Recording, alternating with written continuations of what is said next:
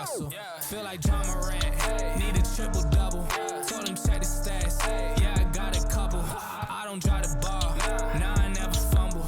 I'm the MVP, now I feel like Russell. Yeah, I need it now, told him on the lay. I've been moving, dog, yeah, I'm on the way. I don't hear the talk, don't care what they say. I don't got no patience, I can't ever wait. I've been trying to get it, running up all these digits. And I've been in the gym, I've been up doing minutes. I just put in that work, told them it's strictly business. And I see through the face, they all just burning bridges. Feel like John Morant, need a triple-double. Told him check the stats, yeah, I got a couple.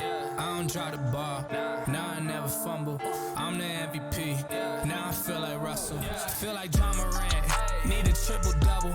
Told him check the stats, yeah, I got a couple. I don't drive the ball, nah, I never fumble. I'm the MVP, now I feel like Russell. Yeah, they don't want it, dog, like I want it, dog. Yeah, they say they want it, then they took the summer off. I've been going down the list, checking numbers off. I was checking on your numbers, told them something's off.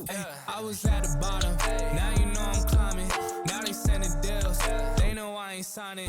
They been trying to sell it, they know I ain't buying. When they send a text, dog, I ain't replying. Feel like John Morant, need a triple-double. Told him check the stats, yeah, I got a couple. I don't drive the ball, now I never fumble.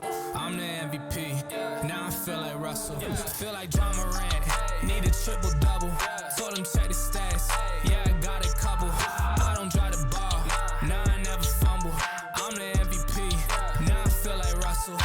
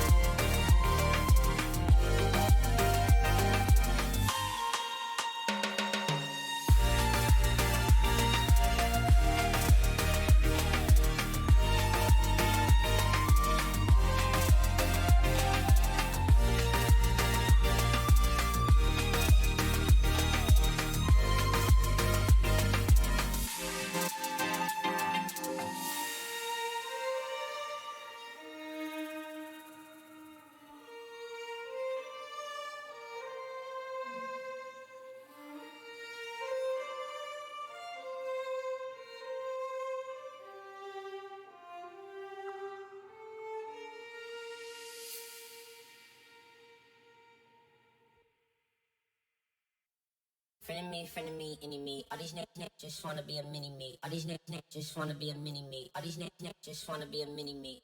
Friendin' me, any me. All these niggas just wanna be a mini me. All these niggas just wanna be a mini me. All these niggas just wanna be a mini me.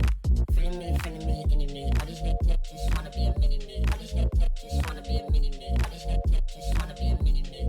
Friendin' me, any me. All these niggas just wanna be a mini me. All these niggas just wanna be a mini me. All these niggas just wanna be a mini me. I'm about to go Goku. Leave all my haters red like old news. Yeah, tryna get the green like it's Whole Foods. Couldn't take my style and now you show blue. Yeah, now we don't even know you. Your hometown we don't even go to. Tryna get it worldwide global. Looking like a show you been killing this is O2. Spiller, the Hope Man Dilla. Life so free, can't no man kill him. Came from the bottom, was a broke man. Get up, still move like 10 man with no found window. Boom, pardon me, I get hectic. Boom, I survive through the wreckage. You should go look for the exit. New sheriff in town, I get a little reckless. Missed the memo, go check the message. I ate then came back for seconds. I hate seeing your fake little necklace. Lifestyle decrepit, I should probably expect this. Too much game for your league. I'm Hussein with speed, go Hussein on beats. Legendary, I'm everything you aim to be. I'm insane and free, you can't tame the beast. Friendin' me, any me. All these niggas just wanna be a mini me. All these niggas just wanna be a mini me. All these niggas just wanna be a mini me. Friendin' me, any me. All these niggas just wanna be a mini me. All these niggas just wanna be a mini me. All these niggas just wanna be a mini me. Friendin' me,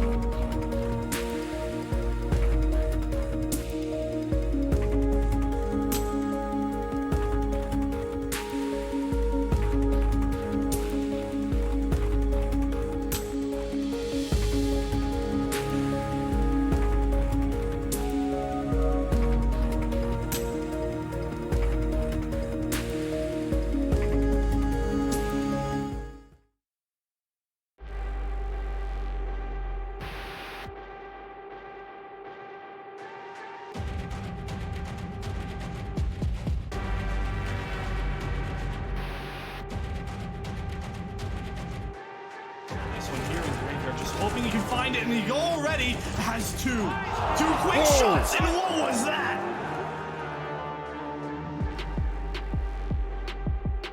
Here up catwalk, he can do it all. Trupain buying time for this distracting, and he'll strike from above. Dave puts 2 down, and now it's just 1.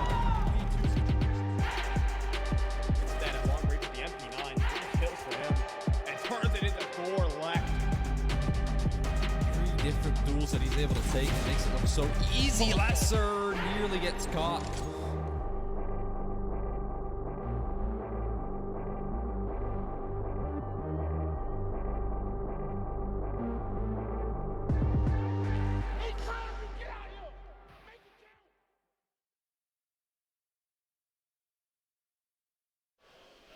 Day number 2, let's do it again. Welcome back to Fragadelphia 17. It's the last chance qualifier, and we are live from Philadelphia, Pennsylvania, here at the block. My name is Upmind, joined here by JRT, and we are ready to go already with a banger of a best of 3 to start our second day. Yeah, absolutely. Apex facing off against Big Academy. This is a matchup that we were kind of hoping to see, to be honest with you, and I think it's going to be amazing. Obviously, Apex coming in here with so much firepower and talent.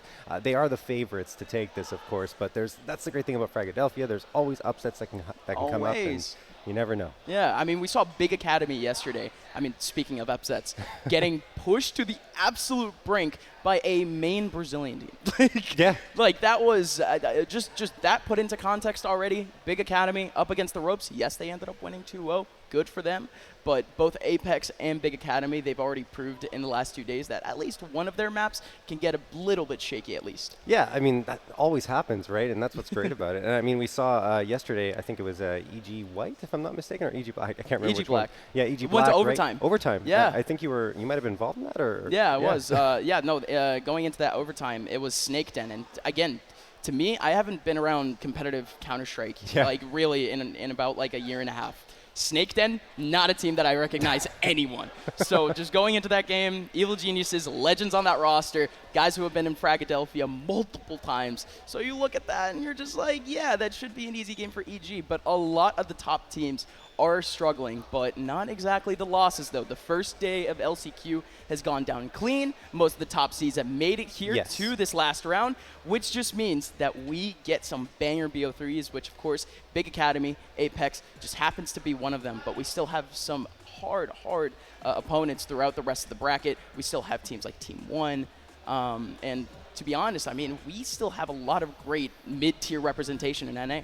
Yeah, absolutely. I think it's going to be really interesting to see what NA can still do. But I mean, it feels like every single frag, EU's coming in more and more, starting to take over. But anyway. Right. I mean, last tournament, we had Apex Academy even at Frag 15, I think it was. That's right. So, I mean, Strife against Apex Academy in the finals. But this Fragadelphia is more important, as you see on your screen. Yes. $100,000 on the line for the weekend. Of course, lion's share going out at the end, but it's a long weekend. 32 teams came in yesterday. We already just have about 28 now. We've had a few eliminations, but not too many. Most of the teams from yesterday are here back again to face off for 24 spots going in to the next round. But I think that's wrong, to be honest. No, I don't think we're looking at 24 spots, ladies and gentlemen. I think that it's more like 8, but we'll confirm on that. Going into the group stage, though, of course, it'll be 4 groups tomorrow, but you guys will worry about that tomorrow. Doesn't matter. $100,000 on the line. The guys here at LCQ, we're dealing with double elimination BO3s, with, of course, the winner's bracket only needing 1 BO3 to go through to tomorrow. Yeah, so the winner of this one is through to tomorrow. They don't have to play any more today. That'll be good for them to get a bit of a break. But, yeah, I mean, we can talk a little bit more about the matchup we have on our hands here today. And Apex, you know, they've had a pretty strong core over the last few months. You know, Nock, Jacob, and Stiko are going to be that part of that core. And then you had new additions over the last month of Jail and Shox. And, of course, Shox was part of NA very briefly with Liquid. Didn't really work out, and I think on a personal level for him, wasn't really a good fit. But it's so good to see him back into action very quickly. And this roster, fully international as well. Everyone from a different country. It's pretty wild, the types of teams that are being formed now in Counter-Strike, and it's working. Yeah, and it's not like Apex, though, is a team that has a lot of power going into this tournament. I mean, Shox, the new addition, just didn't show up at the RMR. And, I mean, that was his whole goal. He wants to develop the team over time, but already in the first tournament where they needed the results, just wasn't able to get it. And reminder, Shox has been to every major, not this one. That is true. But I mean, it's hard to judge right after just 5 maps played, right, with the squad. And it's a long-term project for sure. Yeah.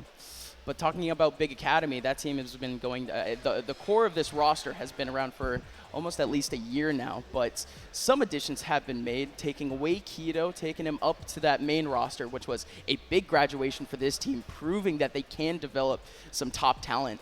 But in reality, we're really looking at a group of 5 pretty evenly stacked guys.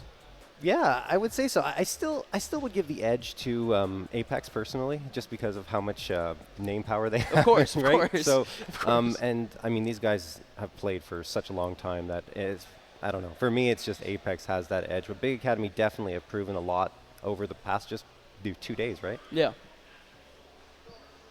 So a lot to look forward to in terms of our full BO3, because again, we haven't seen our map picks just yet. Are you actually anticipating any sort of curveballs? Because again, Apex coming in with a newer roster, you would like to think that maybe to them some restructuring. But again, this is Fragadelphia. You really just want to have a solid, wide map pool, purely because you just simply don't know what to expect. It's an open qualifier pool. You just don't know the teams that you're facing. Yeah, absolutely. I mean, look, I think they'll probably want to have a map pool that features Overpass or Inferno in some way. Overpass in particular has been very, very good for them, undefeated over the last 3 months there at 5-0. Inferno 3-1. I'd say Mirage will it's oftentimes a third map, and I don't think they would necessarily mind that either, because they've gone back and forth on it, and I think they're extremely competitive there. So for me, I don't necessarily see any curveballs coming through. I think that's generally where they're going to be playing on. It's fun to see 2 European teams on our stage, but again, this entire, almost really this entire tournament filled with NA talent, all NA talent that has pushed these 2 teams, at least yesterday, to the brink, at least to around 13 points to at least one of them. So let's see at least where we're going. The Vetos are starting. Any surprises already? I mean, Inferno's gone from Big Academy, so that's out of the pool. I'm pretty sure Overpass is going to be Apex, but the pick for Big, yesterday they picked us 2, I believe, on the map I casted first, and Mirage. Okay, interesting.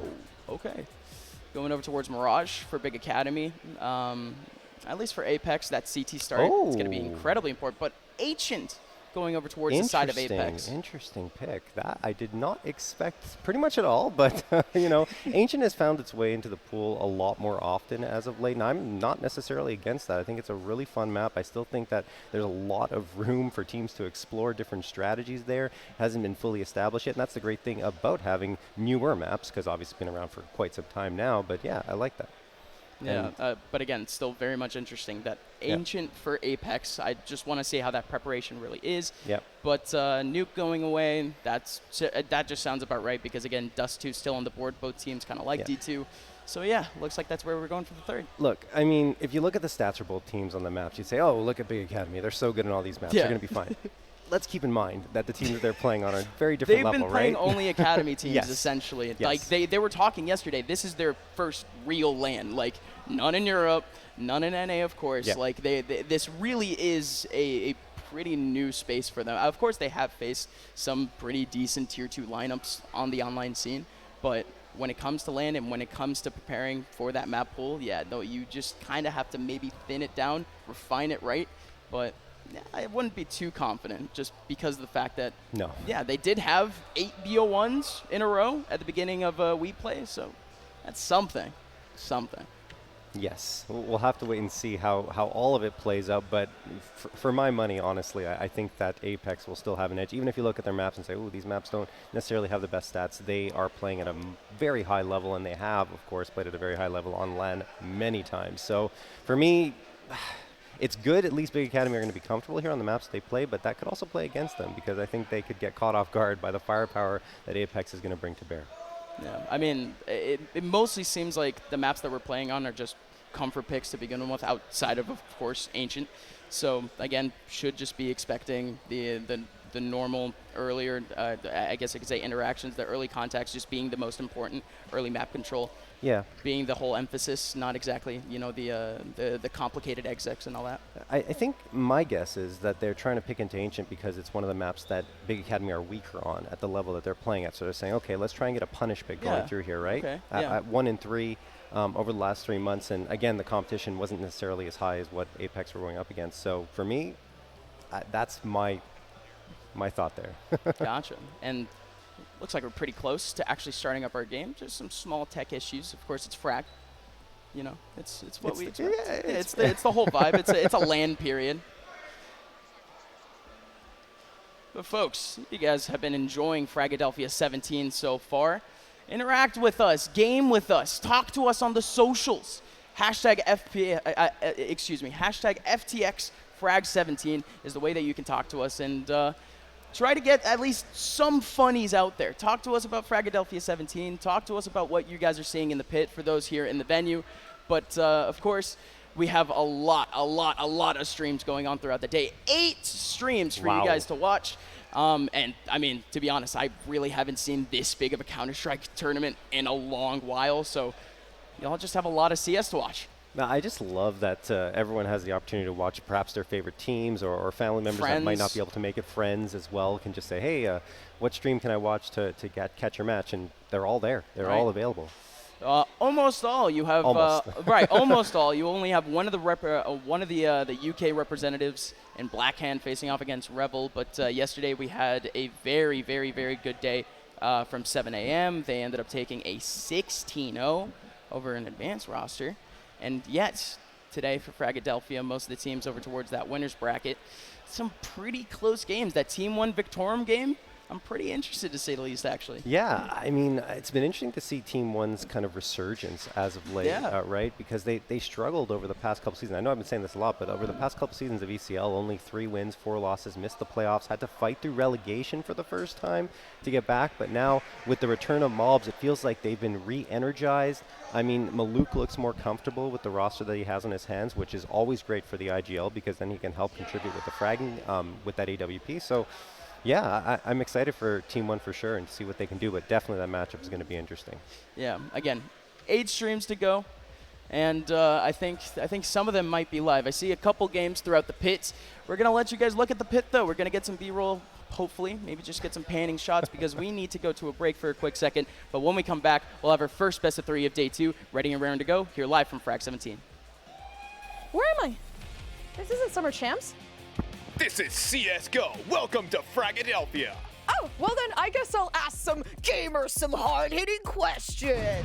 The games are starting up, right? Your team's getting really, I was gonna say hot and heavy, but that's not the right term. What are your tips for trash talk? Man, just yell as loud as you can. F you there, F you here. I mean, if you're not talking trash, you're not winning this game. F you everywhere, right? Just state your name, not your age. If you want to, that's fine. I'm Fraser from Blackhand. I'm Husky from Blackhand. What would you say if you were trash talking? I'm not sure. We've only played against other UK teams and they just get really personal. Creativity is pretty hard.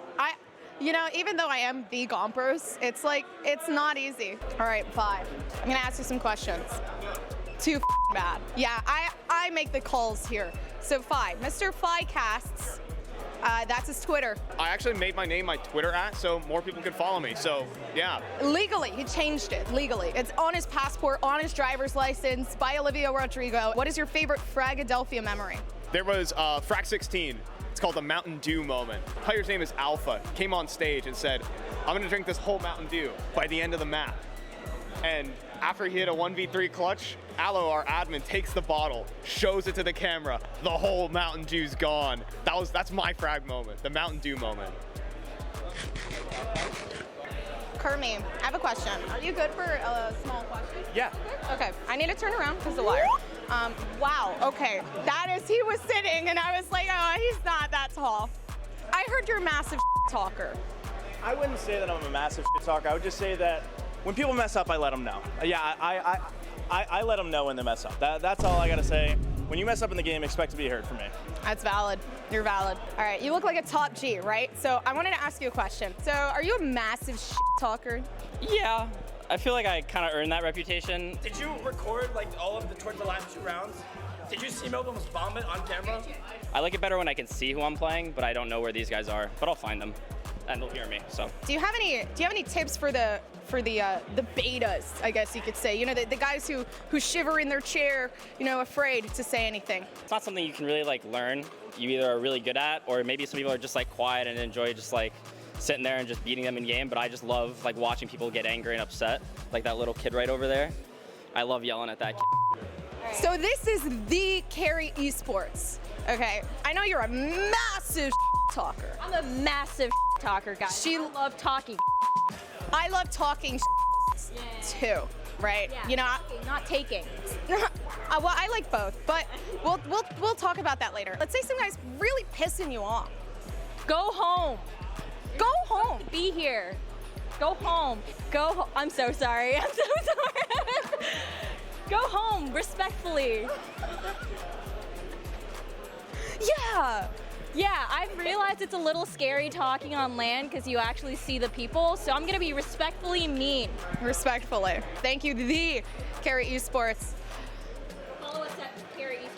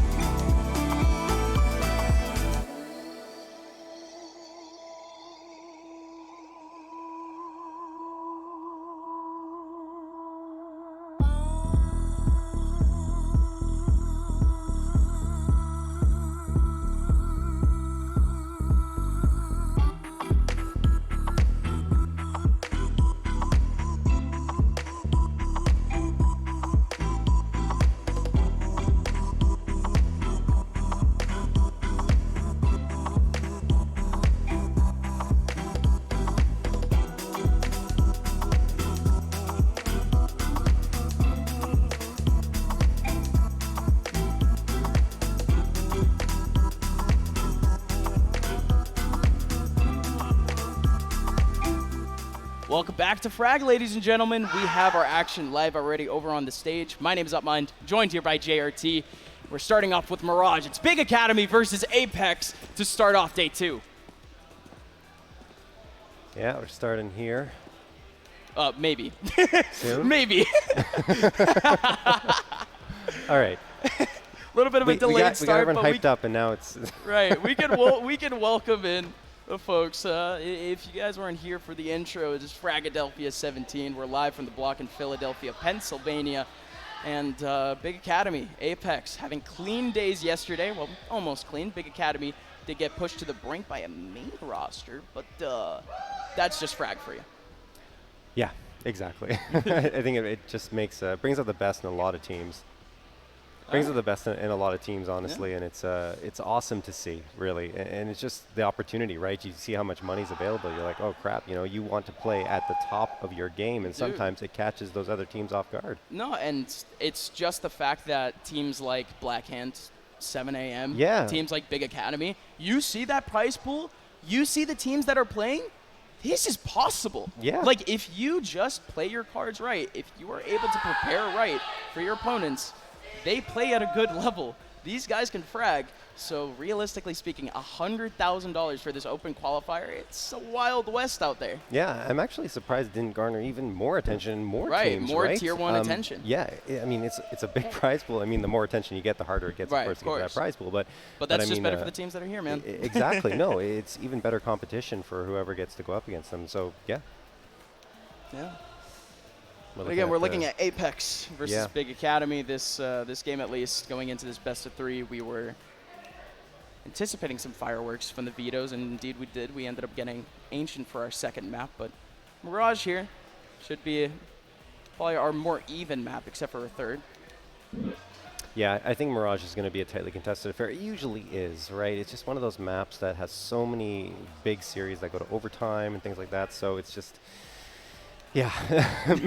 I mean, look, you can tell I'm a little exasperated with Mirage. Like, honestly, I know a lot of players love it. They love Mirage. They do not want it to leave the pool because it's just a map that they really enjoy playing, and I totally get it. Like, it makes sense to me. But I think from maybe a spectator standpoint, personally. We've just had a lot of Mirage and Inferno, but it's like, it's the pure tug of war. But you know what? Like, it's not necessarily just about Mirage. I think it would be a welcome thing for there to be more rotations in the map pool, like Valve to bring in new maps on a more regular basis, right? Perhaps for every major there would be a new map pool. Not entirely new, there'd still be some consistent kind of maps that would come through, but have 2 or 3 rotating in and out. Yeah.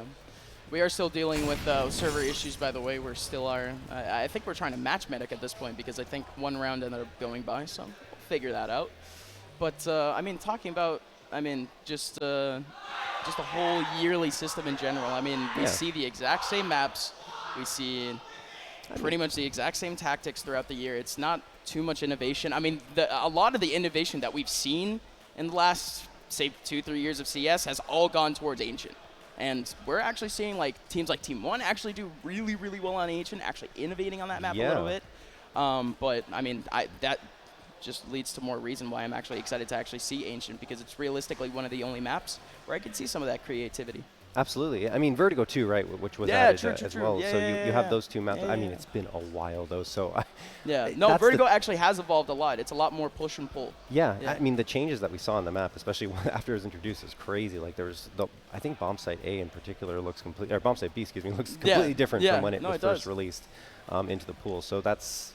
It's cool, like, see the adaptations by both Valve and the players to, like, try and make the map work. So, yeah, again, would definitely like to see more variation there. Not exactly a variation in our BO3 pool. Hey, Mike, how you doing? He's crouched over. I don't know what this stance is, to be honest. Thanks, Mike. No, but we are... blew us a kiss. Thank you, Mike. Oh, okay, I'll take that. Yeah, but again, not exactly too much variety on our BO3. That should actually be starting now. Are we going to transition to that? Is that a cam path? I see. Is that a live game? Let's go. Thank you. Counter-Strike on the board. Oh, my Lord. Oh, my. You have got to be kidding me. Oh, God. We still have not started. Surely not. Surely not. 20 seconds.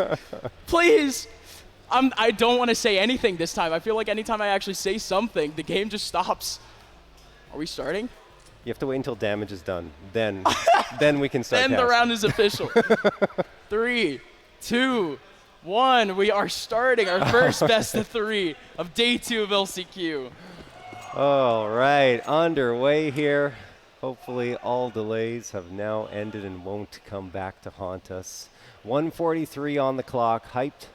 Waiting here in a ramp, and it looks like it's going to be executed towards the A site. Hawk waiting underneath balcony. They're not going to clear it at all, so he's got a couple of free shots here. There's one and the second before he goes down, I believe. Yeah, actually, no, it's on the defensive end. I'm losing my mind. No, just the second one was so huge, though. It barely came down before he died, but you got to put that all on the back of Knock. Big Academy, no chance getting in onto site. Apex taking up the first round.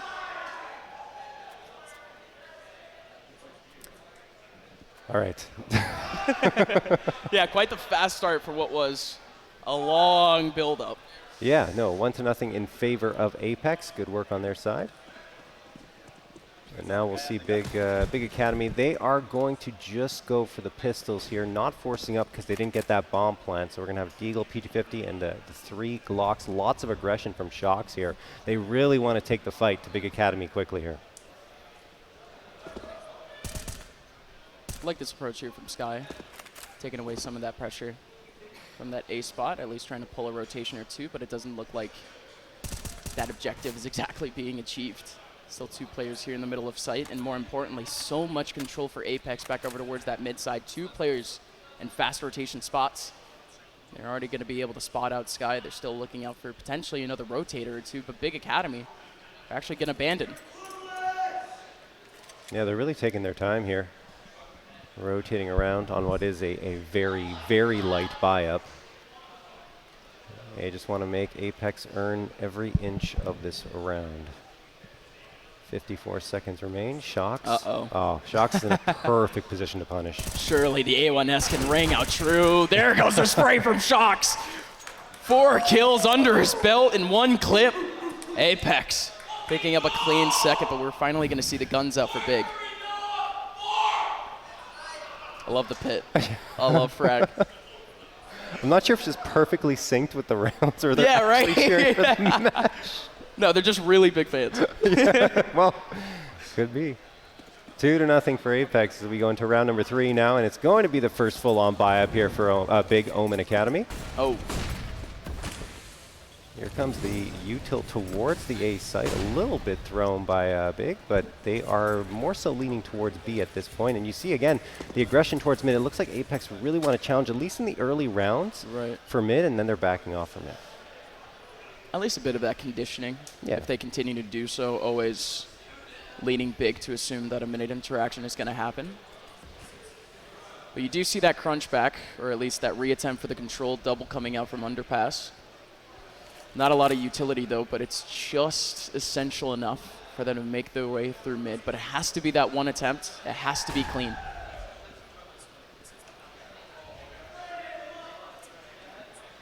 Sky from underpass. Going to smoke a window. Oh. I think that should be good. Yeah, nice. It's good to go. Molotov tossed into connector, and they have gained the space up mid, which was pretty much given to them by Apex. So Apex just waiting on the sites proper. Big shot to them, and Jacob actually goes down to Sky. He got the headshot, but not enough with that A1S. So Sky survives with 8 HP, wins the duel, 5v4. And Apex, of course, just on a bonus round, so of course their firepower is going to be a little more limited here with 30 seconds. Such an awkward off angle here for Sky. Is Stiko going to be able to see Sky here? No, he isn't. I mean, Stiko, he can easily pop. Yeah, there you go. But that was actually a big opportunity for a quick headshot there coming out of the pit. But here comes Stiko. No way. Double kill for Stiko, already bringing back the round. And you still have JL, who hasn't been revealed. But Prosis clears him out. Back to a 2v2. Hype trying to make his way out of mid. Indeed does, but they still have to watch out for jungle. Stiko around the corner. Lines him up again. Another 4K for Apex. And Stiko is the one that brings back the round entirely. That was insane. Great work from Stiko, just coming through into jungle and doing all the damage. Everyone that came his way almost gets the ace, in fact, but 1 frag went the way of another one of his teammates. Of course, doesn't care. The round is won, and that's a very significant round for Apex to take after Big only just got the AKs up and running. Now they're back to pistols again. And not to mention, there wasn't much money invested into that round by Apex, right? No, no. Again, they made most of their investments over towards that second round. Yeah. Carrying most over into the next, and now it's just 2 AKs. Full scrap here for Big Academy. Now they're actually fully almost defaulting at this point. With the Deeks, not exactly a bad idea, just trying to get some 1v1s.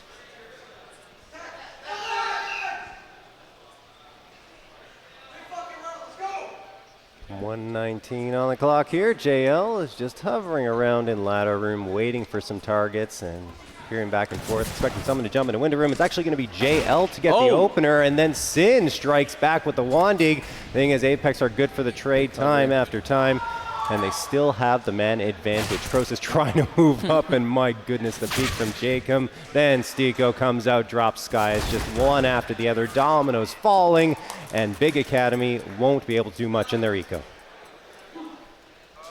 Nice Deagle shot, though, at least. Oh, yeah. Oh, yeah. Shocks barely saw him.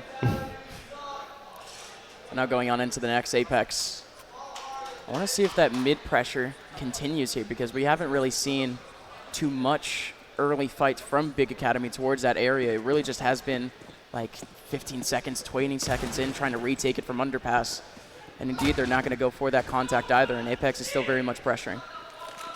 We're going to see Knock here, who was inactive for a good portion of 2021 on the NIP roster under contract. As soon as that contract ended, he joined up with Apex and has been here ever since throughout all of 2022. He's trying to make his impact felt here in this round. We'll be going against the Opper on Big. That is hyped. Oof. Such a tough battle, Knock. Yeah.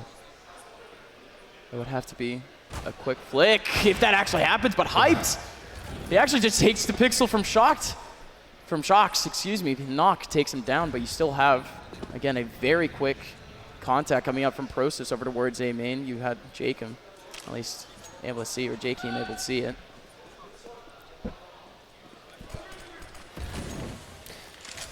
Sky going to toss that molly into connector, and it looks like Big Academy are going to be able to gain some space up Cat at the very least. There's only one player on B. This is a bit of a problem for Apex. Stiko, I mean, he was good for it previously with that 4K. Let's see if he's got it in him, as he will be by his lonesome at least for the next 5 seconds. Yeah, the rotations the rotations are taking forever. Good flash though from Stiko. He just has to play around this box, play around the smoke, but Process actually gets a big shot there, but a Knock, the big equalizer to make the retake a little bit more possible. It goes down but hyped. With the one contact onto JL over towards Cat, leaves this in a very tricky position. Knock does find a pixel, but he shouldn't be finding any more. What is this though? Hyped, walking into the same angle. Goes down to Knock.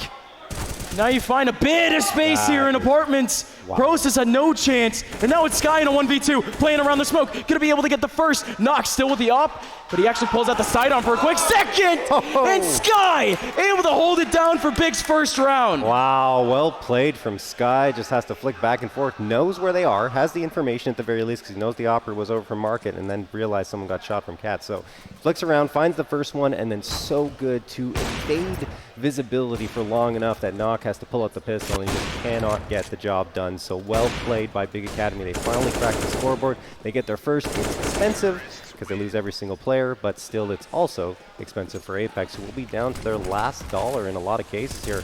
They still got the full-on buy-up in terms of guns anyway, with the 4A1Ss and the op, but utility's a little lighter. That is the case for both sides. Oh, whoa. What a peek from JL. He just wide swings out Cat and he takes down Aqua. Wow. I mean, yeah, we're going to see a lot of aggression from Apex thing. I think they want to try and to enforce their will on this match and kind of make Big Academy play to their flow. And especially this mid side, because again, this is the first time that Big Academy has early exec over towards that top mid area, and there was zero way that they were expecting that Cat push. Just a lot for Big Academy to deal with, just in terms of the mind game, but in terms of the util play, in terms of the actual strategic play, looks like they're slowly making space happen. They do get that molly out though. Sin, post-mortem, takes down JL, but still, man advantage going back for Apex, and with a whole lot of pressure back over on A. Sacrificed himself for the cause there, standing in that Molotov, but still the man advantage retained for Apex. Jacob waiting patiently here on this A site, and that's where the hit will be coming with only 34 seconds left and a couple of players for Big Academy outside of Connector, one in Palace. If they time it right, they could overload this site, but the utility needs to be very good, and they only have one smoke, so they have to choose the angle they want to isolate. And, well, there's going to be a shot through despite being flashed. That will be an off frag coming through from Knock, but one in return from Hype. Thing is, the trades are still good for Apex. I was about to say, there's no way they anticipate this position, though. That one position for J-Keem just works out. Process has no chance. 2 players remaining for Apex. Their economy is now chilling. Big Academy. Where can they even go now? They had that decent chance over towards that top mid area. I thought that interaction would just go better. But now they're left in a pretty difficult spot, not only in terms of the economy, but just mentally. Down 5-1 to Apex. And you can see from their economy, they just have to stick to that half. Rough so far. Yeah, I think the utility could have been a little better in that previous round for them because they did have a decent amount before trying to hit the site, but it didn't feel like they had a coordinated plan. They just kind of went in realizing they were running out of time, so perhaps a little bit of panic setting in there. We need to see some of that high tempo this round from Big Academy if they realistically want a chance, but not exactly happening just yet. They did put on a lot of contact back over towards ramp. And indeed is forcing Apex to re-up on utility over towards that side. Not too bad, but Shocks himself was going on a bit of a hunt over towards apartments. Don't exactly know if he got a pixel or not, but no big rotations coming in from Apex. If anything, B is looking very possible. Yeah, absolutely. I mean, they have a lot of faith in their anchor there. I mean, why not? That's how good Stico has been. Oh, Sin! Jeez, what a shot, and now Shock's having to hold it down! The pistols are working! 2 kills going back towards the side of Big Academy. Now they just have sight for that 1 kill, and JL still looking out for that mid side, trying to see if someone is still here. Stico trying to hold it down, and yes, of course, they do finally find Sin over towards Chair. That was very diligent for what is now a late round situation, and are they saving here? They're saving here against pistols! Apex, they're going to be giving up their second round here to Big, just off of 2 kills. That's the problem with leaving B so weak, right? If one player goes down, then it's really hard to get back in. And I mean, JL, like you saw, just wanted to get that 1 frag on the lurk and then find his way out to get on the save. And yeah, their money's actually not that great, and you want to save the op and the 2 A1Ss. Credit to Big Academy, though, on a round where they invested very little. They not only get onto the bomb site and plant the bomb, but they also win the round and are able to build up their economy. Yeah, every round has been very close, though, from Big Academy. You can just see that from the effect on the economy of Apex, everyone having to rebuy round after round. It leaves Shocks in a pretty difficult position. Jacob in a difficult position. But they're still going to be able to get up some SMGs. Yeah. I mean, you got to go for it. With those 3 rifles up, just force up, get what you can. At least the redistribution, but here we go again now. Apex always with that early ramp control, or at least that early molly, and there you go. Hype not able to take advantage of the dissipating molly. Stico takes him down. Jacob, this is a perfect position for the gun. He has the MP9 ready and raring to go, but decent reposition here from Process, realizing the pressure and backing off and making it an even 1v1. There's the discipline on that jiggle peek there by Jacob. Comes around, gets the info, and says, nope, that's it. I'm gone. I'm out of here. I know someone's here, and that's all I wanted. Contact had. That's a wide rotation for the man in Palace. That's now Big Academy. Takes up control now of apartments, but JL still hasn't spotted any of them. Big flash going out, but they have no idea about the man on balcony. Shocks is ready with an MP9, and JL is here for the support. Just has to come down to the peak. It just has to come down to the utility. They have a lot of util to use. They have triple molly still. They can clear out Shocks, but that's if they opt to do so. Yeah, Jacob is dropped here outside of view. So numbers are even. Going to be up to the B players. Take care of business. Look at Stico. Just spotted out Sin. Takes him down over towards T-spawn. The lurk is gone, so Big Academy are going to have to... Yeah. 25 seconds left in a resmoke. Well timed, to say the least. Pushing them into the crosshairs. How does Aqua get both? The one-man opener. I mean, they were perfectly positioned to counter that, and Aqua just comes around the edge of the smoke and somehow surprises them. And at this point, no one's near the site. Another save forced out of Apex. I mean, for me neither, right? It looked like Apex had a lock on that round with so little time left on the clock. Everything literally had to go that way. It had to go perfectly with very little interruption so they would have enough time and be comfortable to plant the bomb, and that's exactly what happened. So, I mean, look, it's a gamble, I guess, to play a couple of players in the same position towards Van, but at the same time, usually it ends up way better than It's a safe crossfire, I would like to assume, especially if you have... especially if you have at least a view of Cat, which the man in Van did. Well, there you go. Big Academy taking their blessings in the name of Aqua. Dang. Third round going their way. We already had some struggles for Apex in the last round in terms of economy, and we're going to see it again. Yeah, I mean, just a good spot there by Steve. Well, let's watch it. Transfer. Jeez, Well, Aqua. that was a beautiful play by Aqua. Could have had a different setup for Apex, as mentioned, but with so little time left, it makes sense for them to try for that. Right. Seemed like the right idea to stay close. But Big Academy now, dealing with 3 USPs. One person trying to push out of snipers, but wasn't actually able to make the jump. So instead, now Big Academy actually lining up for an A take for the first time in a while.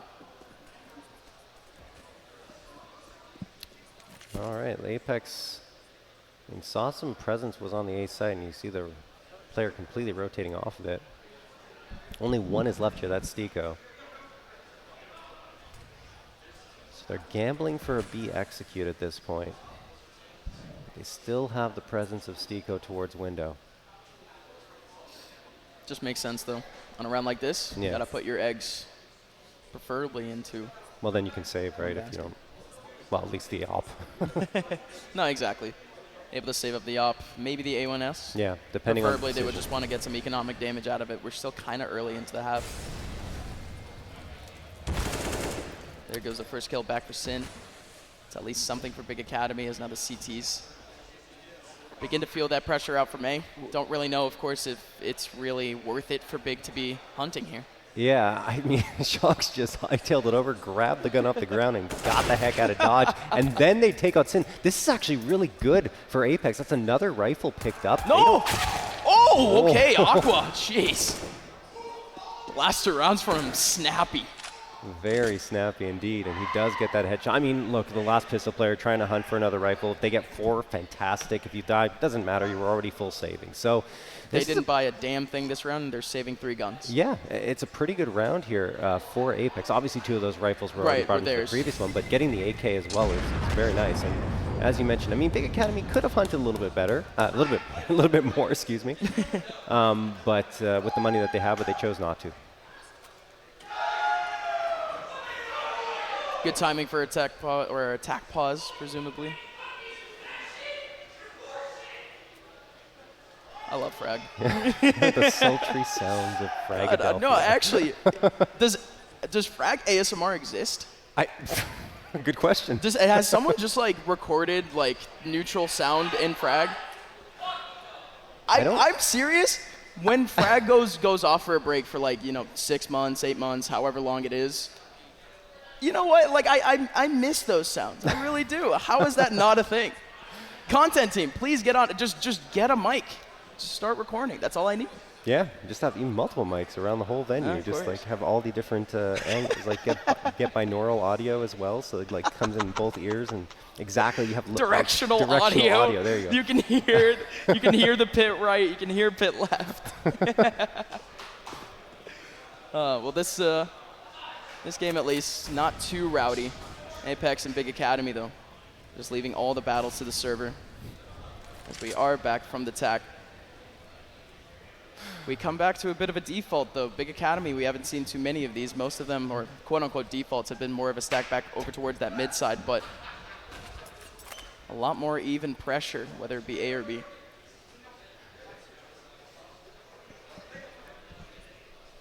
You good? Yeah. Yeah? Yeah, we just had an interesting show being put on by our good old friend from Dust 2, Ryan, here. Doing a little dance for us. But 5-4 in favor of Apex. And still, I mean, 45 seconds into the round, not much to speak of. Very slow pace of play here by Big Academy. Just trying to feel out what Apex are going to do. I mean, to their credit, Apex have been pretty aggressive on their mid peaks and their mid pushes with the utility that was used there, so makes sense for them to take their time. This is big now. Speaking of which, is taken away. All right, 40 seconds left. And big, they've ran out of a second opportunity, essentially. They have to commit to this B side. Aqua on the front side, that's a big smoke. He could try to reconnect with Shocks, who's still over towards bench. Shocks getting mollied out, 54 HP remaining and just can't get anything. But you do have Stiko and JL still able to put in a little bit of work. Nock and Jacob, as they are stuck with the CTs, thinking of some alternate moves here. Stiko is the one going in over towards underpass. He's going to be able to at least make his way over towards apartments. But Aqua's takes down so Jacob. Nock is still behind the smoke. Stiko, is he just going in? He's just making noise. The contact happens, but Sky goes down. Aqua, what is this flag from Aqua? Jumps in through the window, takes down Nock, and now he just line swings. Aqua! How does he get in that position? Unbelievable work from Aqua. He has been the hero for them twice now, and that even more so comes in from the flank, not expected at all because he snuck in and then gets the headshot on the Opper, and afterwards just deals with business on the bomb site because the timer was taken away, right? There wasn't much time for the defuse to come through. So well played. Unreal. Unreal. Just, again, isolating the 1v1, jumping through window. I mean, what more can you say? Well done, Aqua. What a half from Aqua. It's not even over yet. Still got 5 rounds. A long way to go. Big Academy. Round-wise, not so much. They've already made their way over towards the A side. They have 5 players wouldn't actually make their way in. This is the first big exec in a minute. Shot gonna get missed there by Nock. Jacob does actually connect onto Process, but right before that, who else but Aqua continuing to do damage. He's got a player isolated towards CT as well. Should be his second, but no! The Deagle wins out Shocks. Taking care of him, finally shutting him down. 4v3 advantage, but the bomb has been planted, so it's gonna be difficult. Shocks, another chance and he hits it. Absolutely, and he made a whole lot of damage onto Hype. Now it's a 1v3, and it's over. Sin can't do anything about it. Apex making their way through with Shocks in the front line. Yeah, it's just a good setup from Apex, despite the limited hardware of all the rounds that they're going to get back into this one. There it is, 6th round picked up. Aqua looked like he was poised to take out Shocks, though. He had the advantage, the positioning, knew exactly where to look, and then in the end, just Shocks wins out with a nice Deagle shot. Yeah, and well, not only that, again, so much pressure coming in from Apex at that point. Absolutely. Once Big Academy starts to feel that pressure coming in from Ticket Booth, it was already way too late. Smoke started to dissipate. There was a player over towards stairs, able to watch that crossfire. More damage was done. Shocks was able to just get 1 bullet onto a body. Easy peasy. Well done. Going into the next, you still have the double ops out here for Apex. And it's a lot of pressure back over towards the mid side. You have Jacob on the front side, but not able to find anything. Aqua sneaking his way through underpass. Could catch off a couple of players here. We'll see. It's being watched for the time being. Jacob, as his eyes set here, a flashbang is coming. Or a smoke, excuse me. Thrown for window. See if the flash follows up, and indeed it will, but he dodges it, pushes up. Will he win the fight? Yes, he does. And in the meantime, Nock also nails an op frag. Aqua does get on in the mix here and finds one, but immediately a response here from Apex. They are shutting down everyone coming their way. Lots of aggression towards me, but Aqua still manages around the edge of the smoke to take down JL. That was unreal from Aqua. Quick decision off the smoke, the discipline good, and now Process coming up from behind, but what a play from Stiko. Stiko swings in, takes down Aqua from behind. Process, oh, the redirection, maybe a footstep heard, and now they've reevaluated. The CTs now have their eyes back over into the rat's hole. Process peeking in and able to take down Stiko. This big molly could be able to cover up his rotation back into B, but he has no idea about Nock. 25 seconds left. You would like to assume, though, Process runs away. Nock is still watching the hole. What is this? This is such a weird scenario. 15 seconds. Such a weird game of cat and mouse. Process just wants to go through. He wants to shock Nock, and Nock still takes him down. Nock, the patience, Process trying to play with his soul, but it just doesn't work. Oh, wow. Such tightly contested rounds there. And Process made it close, but Nock was just a step ahead of him. watching the broken wall and taking him down. So Apex hanging on to their lead for the time being, but Big Omen Academy are threatening in a very big way. I couldn't avoid it. I couldn't avoid it. I tried, but it was already coming out. I've said it too many times. I've ignored it. It's fine. It's fine. It all depends on intention. All right, let's get into it now. 13th round of action, and Big Academy are stuck onto a pistol round again. 2 Deagles, 2 Tech 9s, and the P250. Sin looking for a target. He wants to try and pop ahead towards window. In the meantime, the rest of his team is going to push into B. Contact on the jail, who's going to get one and only one. He gets taken down. Shox is there to support, but he can fall soon too, and he does. That is the B site potentially taken. Knock is still here. Shot missed. Maybe they can get a plant. The smokes are good. Yeah, the smokes are good, and not only that, but the util is completely dry for Apex. Yes, they have the double flashes, but that's only going to help out coming out through the window side. Big. They need a crossfire here, but it's starting to look real weak. You have 2 players without armor. Hype being one of them with just about 63 HP. But look at the man in the smoke. Oh my word. Jacob, there is no way he expects this. Sliding his way through, but Nox still takes down Hyped. What a swing from Process. And Sin comes out of the smoke. Now it's a 1v2. Nox still with the op-out, looking for a point-blank shot onto one. The no-scope doesn't hit. Process runs away. He's going to play time to a T. And Nox not able to find any pixels. Man and Cat finally gets found. The 1v1! They give him the 1v1s! And the defuse will happen! Wow! Are you kidding me, Nox? That was an incredible play coming through from Nock on Apex. Unreal. Everything looked like it was going to go the way of Big Academy. I was just about to talk about the fact that another pistol round comes through, but no. Everything just went right. Everyone peaked, John. They peaked. Why did they peak? I don't know. I mean, they didn't have to, but they felt like they could end the round right there. And I mean, they could have just waited as long as they wanted to. The bomb would have exploded. All right. It's all right. Next round. Gaming. MP9 on the front side. This is going to be fun for Stiko.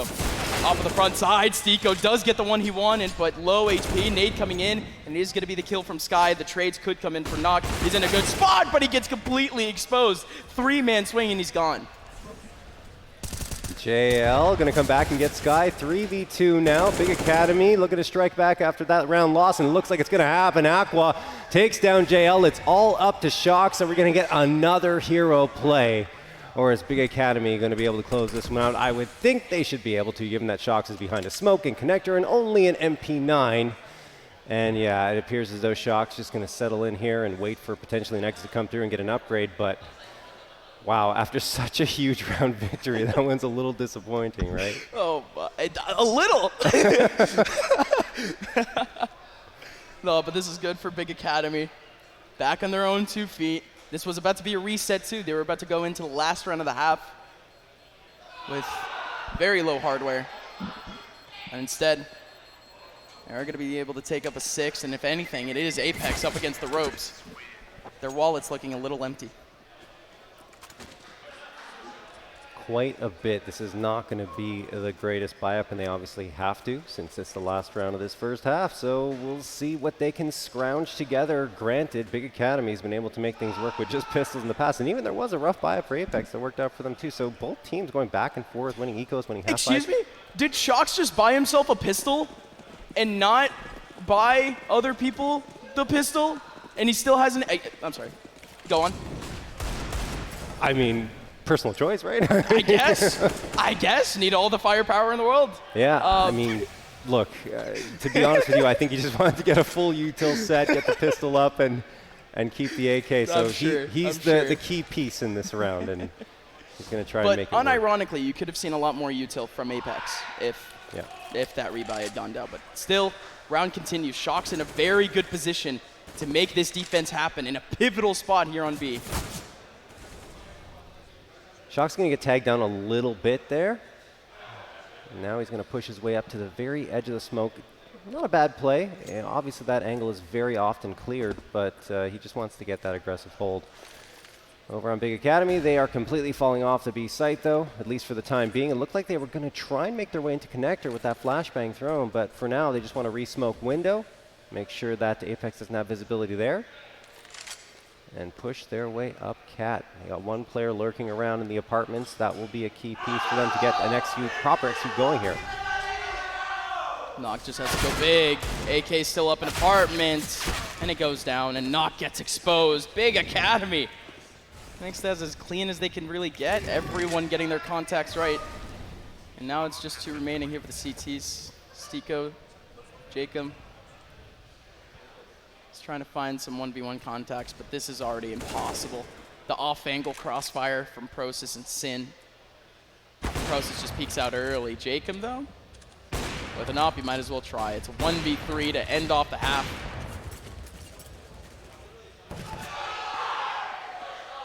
Could just wide swing out, just take his chances, and indeed he does. What a half! Yeah. Coming in from Big Academy. I mean, Apex, they started off real strong. You see the 5-1 start, but Big Academy, they keep it together, and that's 7-8. Yeah, I think Big Academy had the lion's share of those really clutch plays. Aqua with 2 of them, right? And just the way that they were able to kind of expose the weaknesses in Apex's defense was very impressive. And then you look over on the other side, though, Knock had an incredible play to bring a round back. And I mean, they don't have the lead going into this half if that round doesn't happen. Yeah. So there you go. Apex now needing to somehow make this A take potentially not work. They have 2 players spread out on A. But this mid play is getting shut down by Sin and Aqua. Apex getting completely knocked down by Big Academy. The pistol going their favor. Wow. All right, Big Academy starting off with a bang here, and they are finally tied up. Looking for, I believe, their first lead here, because it was quite one-sided in the early goings in favor of Apex. Let's see if they can find that, and now is a prime opportunity because Apex did not get the bomb plant. They are going for a pistol buy-up. And Big Academy have 2 A1Ss, the 2 MP9s to perhaps farm a little bit of cash, and the FAMAS, for whatever reason, Sky favorite over the MP9. You doubt the FAMAS at this point. That's all I'm hearing in your voice. Oh, very much, yes. Wow. I mean, wow. I don't. I would personally take the MP9 over the FAMAS and get more util. What?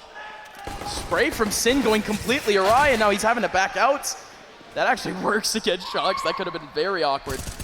But he actually goes back over towards mid, and now his spray works. Sin with a big frag.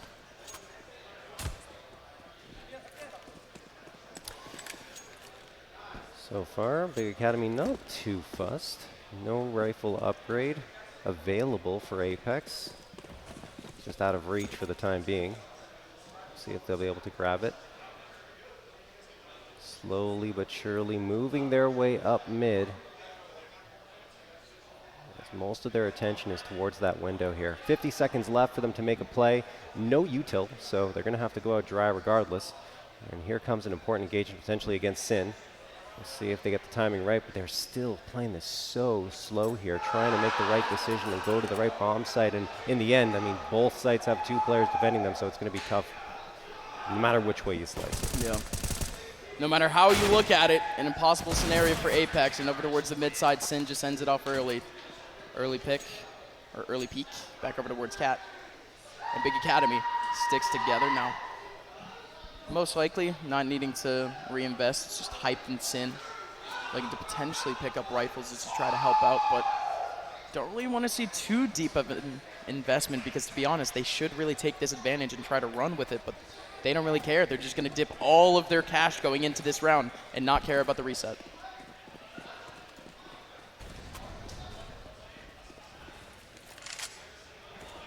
All right, Apex. Looking for inroads here in this second half. 2 players coming up the ramp, 1 towards Palace, and 1 in connector engaging already is Jacob. He sees a couple of players, fires away, doesn't really connect on anything, but is able to at least divert their attention in this direction. So perhaps an opening for Apex in this moment to strike, but no! It's going to be Sky taking out Shock, so the opening salvo has been fired.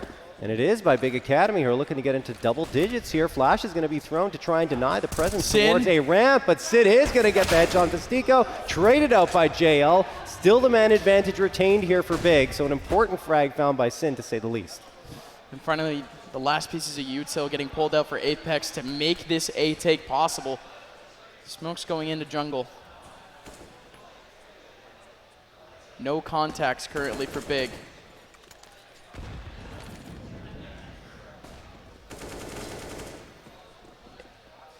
Spawn being completely empty, though.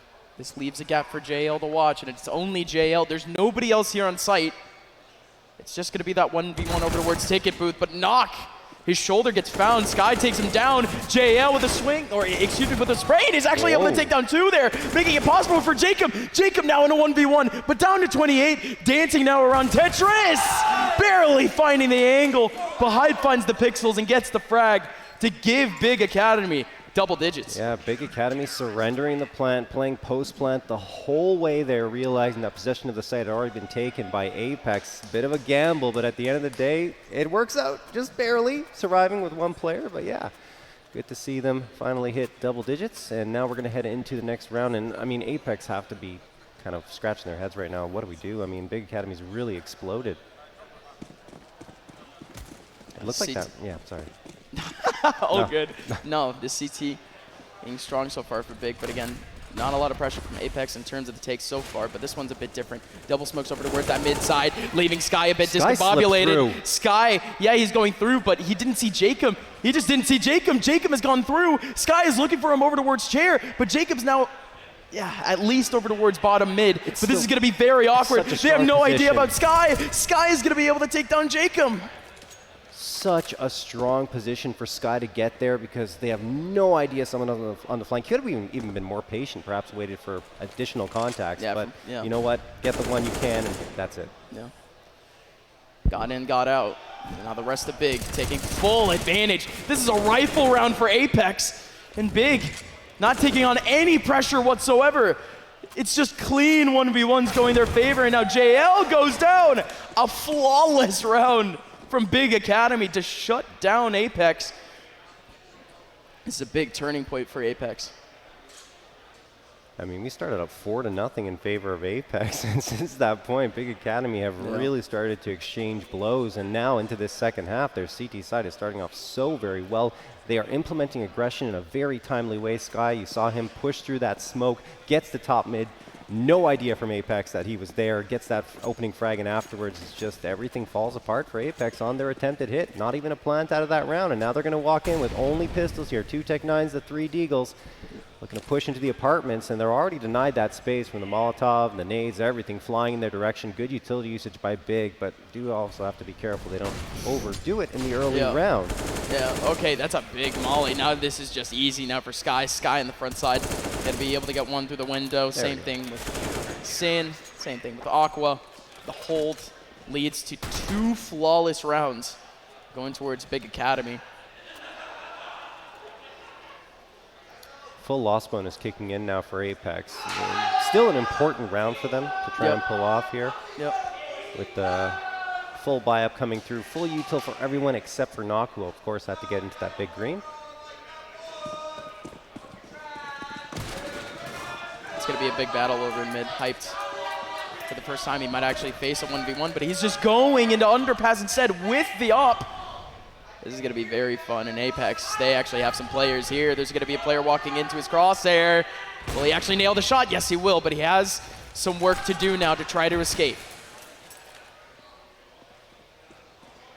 Nah, Skies just has his angle. I love that. The red carpet in mid. Aqua with the aggression. Unreal, man. Apex just has no map control. They have no contacts.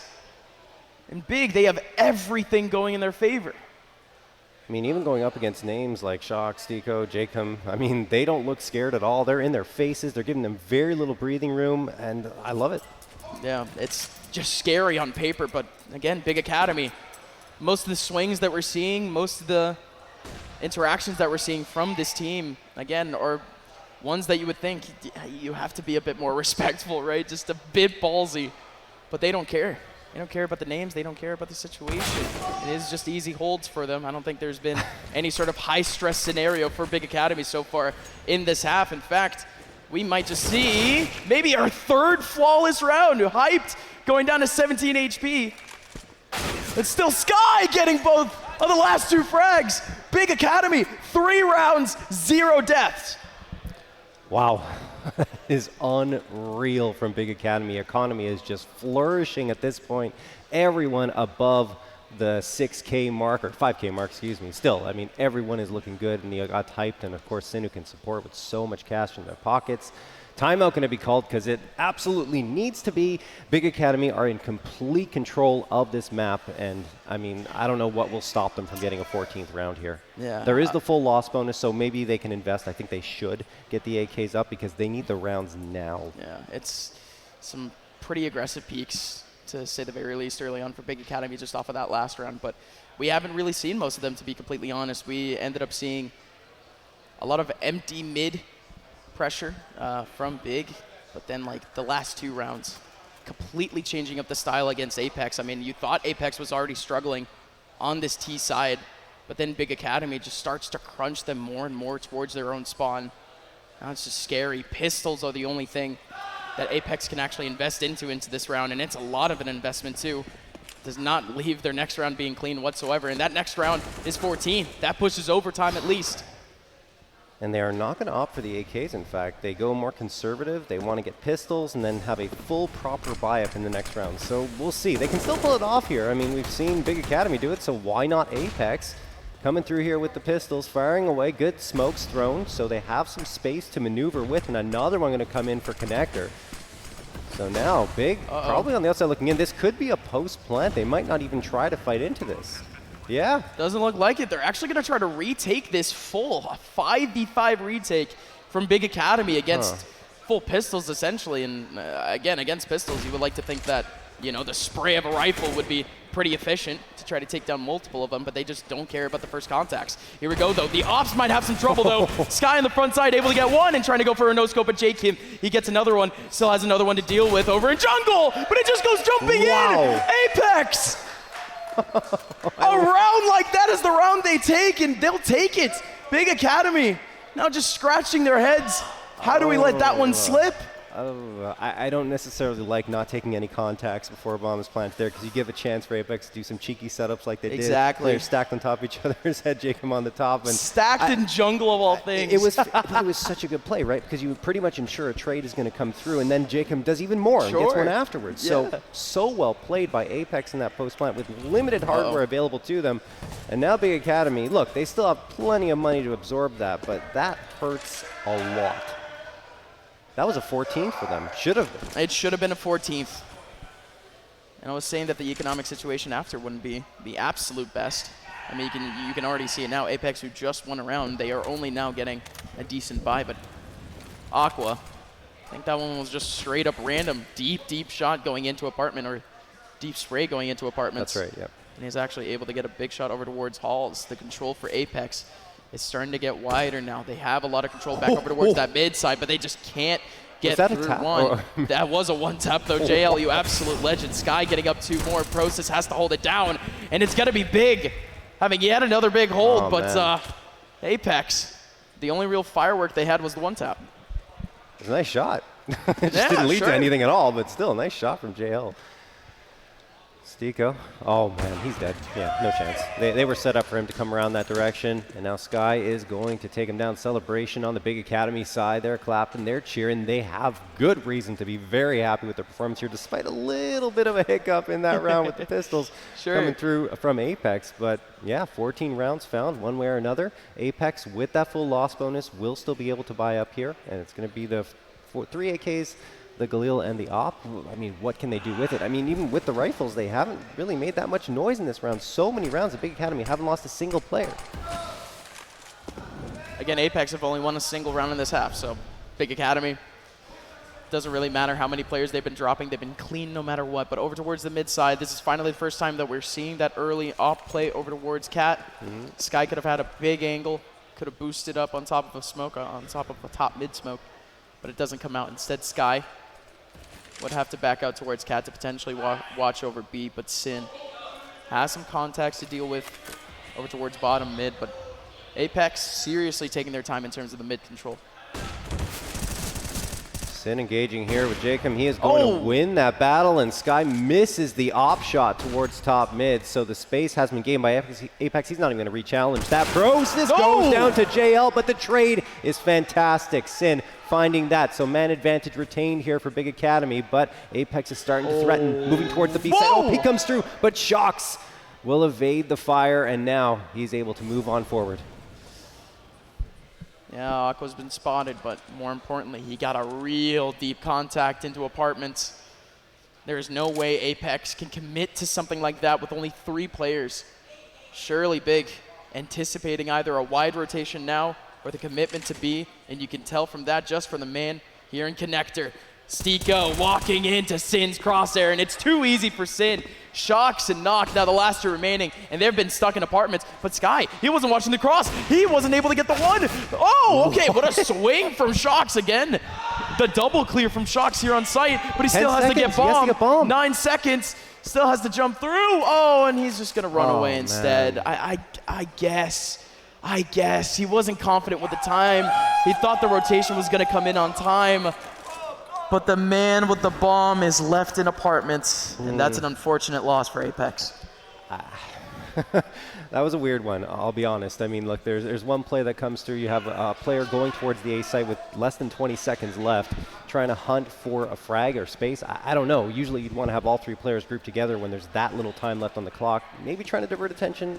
Whatever the case may have been, he goes down pretty much for free, and then Shocks, while managing to get a couple of frags there, doesn't have the bomb on his back and goes back into apartments, can't maneuver himself onto the site. No plant comes through, and that's just a tough way for Apex to lose their 15th round. Well, here we go now. Big could actually cap off a map number 1 here, a fairly clean one on Mirage, but again, guns in the hands of Apex, more pressure being put on here by Big Academy in terms of the map control. Oh my word! You just don't see this from Big Academy, the early A ramp push. But JL somehow, even though he was starting to get paranoid, able to find the kill. Pressure from Aqua back over in mid. The nade does some decent damage, but it has to be Sin.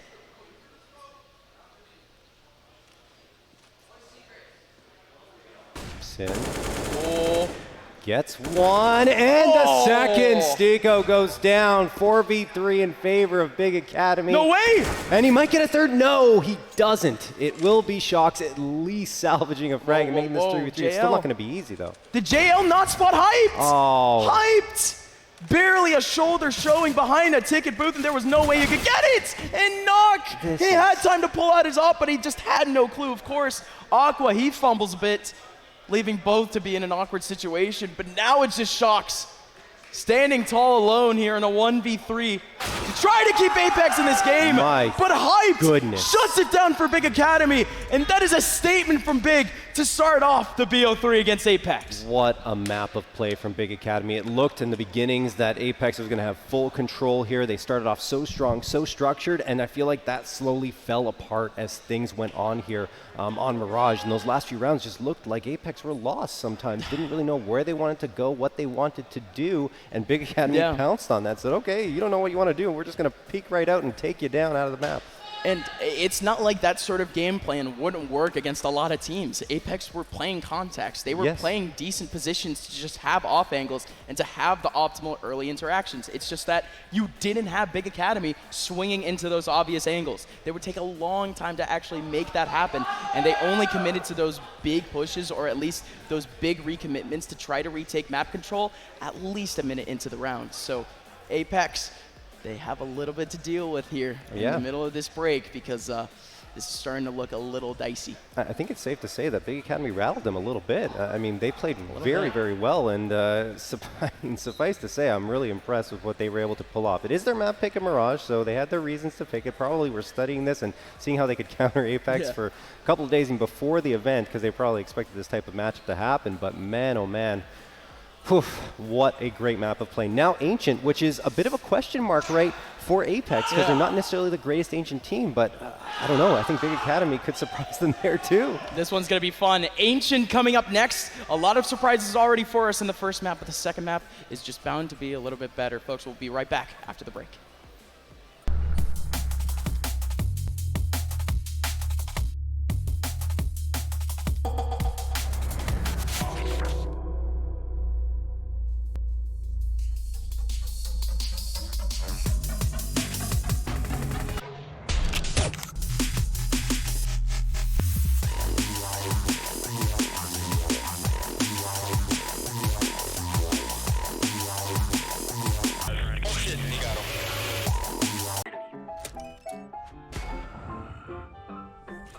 Nice shot, my friend.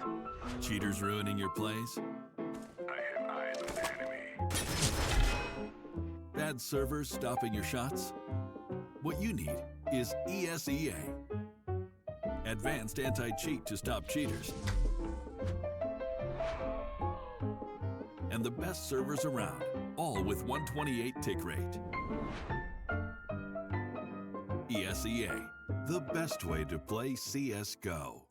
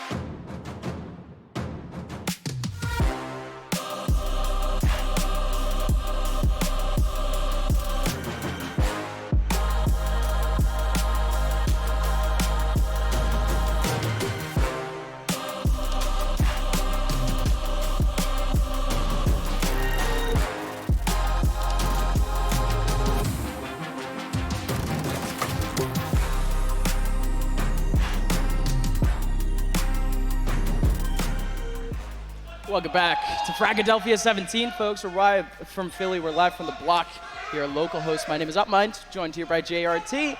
And the first map was, it was quite the story. Because, again, just going into it, even game. We already knew that the two teams are talented. Apex, they lost out on a little bit of that momentum at the very end. But before we start talking about the rest of our BO3, we have to give a big shout out to one of our sponsors this weekend in CS Money. Trade and sell skins, of course, and buy skins, of course, on CS.money. Choose a trusted platform with millions of skins and a 40% top-up bonus. Again, that is cs.money/r/frag to get on some CS Money goodness. Thank you so much to CS Money for supporting us here at Frag and Nerd Street. So let's talk about, of course, Ancient coming up, which is, again, quite the point of contention, purely because we thought we knew what to expect from Mirage. Apex lost out on a lot of that strategic value later on in the game.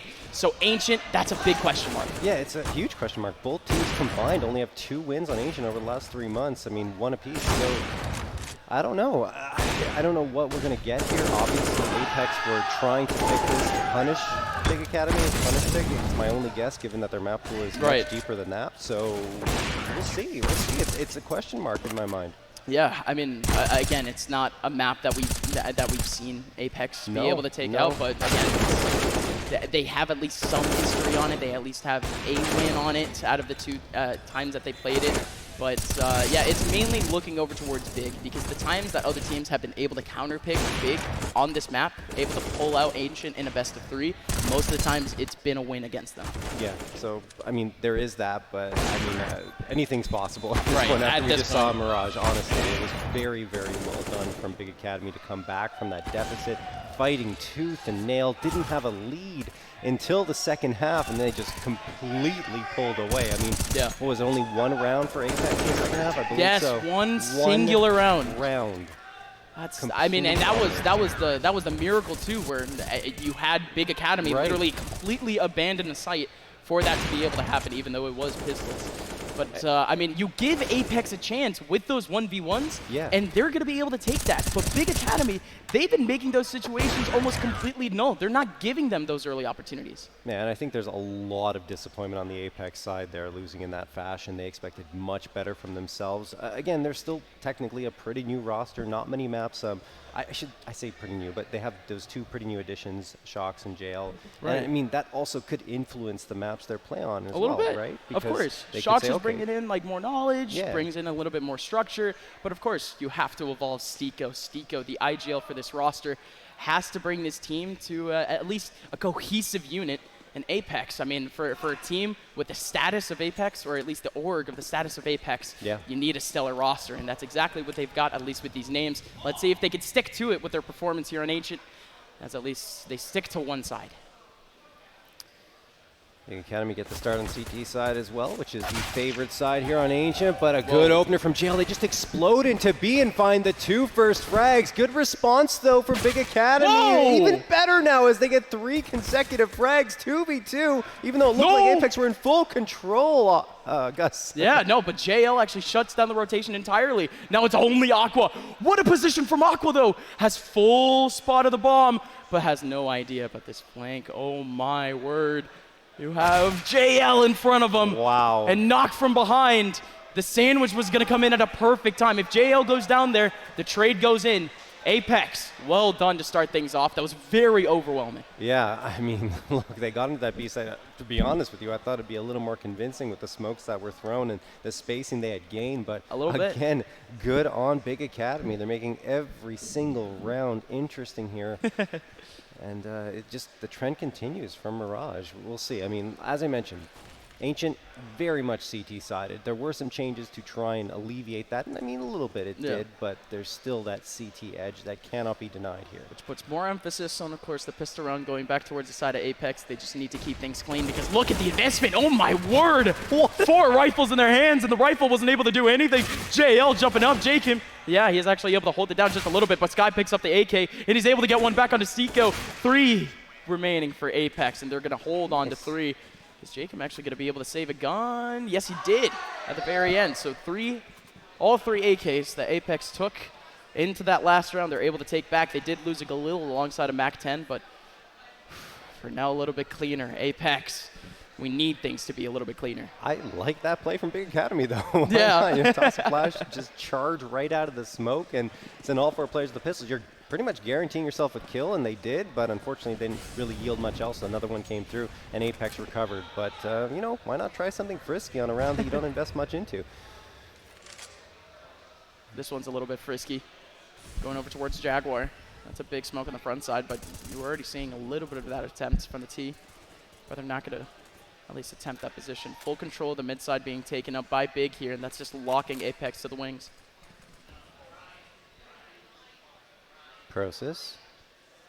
Pretty aggressive here outside of B, and he gets spotted out. Needs to be careful because there's a player around the corner. Jail gets one, but look at the aggression come through from Jaguar as well. So Sky gets the trade even more now. Aqua finding Shocks. Big Academy holding on to the A side as Aqua takes down Knock as well. 4v2 in their favor, and he's got his sights set for another frag. Yeah, Apex holding on for so long, or at least so long, at least in comparison to what Big's progress was.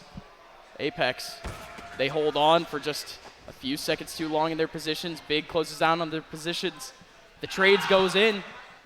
Big Academy take away their first. The holds go right. Apex, they invested a lot of money into the last round, and it proves now with the fact that they're only able to stick with pistols again. That's such a nice win from Big Academy. Go for the eco in round number 2 and then buy up the guns and deal the damage. Good that they get the op up and running so early as well. And they're now looking to strike again for a second. You see Apex, their economy was a little bit broken, so they decide, you know what, let's just force up and try to make this one work. AK in Shocks' hands. Everyone else on the pistols. The aggression comes through again, and it's good for one, maybe the second. No, Process is going to back off. Be happy that he got that and try to find one on the fadeaway. He does get it. Knock finds the Deagle headshot, so it is a 4v3 in favor of Big Academy, and now everyone's going. Yeah, it's over. At least they're able to keep it clean at the very end, right? So much pressure coming out from Big. Yeah. Going out towards double doors. I mean, it was only expected that Apex would just get locked. Just getting meat grinded out as they went out. So at least they got the one, but it was only the one. Big Academy can out focus up. I'm now trying to see how Apex is going to try to change up their approach because, again, mid has been relatively untouched. But, again, it's still pistols. Yeah, it looks like they're going to try and just pop out here. The problem is there's smoke and a Molotov they need to wait for. Wow.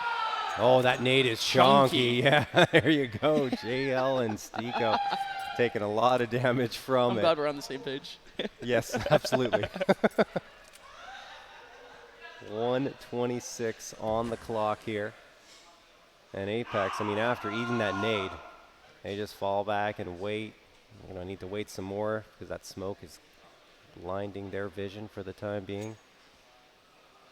I think they really want to get out into mid here. That's all that really this patient could allow for, I guess. Yeah. I mean, you could also go A main, but right. At this point, why would you be waiting around here? Okay, there we go. Yeah. So Indeed, the swings goes out. Sin on that front side. Able to at least get one, but of course they need to just keep things a little bit cleaner, apparently. Sin taking on a lot of headshots. But good redirect now from Apex if they're actually able to make this in pretty decent time. But again, Aqua, he's already proved to be quite the sentinel here in the back of sight.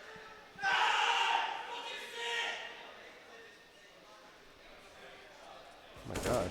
Here we go. I don't know if that came through. Yeah, no, I love it. I love it. Again, Frag ASMR. When is it coming? Here comes the big frags. Jacob able to take one back, but it's Sky to clean up the last two.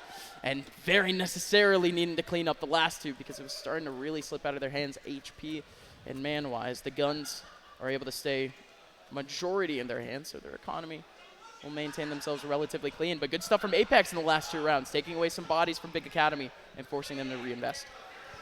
Yeah, at least keeping their economy honest. You're absolutely right, but there are 3 players looking pretty good. Hyped and Sky at, I believe, 5K plus, and then Sin at around 3.5. So not too shabby on that front. And now Shock's going to try and push out here. They do get ahead of the Molotov thanks to that smoke that was tossed before, but the flashbang thrown by Stiko blinded Shocks, I believe it was, or it was actually coming from the other end. It doesn't matter. It's going to be an assist from Stiko, in fact, and a 5v4 in favor of Apex. Sin coming around the corner trying to do damage. He is known, but JL will go down, and now Hyped gets Jacom. 3v3. Big Academy, despite losing the first 2 players in the round, come back. Right. It was a very risky attempt from one of the players in Big, from Sky, trying to push out of not only a molly, but also smoke. Did do a decent pop flash to try to do it, but Apex, now with that double coverage that they had over towards that mid side that worked out, now they're shifting their way back over towards the B side. This is still very, very awkward for some of the players on Apex. It's just 0 information and no util. Yeah, and the op is really well positioned here from Hyped. There's the smoke, but that's all you got. So, I mean, Hyped is still going to have full visibility here with 41 seconds left on the clock. Eventually, Apex are going to come in, and look at that great util pacing coming through from Big Academy as well. They still have 2 smokes as well, and there goes another one being thrown. I mean, Apex are just trapping themselves at this point with their indecision. Yeah, I mean, they had full control of a site for a quick second there.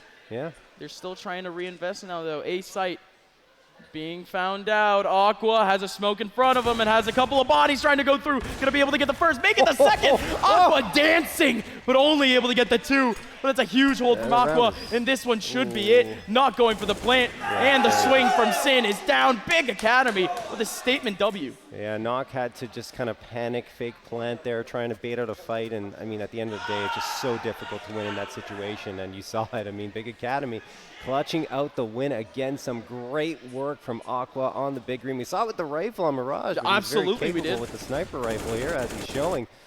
And it was such a great start for Apex, though. 5v3. And again, that was off of Big Academy, making some risks that, again, not exactly used to. I don't think we're going to see more of those, to be honest. Apex now trying to get what they can early on in this round, trying to get some ground. Mainly stacked up back over towards B, but Process on the front side able to take down Jacob. Still Sin. Spotting 1 around the corner. The A1S is able to ring out true, going to be able to get a second, maybe a third, but Knock still relatively low, but a great headshot from Sin. And some of the shots through the smoke actually very, very close to hitting Shocks. But Shocks now 20 HP, just trying to make any sort of economic damage possible just onto Sin, who's down to 34, but it's not going to happen. Sin stacking up the kills, stacking up the eco frags, putting him up to 7. Yeah, I mean, I love the timely aggression coming through from Big Academy. Time and time again, Sin in that example comes through, pushes out a Jaguar, gets himself a 3K, makes it look easy. Obviously up against pistols only, but still, I mean, they're constantly in the faces of Apex, not letting them feel comfortable here.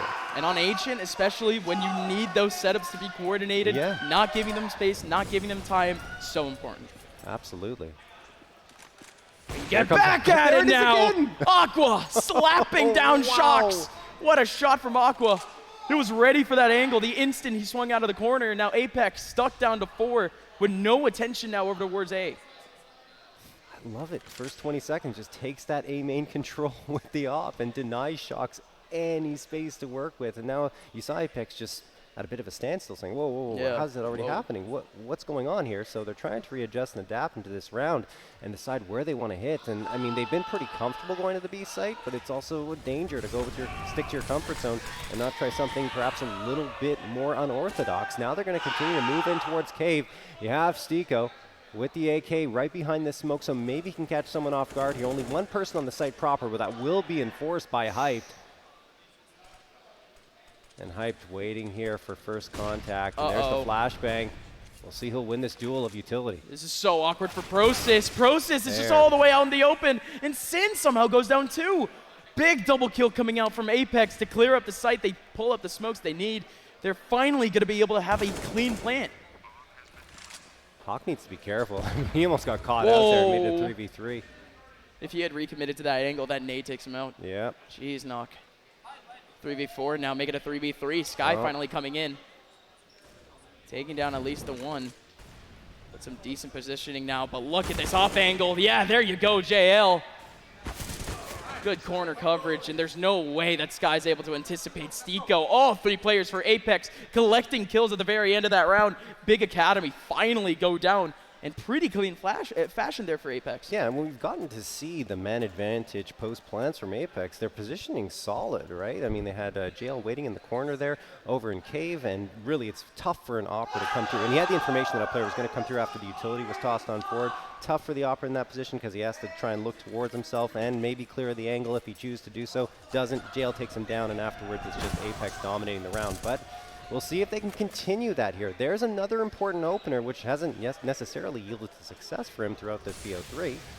But they do have the 5v4. Stiko. Uh-oh. And here's Process now pushing up. Knock finds another one onto Hype, and Process could be critical here, and he's going to sneak his way behind the smoke. The thing is, they've been doing it a lot, so maybe it's going to be expected from Apex. Absolutely. Big Academy. They've been pushing out this double door spot a whole That's lot. A new look. But this is just a sick off angle here. It could just work out for at least the one here from Process. And the crossfire works out as Sin pops out at the perfect time from Jaguar. Nobody from mid is able to trade that out. Apex out of nowhere has led this to a 3v3. Again, 5v3, down to a 3v3 here. Big exec though. This is actually a fairly open space. But Aqua, he actually finds a gap. Able to get the big frag, and Process behind a molly. Able to take down Shocks. Come on, Big Academy. This speed of the rotations. Apex, they thought they had him hook, line, and sinker, but they just take no control. They just make their way through A main. They thought everything was fine. But now Knock left completely on his lonesome. 25 seconds remaining now. He's been in the same exact position, but he hasn't been able to find a single pixel. There's one very close, and Sin is going to be able to take him down. Big Academy return at just the right time. Their economy was about to tip over. Yeah, I mean, it just feels like every time Apex get the advantage, they don't really know what to do with it. It's very, very strange. I mean, you could have gone towards the B side, you know, taken some early control, build off of those 2 frags. Don't just wait around and try to find another site to execute on. You have the advantage, work with it. I mean, I'm saying basics at this point, but still, it doesn't feel like they're confident in themselves at all. It was the same effect that we saw over towards that second half, and Big Academy, they have all the confidence. They're pushing in quite deep over towards that mid side once again, and it just works. Sky takes down 2. The rifles of Apex not able to make a dent into the mid defense. Yeah, now you have Process pushing up here. Another chance to punish, and no problem at all for Sin. Then Process, as mentioned, takes down Stiko. Only Knock left standing, a 1v5. They're going to continue pushing. It's unbelievable the confidence on the Big Academy side right now. Yeah, I'm sorry. When you're facing off against the names on a team like Apex, oh my. Seeing these sort of swings, I mean, this is going. I mean, to be honest, Big Academy, welcome to Frag. This is the sort of energy that we love to see. 7-3, half's not over just yet, but Big Academy, especially on Ancient, putting in a very deep dent into Apex. Yeah, I mean, you don't have to push at all in a 1v4 like that, and they're just sending everyone holding W. Let's go. Let's kill them right now. Let's keep the pressure on. And, I mean, you kind of have to going up against players like this. You got to stay in their heads because the moment you give them that small window of opportunity is when they'll strike and get right back into this one. So I do like the way Big Academy's approaching this one. Apex going to have 5 Deagles here, 3 smokes, and that Molotov to work with, and maybe it'll yield something. I mean, their pistols haven't been too bad, and I think there was some spam coming through, connecting onto Knock. Not a frag, but still, you know, always there are Big Academy. Sin has the control again. This is with a gap! With a gap! He has a gap in the smoke. That's an easy crossfire if he can actually get the 1 or 2 trying to get back out of double doors. But I think they actually know about the gap too. They might have actually seen Sin. He's definitely waiting up for it, and he's definitely trying to take advantage of it. Him and JL had the right idea, trying to go into the smoke as it dissipates. But Aqua now, over on the other side of the map, just trying to clean up the round, and indeed he does. Shocks and Jacob trying to shock Big, but it just doesn't happen. Stiko now the last one remaining in a 1v5. Sick little shot, at least to warm up. This is a bomb plant, probably. This is a bomb plant. Decent cash. Bomb goes down. Probably it's Stiko trying to make a little bit more happen. No, come on. That was the clearest shot out of the 3 for so Stiko. many chances. It happens, though. Good shots from Stico. Yeah. Decent attempt. That's all you can really say about that one. 3-8. As Big Academy has officially won the half and can only do extra credit from now on. I mean, you get the bomb plant, so it's going to be a much stronger buy off of that with the additional $800. It's something, but still, I mean, this lead, it is, again, ancient CT-sided. But some of these rounds, the way Apex has been losing them, it's tough to swallow. Yeah. For them, anyway. Not for Big Academy. I was about to say Apex. Said that wrong earlier. Apex, they're the ones that need to put a dent into that into that CT side. Yeah, that was just me rambling on earlier, waffling. That's just we all understand. Yeah, we have some British people here, just trying to accommodate. But still full strength, as we've actually had a lot of A main control, going back towards the side of Apex for really the first time early on in the round. But it's the only control they have, it's realistically the only side they're on. Yeah, so Big Academy. Is Apex just playing this out because of Big's pressure from earlier? Yes. I mean, that's what they got in their heads. It's important, you know. And I mean, Big Academy this time are actually putting their foot on the brake a little bit and kind of taking it easy. And so that's the effect of a team. You could be of a good team. You can be aggressive all you want. You can get the good kills, but you need to somehow survive for the rest of the round. You need to give your team just a better chance to just win the round. Play the objective. Play the video game. And exactly that's what they're doing. It's just a point-and-click adventure game. Hyped, taking down one. Aqua not exactly clicking right. His pointing is in the right direction. Sky does actually mop up the kill, and still Stico and Knock trying to take this one back. They're coming from the same angle, and that's actually working out for at least one kill. One more player in the off angle. What an angle from Aqua! And Hype doing the same. The high-low setup with the op of all things actually works. I mean, look, they read it so well. Figured the boost was going to come in. Aqua was waiting for exactly that. Hits the shot instantaneously. Then, of course, they know the other player's there because of the boost, and easy clean. Big Academy making it look easy against Apex right now. Almost all five players are surviving in that round, but that's not the point. The way they're winning is very convincing. I like their emphasis on the mid control as well. They have a couple of players there every single time, denying the space to Apex and forcing them to the outer perimeters of the map. And Apex has given up that mid battle completely for the last 3 rounds. It's been null and void as Big Academy. They take up that full control, and now over towards B ramp. It has been the exact same pressure almost the entire half. Process finally goes down to the trade, but Sin is there to take down JL finally. It was very close though. JL could have played his life out a whole lot more there just by getting that one kill. So good stuff from Sin shutting that down. All 3 players here for Apex. Spread, but not watching a contact angle. Yeah, Apex not really set up for the trades very well. I mean, JL was on an island, no one there to support him, and his Opera was trying to watch for a push from ramp. Totally understand the positioning, but at the same time, I mean, when JL goes down, it's a guaranteed man advantage with no real response available.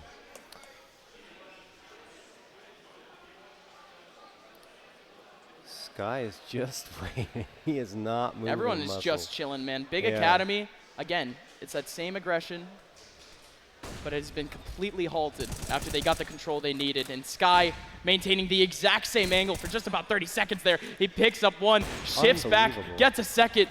And now he even has himself an op. He's trying to 1v1 against Knock, but this is actually good for Knock. Pulls out the smoke. He's actually still trying to get the frag. There's one coming up right behind him, though. 25 seconds left. Knock not able to find the frag. He's trying to close in the space with the AK, but again, it's just 20 seconds left. He's trying to find an alternate gap to try to get into sight, but it's just not going to happen. Sky, the entire time, being a menace to Apex, not able to make their way through the mid side, not able to make their way through A, not able to make their way through B. This entire map has just been locked down for Big Academy here on Ancient. It's been Sky and Sin on the aggression that's really control Sky, of Sin, side. Process, Aqua. Everyone has contributed, right? And Aqua, of course, I mean, he's been solid with the AWP in defense, just kind of taking a more passive hold and sometimes pushing up to the A main, as we saw, but it's impressive what Big Academy are showing us right now. Again, CT side, but still very nicely done. Here's a push going to come through. Jacob is going to get one onto Stico, and here are those pistols again. Really the only thing that's yielded much success for Apex, and Sin could be walking into a trap here. He ends up getting one, and there is the trade as Knock pushed to the smoke to take him down. Man advantage for now for Apex. Maybe another. This is very tough for Aqua. How much more does he need to move here? Aqua, he runs out of space entirely. Hype does find one, but the lineup was there. Process able to find Knock, but the trade goes back. Hype now in 1v2, able to find the first! Just not able to click onto Jacob. And Apex, it feels like deja vu. In the last game, the one round that we saw them take was on the Eco and just a big attempt in Big Academy. This time, they give up the exact same type of round. Apex force up the pistols, and they get overwhelmed. Yeah, I mean, good on Apex finally getting some space there, even though it got really close towards the end. The op almost taking care of business, but Apex just hanging on to get a 4th round under their belts. And I mean, a 5th would be even better. Obviously, it's good to find at least something in the latter parts of this half, but here's a boost from Saw Knock. the shadow. Knock is looking, and now he's hunting. He actually gets the shot. Big flash coming in, but he still just nails the click onto Process. But now Sin. Standing up with a crossfire from Hype. Hype readjusts. Great readjustment from Hype, but an even better shot from Jacob, isolating the 1v1 against Sin. But here comes the rotation. Sky coming in from behind. The timing is good, but an even better peek from Knock, but it wasn't a good shot. Sky takes him down, and now it's 2 remaining, Jacob and JL. They have control, and they have some space to work with. They did get the kill. They wanted onto Aqua, but Hype finds a gap in the smoke. Jacob, 1v2, playing with his head on a swivel, knows where now both are. Has isolated one in the back, but no. Jacob does find the exact same spot that he was at initially, but just can't find the frags. 11-4, going back towards the side of Big Academy, and that is yet another statement, even though we're talking about the CT side of Agent. Yeah, it was a pistol round for Apex, the follow-up against Pistols, and after that, I mean, they got a couple of isolated ones just with some plays coming through and working out. Yeah, 4 rounds, it's not bad, but I feel like Big Academy had a solid CT side. I expect a lot more out of Apex. It just leaves a lot more weight on the pistol round. Here we go. It's going to be a big push for Big Academy. If they win out this round, I mean, you can essentially kind of chalk up the rest of the half here for Apex. They have to force up into the next round. If they lose out in their economy, that's an easy 13-14 for Big. Again, a lot of rolling effects here. Hype's going to go in, rolling over Jacob, but there's still a lot of coverage here from the CTs. Stico still sitting over towards Connector and still not able to get a kill off of these Berettas. But the rotation is fast. Apex have 2 players already going into the middle of site, but look at the post plane's positions for Big. They are far and away. If only Apex had a smoke. If only it was missing around. Because they do. They do. They found one. No, but he's not going to ninja defuse it. He's just going to cover up Connector instead. But there goes JL finally taking out Sky, but it has to be the full push. Knock! Can't nail the 1v2. Overwhelming restack from Big Academy. They just put all of their effort through that smoke, and it works out to a T. Big Academy with the all-pivotal pistol. Wow, that smoke was actually clutch. I think it was found on the ground, to be honest with you, and they picked it up, threw it right into cave where pretty much all of Big Academy were. And at the end of the day, a couple of frags came through and ended up in a 1v1, but still Big Academy managed to get the headshot, and they win on the pistol. Critical round victory for them to find to open up this T side. And now you see Apex are on the eco. They're going to have, they're forcing up. They got deagles across the board, favor the utility. And now they're going to have 3, make that all smokes for every single player. Shots. Such a tight angle to work with. It would be quite surprising if he's actually anticipating a headshot out of that spot, so of course he has to back out. Just a molly there. Already allowing all of that control for Big Academy. I mean, this is a complete 180 from what we saw from Big Academy in the first half. Even on pistols, they were very much pushing out that mid control, but Apex has given up complete Jaguar and complete mid. Stico. Just jiggle peeking. He wants the information. As soon as he sees someone's going to toss that smoke to dirt. And both teams just going back and forth here. Each one looking for the advantage. And still, it's going to be a boost. It's going to come through. They could catch Stico off here. We'll see. Obviously, he should be able to get the cover. I love the idea with the smoke, though. Yeah. It just wants to delay time to get these players into right positions. But, I mean, Apex already has 4 here on site. I mean, if there's ever a spot where these pistols can work, it's going to be in this type of spot. Deagle crossfires all over the place. Here comes the take. Hype's going to be able to take down one. One's been isolated in the corner. The smoke has isolated a 1v1, but Stico's somehow still alive, and he's just trying to make his way out. Finds a head, but can't get the headshot. JL and Knock now the last 2 remaining, but Stico could have made this possible. But what? Knock! What a lineup through the smoke, able to take down Hype. JL in the 1v1 takes down Sin. We're looking at a possible 2v2! Okay. What on earth was that from JL? Process a 1v2 with only 24 HP as his teammate goes down to the wall! What? Apex! The complete turnaround. And the crowd's into it now. Welcome back to the game. Another pistol round going their way. Why not? It's unreal work there. I mean, I was questioning the rotation for a second from Nox, thinking, okay, that's interesting. I thought he was going to back away from the fight. Didn't really make sense. But then he did. I mean, going all the way around towards the ramp wasn't expected at all. And then he ends up with the frag, the final one of the round. Unreal work there from Apex. Let's hope for their sake it's a sign of things to come. And that's the big thing from Apex. We haven't seen a lot of, planned success. Yes. But whenever they've had to act on their own, Apex able to go big. You just have to rely on those individuals, though. But that's just in very specific scenarios. Strategically speaking, Big Academy, they're getting pushed up against a corner now. Apex with full control of that mid side. Can't make their way out of smokes. The crossfires are finally happening. Trade setups for Apex are finally working.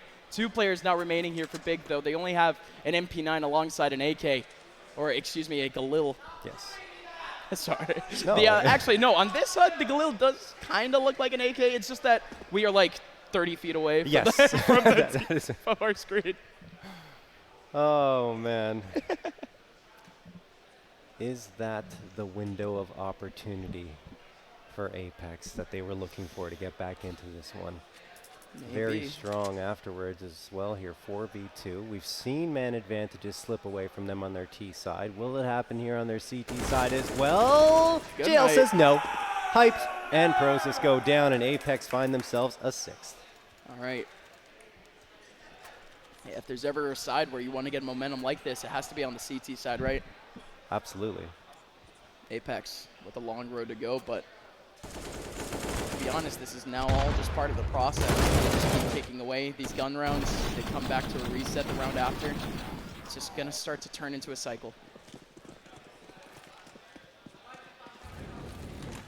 This is just a full-on save coming through from Big Academy, so very much Apex's round, more than likely.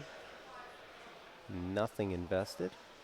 They're just hoping for a bomb plant, and they're hanging around towards mid, maybe thinking about A main. But it looks like, yeah, Hyped is just trying to jump around and see if anyone's going to fire at him, which they did, and he got connected on, down to 41 HP, and, well, now he's just going to think twice, perhaps, about pushing out towards mid. I mean, they have no util. There's not really much they can do here. They either just go or they don't. Just dry. He's trying to find contacts, really, and that's exactly what Sin is doing, just completely on his lonesome. Going out, JL, cheeky spot, and everyone survives for Apex. Here we go now. Next round, Big Academy need to somehow get some wind back into their sails, get some momentum back, because Apex are starting to feel it. Oh, absolutely. Onto their CT side, feeling comfortable on Ancient, 3 rounds in a row, but a big round for Omen Academy here. 4 AKs and the Galil, an important one, could tilt the scales, potentially, if they come out with a victory here. Otherwise, Apex have a path on forward. Look at this push from Apex down towards mid. 3 players putting a ton of pressure on, but in fact, Big Academy have most of their manpower headed towards B, so we'll see if they actually go for an execute there, and JL's managed to slip into Snake. That was just a full read there from Apex, or at least an attempt at a read towards that mid side, but now Big. Again, now completely losing out on that mid control. Have been completely locked. And Hyped has now gone down to 19 HP too, just off of that little interaction. So now the 3 players back over on the B side. Stuck, but slowly making their way through Jaguar. They only have 2 players on this side to actually deal with, so not too bad. But a lot of trade potentially here for Apex.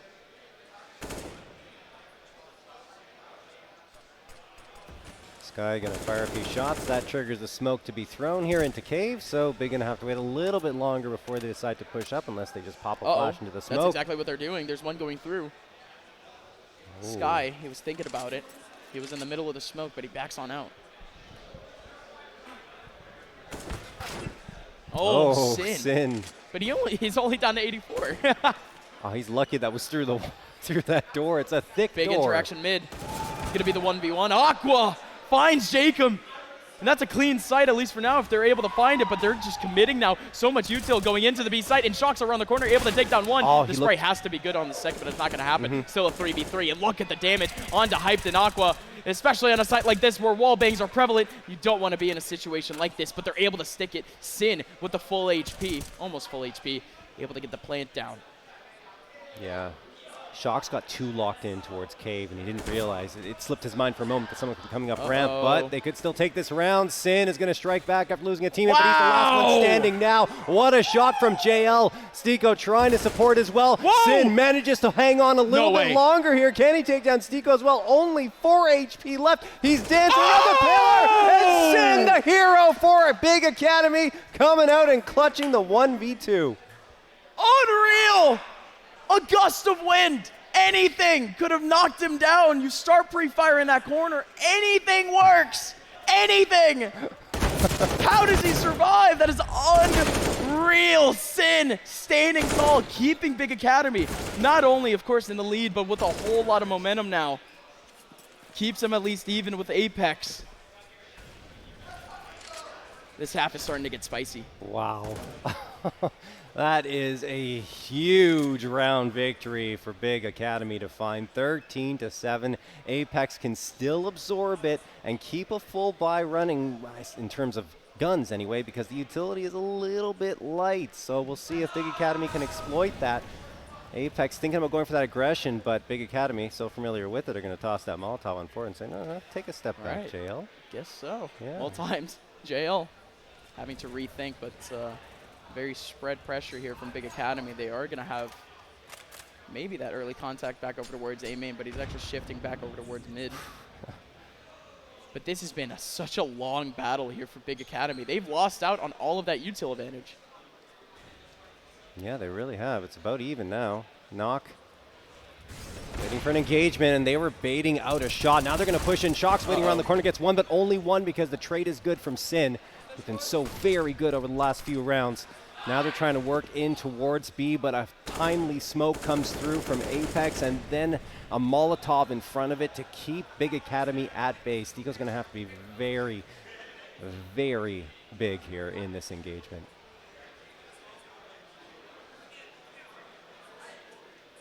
Stiko holding on, but again, you see these smokes starting to dissipate, and it's going to be a crossfire, but Knock just goes down to Hyped. Great trade coming back, but Jacob trying just a little bit more. Look at this gap, though. Stiko holding on.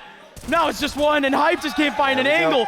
Apex play their cards right and leave Big Academy scratching their heads. Yeah, that was a really good crossfire setup that they had, and the smoke was trying to isolate it, but that gap just did them in because Stiko was able to have enough visibility to spot at the first player and just pretty much sweep Big Academy right off their feet with his A1S. So, good response from Apex, still behind the 8-ball here with a 5-round deficit, so it's not an easy path forward, but at the very least they're going on an anti-eco here where Big Academy are not investing much aside from the Deagle in Sin's hands.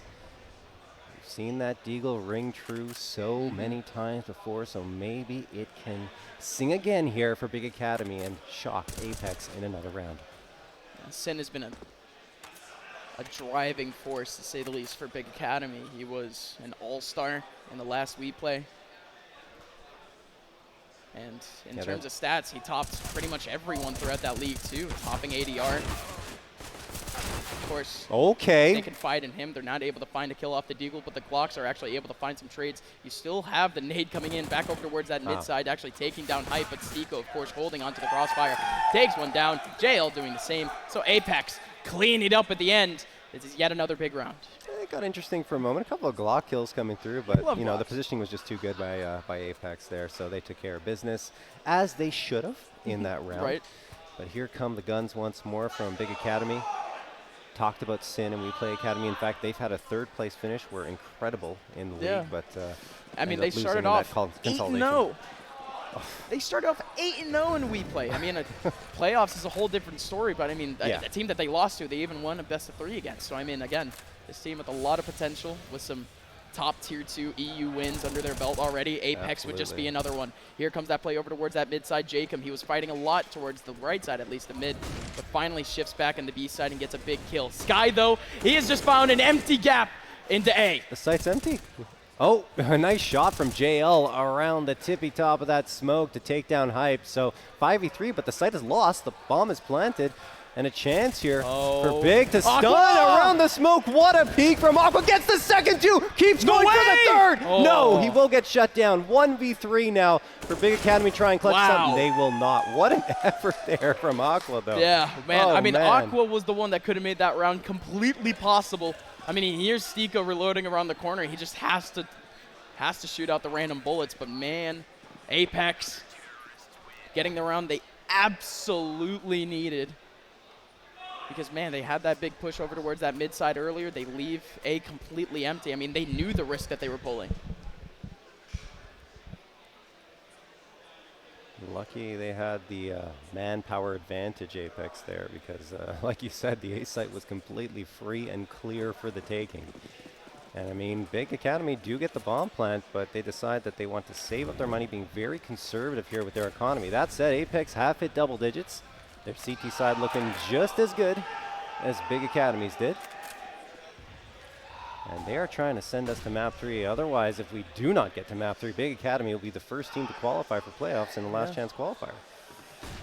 Out of everyone. Yes. It would be amazing to see Big Academy. Not going to be able to do too much in this round, I would like to think again, though. They are starting to get closer and closer, just trying to scale up as cleanly as possible into B, but that simply does not happen. Gap in the smoke.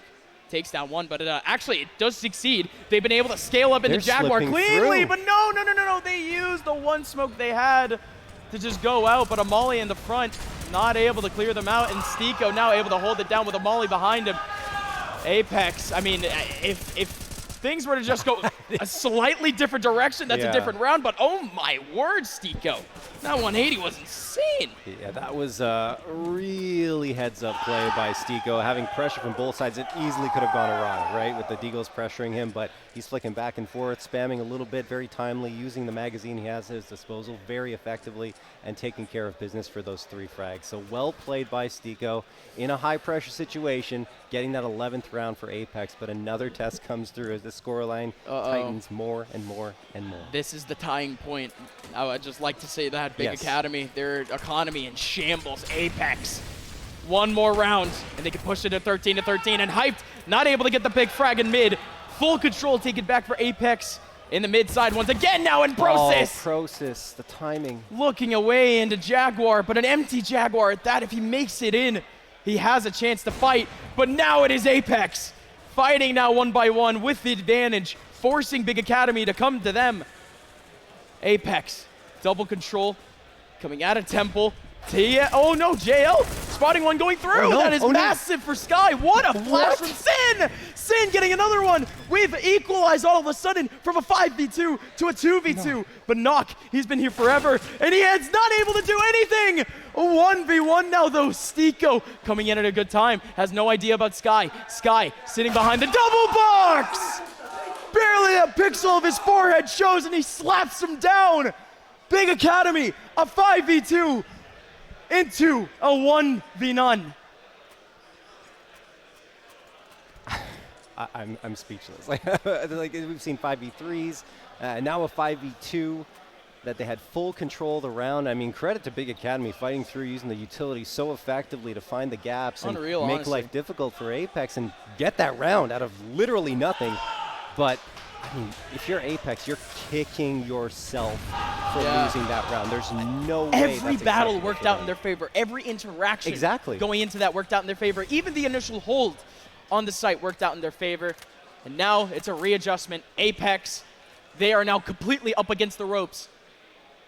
1 point only of loss bonus and barely any cash. 14 rounds for Big. That only means one thing. A very fragile 15th round if Big ends up winning this one out. Apex, they know the stacks. Let's see how they can actually do this work, because Shocks, again, has been playing a lot over towards this Jaguar position. We've been expecting a little bit more pressure, and indeed we're getting it. It's a crossfire here now. Interesting. Interesting setup. I mean, it's perfect, right? Because Big Academy are walking into it. They get 1, Wow! 2, and the third. Works to a T. Like a charm.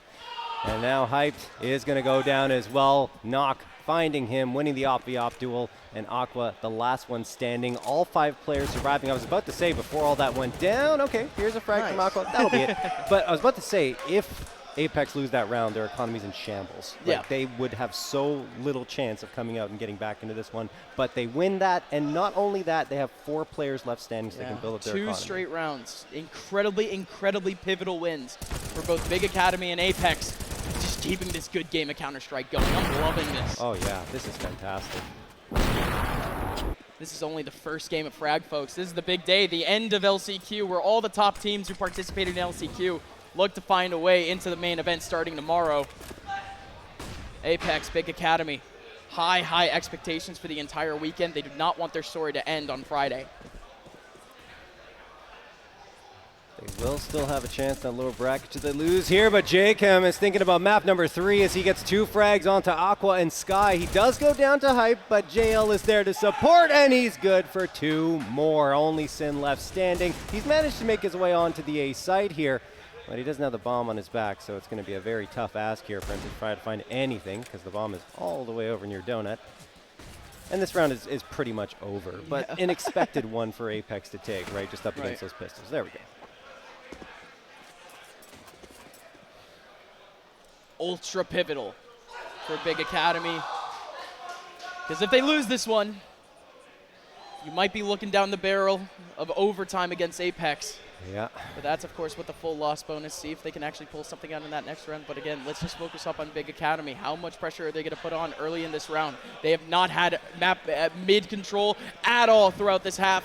Apex have been doing an incredible job taking it up. Of course, when they actually take it. And Big Academy, they've been completely conditioned to never fight that. They're just stuck to the wings now. They're not able to make a push. Apex have completely pushed out control. Look at the pressure in B, but Prosis stacks on top. What a boost on top of the smoke. There's only 1 player left there, too. They don't know yet, and they're taking their time. But should they push up here, it's going to be only shots isolated and alone. Here's Jacob going to try and support. They have smokes to cross. Which is good, but that flashbang is fantastic. Jacob has to back off in towards Jaguar. He's going to try and spam through that gap, but it does not work. So man advantage still safe for Big Academy. They know the presence in Jaguar. Good stuff. Coming out from Jacob, readjusting from mid back over into Jaguar. I mean, that was a very risky mission for him. But he knew that the extra support back in B was incredibly necessary. But Big Academy. Rotation. After making a whole lot of noise back over towards B, looks like A is their target. Yeah. Definitely can't go mid, though. Look at this double coverage. Yeah, I think both teams have, on their CT sides anyway, put a lot of emphasis on mid control. So I mean, it's working very well because you deny so much space and so many opportunities. It's only 1 here, but an all-pivotal one. The one and only Knock has the big green with him, but he does have that rotation coming in very quickly. Double rotations in. What a call from Apex. They're holding it down. 3 players here. JL, Jacob, Shocks coming in right on time to shut down Big Academy entirely.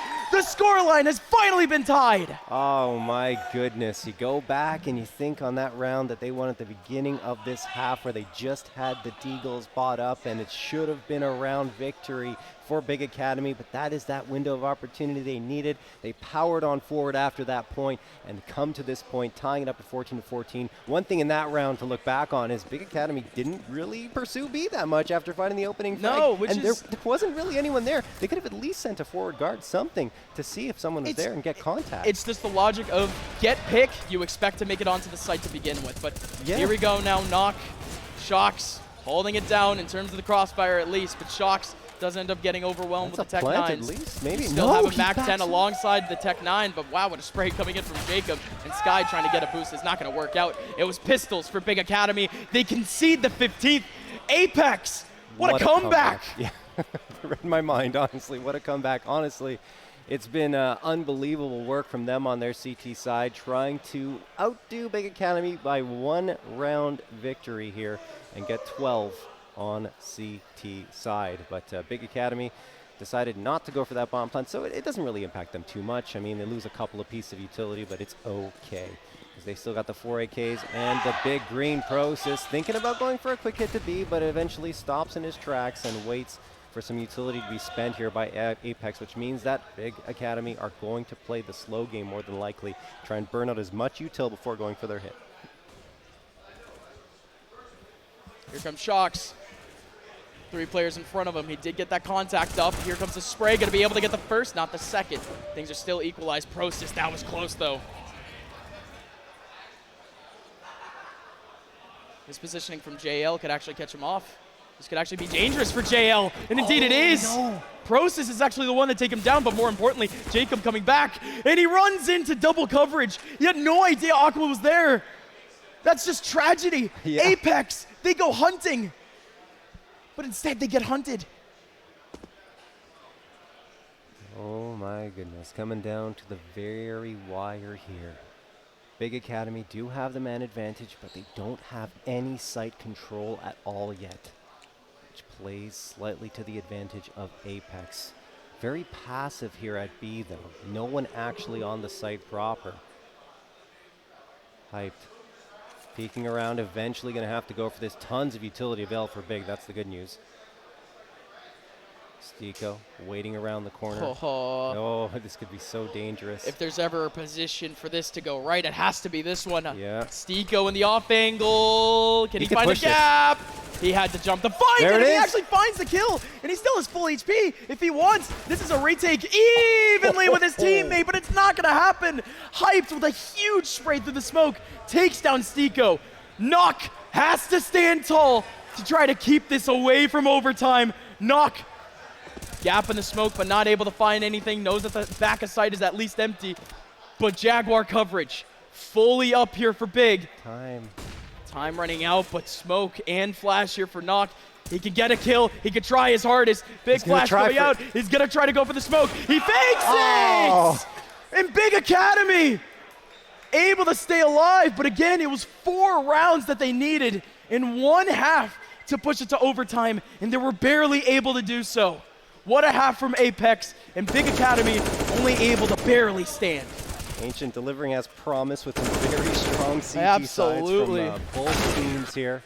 And at the very end, look, the Big Academy managing to hang on there, celebrating. A bit of disappointment on the faces of Apex, but look, they made it all the way back from 11 to 4, down 11 to 4, and they tied it up. We're in overtime, which is very well deserved for the way this match has played out. Absolutely. Apex, though, they're going to continue on the CT side of Ancient, giving them at least theoretically the advantage.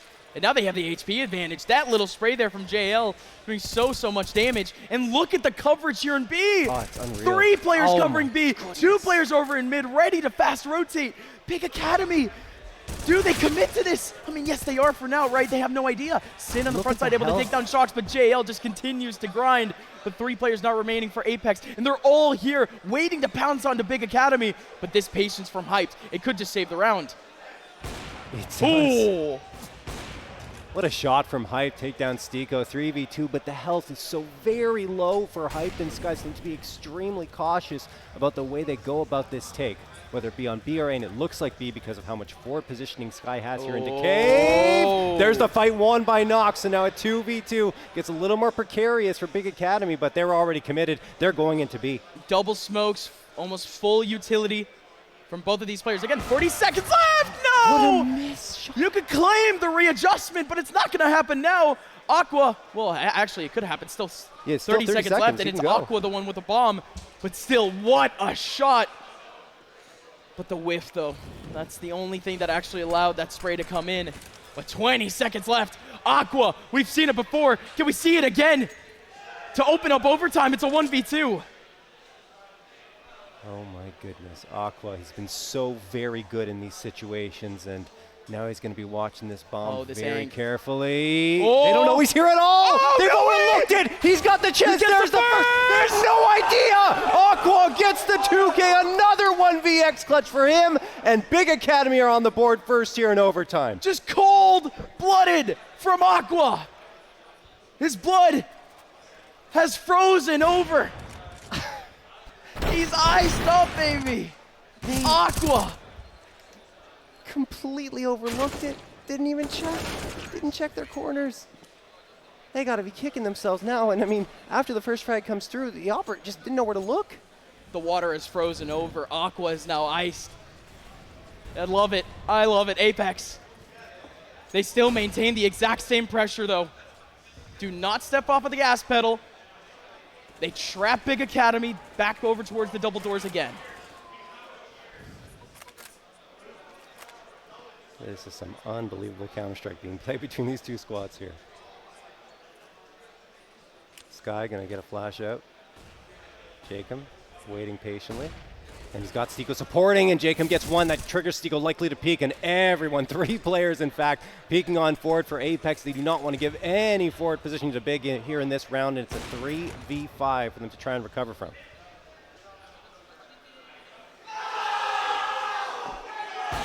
Incredibly strong start, to say the least, from Apex. Yep. And now can just stand tall, playing off angles, playing trade angles, just playing crossfires. Don't need to overstretch as they were doing in terms of that mid control before. They can actually give this up to Aqua. But 40 seconds left. Big Academy, they're the ones that have to make all the moves. In Apex, they're literally anticipating all of them. They have a player in every single entry point.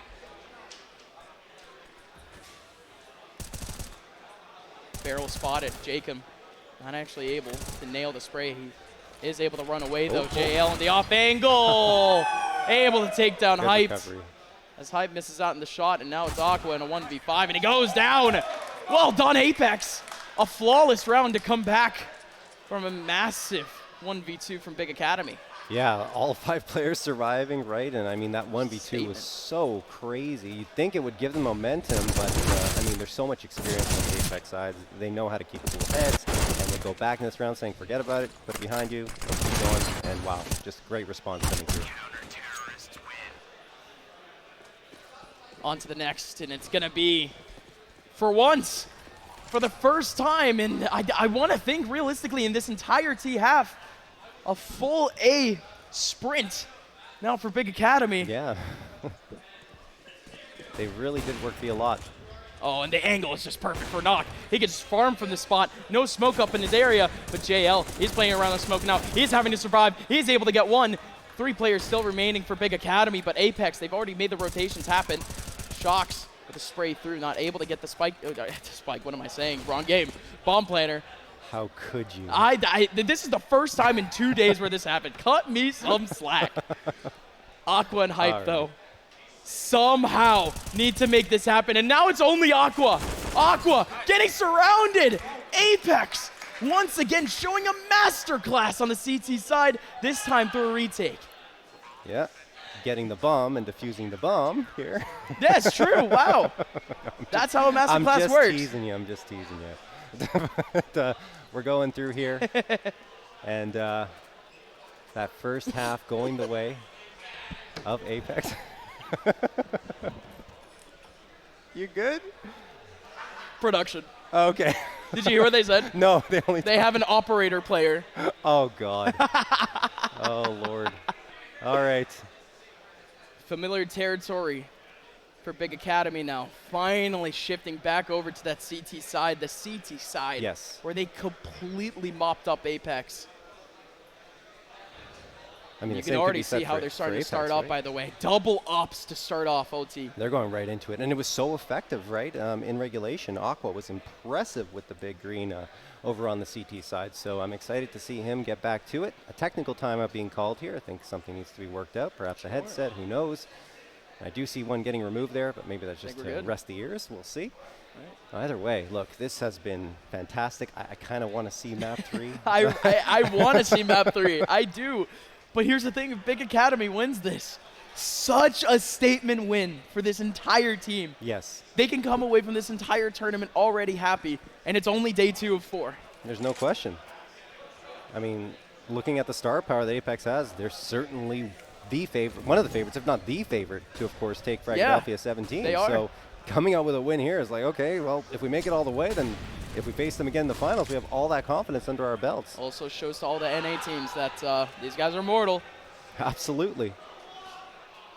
We're pulling back up, though. Mortal to EU teams. No, Oh, I don't okay, I'm going okay, against. I'm going against wow. my own region here. No. You think we can't stand up to these guys? Someone can. Surely someone can here in this venue. But Sin, he's getting burnt to a crisp 53 HP. Down for Sin, but wow! Completely calls out JL through the smoke. Stigo with a great trade, though. A much necessary trade. But still, the double ops are standing tall. Hyped, not able to hit his first shot, having to back out, but Sky in a 1v1! Oh. Jacob! The Ferrari peak, it just doesn't care. Yeah, Apex trying to kick off their T side of OT with a bang. 4v3 advantage. As 40 seconds left on the clock. Aqua does respond here to make it a 3v3, and then Hype gets Stigo. They can't take this A site. Look at the flank 2 from Process. 2v1. Knock is down. Only Shox left standing here in a 2v1, like you said. And Shox is just going to full-on rotate back towards B, which is free and clear. Absolutely, 20 seconds left. It's going to be a free sight for him. Look into his eyes. What do you see? A cold-blooded monster. Shox, we need you. Thanks to Come back to us. 20 kills so far in this game. He needs to make it 22 now. Apex putting it all on the back of Shox, and Shox is going to make the flank. Do they anticipate it, though? Maybe they do. They're just watching. The patience is so good for Process. Well awaited. Big Academy compensating for the big lurk from Shox, and there you go. A tied scoreline here in overtime. And Big Academy, they're the ones with the momentum, with the optimal side. Yeah. And with a gap now to potentially win overtime. 5v3 again, wasn't it? I just got to bring it back. I don't even want to consider that one. The 5v3, I thought Aqua was the one that got this kill, by the way, but yes, the way that hold happens, the rotation had to come in so quickly from Hyped. Yes. Big Academy putting off all the right stops, but Apex, they're not going for anything too uniform at the moment. They are putting on a little bit more pressure over towards that mid side. There goes the shots, but they just can't nail it onto Hyped. The spray whiffs. Jacob, it's a tragedy as now the op stays in their hands. Jacob just missed his spray. He had so many opportunities to finish off Hyped, and then once the opera gets a chance to flick around, he does not make a mistake of it and gives Big Academy that ever man advantage. Sin gonna get one onto Stico, but JL trades it out 4v3 in favor of Big Academy, and now it's up to Apex to try and find some space, but they really don't have that much map control at all. Process out in the open, now in an off angle. There you go, JL doesn't know. Players coming out of double door! And Process is just better. The 1v1 against Knock. Wins it out with a wide spray. And Shox can't do anything about it either. Big Academy have pulled it all the way back in overtime. Have pulled it all the way back in the second half. Now the young team, one round away from taking out the biggest representatives here in Fragadelphia. Apex potentially letting this slip through their fingers after an aggressive comeback in regulation just to push this one to OT. Big Academy now have their opportunity at not only map, but series point here for a qualification into the the playoffs of Fragadelphia 17. I'll get it out eventually, but either way, let's see if they can hang on here. There's the opening frag, could be a second. Sky can't get it. Shox responds here, but so much damage taken by Apex. Shox down to 25, now 9 HP and only 11 HP for Knock. Sin just walking through. He runs into a Molly. He's going to be able to get two. Sin, you hero. Walks through the smoke, and he's able to get two in the middle of sight. Aqua's just walking out. Not able to find the one behind the Molly. Process, 2 kills, and you can make yourself a hero. One more kill to go in a 1v1. Can he close it out against Apex? Stico! Gets the kill, and we have more overtime. Double OT. Man, oh man, it looked for a moment like they were going to close that one out, but what a fight from Apex. Continue to stay in this one, and they fend off map and series point for Big Academy. Wow, the back and forth flow of that round was insane, but Stico, so very good. One of the best players for Apex throughout regulation, continues going here in overtime. He's your captain. He's the man you have to listen to, and Stico even though he's calling the shots. I should say one of the best in the clutch situation. Yeah, in the clutch situations. I was supposed to say the impact that Stico has had through the plays that he's been able to have has pushed Apex at least through a third of their rounds. But Big Academy, they're the ones that actually let a massive opportunity slip for the first time. You know, it's not Apex the one leaving that advantage to go through, it's them. Big Academy, they had the right angles early on. You had Aqua in the back with a clear angle back towards site, but he backs out immediately. He didn't even have a molly in front of him. He just didn't want to hold on to the angle. The flashes were overwhelming in Apex. Somehow surviving now. We are live with double OT. As the double ops come out once again, Big Academy, they're going to be the ones starting off on the CT side. Yep. It's the comfortable start, but not the comfortable ending. Apex will like that. For sure, but I mean, Big Academy still very good on their CT side, so they're probably happy to get a chance to maybe get a really big lead here in this first half of the second OT. We'll have to see. Apex at least showing a lot of resilience there in that last round of the first overtime. And JL is going to toss that Molotov into Jaguar. Hype the chance around the edge of this smoke. Once the Molly goes away, he might find an angle. What is this push? What is this push? Vision. Process just goes through and makes a whole lot of damage, and not only that, but a resmoke going in. Hyped, having to go in through Jaguar. He's just trying to find a gap, and JL finds him. This is a tragedy for Big in this round. Not either one of the three players able to find clean gaps. Wow. Stico and JL finding kills through smokes, and Aqua, he's just left on his lonesome on a 1v5. He might even think about saving the op, but he might as well just go for these frags, I guess. I don't think he can running away, and all five just looking like Walking Dead. Climbing over the walls in Apex. Sticking up for the first round of OT, but it was a pretty aggressive fashion from Big Academy to at least let Apex do that. Yeah, like really no chance for Aqua to save in that situation with three players bearing down on him. Even if he keeps running, he's going to get caught out, right? So he had to fight and couldn't even get a frag. Great job by Apex to find that very decisive round victory in the opening round of this second overtime on their T side. So let's see if they can keep it going. Right.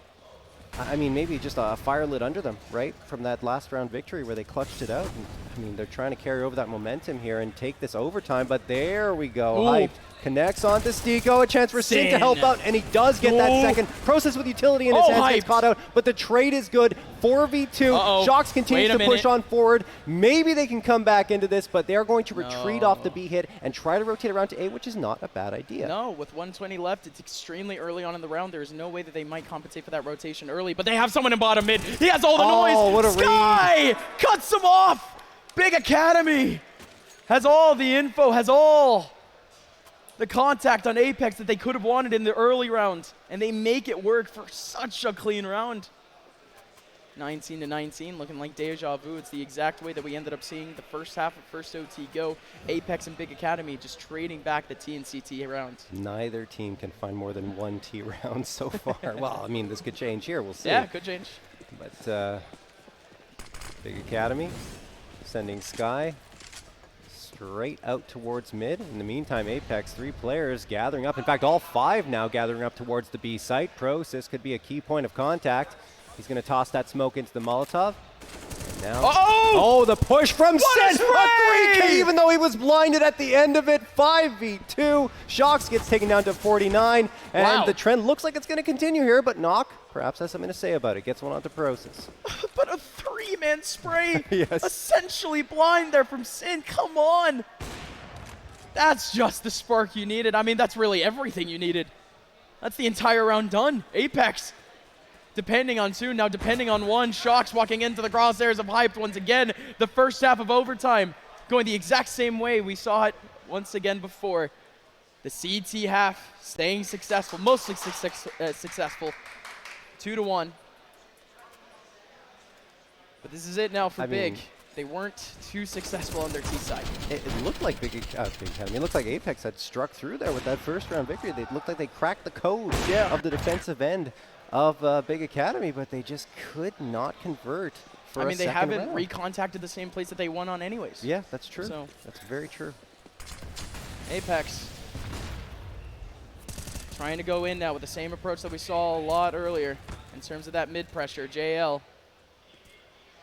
Climbs up on top of Cat, looking over Jaguar, but not able to find anyone. Everyone from Big Academy actually spreading themselves real wide throughout this map. You have Aqua just bursting his way through onto site already. Stiko, a big peek, and the bomb is actually down off of that. And Jacob, he's there too, taking down Aqua. Hyped, Sin, 2 different sides of the map, and Sin goes down. 1v4. Hyped can take this in 1v1 style though, but Nock doesn't care. It's just funny to me because both teams are playing such similar styles on their CT side. You'd think that the other one would just counter what they already know they've done on CT side, but instead they just decide to continue to try and take these fights that are not working for them. So Big Open Academy tied up again, 20-20. I don't know. I mean, if Apex get a clean sweep on their CT side, then this one is done and dusted. Guess so. Third map getting lined up already if Apex just continues this momentum in Big Academy. Having 5 players all lined up over towards that A side is going to be JL on the front side with a big smoke, but it's not going to lead to anything else. Nobody else here for Apex that could have capitalized off of that smoke, but Jacob, oh my lord. What is this attempt? Using the gap, staying cheeky, but it's not going to work out. The advantage taken back now for Big Academy, but wow, the spray from Shocks. My goodness. Oh my goodness, Aqua now down to 17 HP. Yes, it's a 3v3, but it's a very awkward scenario for most of these players from Big. They just can't find a gap. Sky was trying to move his way in, and he ends up going down. Aqua, extremely low, can't do anything. Hyped, 1v3, has no flashes to go against though. Hyped, gonna find the first, what a shot. The defuse is not gonna go in. They still have to recommit to it, and the boost is perfect from Stiko. The high-low works for Apex, and now they just need one more for map 3. Was that it? Was that the round that Apex needed to steal away from Big Academy to come out and push this one to a third map? Well, we'll have our question answered very shortly here. Mind? Wow. That was really something else on the retake. Well played for them, 3v3, but they made it look quite easy, even though the op shot did ring true there. To at least make it a 1v2, the smokes were there and available to them. They used their utility well. And here we go. Apex, second map point that they've had here. The last time they had one was in regulation, and Hype is going to come through here. He eats a couple of nades, but it's not too bad considering 2 flew in his direction. He's only down to 51 HP, and there's Aqua connecting on to Jacob. Now it looks like Big Academy are poised to come through into the B site. Aqua does go down towards mid, but here's that push, as I was mentioning. Sky coming through, spamming the wall, ends up getting Stiko down for the count. 4v3, smokes being tossed. Apex on for the post plan, but it's Big Academy to try and push this one to another OT. And now they're pushing to say the very least, scaling all the way up into spawn and finding 2. Shocks though, a 1v3. It's the last round of overtime. He's gonna try it. Hyped and Sky, incredibly low, but Hype just gets the frag, and we have triple overtime here between Big Academy and Apex. This one's starting to feel like a marathon. Oh yeah. Again, one T-side round. One single T-side round. It's the trend that continues throughout all 4 halves. A little less down to the wire than it was for Apex, right, when they were trying to fend off map point, but still, it is that singular T-side round that comes through. And okay, Big Academy, maybe a chance to build off of that one, as Apex did. Find themselves an opening round here in triple OT.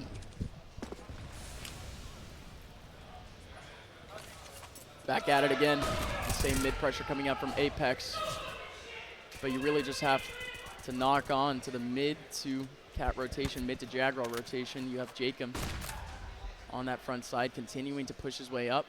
The control has been established back over in mid, so of course you just have the player finally backing up towards site. And it might just be the side that's being targeted. Bomb towards the A side. And Hyped is already making a contact peek.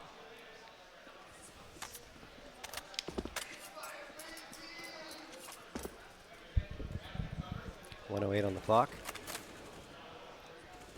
Apex still have that aggressive control of mid. One player on the B site, which could be exploited by Big Academy, but it looks like they're favoring trying to take this mid fight, which hasn't really worked for either team, and well, they do get a good trade. That benefits them. Nock forced to back off. He leaves duties of defending Donut to the Rifler. Goes back into the A site. Oh, Sin could be walking into a trap here. Doesn't expect Stiko up close. Free frag for Stiko. And the man advantage gain. Now he's going to peek maybe a little too far. Yep. He goes down to Sky. Numbers even. 30 seconds left, and we're already going to see the big battle. B could be opened wide open just off of this. Is he going to check Jacob? Yes, he. No, he doesn't. No, he doesn't. Jacob finds the first, definitely finds the second, and of course finds the third. Goodness. Apex stands tall after a big mid push, but man, Big Academy, it was just one angle that you needed to peek. Maybe fatigue setting in here on Ancient, but you gotta clear Cubby. You cannot overlook that position. It is so commonly played. Almost every round there's a player there. And Jacob just gets 1, 2, 3, knocking them down. And Apex happy with that opener, 22-21. Round 44 here of Ancient. If I were playing Valorant, I would have a heart attack hearing that. Oh, you only have, what is it, 12 or 13? yeah. Just a win, right? But early on. What's up, T-side? Is this the one T-side round? Is this the, is that, whoa. All right, TK. How did that happen? I mean, it doesn't really matter. The hyped shot Prosis after Prosis shot someone. Okay. Yes. So maybe that actually would have been a collat if the person didn't die. Luckily, that's only a that sucks situation instead of, oh my god, we're going to lose this round. No. It's literally just a, you hate to see it. Yeah. Shocks, Stiko. Can step up to the plate now. Because, man, at least Shocks has an insane angle. This close angle could be good for 2, but it's mainly known as a one and done. Unless he can just slide his way back into sight. Big Academy have not stepped into sight, though, but this is the smartest way to do it. Aqua sneaking into enemy lines, and it just doesn't matter. No. Shocks, it was going to stay patient, but had zero information. The cutting of noise entirely from Big Academy, doing exactly what they wanted, pulling someone from Apex. But a great idea from Aqua that is not going to get spotted, that they can actually pull out once again if they want. But Stiko now in a 1v3. Okay, he started off right. 2 kills goes his favor, and he still has full util, almost full HP. And he mollies out one. He's isolated the interaction. He doesn't know about Cubby, and he's just peeking into him. Oh, again. What was that about, peeking Cubby, John? You gotta clear it. It's always someone there. And again, well, that's the difference maker in the round. So, I mean, great effort by Stiko. And that's the great thing about overtime, right? You don't have to really worry about saving most of the time. So you can just go for those types of hero plays and not have to think about anything else and getting those frag and finding your way back on the bomb site. And if you're finding your chances in the one-on-one, why not? Exactly, yeah, go for it. And Stiko just overlooking that Cubby once more. So tied up at 22-22.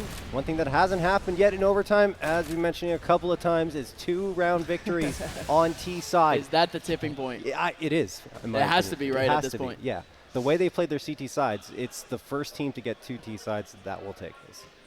As far as I'm concerned. They probably proved me wrong, but yeah.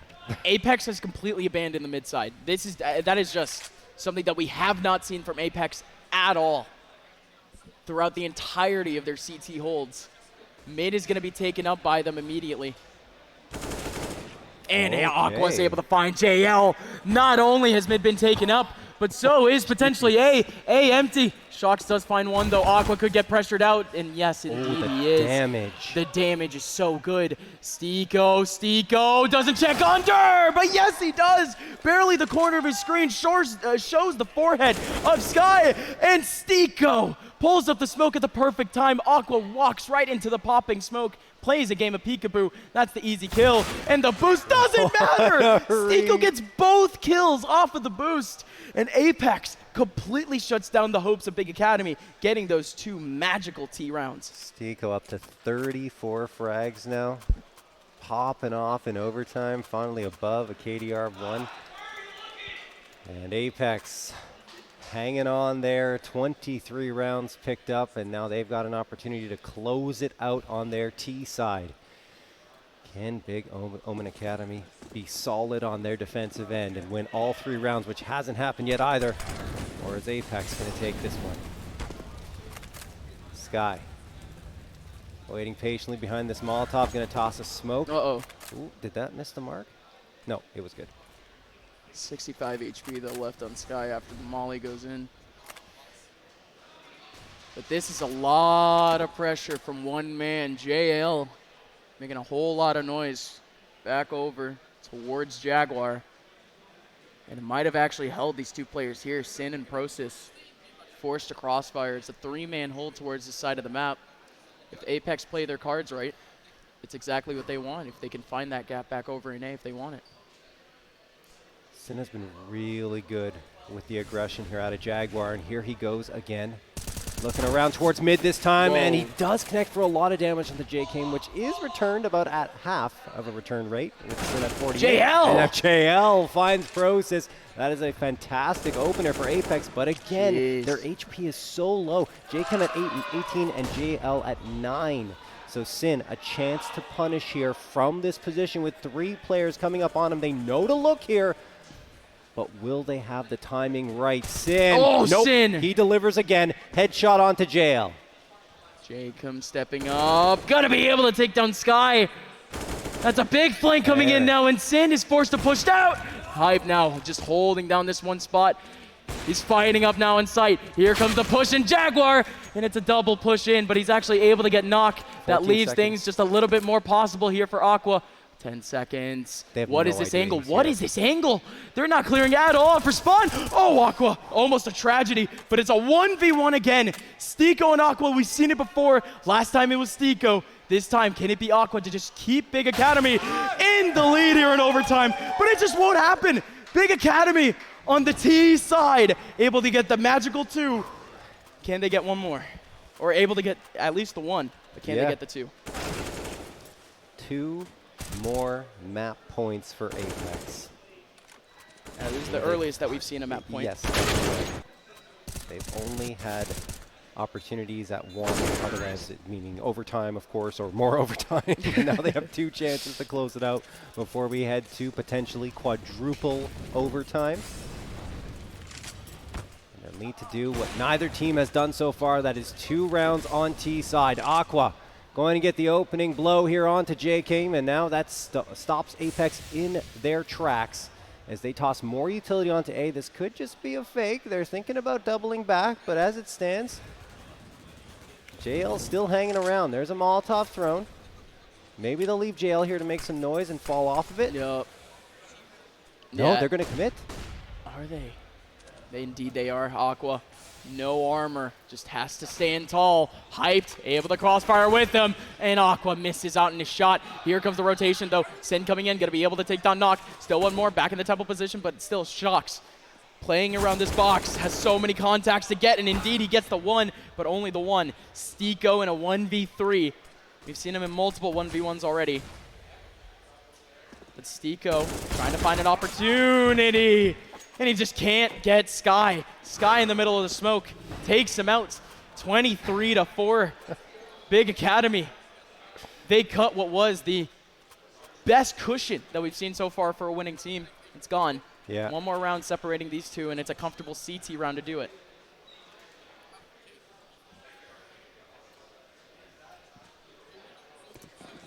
Big Academy. 1 more map point needs to be pushed away. Oh, whoa. In order for nice little boost there. Yeah, they got a lot of speed off of that one. And Hype, now a chance to get a shot. No, I mean, I love the idea, but unfortunately for them, it doesn't work out and turn into a frag. But yeah, 1 more round needs to be won here by Big Academy to push us to another overtime. And Sky just going to fall off here, and they are going to be a little more passive on mid here, our Big Academy, falling off of it and going back towards the site proper instead.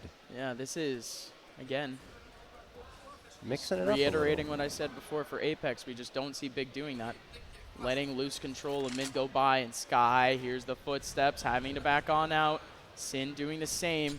He's feeling a lot of pressure back over towards Jaguar with this mid position taken. Apex can literally go anywhere on this map. Even coverage. Sin going down to 74 HP. Stiko just with that 1 spam, but Apex looks like they're going to commit back over towards that A side, but it's double coverage in the back. Apex have moved 2 players into Red Room. Will be a 3rd potentially. No, they're going to go into Donut. So they got a very, nice setup here to go towards A and pincer from 3 different angles, but they need to get into CT spawn first, which is not going to be an easy task because Hyped is waiting there, and he delivers with a very critical frag onto JChem. Now they still have a double pincered attack that could come through, and there it goes. JL along with Stiko, excuse me, are going to get a couple of frags, and now Hyped comes back with 2 more. He is looking for another one now against Shocks along with Stiko.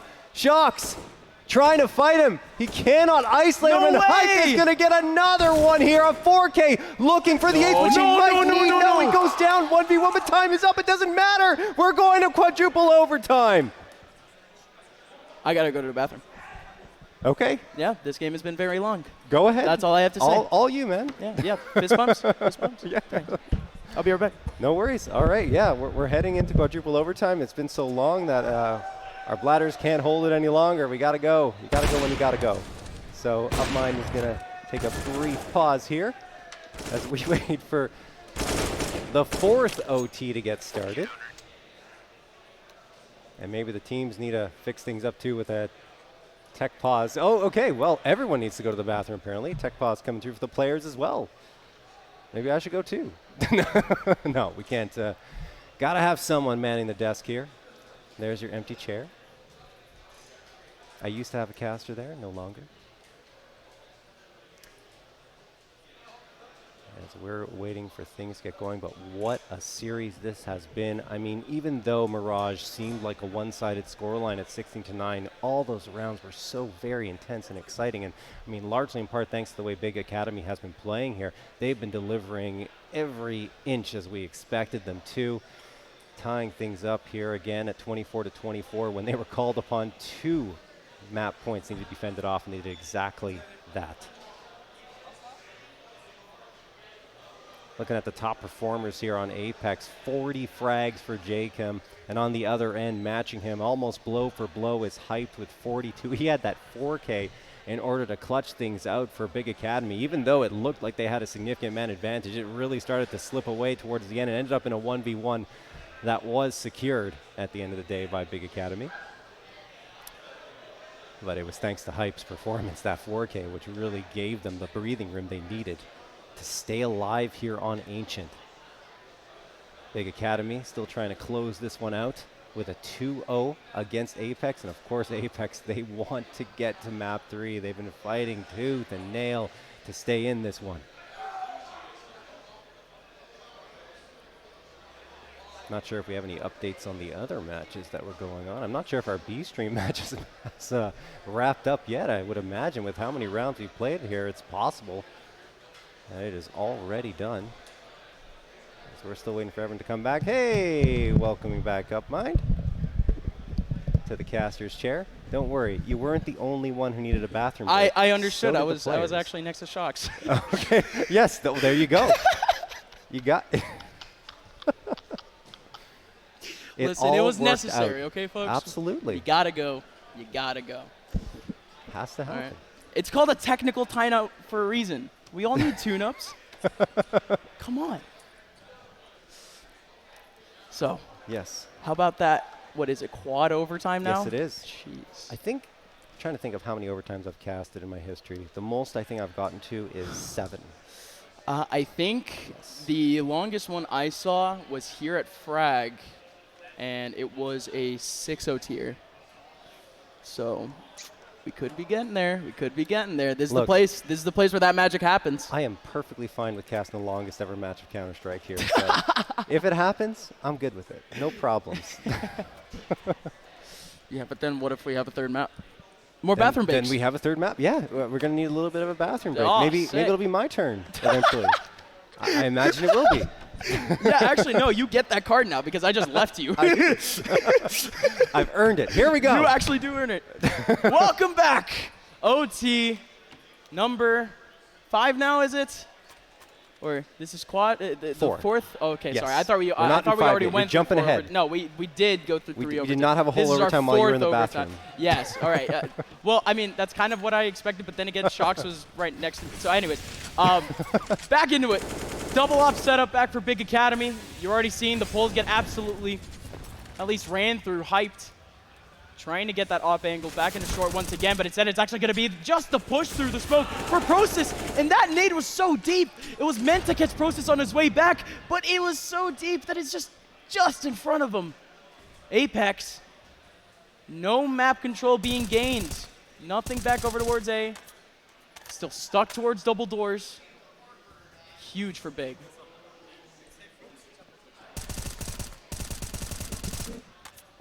Process just going for a wall bang there, hoping to connect on something, but doesn't.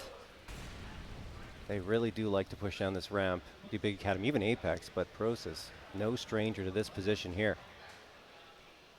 He's waiting, peeks around, and gets punished immediately. Jay came with the frag. They might just bounce off of that and go right into the B site. They absolutely do. Hyped watching, and won't connect on the shot. That leaves so much space for Apex to work with it. In fact, no, Aqua's able to get there. He gets two, and then Sky and Sin wrap it up in a pretty bow. 25th round picked up by Big.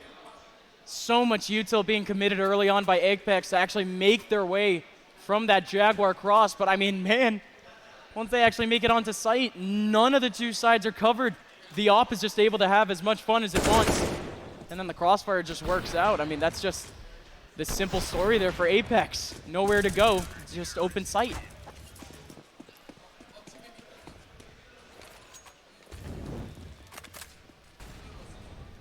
Every single person for Apex, except for one sitting towards the A side. But they are essentially just waiting for what is a mid contact. What is this play?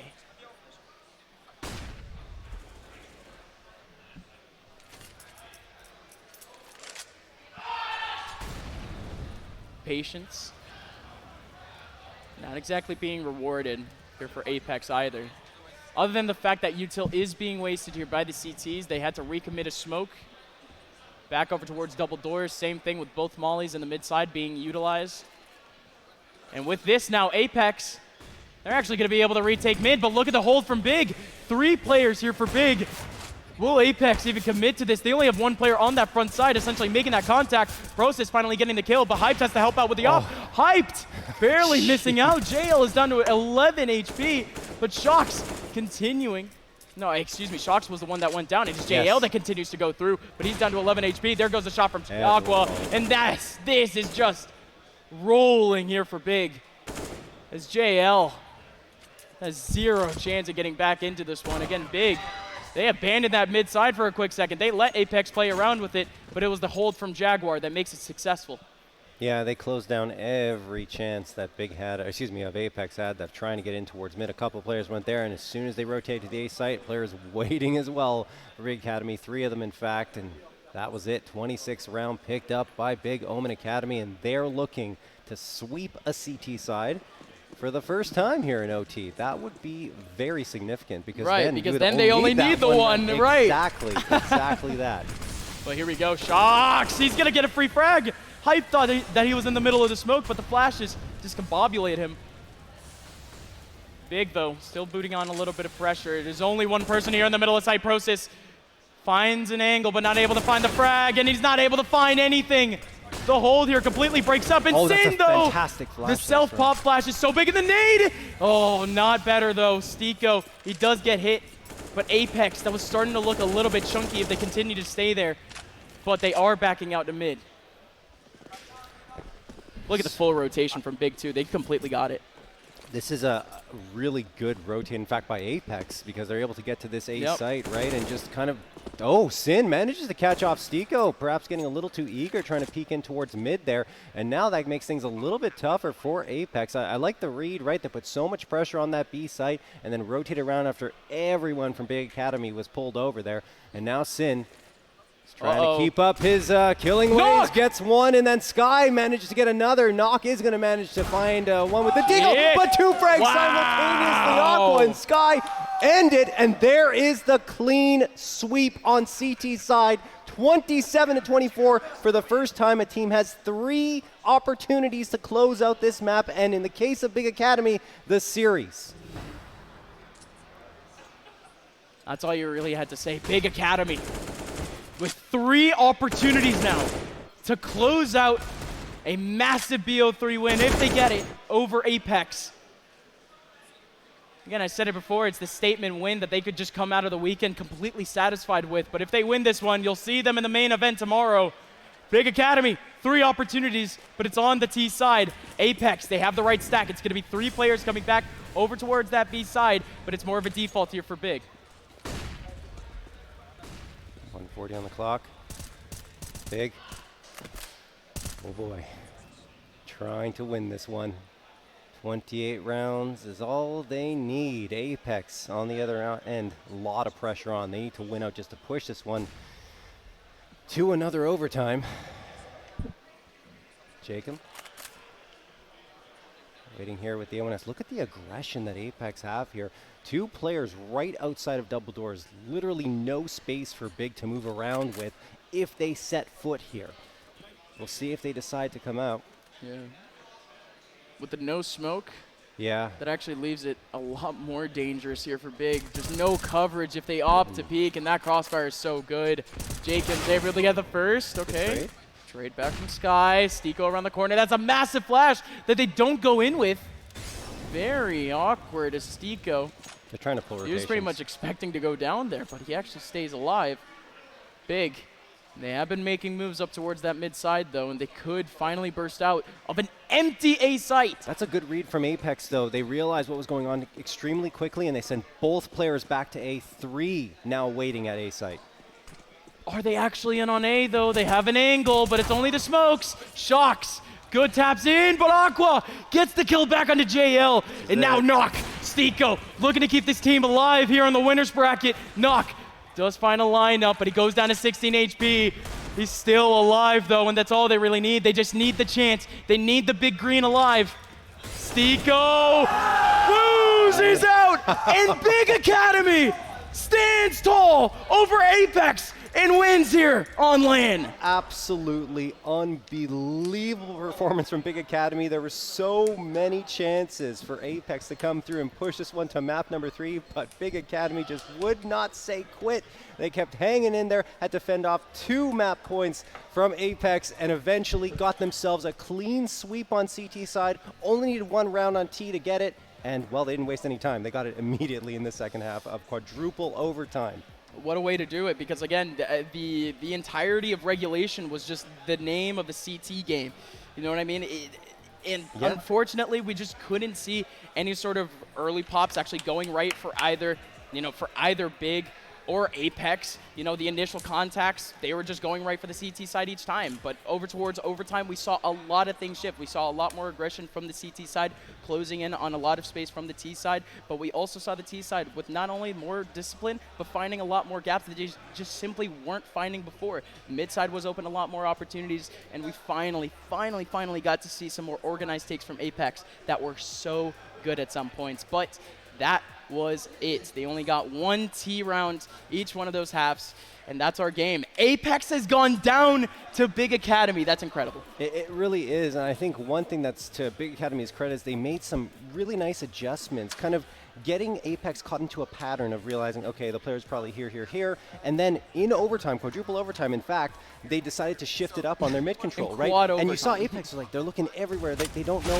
where they could possibly be players there every single time, so they burned so much time off the clock in that way, and then by the time they actually managed to get their hit, it was too late, and Apex were able, not Apex, but Big Academy were able to close things out. So well played in this. I mean, just in the first round of overtime, we had so many good plays. I can't even remember them all because it's unreal how well everyone performed so many hero the plays. I mean, the oppers, every opper on this map went insane, whether it be from Big or from Apex. Such a fun time seeing Hype, seeing Aqua step up to the plate, Jacob, JL, both of them having opportunities with the op at some point in the game, and man, every single one of them hit their shots. And I mean, that's all you just like to see from a good game of Counter-Strike. Even if the strats aren't hitting right, if the players are at their best, the game just becomes hyper competitive every single round. And you get things like this, just the 3v3 just gets shut down by 1 cubby position that didn't get checked. We were talking about fatigue later on in overtime, but again, it just didn't seem that way for Big Academy, who completely turned on the Jets. Yeah, I mean, Big Academy did overlook the cubby position as well one time when they were trying to win, but it's fine. Like, I mean, fatigue definitely was setting in a little bit here on Ancient. I think the only sad thing is we don't get to see a map number 3 against these squads against each other. That would have been so Hopefully fun. we'll get that opportunity in the playoffs, but Apex going to have to fight their way through the lower bracket in order to get there now. Although I feel like they should be able to, but we'll see. We could have another upset come through. Yeah, ladies and gentlemen, that was only our first best of 3 out of many today, at least 3 on the docket in terms of rounds. We're going to be shifting over to yet another winner's game coming up next. But before we go, we got to give a big thank you to the folks over at Mavix.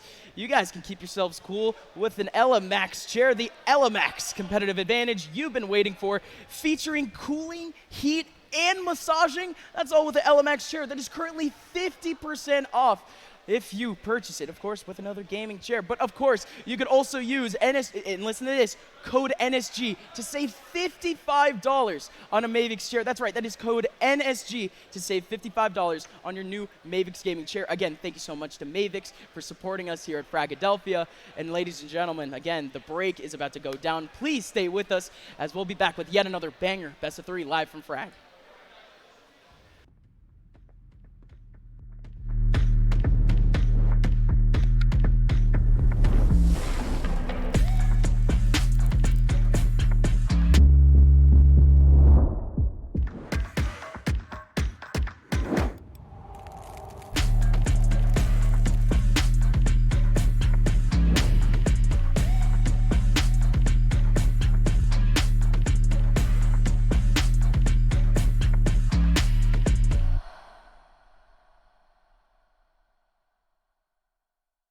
FTX US. Real gamers, real stories that actually happened, for real. I wanted to be there for my teammates, for my IGL, but I just had a lot going on. 1 currency turned into 3, which then turned into 5. It was getting hard to keep track of it all while competing at the same time. Alex, just shoot him! Shoot him! Alex, shoot him! Alex's idea of rotating to objective was walking around his table and checking to see if his Ethereum was up. I spent $450 in air travel and Airbnb to be at this tournament. I hate him. He would just stop doing whatever he was supposed to in game. It was to a point where I was making calls. I was just taking Alex's in-game leader role. I had to either manage my crypto or manage my teammates. I was starting to get a sneaking suspicion that they were going to cut me. We were going to cut him. That's why I asked my local esports specialist about FTX US and the FTX app. Talk to your esports specialist if you've had a history of letting your team down, being blamed for throwing the game, or getting distracted by managing too many currencies. The FTX app may be right for you. Some gamers have reported changes in behavior, such as less anxiety, top fragging, no longer yelling at each other on comms, being a better teammate, and clutching.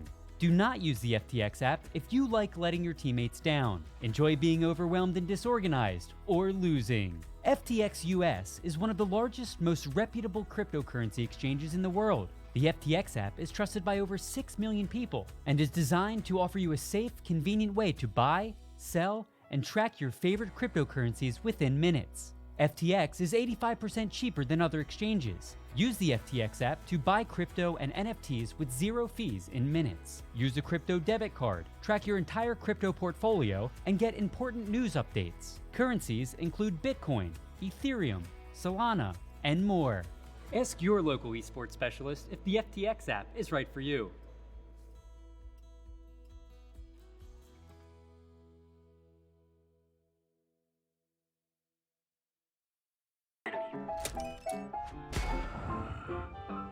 Yes, nice shot, my friend.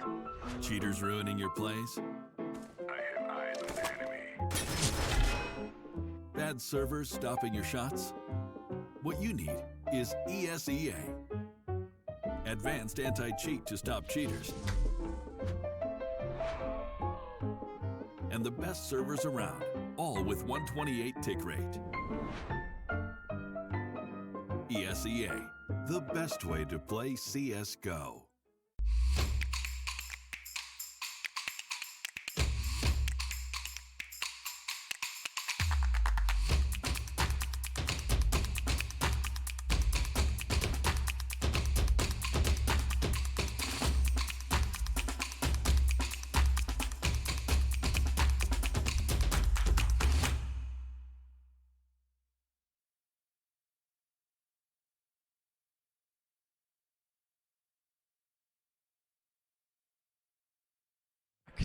to Fragadelphia 17. My name is Upmind, and we're live here from the floor as we're here with Aqua. Aqua, congratulations on the win. I mean, is that one of the biggest wins in your career, my friend?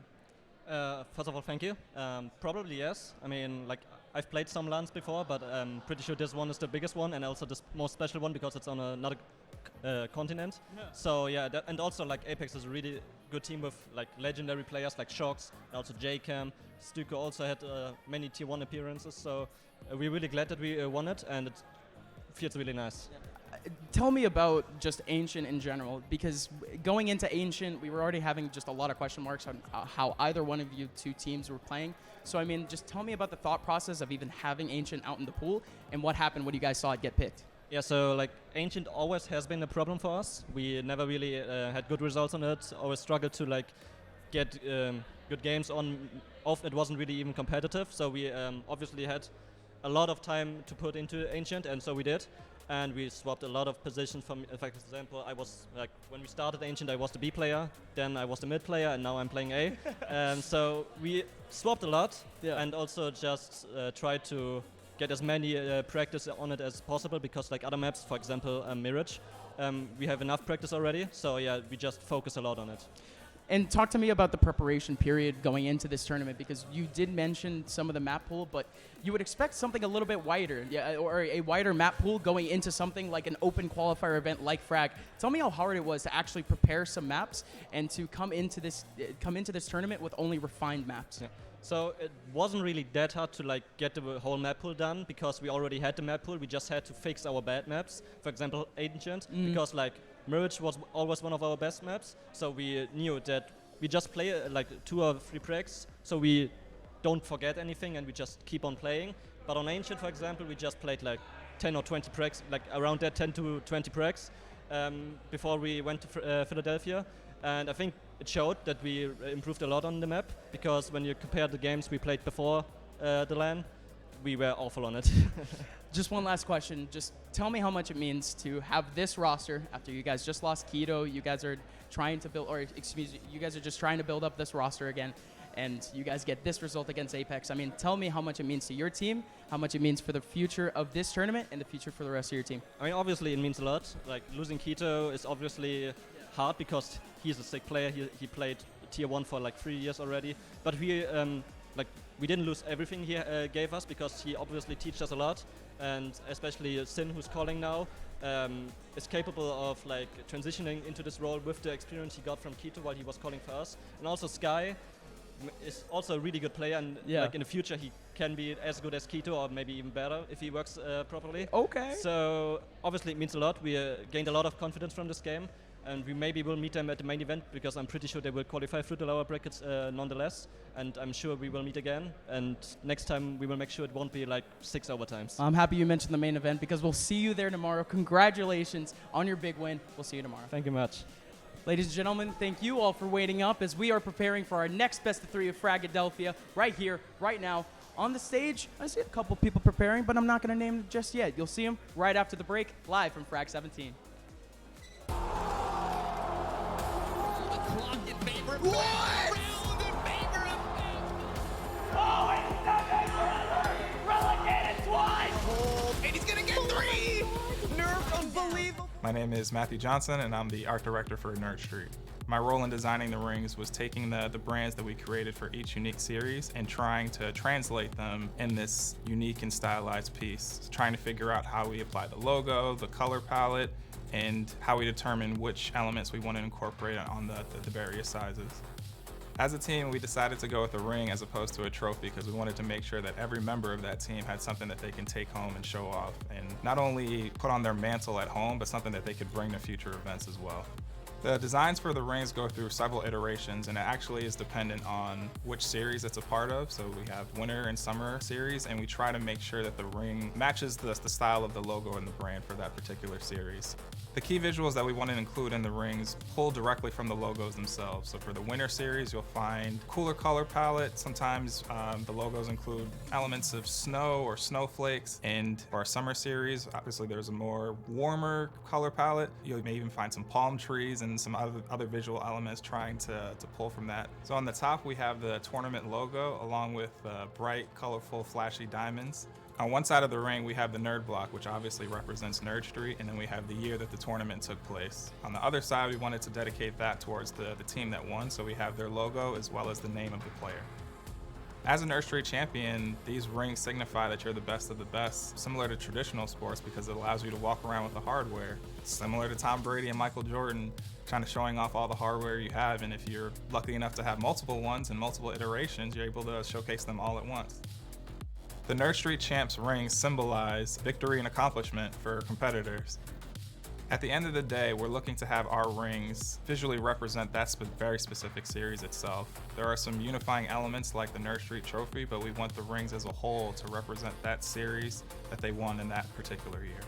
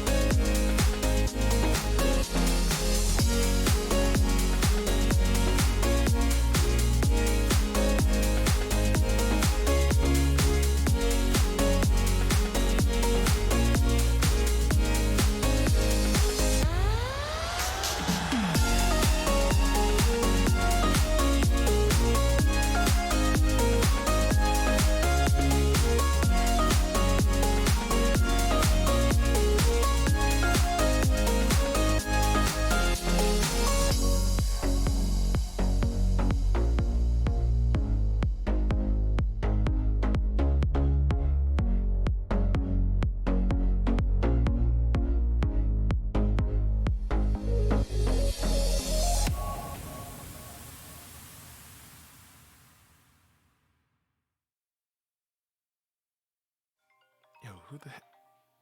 Scam likely. Hey, please do not text to me. I'm trying to get it. Working to become the best of me. I'm doing my job. That includes whipping and keeping the recipes. I cannot stop. I gotta get it till legends are next to me. Till legends are next to me. Hey, please do not text to me. I'm trying to get it. Working to become the best of me. I'm doing my job. That includes whipping and keeping the recipes. I cannot stop. I gotta get it till legends are next to me. Till legends are next to me. Okay, 2X beat his shirt, but I been hitting the gym. It's OT to drive and I'm trying to go out with the crew and style and we bout to go win. I bet on myself. Give me a year and I promise that I'll have a story to tell about people who hate it and now they say hello from the other side like their name was Adele. I cannot stop. That's from the box state to the east side to the coast. I'm catching every fade, talking every day till they mention Jay with the go.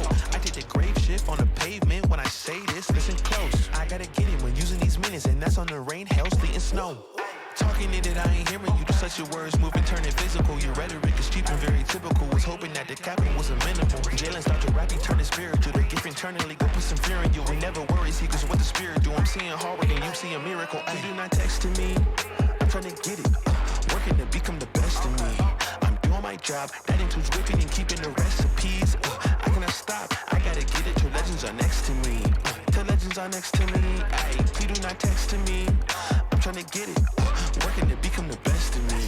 I'm doing my job. That includes whipping and keeping the recipes. I cannot stop. I gotta get it till legends are next to me. Till legends are next to me.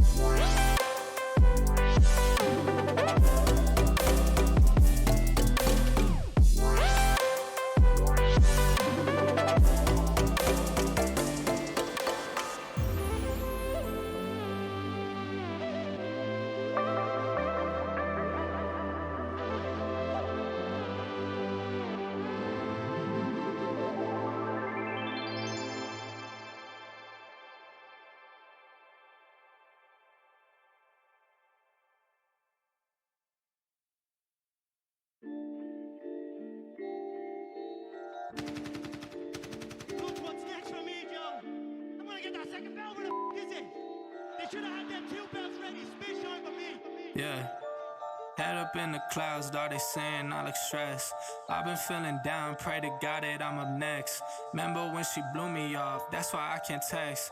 Now she call me petty, but I swear I can't forget. This ain't a test. Now they saying that I ball like Jerry West. Coming back for what is mine, can't take no less. I said go and take a shot, so I need your best. And stop the threats, don't know what is in me. I don't got time, I'm not giving the energy. Too many people around me, I'm finicky. I do not mess with you, dog, you're not kidding me. You don't got way too close. I've been up at the top now, so they all wait for the landslide. I seen too many people that switched up, whose man's high. Through it all, I stay the same, I swear to God, I can't lie. Been down so damn low that I came up for my life. They talk way too much on the internet, it's not real life. I swear my fam waiting, I can't lose, and I'm still right. Still right, I swear that I'm working them up till like midnight. It's real life, I got a time and I'm coming to get mine. In time, I cannot lose and I'm coming right inside. I'm in my, yeah.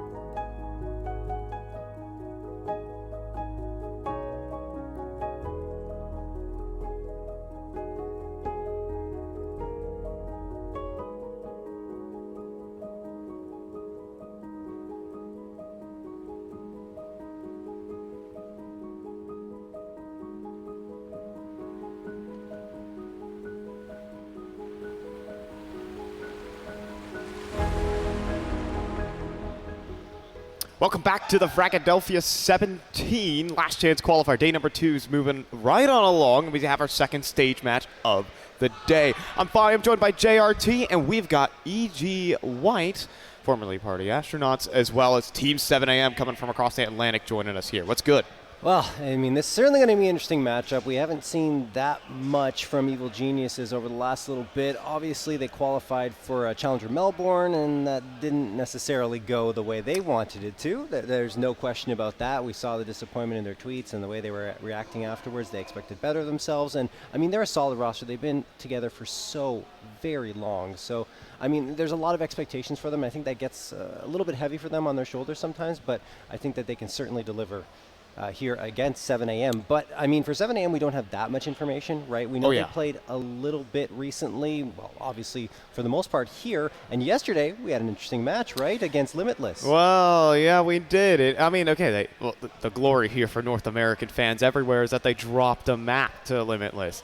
But then the third map was a 16-0 on stage. No fun. But, I mean, for 7am, can't let that hubris get to them as they're making their way onto the stage so that they can take down probably one of the toughest pieces of opposition. But before that, a quick shout out to our presenting sponsor here at Fragadelphia, FTX, the most complete crypto app where you can go ahead and buy, trade, and sell crypto and all that good stuff by using that. I call it the Swiss Army tool for all your crypto needs, and you can even use referral code NERD to earn free crypto on every trade over $10.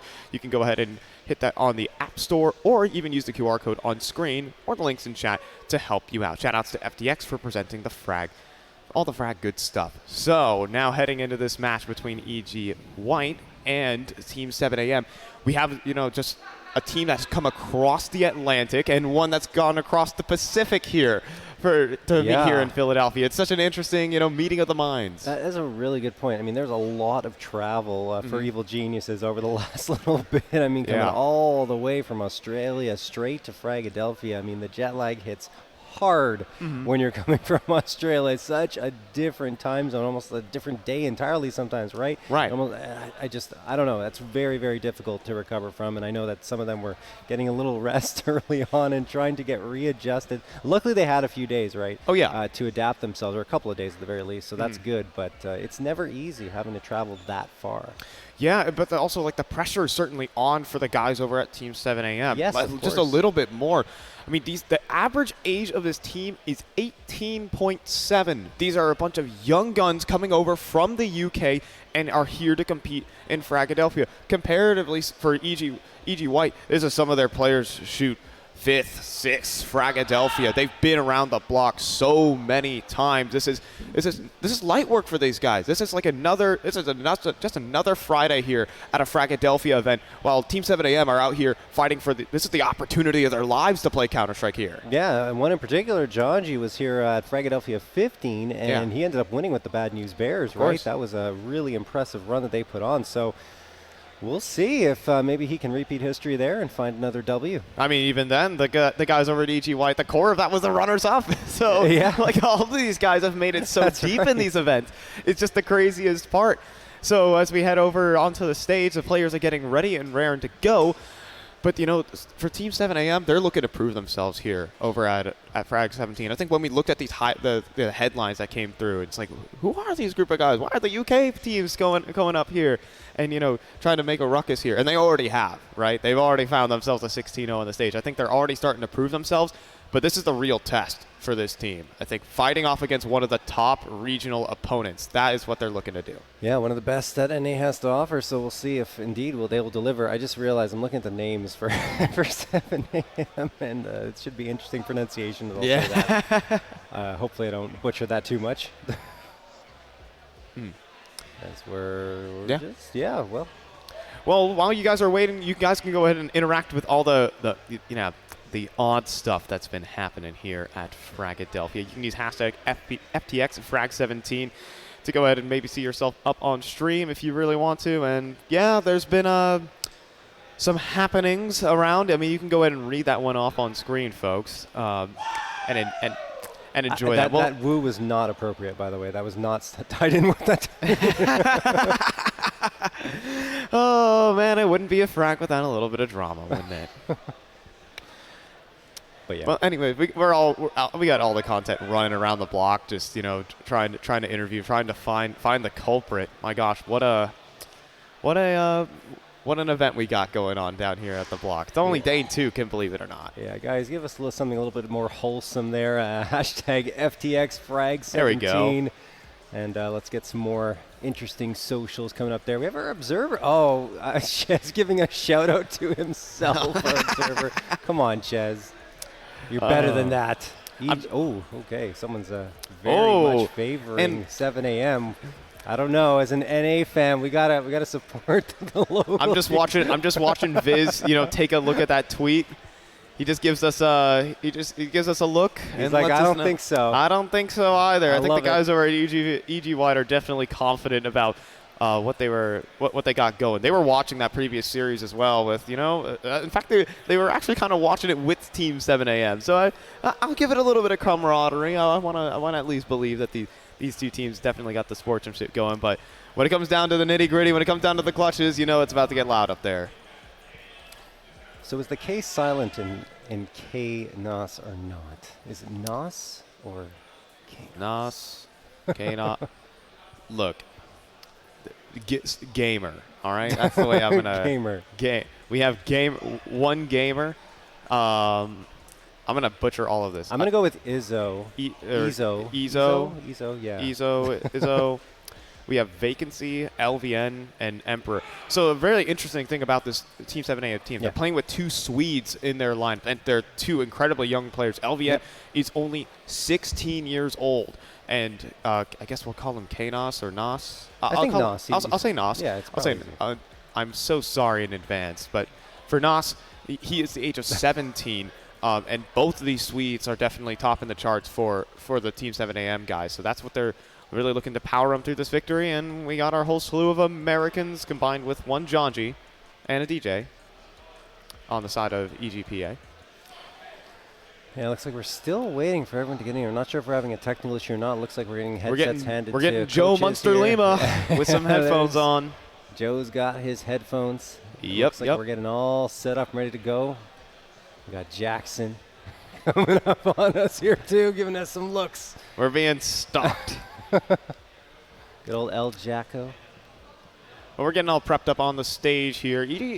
EG White haven't had too much, too many bumps in the roads comparatively to Team 7am. I don't think they've let their opponents get like more than at least 7 rounds against them, if I can recall correctly. They had a series versus Veto Pro just last block, and they were sitting pretty in the stands midway through that Apex game. And comparatively for Team 7am, though, they've been patiently waiting throughout this morning, but it's not been a perfect run. So, okay, yes, getting a 16-0 on a map is a great way to start off your Fragadelphia run on stage 2. But dropping that map is still a bump in the road. There still were mistakes there for Team 7am, no doubt. Yeah, map 2 in particular, I think they're kicking themselves for it, and that's probably why they went on to map 3 and said, hey guys, we're not losing another round. It's over. Limitless isn't going to get a single one off of us, and Nuke was just obviously as flawless as it could be. Sometimes 6-0s were a little bit closer, but that one was just clinical from 7am. They looked very strong. They just walked up on stage and we will win now, and oh boy, they did. Unreal. Yeah, but I mean, coming back into this as well for EG White. By the way, a lot of these players, the former Party Astronauts core, were not in attendance for Fragadelphia 16. So it's a really interesting occurrence to see them finally, returning back to LAN and competing on a stage here, back regionally here in North America, competing in the biggest regional event that we've also had in the last 3-4 years, which is just an incredible feat to be had here. $100,000 on the line, I think, has yet to even get mentioned too much around here. You're getting a dirty look here. Oi, oi, oi. All right, well, let's check out the other. Yeah, let's check out the other matches that are happening here over on Nerd Street. That's the B stream. You got EG Black up against Detonate. So both Evil Genius squads going at it here simultaneously, and then the rest you guys can check out, of course, on all the other channels. 8 streams going on at once. You can catch so much Fragadelphia action. Whatever you want to watch is available to you. Yeah, there is no excuses to see that you're not watching Fragadelphia right now. So we're going to go ahead and drop on into the Vetos. We're finally going to get this game started up, and immediately starting off with the Mirage Man. That's an old classic for this EG White team being put together. An ancient ban coming through for EG White. It's a map that Team 7am, they have gravitated towards a little bit. So the pick of Vertigo, that one makes a bit of sense. Look, yeah, that's a punish pick. Because, look, I mean, my guess is that, Evil Geniuses didn't want to play on Ancient because Ancient has not gone well for them at all. Usually they're banning Vertigo, but they decided they wouldn't this time, and 7am's like, yep, it's in the pool. Boom, we're grabbing it. But I mean, I've talked with Viz and the guys over at EG White, and they said they've gotten incredibly up to date. With the Vertigo. So we'll see how it goes. I'll talk a little bit in depth because we are still going through this Veto. They lock in the Inferno. That's an old Pwn-Alone classic, and we'll head on to Nuke if needed. So this is pretty standard, except for this Vertigo, and this is a new development for this EG team. I've talked with them. They said the Blueprint project, playing alongside the Carpe Diem guys at EG Black, have gotten them up to speed on this map exponentially faster than they would have thought. They're super comfortable. I think they've just recently started making some ventures into playing Vertigo, leaving it open for teams to pick against them.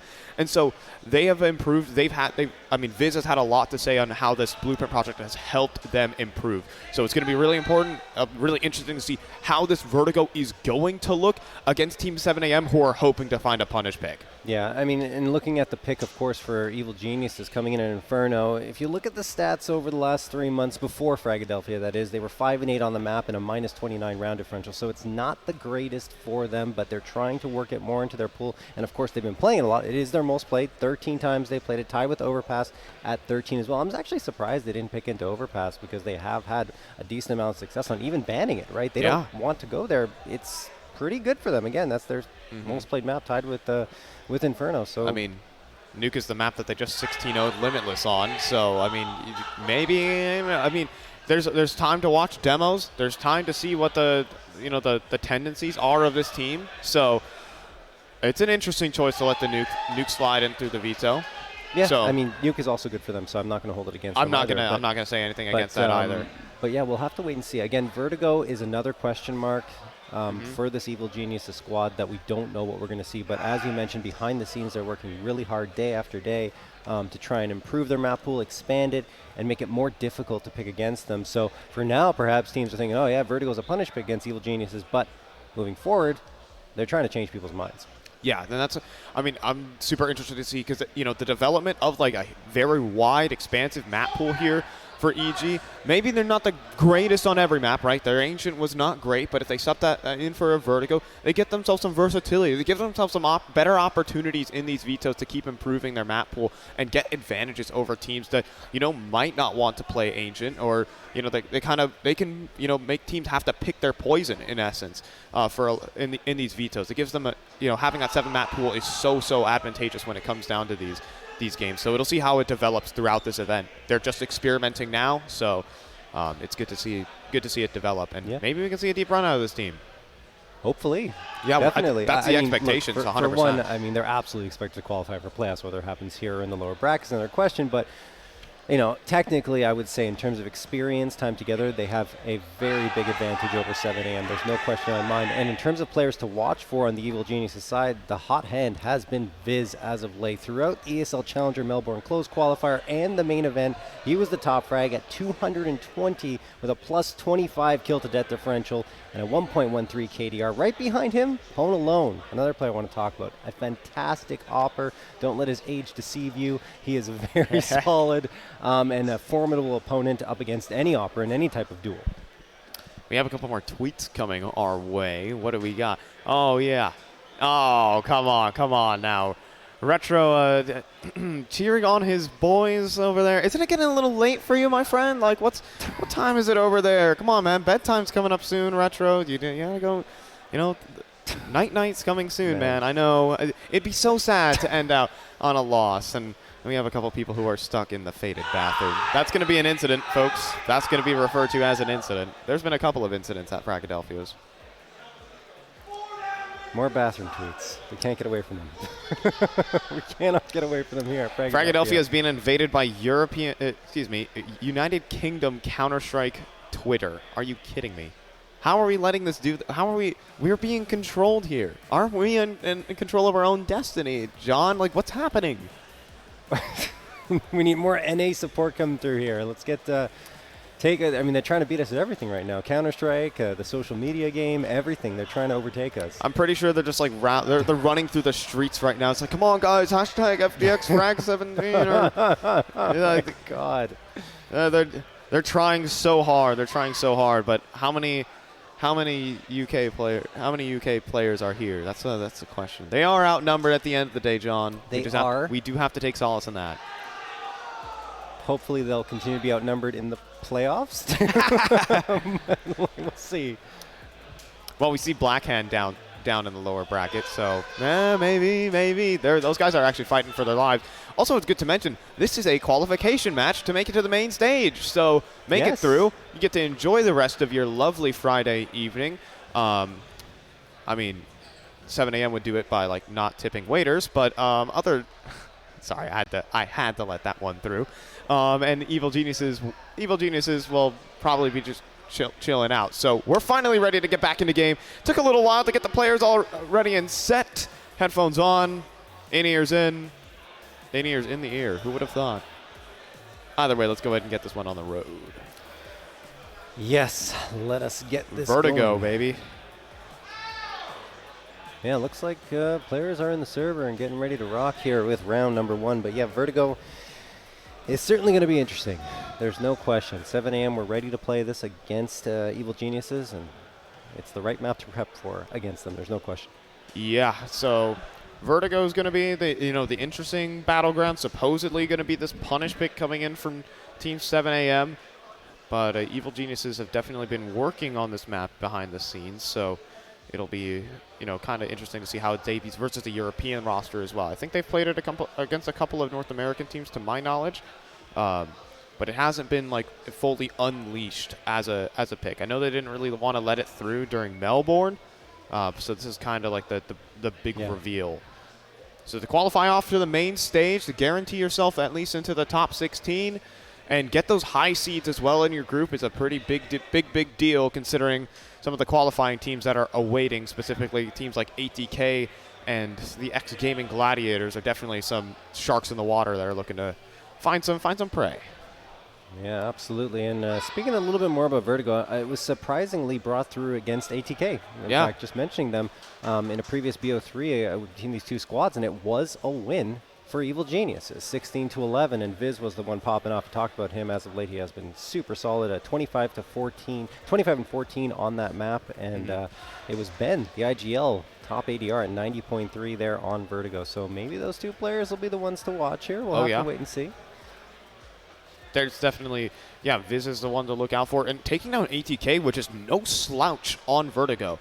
Keep in mind, they've tried to keep that one in their map pool for a long time, especially with the addition of Bowden to their unit. So that's definitely a promising result early on for this EG team, who have, throughout their existence, mostly permabanned the map, and only recently have begun to really pick it up. So, waiting on it. 7 a.m.'s prepped. I think EG have just gotten themselves seated and are getting ready to go.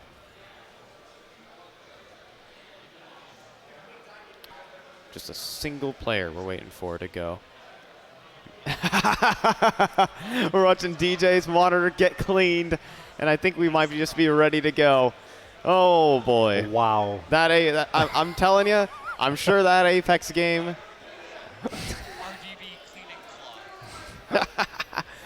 Oh man, it couldn't have been. I mean, that Apex game definitely took the big Academy computer to the limit, and we're finally ready to get into this one. Everyone's laying their stretches out as we're finally jumping into the map of Vertigo. We've talked for long enough. Map number 1 between Evil Geniuses and Team 7 AM kicking off with the pistol. All right, we prepped you guys pretty well for this, so let's see what is actually going to go down here on map number 1. Vertigo as of late leaning more towards the CT side. It started off in the meta as being more T-sided, but then gradually the CT sides got better and better. Teams adapted, and it's actually that's become how a it is CT-sided map these days. Yeah, absolutely. It's actually heavily CT-sided, but we'll see.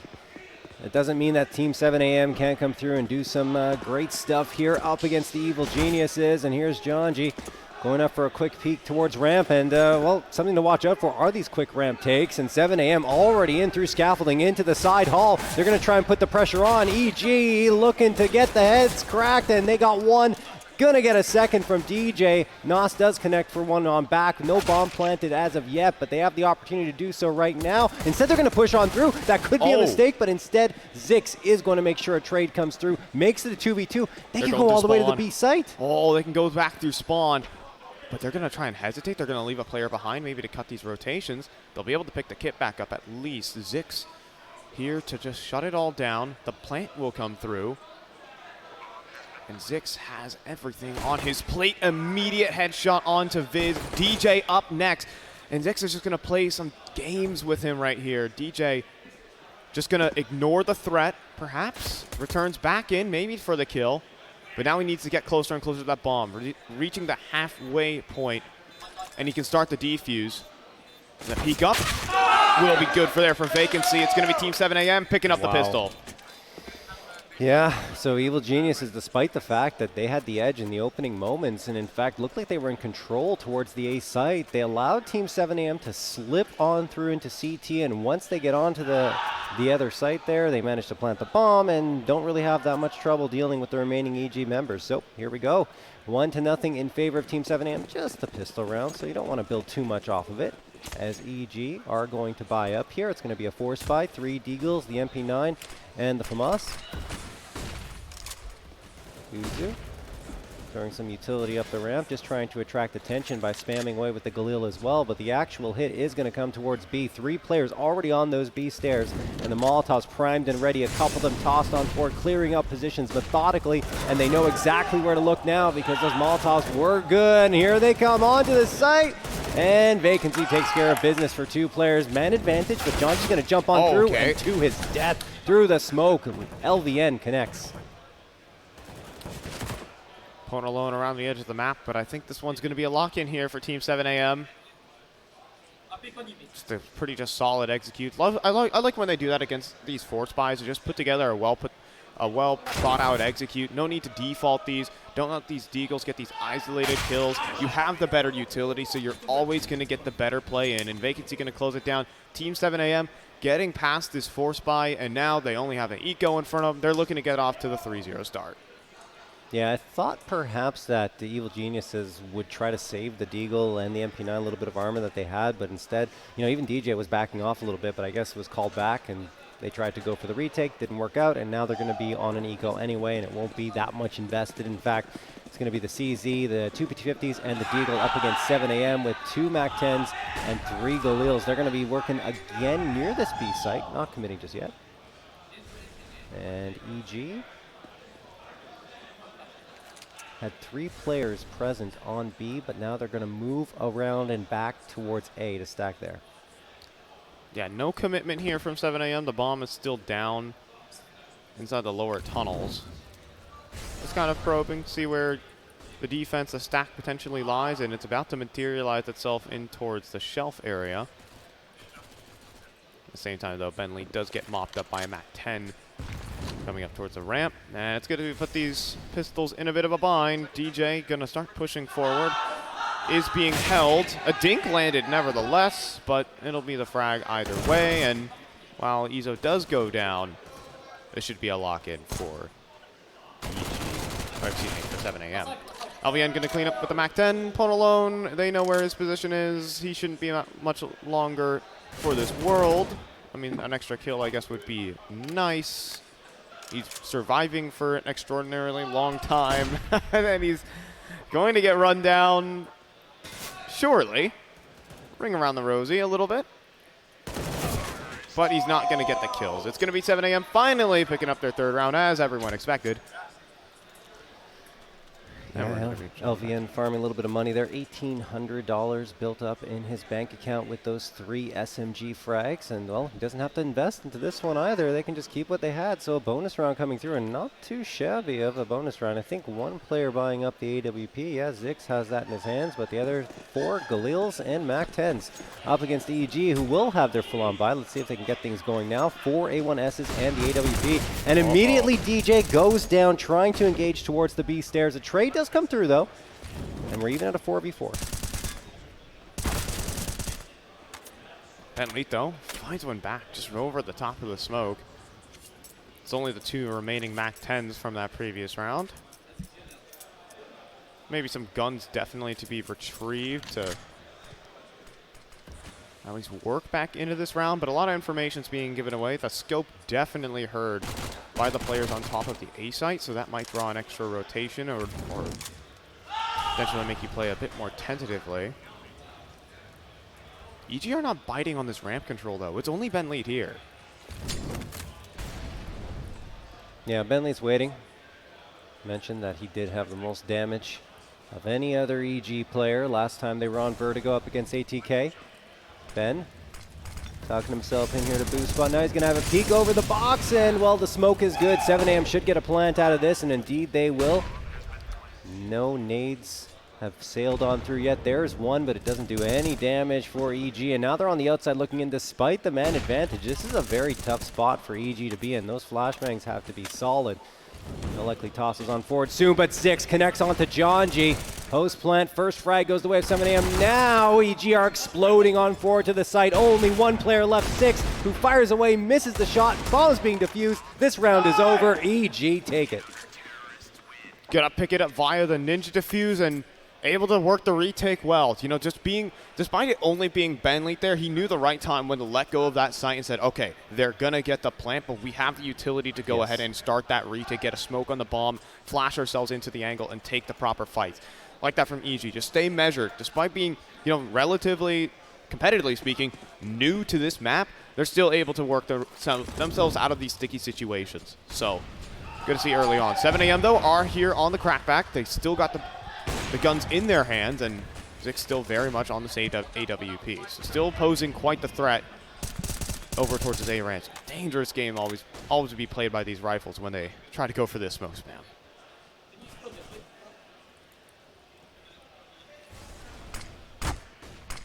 They do. Oop. As a smoke hit his body, and that's an audio cue there for the Evil Geniuses, perhaps realizing there's a player up that A ramp. But 7 AM taking their time, not getting too antsy on their pushes. They want to see what they can clear out first. There's the Molotov thrown towards the B side and mid, and now they're going to have a couple players push up there, and it looks like they want to try for a pincer attack. Boost is going to come through. Ponalone has to be ready for it. Nas gets one onto DJ. Ponalone looking around for a target, still can't find one. 7 AM playing this so carefully and methodically. They want to keep Evil Geniuses guessing. Little gap underneath the smoke. Playing around with some boost right now over towards middle. B is very open. Our 7 AM, only now are they going to really start stacking up the sites. It's going to take a big multi-kill from a CT side player, and that's not going to be from Jondi. He goes for the swing, and Izo's just waiting for it. The entire round spent, but Ben swings out middle and finds a double kill. Maybe to roll this one back, he's going to go for the swing. He's going to challenge this A site. Ben wants this round for himself, but no, Izo will deny. A second headshot for him. And a 2v3. Ponalone, not quite molly down, not forced off the angle too much, but the flashes are fantastic here from 7 AM. Oh, those op shots are so damn close, but no, Zix will be able to drop him at the end of the day. It's a 1v3 for Viz. He'll just sneak onto the site, but no utility. Could he make the frags happen? Zix comes in with a deagle instead to close down the round, and Team 7 AM are back.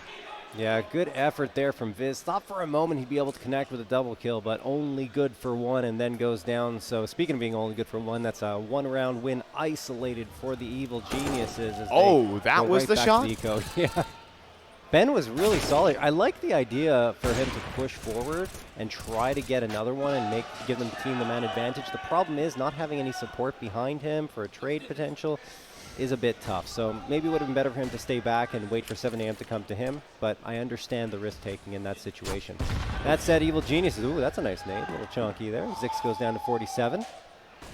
But Evil Geniuses just holding pistols this time, and there's a nice shot from DJ onto LVN. The first shot has been fired here by the Evil Geniuses. Man advantage gain, and Viz is looking to use the tippy top of the smoke to his advantage. Vacancy charging up, very wary of the possibility that someone could be behind danger panel. And he goes up and clears it out perfectly. Good job by Vacancy. Evens up the numbers at a 4v4, but the actual hit might be coming towards A. We'll see. 7 AM tossing utility, and they at least catch Jonji off guard, and that could trigger the push up the ramp. Yeah, I think this might call in for the end of the round. They spot the extra players. They might just double back towards the A side. Bombs gathering itself up towards the bottom of ramp, and it basically puts everything here onto Bentley. CZ is good at this range. Well, believe it or not, they're not really looking like they want to even challenge the short shelf, believe it or not. They're just going to go straight up towards the ramp, and then Vacancy will clear out an instant headshot onto Ben. Ponalone and DJ to kind of DJ trying to finish what he started, but Zix is just watching for exactly that, and that's going to call in for the end of this round. 5-1 starting here for 7 AM on Vertigo. But of course, Evil Geniuses have only had one real gun round to play with. I'd say it's still very much early days. Yeah, definitely. Ponalone. I mean, no reason not to hunt here. Deagle's not worth saving, and yeah, he goes down. Can't find a frag. So, 7 AM on another round win streak. This time 2, looking to make it a third. So we're going to get a replay. Oh, okay. That flick. Oh, boy. He wasn't watching that angle. No, he was ready flicked onto it. It's just instinctual. It's muscle memory at that point. You know exactly where you need to flick to for a boost to come through, and great job by Zix. Timeout rolling on out early in. Hate to keep it a tech. We need to wash the monitors again. Let's get that, my RGB cloth there. Yeah, that was our producer jumping in with that. The gamer microfiber. Gamer microfiber. There you go. Honestly, I would buy it. I mean, I love RGB, so my whole computer just lit up in a rainbow. You know, I've been in North American Counter-Strike for too long that every time you say RGB, I'm like, are you mean RBG? Yeah, oh, no. God. I mean, sadly, they're no longer involved in the scene that much. Shed some tears, folks. Yeah. We're back in. F's in the chat for RGB or RBG. Nah. I got crossed up. I'm kind of a little relieved that the nostalgia. We don't have to mix that up anymore that much. 5-1 here for Team 7 AM. But this is just another gun round for Evil Geniuses. They haven't really gotten pwned on an op all too much. And starting this off, though, just a brazen duel outright. Viz trying to take off versus Zix. But at the end of the day, it's only a damage exchange. Molotov's going to get tossed in there by Viz, so he's just trying to keep them at Veto for 7 a.m. Like you mentioned, just a damage exchange happening, and pretty even, in fact. So no clear advantage for either side up until this point in the round. Janji waiting for an opportunity to toss a nade on forward. He's certainly a player that Evil Geniuses relies upon to be a damage dealer. Typically is the ADR leader on this squad. Little boost up, but didn't spot the player out towards the quad position. At the same time, Vacancy has snuck up towards the danger box, so there's a bit of a trade in positioning here. And all that smoke just might lure them forward. When you think you have a gap in the defense, you want to just run right through it, but there are 2 players here. This is not a weak site by any means. Though Vacancy actually has an HE grenade. Placed right, that could take down Viz. 30 seconds on the clock, too. They are committing B. They must go now. Here they come. Exactly at the 30-second mark, the utility sails on forward. Here comes Vacancy, and he's got DJ dead to rights, and Izzo finds Viz. It's all going the way of 7 a.m. so far. Opponent alone could ring true for another one. That would help immensely. Time's at ticking. least deny the plant. If they can do that, That's that's great. The Molotov takes down the bomb. Izzo's gone. 10 seconds left now. Ben is doing work here. Can they deny them further? They can. Evil Geniuses make it down to only 6, and time is up. The bomb will not be planted. Great work by the EG side. 2v4 taken in that one, and it's time. That's the enemy there. They get the good positioning to attack the site there for 7 a.m., but it's not fast enough. The frags do roll on through, but the lurk doesn't activate in time. And eventually caught out in the middle of the open on low HP for a couple of those players. Despite Viz going down without a kill, he got dealt instrumental damage to allow that bomb to get dropped and allow that round to come through. Evil Geniuses will bounce back, but Team 7 a.m. are also still very much here to play. We have another full gun round, and this time Zix is going to drop Pone alone in the opener, and Janji trying to run through smokes. Nas will be able to drop him. 3v5, and it's only Ben on the site. Yeah, they haven't really gone for that quick execute up the A ramp, but here they go in the first 20 seconds, immediately charging up, getting a couple of frags. The defense not good here for EG, and even worse, as and that's going to be Ben getting dropped by Nas. Oh, and look at the lurk even. I think Vacancy could get a couple here. Oh, no, he gets nothing. Okay, Viz is able to keep himself alive and take down Vacancy with the A1S, and that means that these 2 rifles will at least be carried over, but that's probably disappointing for EG to again have their round victory isolated. Yeah, but at least it does save some of the guns, and they still have this round loss bonus, so they should be able to drop over a couple guns and still put together a purchase for this next round, as long as they hold on to these. So, not the end of the world, but this is still a pretty solid start for 7 a.m. I think just catching this EG CT side aggression, kind of more or less unawares. We've seen Janji get picked trying to peek down. Zix? Took him down so the bomb wouldn't get him, I guess. Went out on his own terms. Is that straight? Is that just straight BM? Like, I'm not entirely sure. I guess they do things differently in the United Kingdom. Okay, that was something. I can say that I haven't seen that before. Just straight up nothing happening, and here's an op bullet to take you down. Here's your reward. All right. We're back in 7 a.m. I'm surprised they didn't actually drop over the guns. I guess the loss bonus wasn't high enough there for EG. Starting this one off, though, one of the rifles does find success. They put both of them in towards middle, and it's a trade 1-for-1. And those 2 rifles will actually stay in play. It really comes down to what the pistols can do over towards this A ramp. The boost is up. Trying to sneak past. We can just hold this forever. I'm not sure Dante's even going to get a kill out of this. I think you could catch him off guard. We'll see. They haven't really tried this yet. And 7 a.m. aren't really looking for it. Okay, now they are. 2 players turn around there. And that drop will give it away completely. They start to spam. Obviously, no one's going to stick around here. There's no reason to. Oh, no, they're going to go back into the jump. I guess the thing you least expect to happen. might be the right call, and Jonji connects on to Nas, but unfortunately, Zix has already moved his way up to cement, and he is good for not one, but 2 frags from the big green. Only DJ's left standing now after LVN drops Pwn alone. And DJ, there's really not much he can do. I would say best case, he saves this AK and gets the heck out of here. He does have a kit, so he might try to be cheeky and sneak onto this site, but he's going to have to take some fights, there's no question. It's maximum security prison right now. There's everything on every angle, and he'll go down. Zix is going to snipe him at 7 a.m. on 7. And this is just this is turning out to be a bit of a runaway half now for the 7 a.m. guys. Again, these just little overextensions are, I mean, at least in the gun rounds, are definitely costing Evil Geniuses. Adaptations need to start now if they want to bring it back.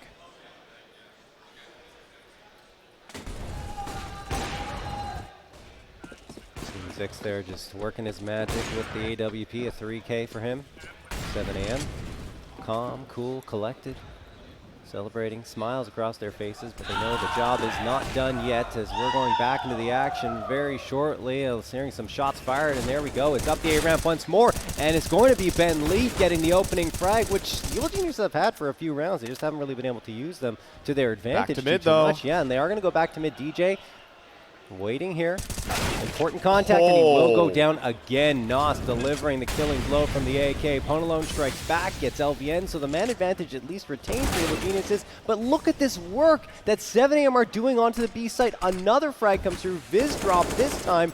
And Ben Lee is desperately spamming through the smoke, hoping to connect on something, but the utility's so good that they're going to have to wait even longer, just try and get back through. Oh, my goodness, catastrophe. And look at this position as well from Nas. There's no attempting this because he's just going to pick off the remaining players tucked in behind the smoke, flashbang through, and okay, Jonji will get him. Is he going to go for this? I mean, give it a go around the edge of the map, just jumping around out in the open. Hoping to dodge an op shot. Time is running just a tad too low here, though, John. He doesn't have a kit, does he? Oh, but Vacancy burns? Wait a minute. He's not going for this full play, and Zix is still going to hit the shot anyways. 7 a.m. are now just, this is just a runaway half now at this rate. For this T side of Vertigo as well, just at this day and age, it's not looking great for Evil Geniuses. No, not at all. Match going to be paused here for them to talk things over, especially again since it's starting out with frags in favor of Evil Geniuses. When you get that man advantage, typically you have a 65 to 70% chance of converting a round victory, and they're getting them consistently, but Team 7 a.m. continue to recover so very well. Not to mention the pressure they're putting on both bomb sites is just throwing Evil Geniuses for a loop, right? They'll come to A, but then they have contact on B that they just cannot deal with. I mean, it comes down to a mad entry coming out from 7 a.m. onto DJ out middle. Goes completely just nothing, right? Even on an angle that's normally given, you know, a great one and done angle perhaps there for DJ, meant to get that information. He gets destroyed. And that's a huge issue right there. And those type of frags need to be converted, but at the same time, 7 a.m. got to get the credit for the firepower that they're showing here on the stage. Yeah, they've been fantastic so far. Evil Genius is back to another pistol buy-up, and as you alluded to, 8 rounds on T-side is already excellent. Could easily be 9 here since EG only have the pistols, 3 deagles, the 5.7, and the CZ. A little bit of U-tilt to help them, but on 7 a.m. side, they got a lot more. They're throwing the flashbangs, Molotovs, everything, trying to get the edge, but that is a big one. DJ with the CZ finds vacancy. 5v4 gets an upgrade to an AK as well, and that makes the round a little bit more interesting for EG. Trying to spam through the smoke, R7 AM expecting EG to be hiding in it, but so far, they're just throwing 7 a.m. for a loop as they've backed off of that positioning. Nos gets mid for free though, and he will get the frag on the AK player. That's DJ. So close though, 8 HP on Nos. Have to be careful about this one if you're 7 a.m. if they don't want to get ecoed. The boost is back up here for Jonji. The slow walk up ramp begins for 7 a.m. Jonji. Don't get your hand stuck in the cookie jar, and it will. Izo will pick up the kill. And it quickly turns back in the favor of 7 a.m. Ben Lee will find a headshot, but nothing more. Another tag, however.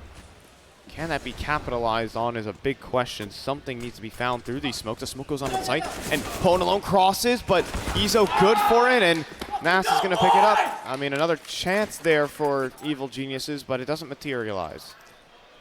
Yeah, just on the pistols, though, and I mean, that boost is being watched for at this point, so they have to be very cautious. John just got his clock cleaned the minute that they came around that corner right from the ramp, so it's not too easy there for Evil Geniuses to fend off the ramp push, and if you can't stop the ramp push on Vertigo, you're in a lot of trouble because it's so easy for the T's to get there quickly, and I'm sure 7am are going to continue to abuse it until Evil Geniuses manage to rebuff them. 4A1Ss and the op here for EG. Jonji's going to go for this peek once more. Needs to be careful he doesn't get caught out early, and well, he's just getting some utility ready. Tosses the smoke on forward. The incendiary grenade comes after that, and Bentley's waiting right around the edge of the smoke. Hopefully, for his sake anyway, he'll be able to catch someone off, and it's an interesting setup for EG. Finally getting someone down to all the way towards the bottom of ramp, but Jonji overextends into the op. Another time where he gets picked off in these early stages, and it leaves Ben Leet out to dry. Now Pone alone peeks in the middle. Ben Leet needs to do everything from this corner to save the round here for Evil Geniuses, and he can't. Too many Brits on one line. And now, well, 2v4 is how it stands. DJ gonna try and make a hopeful play. That's their only chance they got in this one. I mean, yeah, EG, I mean, the aggression's not really working up the ramp. They continue to have forward positioning there, and they keep losing bodies. So I would say at this point, try to play it a little more passively. Keep the players back, top of ramp. Don't have to push up too far, and even Pone alone going in through elevators. Anyway, okay, good wait job a by minute. DJ. He's actually going to get a couple of frags, so don't count EG out of this round just yet. Vacancy and is the last two standing.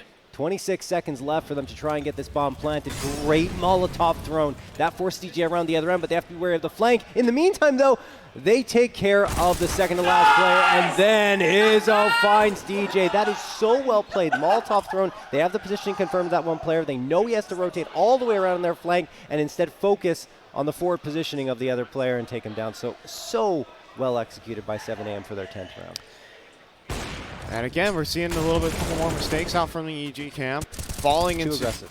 I mean, just falling into AWPs. And it's just the name of that one. Faltering in these opening engagements. And, you know, if you have that extra player in that low man situation, then it means all the difference. Jonji's shaking his head saying, oh, got to get it together.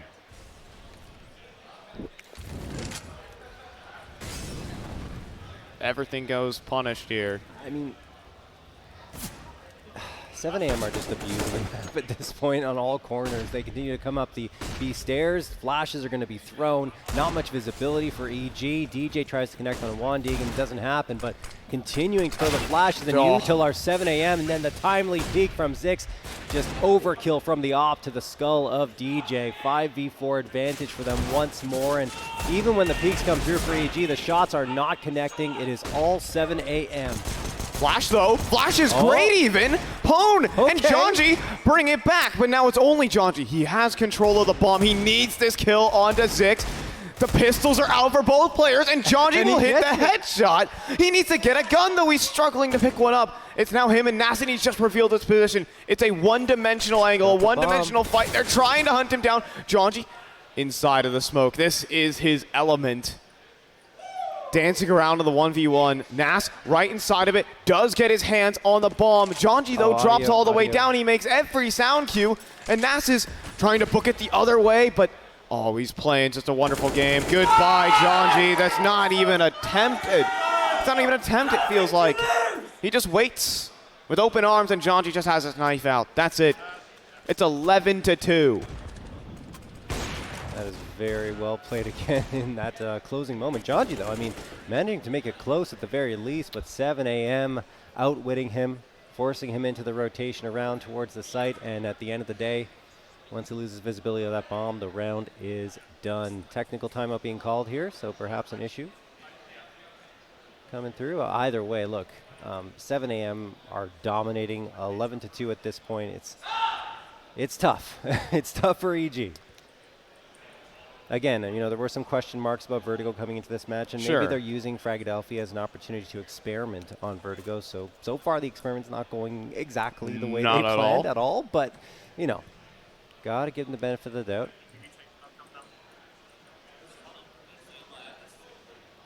Again, they didn't pick into it, to be clear. This is just 7 they a.m.'s left pick. it in the pool instead of their usual ban, which is this map. Yeah. This is, I mean, it's not like it's Evil Genius's best map, but they just, switch off and are at least allowing this one to go through. Yeah. So, well, it seems like a punish pick is materializing here for Evil Geniuses.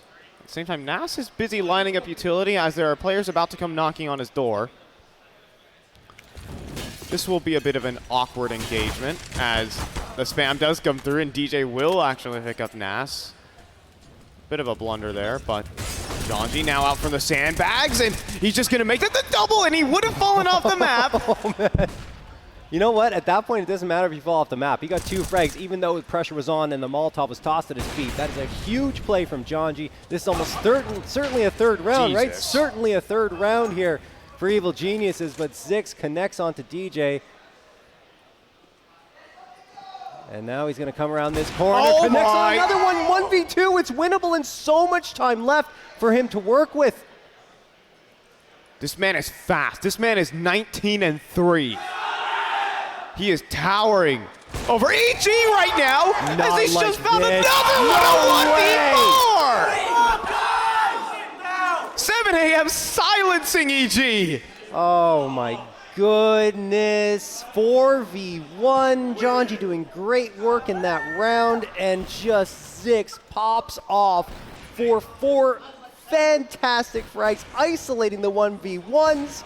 And that one at the end, he's just too quick on the trigger. 7 a.m. celebrating, and EG have to have their heads in their hands because that is just absolutely catastrophic, especially considering the way this has trended, how much control 7 a.m. has had. They needed a round victory like that, a 4v1, easily convert to get the last one, but I mean, Zix came out with an absolutely ridiculous play. The thing is, I mean, if you're EG, I'm not even sure what you do differently because they were playing passively, waiting for him to come. Just his peaks were fantastic, and his shots even better.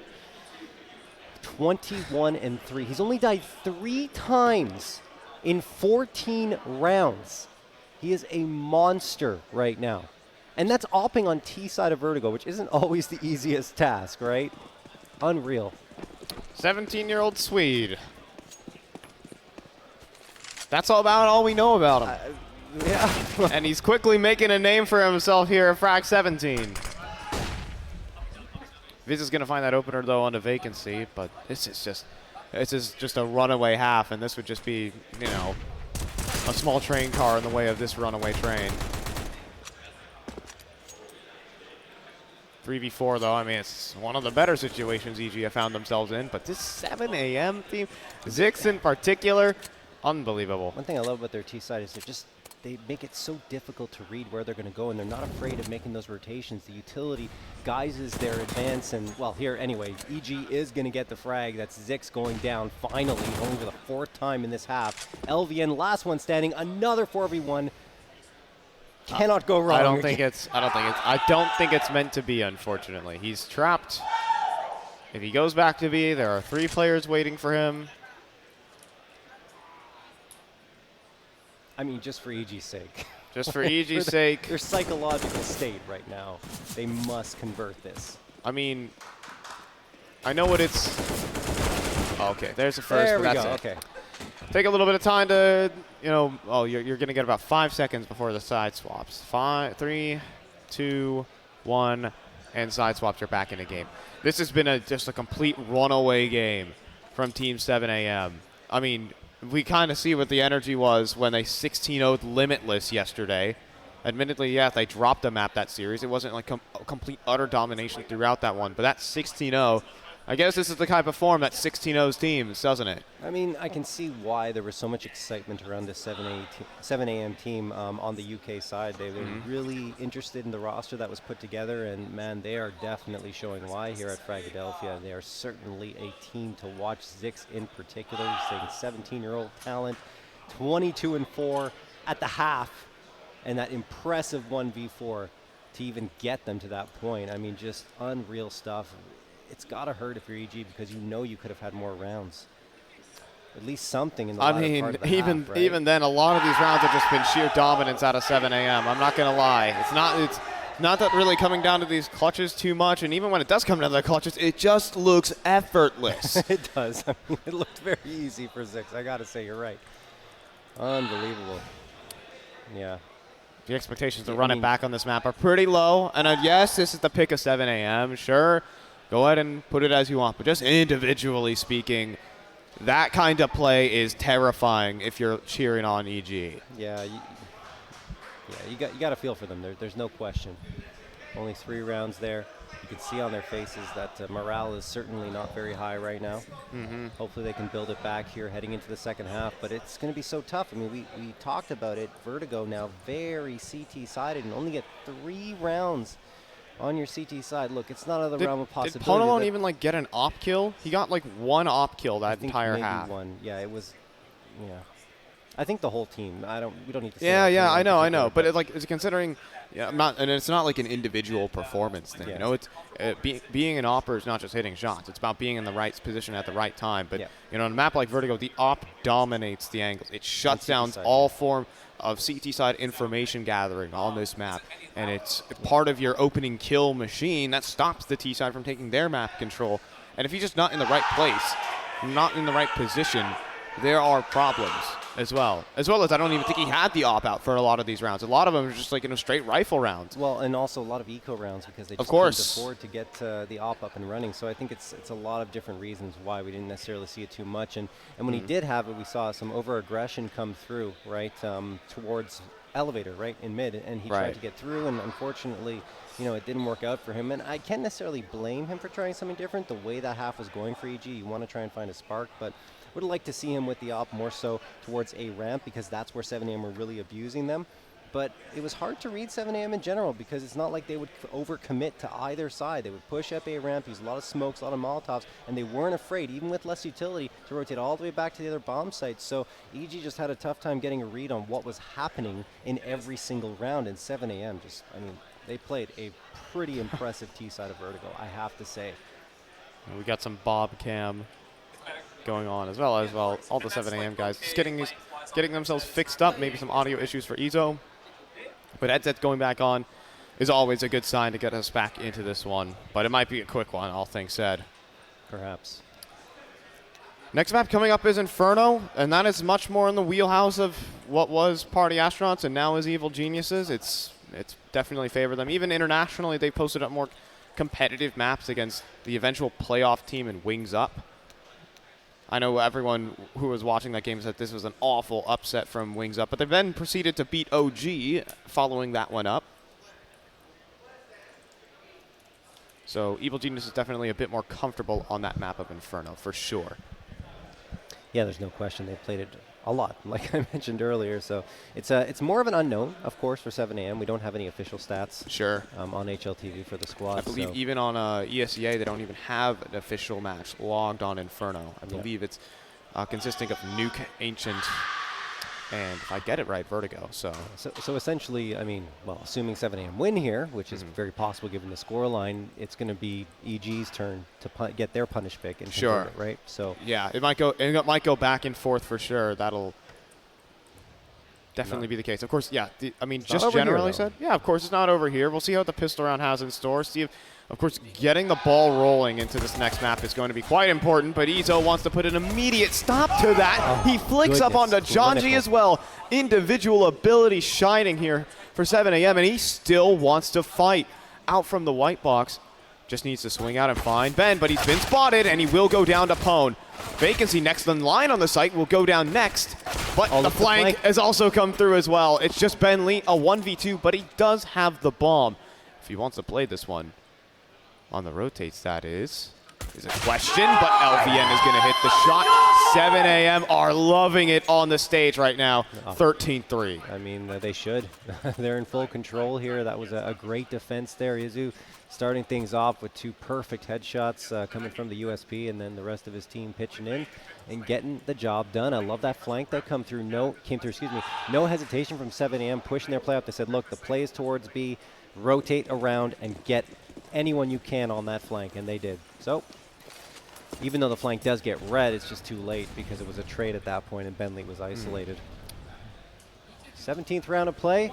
Izu's already got the A1S in his hand, so does Zix. The other players, MP9s, looking to farm that anti-eco money.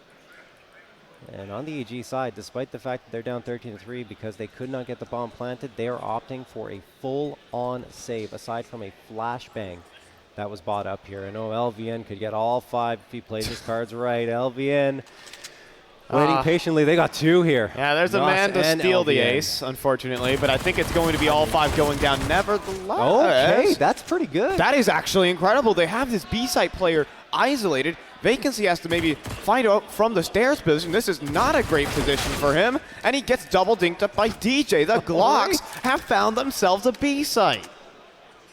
Just Glocks coming through, charging forward, and they get a bomb plant, but can they win the round? DJ's got an opportunity, the Molotov thrown here, peeking around the corner, taking a chance, and DJ goes down. Still impressive that EG was even able to get the bomb planted with only a flashbang purchase into this round, so good on them. They'll have a very strong buy-up coming up here. The problem is, it's 14-3. So, I mean... Yeah, small problem, guys. As good as the eco went, it's still, you know, an 11-round deficit. Yeah, we're in a little bit of a, you know, a tough position.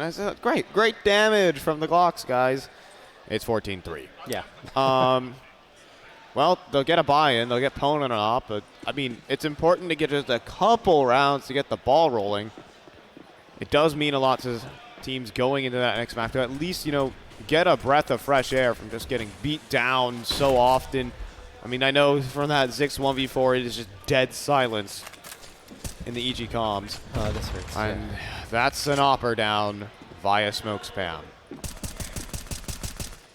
Yeah, Zix is going to look for more here. He has just been lights out incredible here for 7 a.m. Continues to hunt. Flashbang thrown for him, and now he's going to throw one of his own potentially. Comes around the corner. Oh, Viz manages to recover. Takes down Zix. 4v4. Lots of time left here for EG to work with, and Viz looking to press his advantage on forward here. We'll need to be wary as there's A1S's all over, and Viz connects on a second in the round for himself. Oh my! Viz is popping off. He will get shut down eventually, but he has helped his team get a man advantage and a lot of ground gain, over onto this A site. Finally, it's only Vacancy left standing, 3v1. EG looking to get a 4th round, and any type of momentum helps this point. This map is probably not going the way of EG, but that is definitely something that can garner something for the next. But, you know, hold the confetti here for 7 a.m. We're still playing CSGO on Vertigo.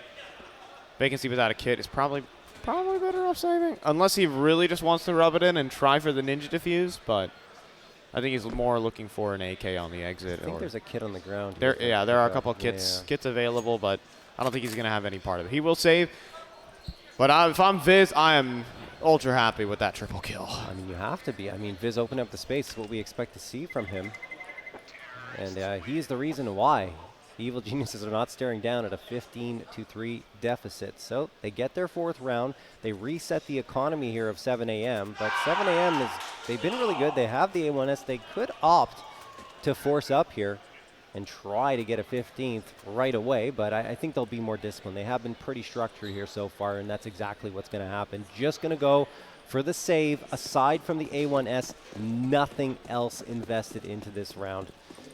So 7 a.m., hoping that the M4 is enough. Pone alone in the meantime finally has that big green in his hands once more, and he's going to look to connect on some shots, warm up a little bit. There we go. The Vacancy is dropped. Information gain for the A1S, and it doesn't matter. Great self-flash thrown by John G, and they are taking care of business here. Only the pistols, of course, as mentioned. The USPs falling by the wayside. And at least you get your aim warmed up a little bit on your T side as the Evil Geniuses get a 5th. Yeah, at least feeling a little bit better. Like you're just not getting battered over and over again. Yeah.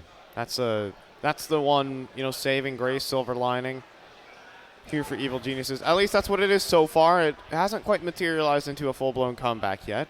No. But the money's never really stabilized here for 7 a.m. I just realized they were in double eco territory for that one. Mm-hmm.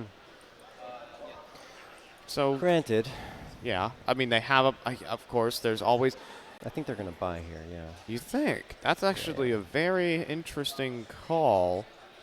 Yeah, we're going to see an MP9 and probably a FAMAS for vacancy. So he hasn't even bought armor yet, so that's definitely going to be a second MP9 purchased in. Definitely a weird one here for 7 a.m. I mean, if they win the round, it's not weird at all. But Evil Geniuses with a little bit of a lifeline, just trying to get the ball moving. Look, yeah. I mean, if you're Evil Genius at this point, it's one round at a time. Try to get as much as you can going in this map. Even if you don't win it, just string some rounds together, get some momentum going into map number 2, and outside of that, maybe you can come back into it. But again, it's one round at a time. Don't look too far forward. That's the secret. Hone alone. Waiting around here at ramp. Looking for an opening engagement, but nothing being given to him by 7 a.m. Finally going to peek around if the utility is tossed forward, but he decides to back off and then re-peeks it to take down Izzo. So that's the first frag, exactly what EG were looking for. Hone Alone's looking for a wall bang, and eventually the rest of his team is going to try moving on forward. LVN's good for the trade. Jonji dropped and immediately gets the heck out of there to ensure that EG can't regain that man advantage. Well played. Looking to a little assemble a boost, though. And it could... Oh, it's spotted out! Ben Leet spots the top of the head and will wallbang down Zix. And things change a little bit. Back to the man advantage here for EG. Now they can toy around with the map, but I love that there's a move being made here by 7 a.m. They've pushed back in towards ramp, and they've retaken this control. They've gotten the information back for the B site. So they will actually have a reasonable defense. In fact, they push all the way down. They even have a flank with 25 seconds on the clock. This entry has to be literally flawless for EG. Both players are here for 7 a.m. as well as the flank. Vacancy holding the cross. And he will go down, but Nas activates on the flank. And where's the bomb? It's down on the site. No one's there to plant. No. DJ out in the open, dropped by LVN, and 7 a.m. are on map point. I mean, what can you say? Just completely falling apart there for the Evil Geniuses up against the 4 spy for 7 a.m. The 2 Mac 10s, excuse me, the MP9s doing all the work. And it started off so well. Ponalone gets the opening frag. Even though Jonji goes down here, Ben Lee recovers too and gets one through the wall. The thing is, at the end, it's the MP9s and then, of course, the A1S from LVN to take care of the last 2 players. And Evil Geniuses, they lost control of the bomb. I mean, they didn't really know where to look for 7 a.m. and this is just... it might just be a write-off, right? Just forget about this map completely. Yep. I mean, I got these first couple of rounds. If I'm Viz, maybe I'm still feeling it individually, but yeah, mentally here for EG, I'm checked out.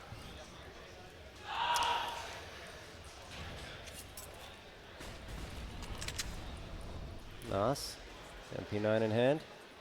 Peering around the corner here, looking to deal the killing blow, the final nail into the coffin of EG here on Vertigo. Nas falls off briefly, and that will actually give EG an opportunity to close the gap between him. Good smoke thrown, you can peer around the edge of. Ben Lito gets the opener, taking down LVN, and Nas can't find the trade, and Ben immediately backs off of that position.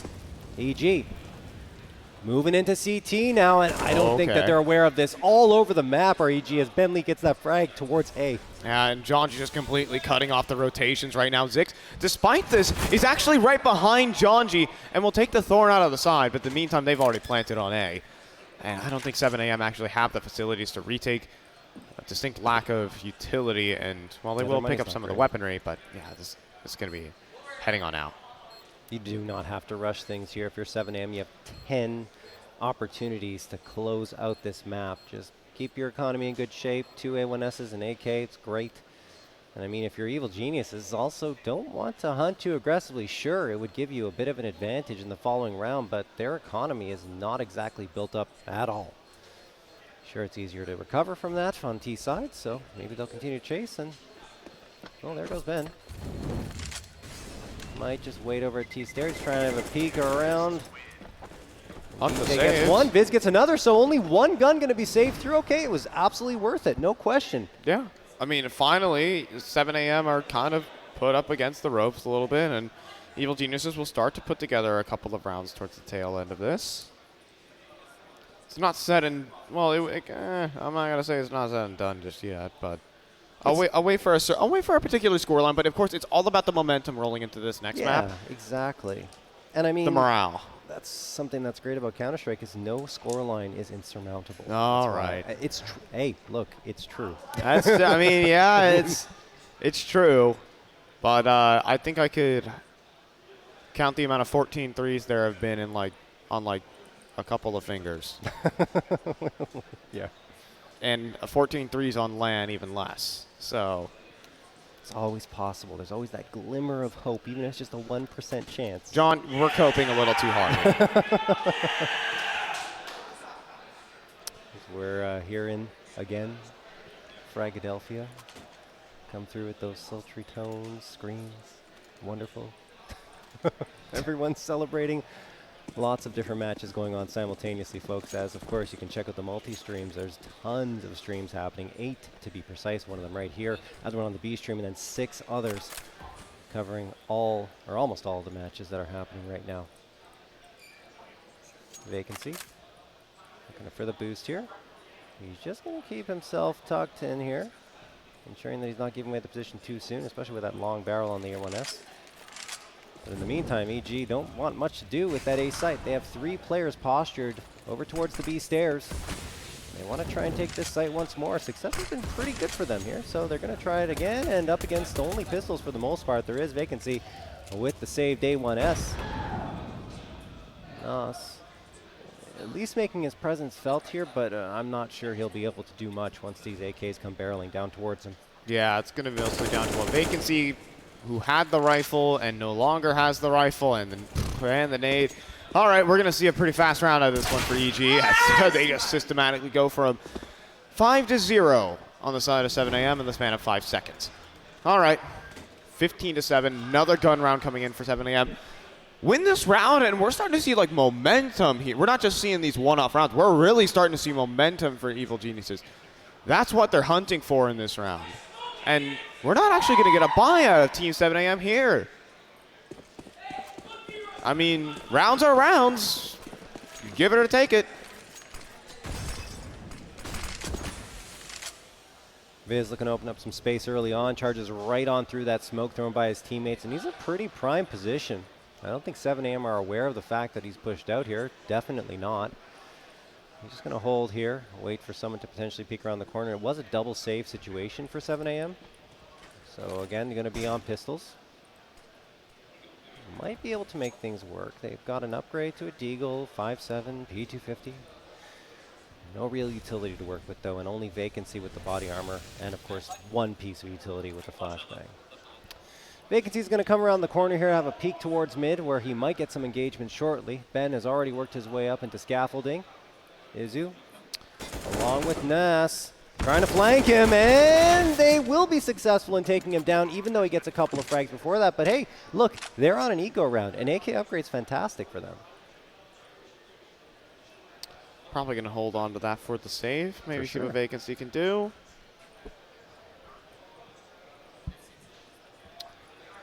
Ten is a scoreline that I'm going to stop writing off this game. Mentally, I'm probably with the same as EG. Like, okay, I'm getting a couple of these cool rounds, but I'm really destined to win this. Probably not. Vacancy, maybe to take an op out of Pone's hands. Oh boy. Pone will snipe the first. He's just actually going to stick around. And they will drop that op. Where did that op go? It's picked up by Viz, so nothing too tragic there for the Evil Geniuses side. But now the full buy comes in, and this is where 7am have gotten their first shot at closing things out in quite a bit. I mean, it's at least good to see EG take 5 of the last 6 rounds. As I mentioned, that's something to build on into the next map. But even an opportunity here is opening up to them to get back into this one. Their backs will be against the wall for every single round because 7am, at minimum, have secured overtime. Timeout going to be called here, perhaps for EG to talk things over, realizing that this is going to be the first full-on buy-up in 3 rounds coming through from 7am. And Zix, so very good with the AWP, has finally gotten into double-digit deaths. It took halfway through the second half for that to happen. Admittedly, this has not been like the hottest half from him. He's No. What, he was 21-3 to end the half? 4. 21-4, yeah. So it's not necessarily been the hottest CT side here. And, you know, this would be the statement round for Evil Genius saying, hey, maybe we can play Vertigo. Maybe we are a competent team on this map, but that's not a great start. Vacancy finds the initial. Flashes are great. Jonji on entry. Jonji on 2 entries. There's Jonji. And there's your B site. That's more of the Jonji we're used to here at Fragadelphia. And they'll be able to get this planted. And are we going to see another save from 7 a.m.? Okay, now we're getting interesting here. Jonji, great entry onto the A site, or excuse me, B site, but it was assisted by a wonderful flash that was thrown on forward. There was really very little 7 a.m. to do to respond, and now DJ is going to add salt to the wound. LVN taken down. Zix and Izu are just trying to get away and save their guns. But Jonji, he's hungry for blood, but unfortunately he will go down. So, and then Zix manages to connect onto Ben Leeds. So now the party astronauts, I mean, they have the money. It doesn't matter. They can chase here. But I mean, every gun they take away, I'm not sure. But this is a big round. What a double entry there from Jonji. Great flash coming through. They got the boost up successfully. Got him out towards the danger position. And 1 flash, 2 flash, and that's a double entry. I mean, just a very well put together execute from there. It gives me shades of the EG Black team when they play on this map.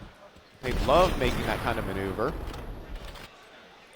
Kind of shows a bit of, you know, perhaps tactics sharing from the side of Evil Geniuses.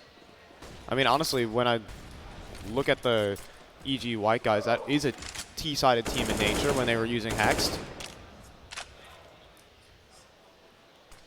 I'm trying to draw on something here.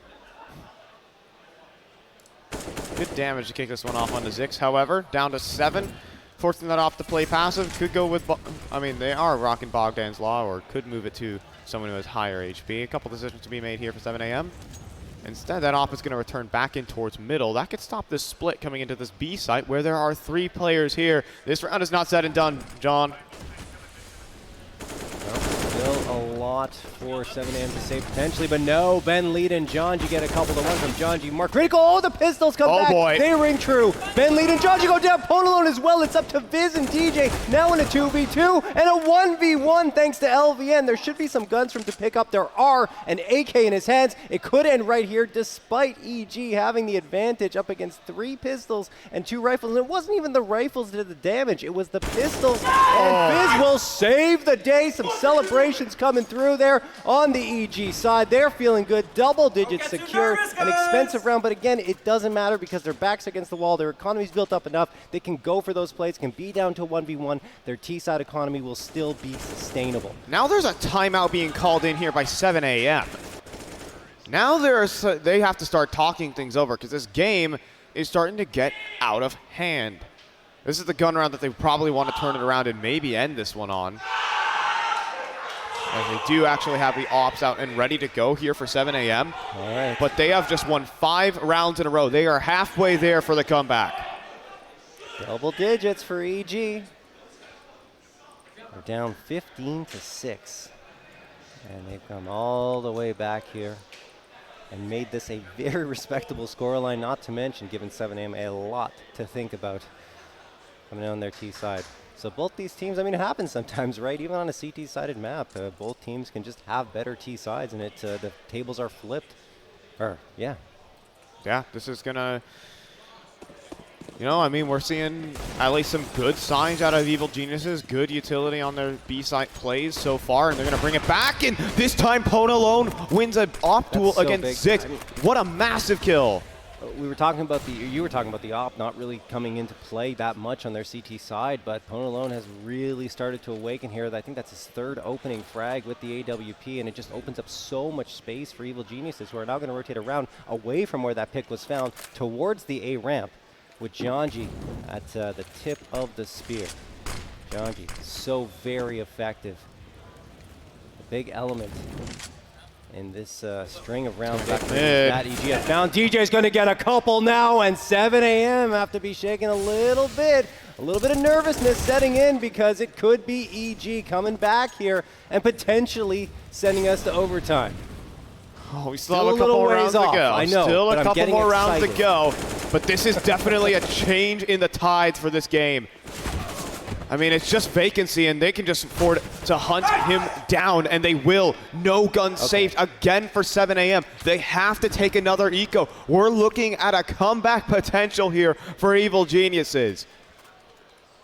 You doubted me. You said... I said I wouldn't believe until 10 rounds, my friend. Here we are. You doubted me. I said it's Counter-Strike. This is why I love this game. 4 more rounds, buddy. Oh, man. 4 more rounds. I'm not a betting man. We'll see if EG can come through here. But 7 a.m., I mean, they continue to buy up, get completely shut down, and they're on to an eco round. This time it's a half buy. 2 MP9s, 2 5.7s, and the Deagle. LVN's going for some aggression down here, but he continues to get chipped away a little bit, down to 67 HP. 1:30 on the clock. Evil Geniuses biding their time. The spam continues to come through from Jonji, who has awoken here, not only on the server, but has helped power his team and get their energy up, getting hyped. Yeah, once the smoke fades, though, LVN, surely he's a goner. And he is. Yep. Only one more primary weapon remaining, and that was in the hands of Zix. That's now on the floor. A couple 5.7s and a Deeg for 7 a.m. to try and, you know, pull off a miracle to close out this map. It would be quite a way to close down or stop this comeback, but I don't think it's happening. These headshots just instantaneous. No problems here for Evil Geniuses, and Jonji is going to give some of his signature on the back end of that one. That is a very disciplined Jonji on BM, all right? I'll tell you that. Having seen him in the past, he's certainly roped himself in quite a bit. Just a few bullets. Used to be a couple of magazines that would come through, but I think it's good just to rein yourself in a little bit and not get ahead of yourself until the match is done. 15-12. This one was so one-sided. 12-3 at the half in favor of 7 a.m. Since that point, only 3 rounds for 7 a.m. and 9 for EG, who are looking to go on a 10-3 run now. But 7 a.m. do have their rifles back up and running. 4 A1Ss and the AWP up against the same for EG, except replace the M4s with AKs. It is indeed coming back up mid. Nas waiting to greet them with the A1S. He wants to end this and give 7 a.m. the map victory, but EG have other plans. Molotov going to come on through. Ponalone, who's been very good on the entries with the op, looking for another opening frag. And he's not going to get a chance here as they're going to back off mid and seed it. Jonji? Evil Geniuses. Look where Jonji's off to. Jonji. He just burned in his own molly. Bye, Jonji. That's a very real 1G, and I don't think, well, this comeback is all of a sudden it's on its last legs. I mean, I love the idea, right? Trying to get ahead of it and get a surprise attack on 7 a.m., but it just does not work out. And now, Evil Geniuses are fighting against the flow of play with a 3v5. Viz, I mean, if he gets a headshot here, maybe open up something towards B. His teammates are going to join him now. 34 seconds. They've got to go. They have the util. Need to be perfect with it. The flashbangs in particular.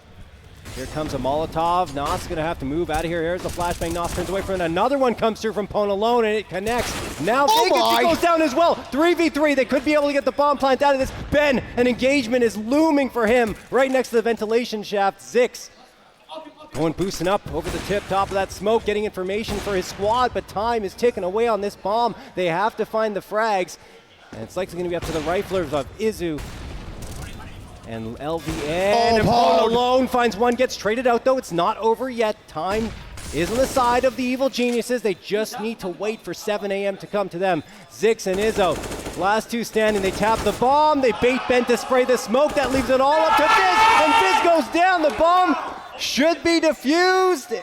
I don't know if it's going to be time. It's going to be down to the wire here, and he does have it. 16th round found. 7 a.m. hang in there. A very valiant effort by the Evil Geniuses, though, Fi, and it just falls short. Well, I mean, it took a big mistake out of him, but overall, Evil Geniuses T side was actually something to remark about, forcing numerous saves out of 7 a.m., and that's the type of momentum they need to go into that map. They were on the verge of just being blown out completely. Yep. But picking up those next couple of rounds definitely helped them out. From down 15-5, they bring it back 16-12, 7 rounds straight. It's still at least a commendable performance here from Evil Geniuses. Oh yeah, there's honestly no question. I'm really impressed with what Evil Geniuses were able to do given how far back they were, and on a map that usually their CT side would be the one that they'd perform well on, but their T side was solid. I mean, Jonji was fantastic. He went for that risky play right through the Molotov. It didn't work out, but I totally understand, you know, in that situation, trying to do something a little more adventurous and getting that important 13th round. It doesn't happen, but I still love what they're bringing, the energy, which is important, into that next map. They all feel much better than being blown out by a score of 16-4, for example. Yeah, credit goes out, though, to 7 a.m. for having, I mean, the immaculate T-side they had. An explosive game from them, but, you know, when things start going wrong there, you might start to call in timeouts. Pause has had to be used there for 7 a.m. It was not an easy breezy map towards the end of it, and for them, it's a, you know, maybe if you get a little bit of hubris from that early map, you know, they were just dominating maps left and right. Right, just keep in mind, the last map they played here at Fragadelphia before this was a 16-0 on that stage. Yes. So that things are going to cool off in that camp a little bit, and now that you're heading into Inferno, which is a much more comfortable map for the Evil Geniuses guys,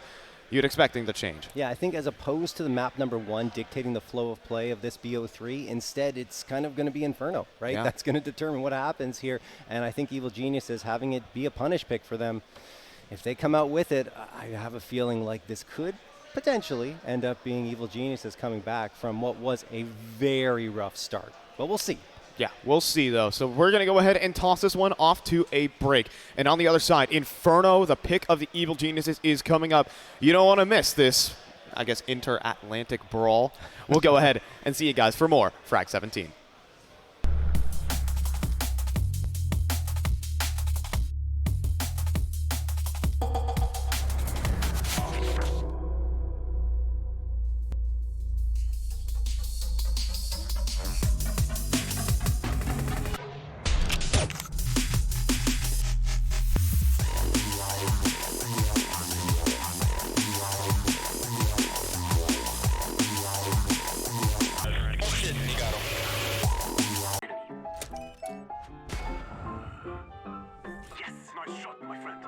Cheaters ruining your plays? I have eyes on the enemy. Bad servers stopping your shots? What you need is ESEA. Advanced anti-cheat to stop cheaters. And the best servers around, all with 128 tick rate. ESEA, the best way to play CSGO. You wouldn't trust your clumsy best friend with your brand new i9-3090 GPU DDR5 memory, 4TB, 8.2 PC? And you shouldn't just trust anyone managing your cryptocurrencies either. Sign up with FTX and start managing your crypto on a safe and secure platform trusted by over 6 million users worldwide. Download the FTX app today. Use referral code NERD, that's NERD, and earn free crypto on every trade over $10.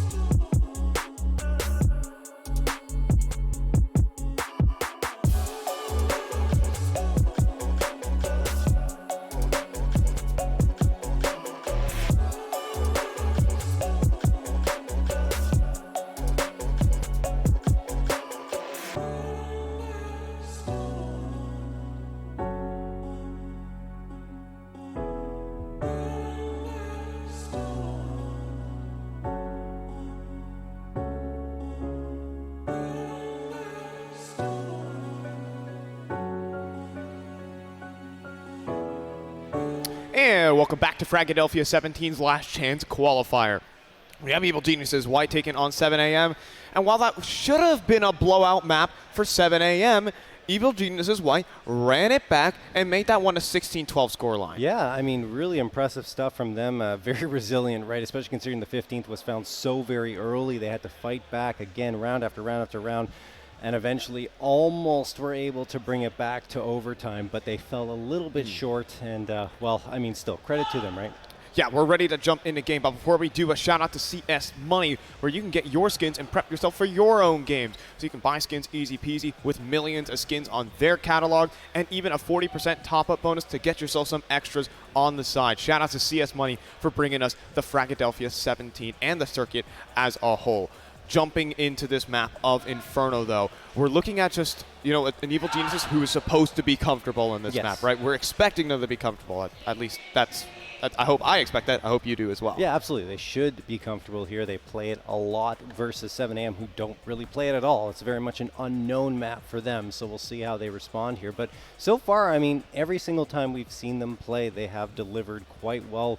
They don't look out of their element at all, regardless of who they're up against, including, of course, you know, Evil Geniuses. So we'll have to see what Inferno has in store for us, but again, I do agree with you. This should be a map that Evil Geniuses are more comfortable on. It is a punish pick from them as well.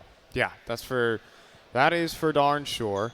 That we're looking at is just more comfort. At the same time, though, 7 a.m. individually speaking looked on fire. I mean, Zix was having just what a 1v4 that guy had on that map, as well as just a couple of solid entries. I think Izo had a couple of pretty solid rounds underneath his belt, all the same. But again, we're going to run it back to that CT side that came through on Vertigo and saying that it slipped through their fingers. Are we looking at a bit of a momentum shift through this game? Do we think EG are going to come out the gates hot in this one? I would say so. I think they're going to be very comfortable, very solid. Certainly the confidence was built up there on Vertigo, despite the fact that they did not do well in that first half in particular. I think their CT side was really, really rough to watch, honestly. And even though they did well on their T side, I think 7am felt like they had it more together on their CT side, despite the fact they were losing rounds. So, yeah. Suffice to say, yes, I do think that Evil Geniuses will be more comfortable and be stronger out of the gate here on Inferno than they were on Vertigo.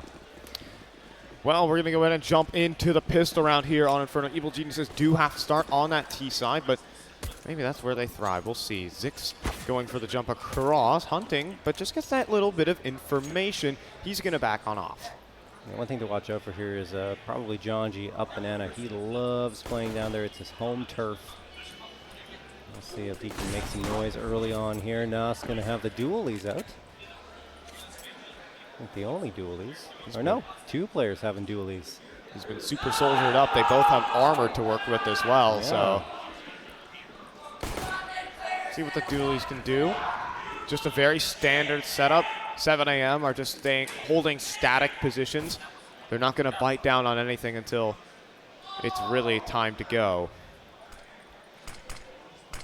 Smoke goes in towards the long side of things, but he gets gushed up and goes down. Pone alone finds that, and he does the fall damage. No. Oh, no. Janji next up, and, well, it seems it helps when one of the players just entries himself.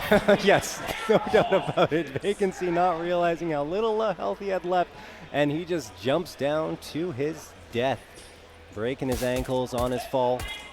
LVN and Nas still standing, and they do get one onto Janji, but not really much else. And I mean, Nas has a reason to save here. He's got the body armor, so he wants to bring that over into the next round.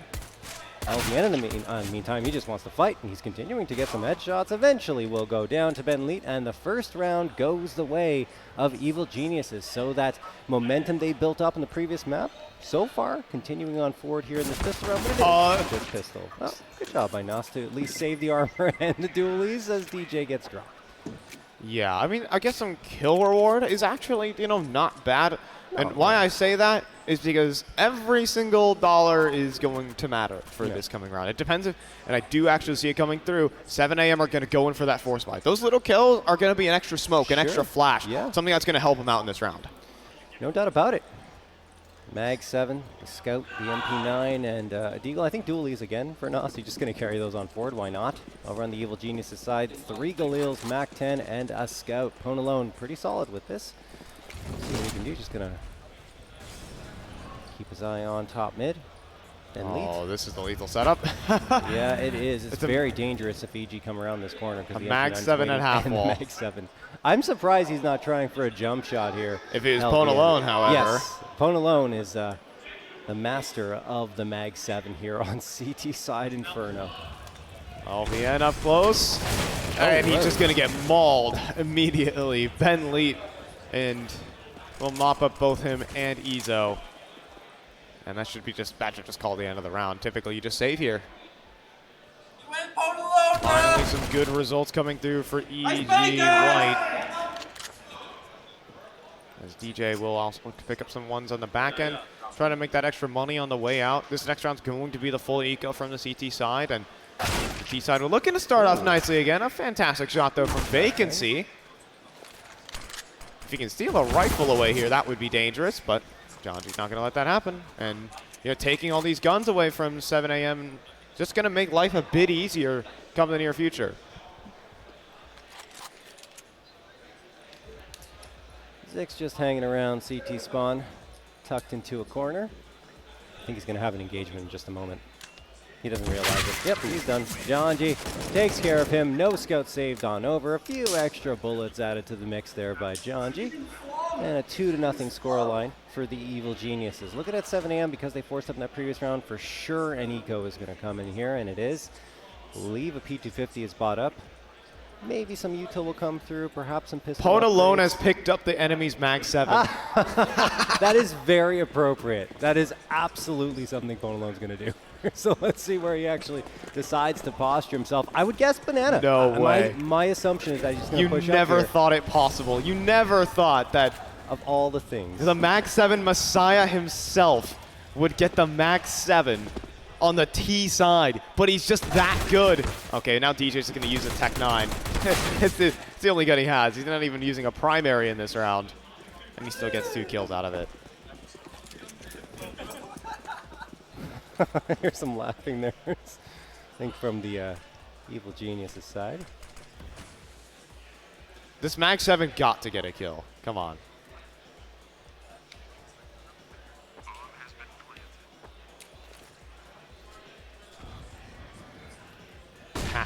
Has to happen. Pwn alone leaping around. Come on, a T-side mag 7 kill. Oh yeah, it's meant to be. I don't think there's many times I can say I've seen a T get a mag 7 kill. Oh, he's gonna get another. 2. Bye-bye. All right. They're having fun now. And Ben gets the last one onto Zix. Wow. That is not something you are going to see every day. But Pwn alone really does love using the swag 7. He's a prophet with it, man. Looking back on that previous map for EGPA. For sure. It's Ben Leet 24-20 in terms of his record. He really did shine. 106.1 ADR and a 1.36 rating. So he's the player, again, who does like to play on Vertigo. The IGL coming out with the top stats. And if you look over at 7 a.m., sure, he was quiet in that second half, but Zix with the op in the first half was just incredible. So perhaps we'll see that again here. He does have it in his hands on CT side, but it was all T side where he was really popping off. Yeah, well, this T side op, no longer the mag 7. He's shed its skin, and we'll find the initial. A trade does come back from the bottom of banana, but the Evil Geniuses would love a piece of arc side control. That is not the smoke they were intending for, but it might not matter because they're going back in towards this lane side. It's only Nos inside the pit, wide swinging the sight. He somehow comes away with a kill, and even Vacancy from the arch end is providing problems. He's inside a graveyard, and Jonji has no idea what's hit him. Pwn's gonna try to hit the shot, but he cannot connect. 7 a.m. on the board.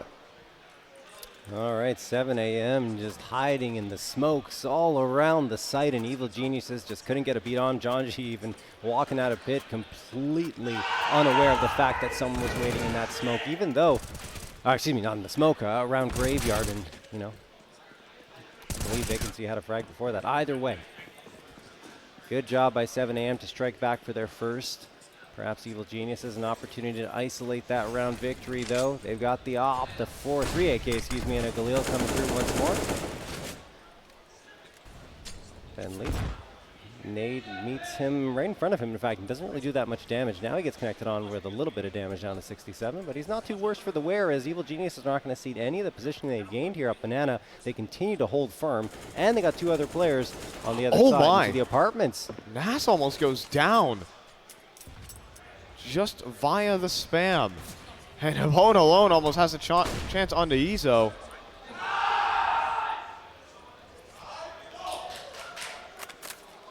Missed opportunities here for EG. 7 AM holding fast though. Over towards this mid area. Not even fearing the apartments walk. Molly going right on top of Zix though. Blinded up next, and they have to dismantle the play, but vacancy from inside of Arch. Bentley will hit the headshot right back and bring the man advantage for Evil Geniuses. But they're going back B, and there's still 2 players here. This is still a real setup. Yeah, they got 1 boost on top of New Box, the other one behind it. Izu is ready. Just adjusting his crosshair slightly, getting ready for the push. There's one, and no immediate trade. He's going to fall off that and leave things up to LVN, who finds himself another. Finally, his teammate goes down. LVN, last one standing on B, trying to hold the fort, and he can't. Pwn alone up close and personal with the big green, takes him down. Only Zix left standing. The smoke's going to fade. That favors Pwn. Celebrations across the board from Evil Geniuses. Janji making himself heard. Oh boy. We might get some banter back and forth between these 2 squads now. We'll see. Still quiet on the 7 AM side. Banter's a very light word. Yes. But nicely done for the Evil Geniuses. Evil Geniuses back into the swing of things, and this is like, you know, this is the momentum shift, man. I'm just saying Janji's tempering himself, but I feel like... yeah, sorry, that's banter for him. Next time he'll say his teammates are very nice and good at the game. His opponents, rather. Yes. Coming up towards top of middle. Viz, it's a little bit of a struggle. Rough. Yeah. They're going to adjust and go back to the B side, which is the right call because those pistols were all stacked up. There's a one-way smoke here, though. LVN has a little one-way. Yeah. I mean, there's only so much you can do. He's going to back off. You're probably going to call for reinforcements, but if you play their cards right, they should be able to overload him. Another trying to play anti-flash, and yeah, Bentley's going to take him down. There is a player that managed to work his way up, but Janji's watching him, gets the headshot. Vacancy is the last one standing. And that's going to be that. Vacancy's going to save the AK. Johnny might be casting this one before we can. He's louder than us. He's got his own style, let's say, of casting, if he were. It's kind of biased. Yeah, a little biased. I mean, you can also call it fair, though, in the way that, you know, he only gets to see his teammates' perspectives. 5-1 running here for Evil Geniuses. And this is a complete reversal of what that Vertigo was. I mean, hey, or maybe we can call it a continuation, because the T side of Vertigo, they were able to close that one with 7 rounds straight before they had to give up the map. Yeah, I think what we need to see, a timeout's going to be called here by 7 AM, but Evil Geniuses, good, strong start to their T side. For ours, we'll give you it. It's all good then. Oh my God, Janji. You sure? Did we give him a casting headset? Yeah, I don't know. I can hear him very clearly. I don't know if you guys heard that, but essentially, just Janji saying he would give them his timeout if they wanted it. Confidence overflowing here on the Evil Geniuses side. Perhaps a little early to be that confident, but we'll see if it's misplaced or not. 5-1 in their favor. Ben Leach shining again at the top of the scoreboard. Not something you're going to see all the time, but he's been solid on his shots and his aim. I know for a fact that, I mean, on CT side, Janji's going to give him hell at top banana. That's like, that's his zone right there. That's what I'm hyped to see. Come later today.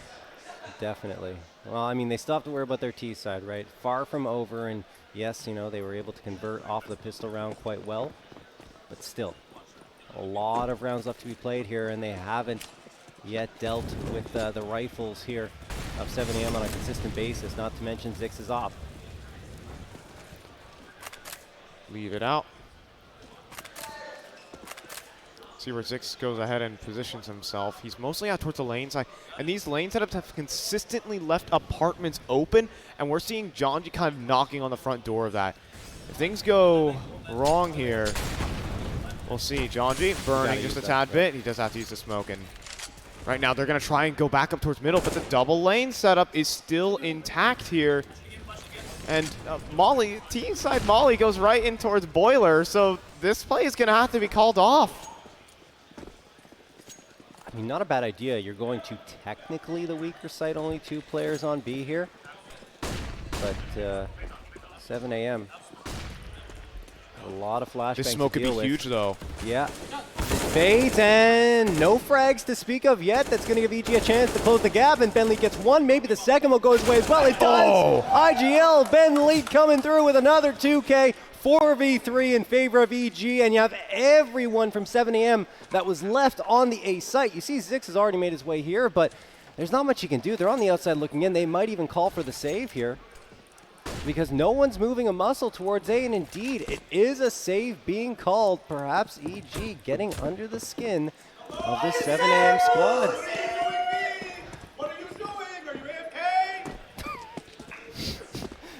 We should just give Jonji the mic and let him do some stuff here. I mean, he was actually here on the desk just yesterday. We're getting mic'd up, its own segment. 6-1 though. I think a good montage would be all of Jonji's just Jonji's arms throughout this entire match. It is only Jonji. Oh man. 6-1 for EG though. Right now in good control here of their T side. Despite that mid play just going completely awry, they still were able to turn it on its head. Just a completely flawless B entry. But it was a great split-second decision by Ben saying, nope, guys, forget about A, immediately go B. Do not hesitate. They have a lot of presence here, and it worked. I mean, there was a smoke that was still fading on the site. They used all their flashbangs and utility to keep the advantage in their favor, and eventually were able to close the gap towards New Box. Ben Lead himself getting those boy. Zix clotheslining Jonji with the op. 5v4 in favor of 7am. Make it a 2-man advantage now. Will eventually go back to only 1 because Viz isolates Izzo, and he's going to walk through the Molotov. Not going to be expected here. It's the right play, but his spray doesn't connect. LVN is able to get that frag, and now DJ and Ponalone, and only Ponalone left standing. The nade connecting on to DJ Ponalone. Wait a minute. Managed to get one, but it's a 1v4 that he has to clutch. Now down to 1v3. Opts for the rifle, which he is very solid with. 1 minute left on the clock. Low HP at the back of the site, He has to get the bomb back, too. This is not going to be an easy task. Time to burn. Yeah. Low HP on the site again. This is his biggest opportunity on LVN. But he's going to need to spin back for spawn. This is a nasty crossfire. He has to try and unhinge. And baiting up both shots, believe it or not, from this crossfire. But combined with vacancy, it's going to be a simple one. It'll be 7am picking up their second round in this game so far. Yeah. And maybe silencing Jonji just a tad bit. For now. But yeah, the crossfire was extremely good there from 7am. Had the bomb control, so they didn't really have a reason to move that much. Not to mention a player had already posted up on the back of Banana, so there was nowhere to go but forward for Ponalone, and well, he went forward to his death. So at least 7am getting a second round here. Last time they got one, EG isolated it. See if they can deliver once more, but this time they have to have Viz only on a Tech 9, and the nade sails in front of Jonji, taking him down to 66 HP. Flashbang as well from Izzo. He gets one to his face as well. Jonji manages to get one, but the trade comes through. 4v4. This guy. It's Jonji unleashed at this point. LVN takes down Ben, and now Vacancy finds DJ. So, I mean, Viz with only the Tech 9 gets a nice little headshot, picks up the AK. He's going to come around the corner, make this a 2v2, and he does. Space opened up by Viz. But the thing is, there's an AWP on the cross. The smoke will actually go in towards Moto, though. That will allow them to make their move, trying to trade spam back and forth, and LVN takes the worst of it. And Pone's been taking this entire time to go towards B. He needed to get the bomb and spawn, and he'll say, thank you very much. I will take this free B site, and we're in a 2v2 now with the bomb planted on B. This is looking excellent for EG. Do they save again if you're 7 a.m.? No, they're going to try and go for this one. At least trying to get a frag here with the AWP on LVN's hands. And while the smoke's going to delay him quite a bit, Zix pincering in from Banana. Oh, LVN utility out, throws the flashbang, pops around the corner with the AWP, but it's too late. He cannot even get around fired. Viz takes him down, and Zix is still going to go for this one. Site has been vacated, so there's an opportunity for him to go in there and get that defusal, but no, he goes for the fight, loses that. Viz with the headshot, and EG have all the energy and momentum at this point, 7-2. They're all smiles as they move forward. You know, there are a couple players at like LAN who are definitely known for making, you know, shouting and screaming. Yes. Jonji is unseating all of those kings. I mean, he is known for it. He is one of those people that is known for this type of, shall we say, antics on stage. He has big, strong vocal cords, so he will use them accordingly. LVN towards the top of Mana, though. This could be a big information play. He's playing out. Is he going to go for the full-on swing is the question. Is Jonji going to spam him out? There's a couple of questions that need to be asked. At the same time, vacancy. Ooh. Very close to hitting the headshot right there. But nothing gives. Evil Genius is starting to work this control. LVN at the barrel's end of things. Jonji down to 2 points of health. And it's going to take his time and escape this scene. It's coming back towards A. 4-man stack. They're just trying to bait them, I believe. There's a smoke tossed for Library. Evil Genius is not committing just yet. They've got control of bracket. They may decide to push in through CT and rotate the bomb back around to the B side because Jonji has so much forward positioning. Viz does get connected on for a lot of damage, and Jonji's only on 2 HP. He's hanging on by a thread. And there is Arch smoked off, Library mollied, and indeed it's just to try and pull everyone over to this A side. Here comes said rotation. 4 players, in fact, going to Banana. 1 hanging around in towards CT to try and catch off rotations. This is a lethal setup for EG. They just take one player on B, and Jonji has it. That should be the round with this lurk here in the form of Viz. Oh, knives out here. No idea that Viz is here. He swings around, gets the second. He knew already crossed. This is all EG. They're going to clean house on this one. And Jonji on 2 points of health entry the site, by the way. Bro, I killed you in 2 HP, man! Speak of the devil. Oh, my goodness. This guy has no filter. Makes it fun. Now he's going to go down, Ben Leak with the headshot, and everyone's getting on it now. Ben jumping up and down on the body. 8 rounds found here on their T side. They've already secured the half, and Viz now getting in on the action. Oh, boy. Okay. Where there's 1, there's 2, and then there's 3. And now everyone here for Evil Genius is a light. And let's not forget, it is a very young squad on the 7 a.m. side. Oh, so yeah, there right. is potentially the opportunity to get them a little bit rattled with this type of back and forth. You know, they don't have much LAN experience for any of these players, right? Not, you know, they're it's not used like to other people screaming down in their direction. This really does, you know, this really does get in your head a little bit, you know? It'd probably get into mine. I'm a youngin'. I don't know. Would you get rattled? Probably. Maybe. I don't know. When I'm getting beat down 8-2, and it just. And the weird thing about how Evil Geniuses win rounds is it almost feels like they throw you a bone and then they just rip it right away from you. It just they win rounds in psychologically advantaged ways, I guess. Perhaps. Yeah. when your team is up in numbers but you still fall in the round, it's funny that way.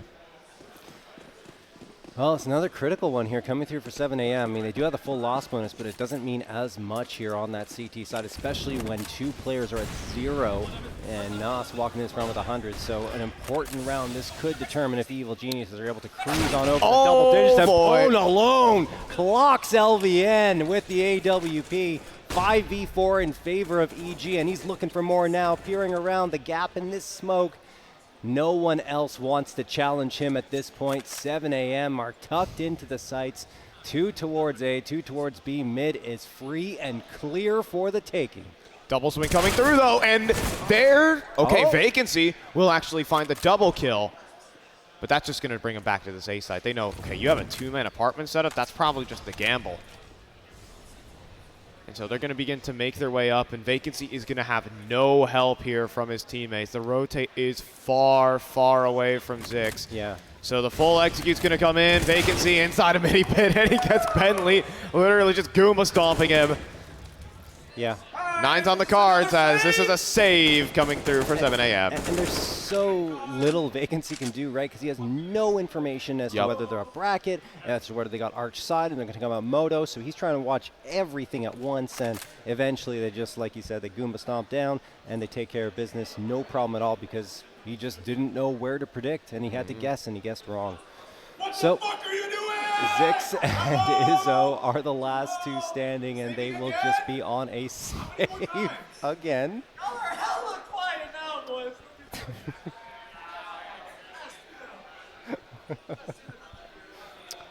They have no filter.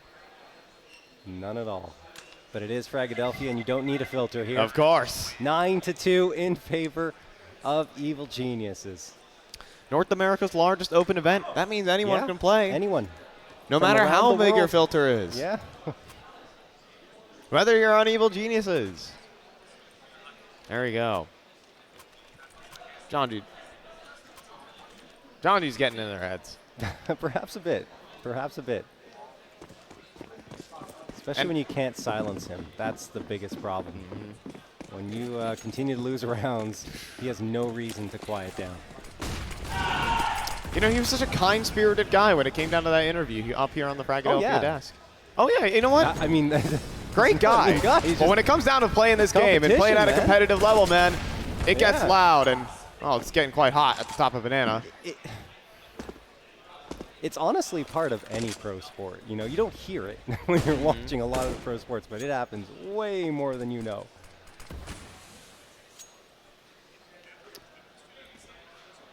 You got to be ready for it. Yeah. The head games, everything.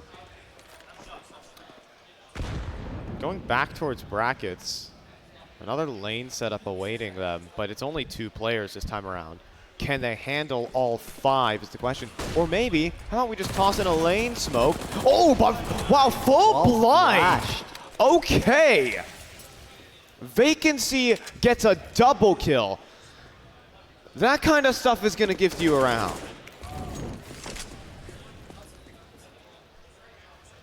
Yeah, they lined up while they were blind, while he was blind, and you know, you might have superiority in numbers, but that type of stuff, that can happen. They're still going to go for this one because they have the money. John Gio tries to jump up, misses it, and now DJ is going to jump on his head. Trading spots. Uh-oh. And, I mean, there's so many auto cues. They know exactly where to look on 7 a.m. 17 seconds left at this point. Do you even go for it? I guess so. John G is going to go down and out. DJ might pull the plug, circles around towards library, and eventually gets dropped as well. So Zix is able to find him 3 rounds for 7 a.m. The problem with that is that they haven't built up any momentum. All the rounds are isolated here. And Evil Geniuses still, I mean, have enough money to reinvest into this round.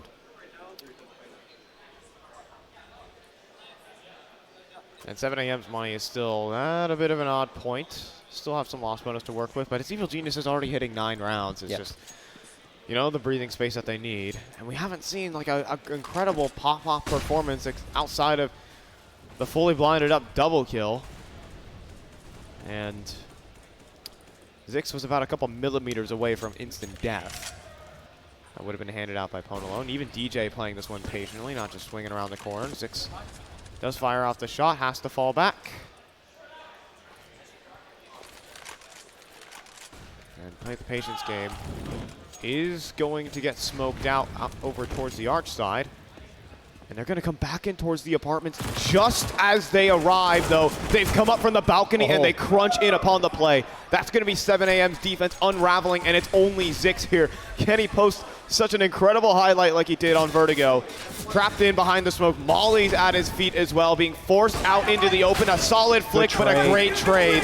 And that will silence the off. That will silence the A side. And very likely 7AM are going to have to call another save. Yep, they're, oh, maybe not, maybe not. Trying for it. Around here. No, they're going to go for this one, and there's a frag from Izzo. Gets a second as well. It's all up to Pone alone now. What a call from 7AM. They've been saving time after time and decide finally, nope, we're going for this one. Despite the man disadvantage, they still have to figure out where Pone alone is. They don't have visibility just yet, but there's a player going through Graveyard, which could surprise him. He's looking up for it. He looks away. The timing not in his favor. That is a defusal. Now 7AM. They took up Jonji's offer. Yes. They took up Jonji's offer, and boy, did they succeed with it. Jonji telling them, yeah, you know what? That kind of thing is going to shut you up a little bit, perhaps. perhaps. A lot quieter, though, than the EG side, that's for sure. But they are responding in a good way, finally stringing 2 rounds together in a row.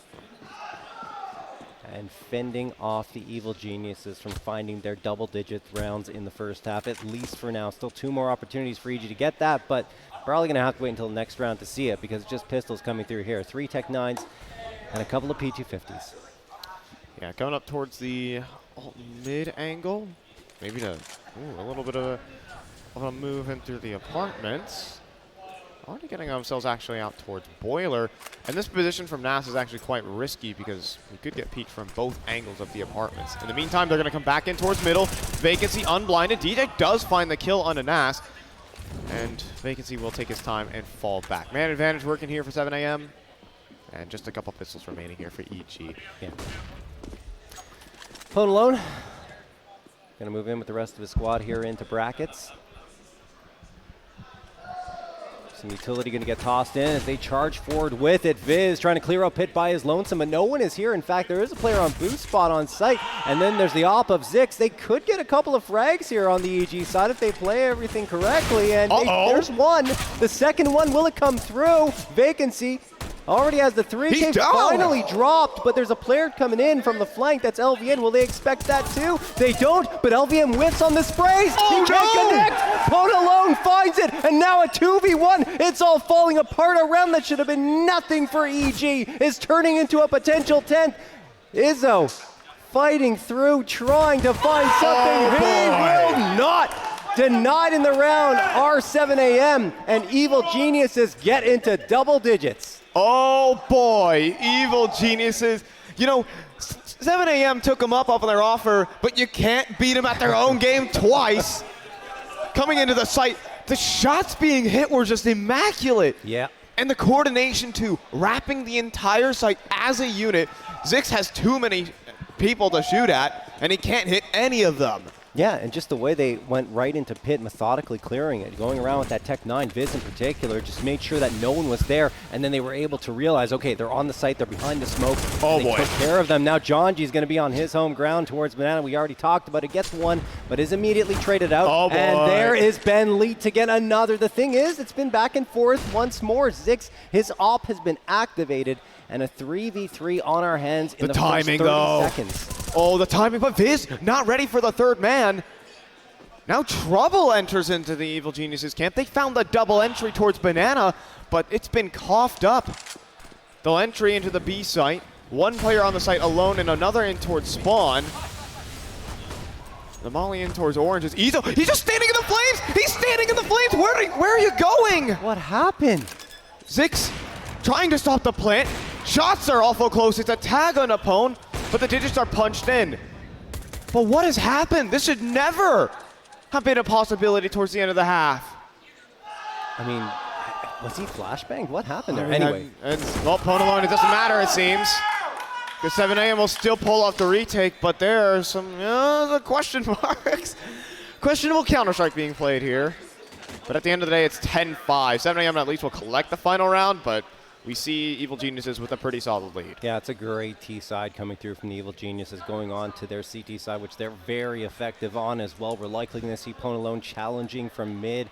Also, wouldn't surprise me what they like to do sometimes is send 3 players. Well, a lot of teams like to do this, but 3 players towards Banana, get all that utility tossed on forward, and have Open-LAN lining up for some op shots there as well. But we're certainly going to see Jonji over on Banana, challenging aggressively every single round and trying to prevent them from taking that early Banana control, because if you can deny them that side of the map, you essentially funnel them towards A every single time. So, does Pone want this alt mid fight? Oh, was that? No, that was over towards the bottom of Banana. Nasty's down to 17 HP to kick this one off. Pone's gonna get a flank. Oh, no. He's actually aware of it for just a moment. He will not go down. Inconclusive towards the apartments. They'll slink away and just hold position for the moment. Oh, Jonji's been spotted. I think he thought he was behind cover there, but no, now he gets domed by the Glock, and that's the first frag in favor of 7am. Only 1 player left on B. Space going to be reinforced, but Izu in the meantime comes around towards Arch side and takes down Viz, and now they got a pincer attack going towards the B site. They don't realize that DJ's here. That is a potentially wrench in their plans. DJ's got to connect on the shots. He's got Bentley to support, and there you have it. A 3v3, numbers evened out, but they had to give up a lot of space on the B site in order to make that happen. Oh no! But Ben catches off Nas trying to evade on the cross. The banana flank! As well, Open-LAN, DJ finding Zix, it's only LVN. And this was a 3v5 just turned around. And Evil Geniuses have some words to say about that one. I mean, yeah, I guess as they should. 3v5, it's absolutely true. Ben lead along with DJ, just in the prime position, right, to catch off those rotations around from Arch side and able to do the damage, because they were so hyper-focused on DJ. Didn't realize that Ben had rotated back from the B site, and Ben just popped off a couple of shots, and he continues, I think, to be at the top of the scoreboard. Yeah, 16-7. He's carrying this game. He is. I mean, not just this game, on Vertigo as well. Of course. 24 frags, right? So I think hitting 40 overall across the 2 maps, and Evil Geniuses are primed to take this one to a 3rd map at this point. Do have to deal with the force spy though here at 7am. Did get that bomb plant. A little bit of early control here established by Open-LAN out towards alternate middle. He walks into 4 players though. And again, the way Evil Geniuses win these rounds, they always hand you a bone and then they rip it right away from you. Need to be careful. Don't want to get over aggressive. Surprised to see that much aggression in a round where they had to have figured that 7am would be forcing up, right? So maybe a little bit of a misplay there coming through from Evil Geniuses. Flashbang going to be tossed. Viz's position is good. Like, he's tucked in here at Graveyard. Should be able to get one, and he does. A second one comes from Ben, and a nade's going to fly on through. The thing is, the frags are good for 7am. They got control of this A site. Not much damage done to them either, and utility very light on the EG side. In fact, empty now as Jonji tosses that smoke out. DJ working through the apartments, has the jump here on LVN, and that will help things out here on the retake, evening out the numbers at a 2v2. Both Jonji pushing up truck side, MP9 in hand. They're not even looking this direction. Yes, they are, excuse me. Over the smoke with the timing. One way. Yeah, good one way. Zix is going to get the headshot onto Jonji. DJ, last one standing, last bastion of hope. 4AG in the round, gets one, has a chance in the second, but no. Zix denies him, and 7am are able to win the 4 spy after EG pulled off a nice recovery in that pistol round. Some over-aggression coming in from Evil Geniuses, and when 7am are grouped up all together as one unit, they are going to punish. I mean, an attempt there from Viz, but I think it really comes down there at Ezo finding that kill at Moto, allowing them to establish themselves on the site, truly uncontested. And then the retake is no dice. Well played there from 7am, and it's going to bring a 4 spy out for Evil Geniuses, and they found themselves an avenue to get back into this map of Inferno. Well, Zix is going to get the opener here. Just pistols for EG, but a chance for Viz to maybe spam through this. No. Okay, he doesn't realize they've already pushed through here. Open-LAN watching Ben. Lined up. Well, he gets two. Are you kidding me, Ben? A chance at a third? No, he finally gets shut down, but a 2v3. Wait a minute. Beautiful shot to the flank. Oh, Viz almost able to punish even further, but now it's all up to Open-LAN on 1v3. Still, that was a wicked sequence coming through from Ben, at least punishing the economy a little bit on the 7am side. I mean, so good there from Ben. And so many another opportunity there for Evil Geniuses, but this is the lifeline that 7 a.m. needed to get back into this game. Coughing up the force buy. Next one's going to be Nico, and we're seeing 7 a.m. coming up to 8 rounds here. Gun round potential for the next. This is an avenue back into the game. Team that was pretty much, they were looking down and out. They were down 9-2 towards the end of that half. And they gave up. I mean, they took the offer up on the retakes for a couple of these rounds. They even faltered in the Tech 9s, and they were still able to bounce back. Yep. On tracking that chicken like a hawk. Oh, wow. That's some good tracking. Practice. Yeah. But he let the chicken live. A kind soul. Yeah, I see. Respect Ponalone. Folico coming up.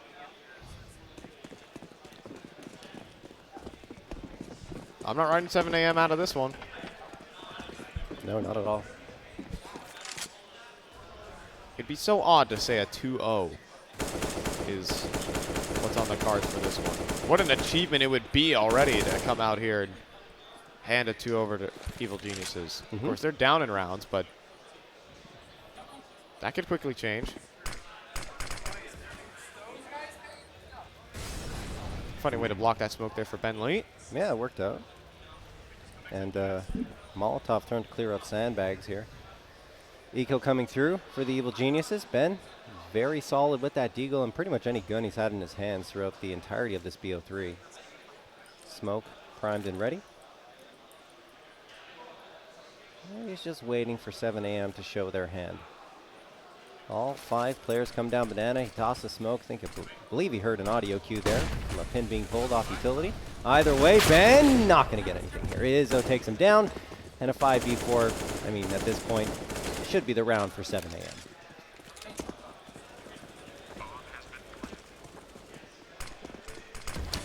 Little retake attempt here to throw themselves up the wall, but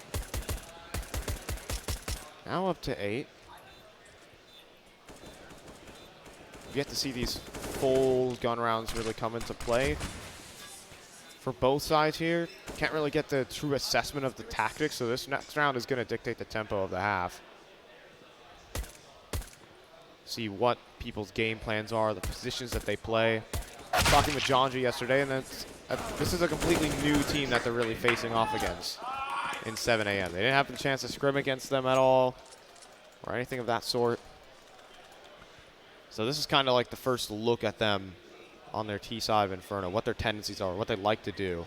And for Evil Geniuses, could be a pause called out to really sort out what they need to do. This is the avenue.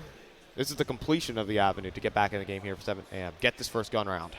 Yeah, and for Evil Geniuses, their chance to affirm their control on the match, right? If they were able to get this one. Still should be a bye from the following round by 7 a.m., but, you know, it would be good for Evil Geniuses to get some economy under their belt and start to build up that lead once more. It's going to be 4 A1Ss and the FAMAS for Jonji. Not a full utility set on any player except for Jonji. Everyone else, 3 or less. Timeout expired. Everything's been talked over. Teams are ready to go. Yeah, without much utility, though, Evil Geniuses are kind of in need of a blowout round, right? They can't afford... Inferno is such a utility-oriented map, so that they're going to need some early kills, and down banana always seems to be the play here for Evil Geniuses. We finally get to see Jonji in his natural habitat, spamming smokes at car. In the meantime, though, a different look here for 7 a.m. They're just going to gun it right through the mid-smoke, and LVN, 1 bullet away from death. They're going to push this smoke, though. Pone alone right on the edge of it, but he's with Viz at the same time, anticipating that play. Smart from EG.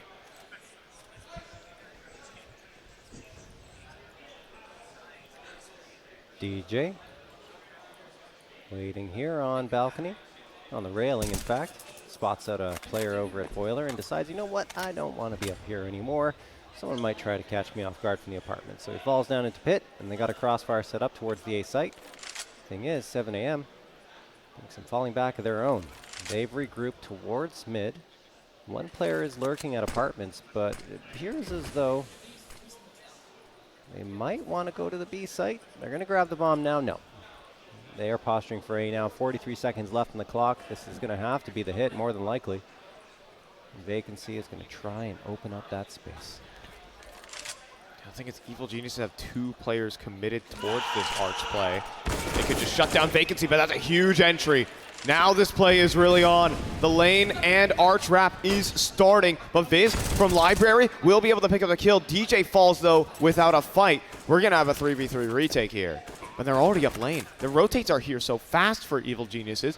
Janji are just going to jump in as well.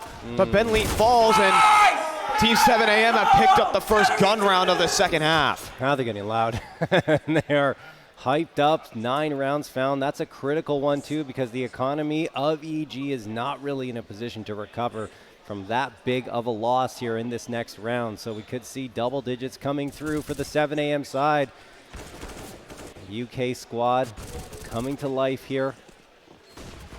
Latter parts of the first half and into this T-sided second half. Fun's trying to break that pot. He just can't connect on it. So he decides, you know what, if he had a scope, it'd be a little easier. Yeah, of course. LVN peering around the corner. Evil Geniuses, as mentioned, don't have enough money to buy into this round, so it's just going to be pistols for them. Not that they haven't been able to be successful with those. 2 Deagles, the 5.7 and the CZ, along with the USP. Vacancy. Believe he spotted out the shoulder there. Comes around the corner. Perfect flashbang thrown by Zix in support of that push. Now DJ kind of isolated here. Boy. Hits one. Looking for the second. Flashbang Team flash. thrown. It's a team flash, you're right. But DJ just can't connect on the shots. And will have to cede the bomb site to 7am. But the rest of his team is now arriving. Let's see if they can do something. And DJ falls. So does Pone alone. Zix doing all the damage, and he continues to fly on forward with a 3K.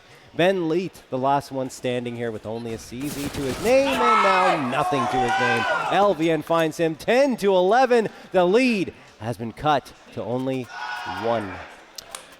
We're looking at this one for Evil Geniuses' 5-1 run. Rolling right now. Again, sure you can cough it up. Only 1 gun round so far for Evil Geniuses. Since that pistol round, things have not gone well. No ops for Ponalone, though. And not many rifles to speak of for the Evil Geniuses camp. So we're going to go ahead and see Ponalone's op debut on this map for the CT side. And see what he has to run with. Triple banana start. Izo is going to be facing the brunt of the CT side utility, and he leaps through the smoke. Janji is going to punish that every day of the week. LVN, next in line, he even receives a dink. Janji just going all out. LVN backing off now. 4v4. Janji at least finding 1 before he goes down to LVN and did the damage, of course, to him as well. And at the very least, you know, you gain a decent amount of control towards the B site, but there is no forward guard, so there's nothing stopping 7am from challenging there. Again, they're throwing a ton of util. That's Nas in towards window. Problem is that they only got 1 flash for an execute. Yeah. You know, 1 pizza utility to knock someone off the angle. But they still have 3 Molotovs and 3 smokes as well. 3 mollies is a lot to cover this B site. It is going to be saturated, but the 1 flash might not be enough to really nullify the play. We'll see what Viz can do. He's holding on. He has to tuck away out towards Coffin. The mollies are not quite there, but Ben Lee will go down either way. Viz still trying to fight, going for the smoke spam. Get some good damage in on the way out, but it will come down to the post plan. Yeah, Viz doing a ton of damage. Getting LVN, or excuse me, Zix, along with Nas, down to 47 and 59 HP respectively. Viz still hanging around here. Reinforcements have arrived. DJ along with Pone alone, waiting for their chance to strike. Pone hoping that someone is going to peek around here into his crosshair so he can make this a man advantage for EG, but time is ticking away. They have to go for this now, and they are going to charge in. Nas potentially the advantage. Oh boy. No! What a peek from Viz to get 1. DJ gets another, but they have to stick this to Fusel fast. I don't know if they have enough time. They do! Are going to try and get it. And I believe, yes, oh boy. Just barely enough time to get the defusal through. Evil Geniuses with a good retake in order to get a 12th round on the board, but that one was far from easy. Man, I love speaking too soon. Yes. 12-10, Evil Geniuses. Now that's a heartbreaking round for Team 7 AM. Yeah. That is, a post plant that you're feeling so confident in when you have two players in the back of Dark, and it goes just Viz entries that man out. Shots being hit here by Evil Geniuses are hauling them through these rounds, despite having the utility disadvantage in the post plant. Only a smoke flash and a nade that was on DJ's belt in that play, and it was Viz's bullets to bring it through. Pause rolling on out, and a little bit of talking perhaps to be had here for the 7 AM guys. Things swing back and forth. That's picking up the gun around here for Evil Geniuses, but it wasn't clean is the biggest problem. So 7 AM are still in a decent position to keep rolling the scoreline back.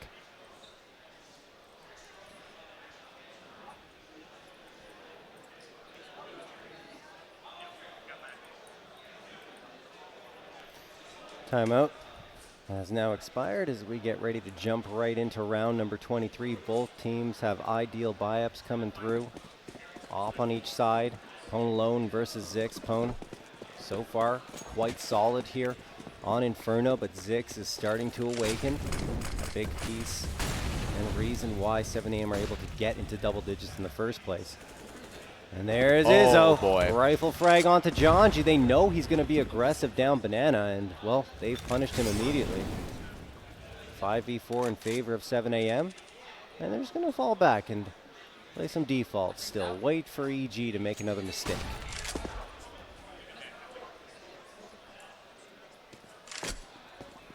Mostly just moving themselves out towards middle. 7 AM just trying to play with rotations.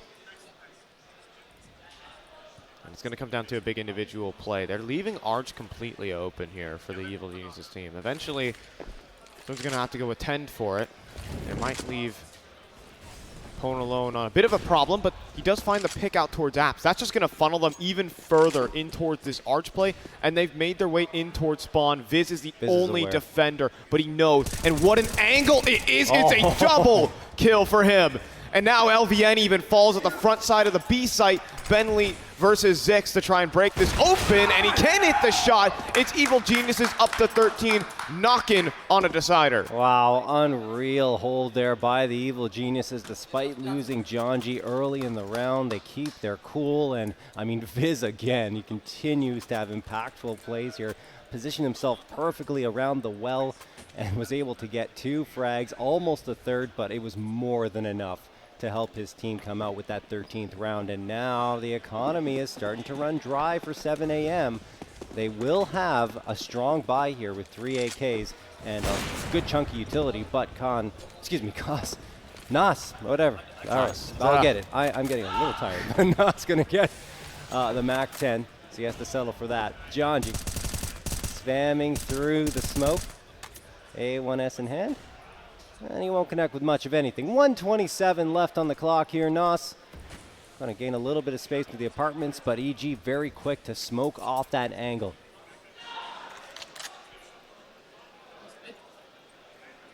Pone alone, bottom head of the timing. Could not have been crazier. Here's the op shot, though. You cannot repeat this, but Pone somehow misses. And flashes go back and forth. Pone alone's back on the angle. Denying that any potential cross here. Anticipating a flash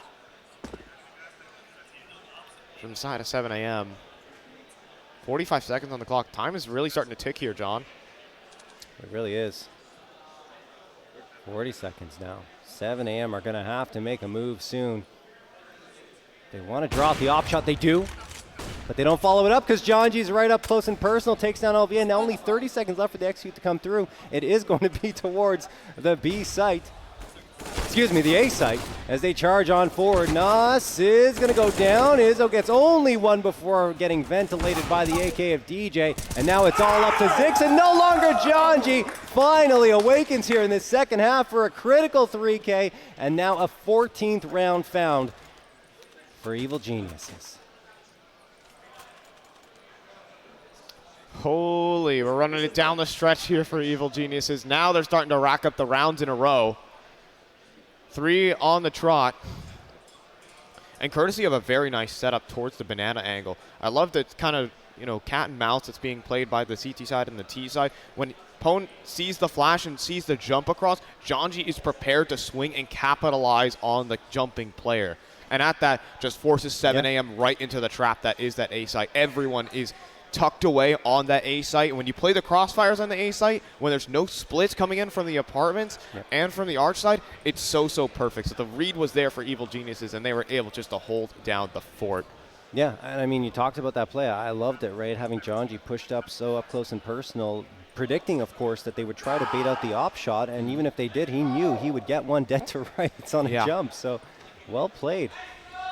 At the end of the day, the hit did go to the A site, but like you said, the crossfire was just too lethal. And Evil Genius is 2 rounds away from securing a set of their first map, I should say, and forcing us to a decider on map number 3. That will be Nuke coming up. The very map that 7am had a lovely 16-0 affair against Limitless. That very same team is shouting and screaming right now, for the record. By pushing down Banana, a USP kill from Ben Lee. A unique choice of weaponry, but considering the guns they're up against, maybe not. So 4v5, he'll walk away. Will Janji, they'll assemble back into the setup, play the sites, have a great time at Fragadelphia 17. Hone alone, waiting for targets. 1 minute left on the clock. 7am just biding their time. They're hanging around towards the bottom of Banana. Now they move their way up into top mid. First frag found, or I should say second. Janji getting himself a 2K. And why not a third? Another 3K for him. Back to back on the last 2 rounds. And now 15-10 in favor of Evil Geniuses. Oh, no, guys. All right. Welcome to Fragadelphia 17. Yep. They literally rehearsed that. There's no question in my mind. Like, waiting for an opportunity to do it. All you do is you just let the moments happen, and maybe this could be the start of one. Ridiculous. 5v4 in favor of 7am. Izu. What a boost. Oh, he's going to go. Oh, actually, doesn't go down. You might not even realize where that was coming from, believe it or not. I think they could have held that boost. Yeah, for sure. Izu will survive, at least for a few more moments, and keeping the man advantage in favor of 7am. They need to win 5 rounds in a row just to push this one to overtime. Is he seriously just going to phase the smoke? Okay. You know he wanted to. You know he wanted to push that smoke, but he backs off and re-smokes it instead. Gets spotted out and then takes for a little bit of damage, down to 49 HP. They're going to full gamble this A site, and there's a possibility it could work out well. No information here for Evil Geniuses. But they're going to have to be ultra aggressive. They're going to have to push all the way down mid here, is basically what they're looking for. Sure, that's a big kill. Kanas gets the kill onto Ben Lee. The push down mid does come through. It is Janji. Surely the alarm bells are ringing. Oh, but you're lining up utility, and Janji's going to get a second. Zix is going to come back around, but there's a second flank that they do have to be prepared for. It feels like the comms were off there for 7am because, I mean, there had to be a player yelling, they're coming down the flank. I just got fragged, and Viz is going to find another one. LVN dropped. Well-placed shot in the post plan to bring it even at a 2v2, and he does have util, a flash, a smoke, and a Molotov at his disposal. DJ, a critical engagement here. He's going to win it. 2v1, a chance for EG to close it out right here, right now, up against Zix, who's been so very good in the post line with the up, but this time he does connect on another one. Looking for the second, and Zix again in the 1v2 clutch, wins it for his squad, keeps hope alive for 7am here. Oh boy, 4 HP the margin. Jeez.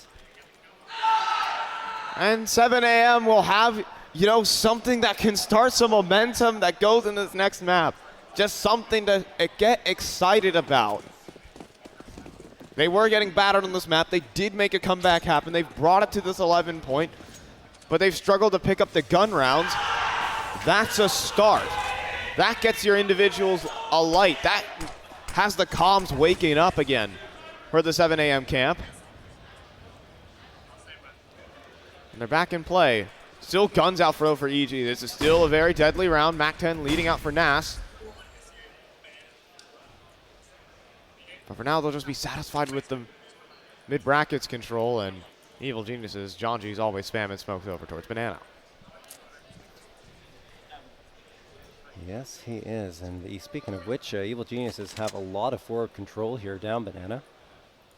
John G actually further back. He's letting the MP9 stay up close. That's Ben Lee going to get one, not a second. Good job by Vixie to find the trade. And even better is Izzo takes down John G. That is the B site free and clear for the taking. Just have to make sure their smoke is good on the cross, because if they don't toss it, Honalon's going to have a free shot, and it is indeed good. No gap at all. Honalon going to have to wait for his teammates to join him, and given the amount of money they have left, well, now Viz finding that frag. Okay, that could justify a attempt at a retake here, but instead they say, well, we only have a couple flashes and a smoke. Let's just save this on forward to the following round. We have that 4-round cushion to work with. Yeah, so they're going to go ahead and leave this one be, but I mean, that round could have panned out a lot differently, but it's a very interesting way that they cleared out John G over towards the bottom of the band. I'm going to highlight that.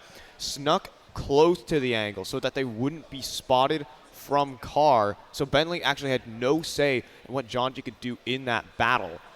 So it was a really interesting way to play it. Hone alone, they are a hunting just a tad bit, and expanded bomb radius, folks. That you can see will go up in smoke. Not the biggest deal though. No. 7 a.m. still working with some cash, to my knowledge. Yeah, they'll be fine. If my eyes can, you know, work properly. I'm 18 after all, surely. 15 to 12 though, Evil Geniuses. Just a single round away, 3 opportunities. And they're going to half by this one. Just we're kind of trying to work around those saved weapons, but, I mean, those saved weapons are pretty darn good.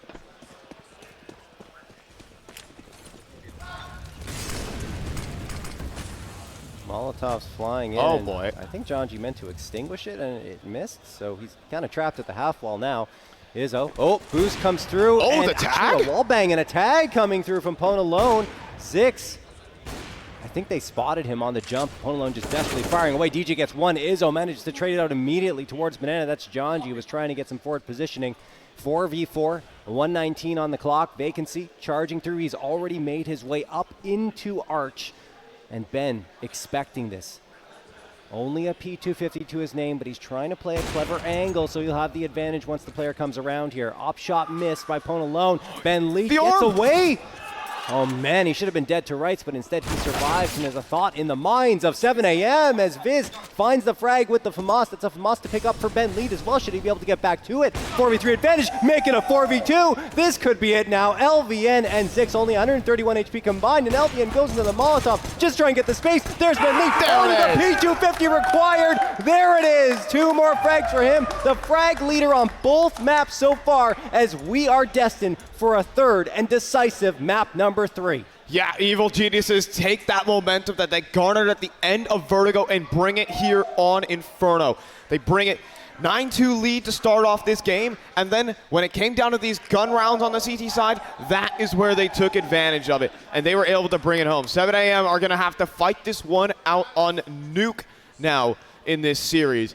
Where 7 a.m., well, admittedly, yes, they 16-0'd Limitless. This is a far different team than what they just faced against. A different team that has so much more momentum underneath them than what Limitless were working with. So this is a complete reversal of this series. Absolutely. And I think seeing Ponalone, I forgot about the Mag 7 frags he got on T side. Absolutely ridiculous. But yeah, Evil Geniuses, even though it got a little scary for them there in the second half, they regained control at the right time and were able to shut things down. Just some really solid play across the board from them on their map pick of Inferno.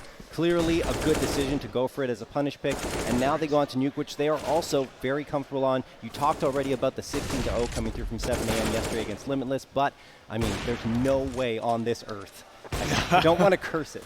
Maybe I shouldn't say it. But if 16-0 happens, I will be absolutely and totally shocked here. Yeah, but I mean, it's a completely different opponent, like different mental state for their opponent as well. Evil Geniuses are definitely in high spirits throughout this game. They looked individually on fire, and now they're heading into this next up-and-coming map. This is just a different look. You know what I mean? You saw John just screaming and shouting throughout the entire first half while they were dominating, and then they tightened up shop a little bit. All right, they calmed down a tad bit, but that's what they needed to close out this game. Still a couple of nice rounds though coming out from 7 a.m. But at the end of the day, I think Evil Geniuses kind of had the best idea of what they were doing here. Yeah, and I mean, going on to Nuke, of course, Evil Geniuses coming into Fragadelphia, not exactly a winning record, 3-4 on the map with round differential of 0 though, because a lot of those matches were extremely tightly contested. So we're going to see a very good map number 3. I think it'll be just as close in terms of scoreline as we saw in the first 2 maps. I mean, obviously map number 1 is a very different story and why it got close than this one on here on Inferno. But yeah, really good stuff from both sides, and I'm happy we're going to a third map. Yeah, and that third map is Nuke, a very, I guess we're going to say historically relevant decider for the guys over at 7 a.m. And for Evil Geniuses, it's going to be the first time touching on this map on the stage. So we're going to go ahead and head this one off to a break, and when we come back, it'll be Evil Geniuses versus 7 a.m., the first decider hitting the stage of Frag 17. See you guys in a bit. Yes, nice shot, my friend. Cheaters ruining your plays? I have eyes on the enemy. Bad servers stopping your shots? What you need is ESEA. Advanced anti-cheat to stop cheaters. And the best servers around, all with 128 tick rate. ESEA, the best way to play CSGO.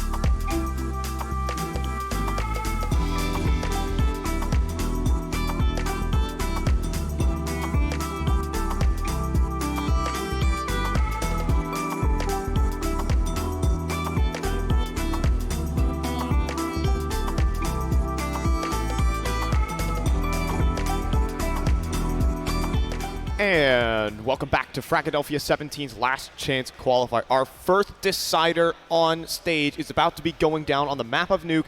We have EG White taking on Team 7 AM in our, I'll say it again, our inter-Atlantic battle as 7 AM making their way across the pond to compete down here in Philadelphia. I'm fine. I'm joined by JRT.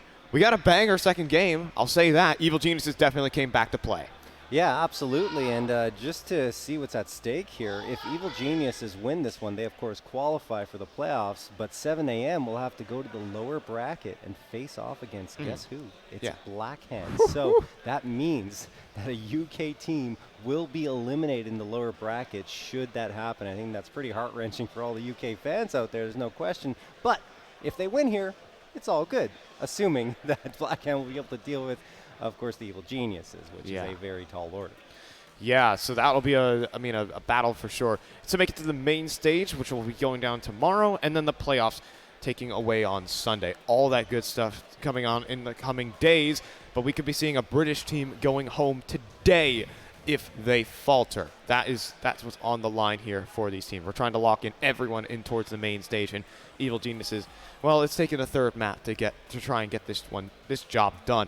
I mean, the immediate expectations is they should be able to clean sweep this bracket, right? They've made it to international events. They've qualified to ESL Challenger Melbourne. And while it may not have been the best experience, they still played against, well, what has turned out to be a really strong Wings Up and freaking Entropic. So, it does change. It wasn't a successful experience, but it was still experience nonetheless. And we have expectations for them here in North America. Yes. And 7 AM coming across, who are having the opportunity of their lives. I'll say that again. Average age 18.7. They're as old as I am.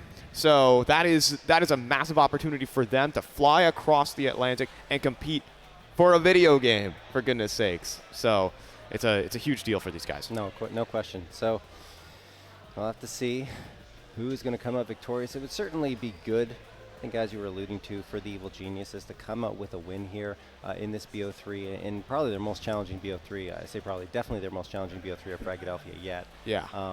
Especially after the results of Melbourne.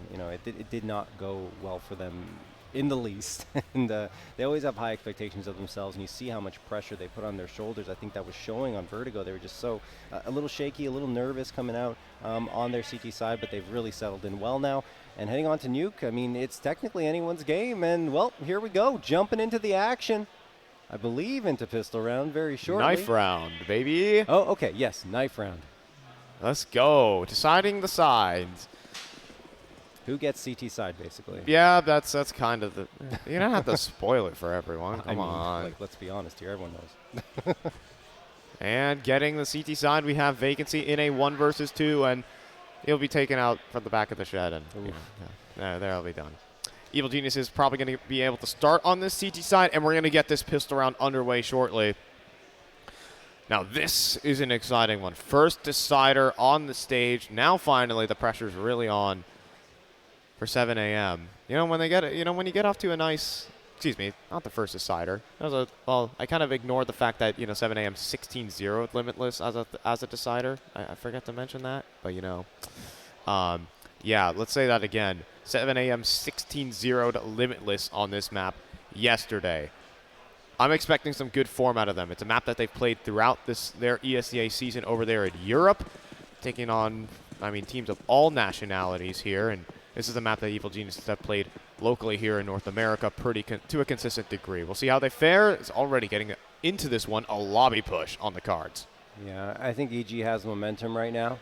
And they're trying to get, like you said, pushing the lobby. What a shot from Ben. Oh, he gets a second as well. Look over the third. A little too greedy on that, as Zix will take him down. But, man, Ben has been so very on point throughout this BO3, top fragging on both maps, and he's looking to stay at the top here.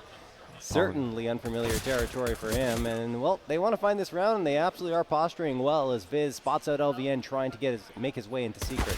Yep, and Zix outside with the bomb, pinned down by 4 players holding on to T-Red right now. He's fighting alone right now. Cage Tiger, and he'll go down eventually. He's going to get dropped by Ponelum. Precise shooting from Evil Geniuses to get this map started. Good work on their pistol. And again, problematic for 7 a.m. Have to start on this T side, given the way things completely shifted out of their favor on Inferno. They are going to force up here.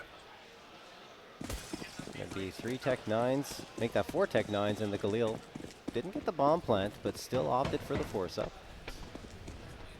Just because they could get the Galil in play, and LVN is going to try to get down the vent, and he does successfully do so. That's the bomb towards the B site. Ben is here to greet those players. So is Janji, but Janji's going to get domed by the Tech 9. That opens up the space. Ponalone's trying to reinforce, but it is up to Ben to deny the plant. They're trying to get it through the smoke, and they do. Mission accomplished for 7 a.m., and it could be worse here. Timing not good for Ben Lee. He turns away from the player at the wrong time and doesn't get punished. He is lucky to be alive and eventually takes down LVN, flicking on him. Ben is popping off for 3 now, and it's only Nas left. Easy defusal here for EG. But again, mission accomplished for 7 a.m. They just wanted a bomb plant out of that. I mean, yeah, honestly, I wouldn't really care if they got the bomb plant. I would look for more damage, to be honest. Damage plus a bomb plant, or just damage. I mean, damage, or you need one, or you need a combination of the two, really, to make that round a success, or just the round win. How about that? That would have been nice. Yeah, that would have been nice too for them. But it's not meant to be. 7 a.m.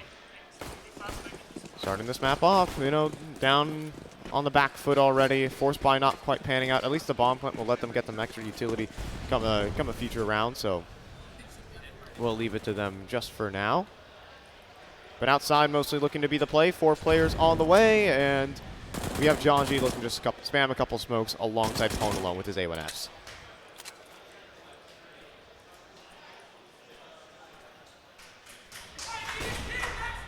.7 a.m. I think they were thinking about a boost on top of red box there, but decided against it. And Janji's going to give up that outside yard positioning to support his teammate very briefly in ramp room.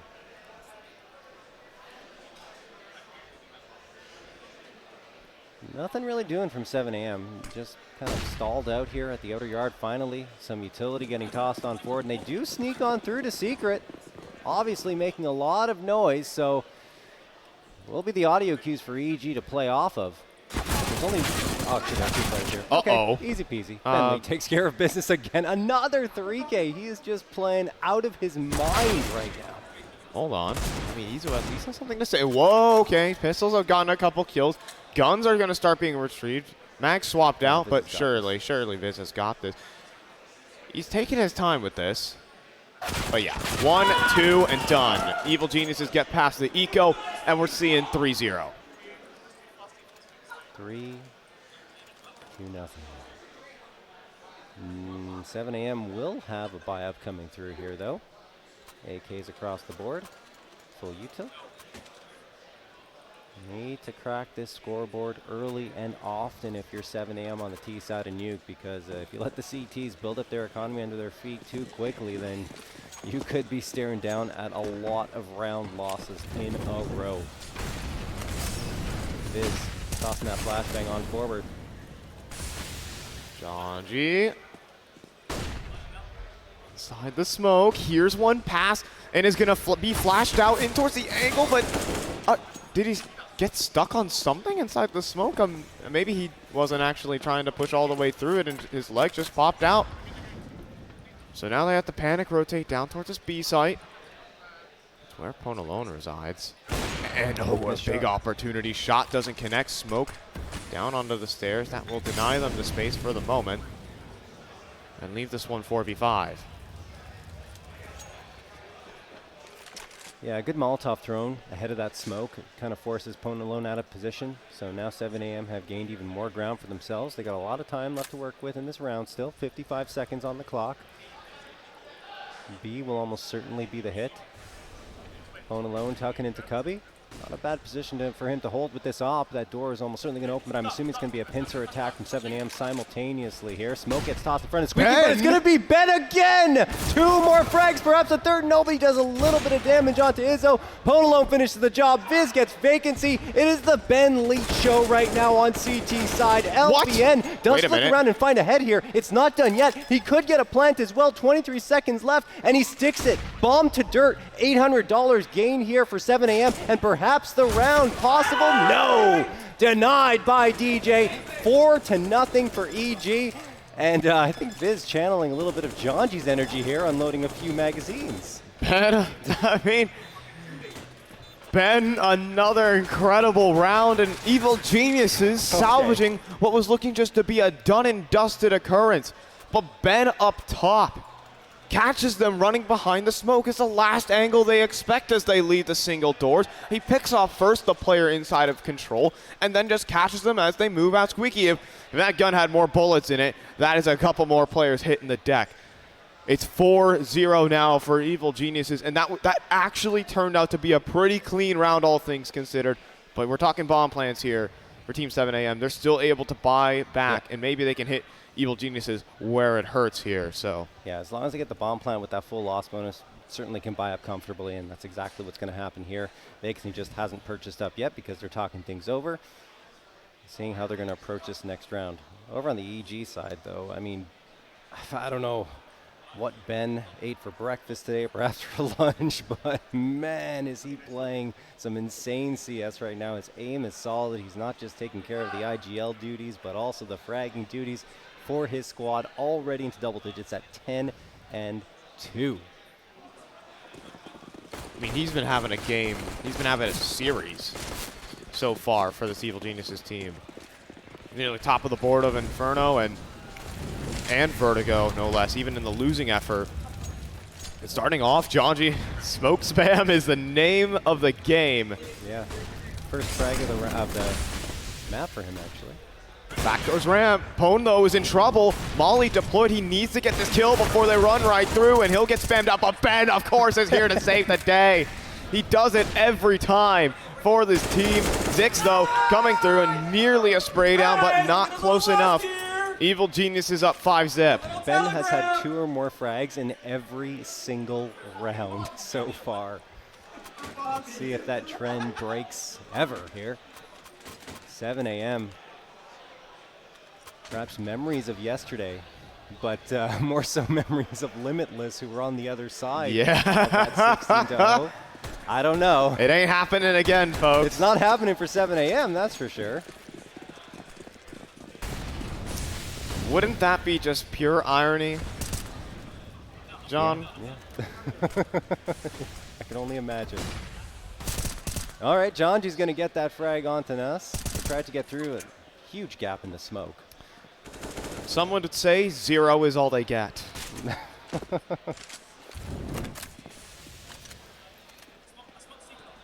LVN looking to make his way through. I mean, grouped up with a couple of players outside. Could be something good, right, guys? Surely the P2000 is going to get a kill. But Zix will follow up with the deagle. It's just Zix outside, maybe hoping to get his hands on a gun, but Viz will keep his head off his shoulders. Yes. 6-0 for Evil Geniuses, and we're looking at another buy-in here from 7 AM. What can change? Well,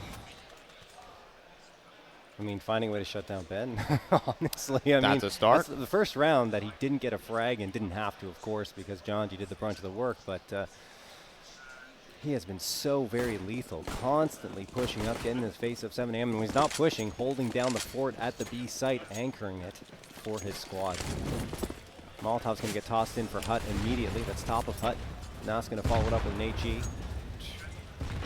It's actually a good touchdown nade, catching him on the swing, but it's not getting Ponalone off this angle. Also, Vacancy getting dropped down to very low HP via smoke spam from Squeaky. There's only one player that could have come from, that's Janji.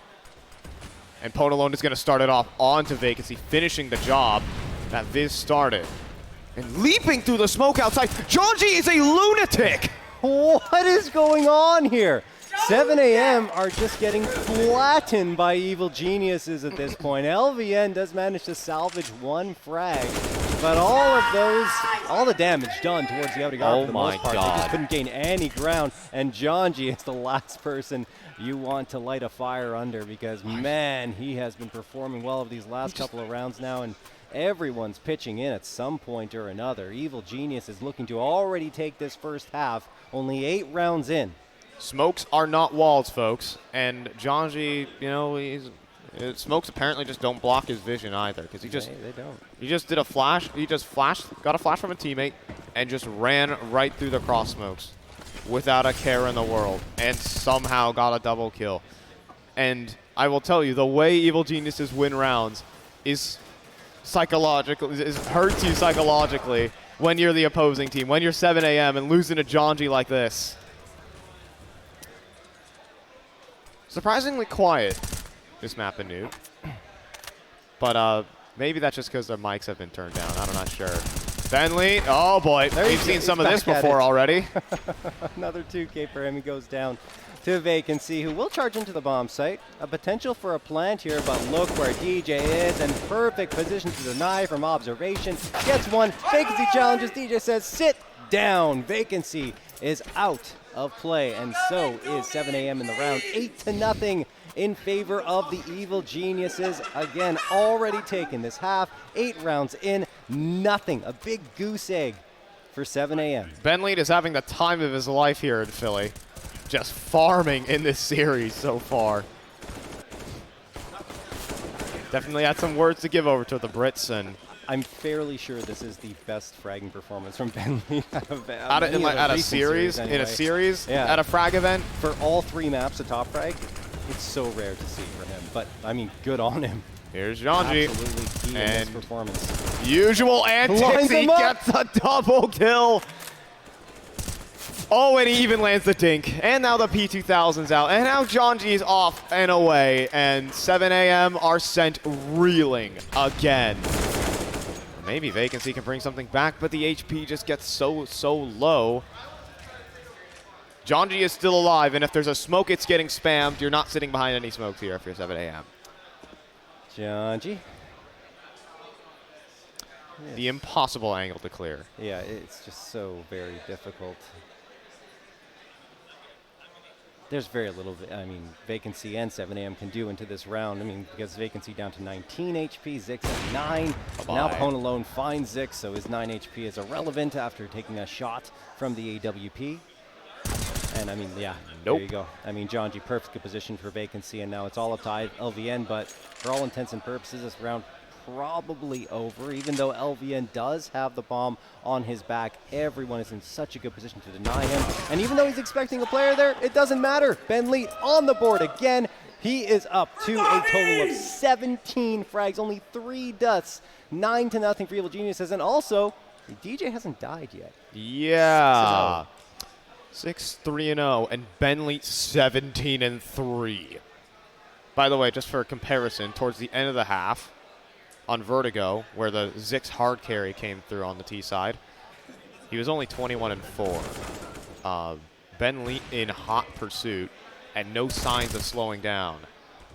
Unreal. Unreal stuff. And waiting down in the lower bracket right here is Blackhand. Oh boy. I saw all the taunting on the socials there from the UK crowd before the game started, right? This will be a, you know what, this win here for EG will be a double win for NA. Yes. One team goes forward and another team is guaranteed to get eliminated. Sorry, my British boys. Wow. I mean, to 7 a.m.'s credit, I thought they did exceptionally well on their T side of Vertigo. You can't take that away from them. Oh, yeah. But since that point, it really does feel like Evil Geniuses have awoken and arisen here. They're looking for 10 rounds, and 7 a.m., because they didn't get the bomb plant there, even with the full loss bonus, decide, you know what, we got to put a stop to all the buying here, otherwise we won't be able to get the proper utility up and running. So 3 Tech 9s, 2 Deagles, about half the usual utility, a little less than that, in fact. And Vacancy just waiting here in lobby. Good amount of time left for 7 a.m. to work with.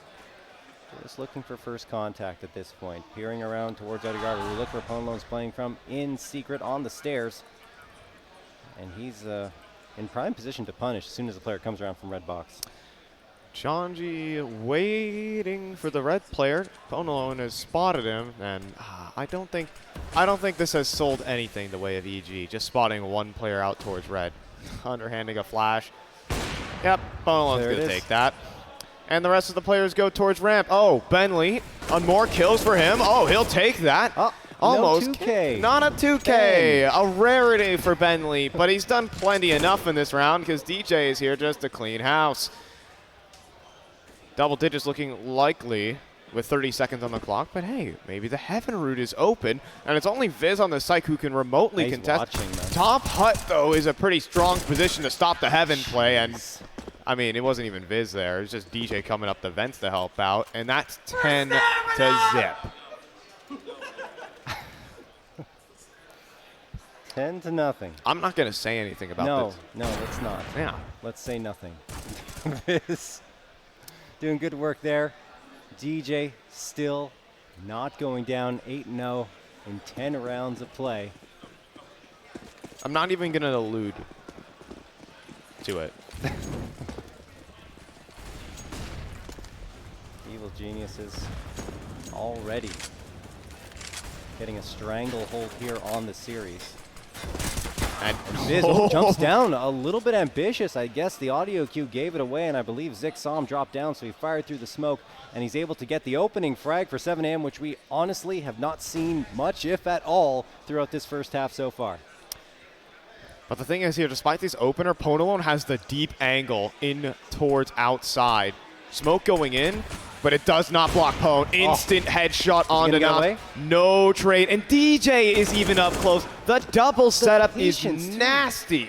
The patience, the setup, everything. DJ, trigger discipline, letting the players pass by and go into Open-LAN's crosshair, and then obviously ends up getting one for himself. So 4v3 in favor of EG. You said it, right? Even with the man advantage, the positioning was so good for EG that they're able to strike back here. Yep.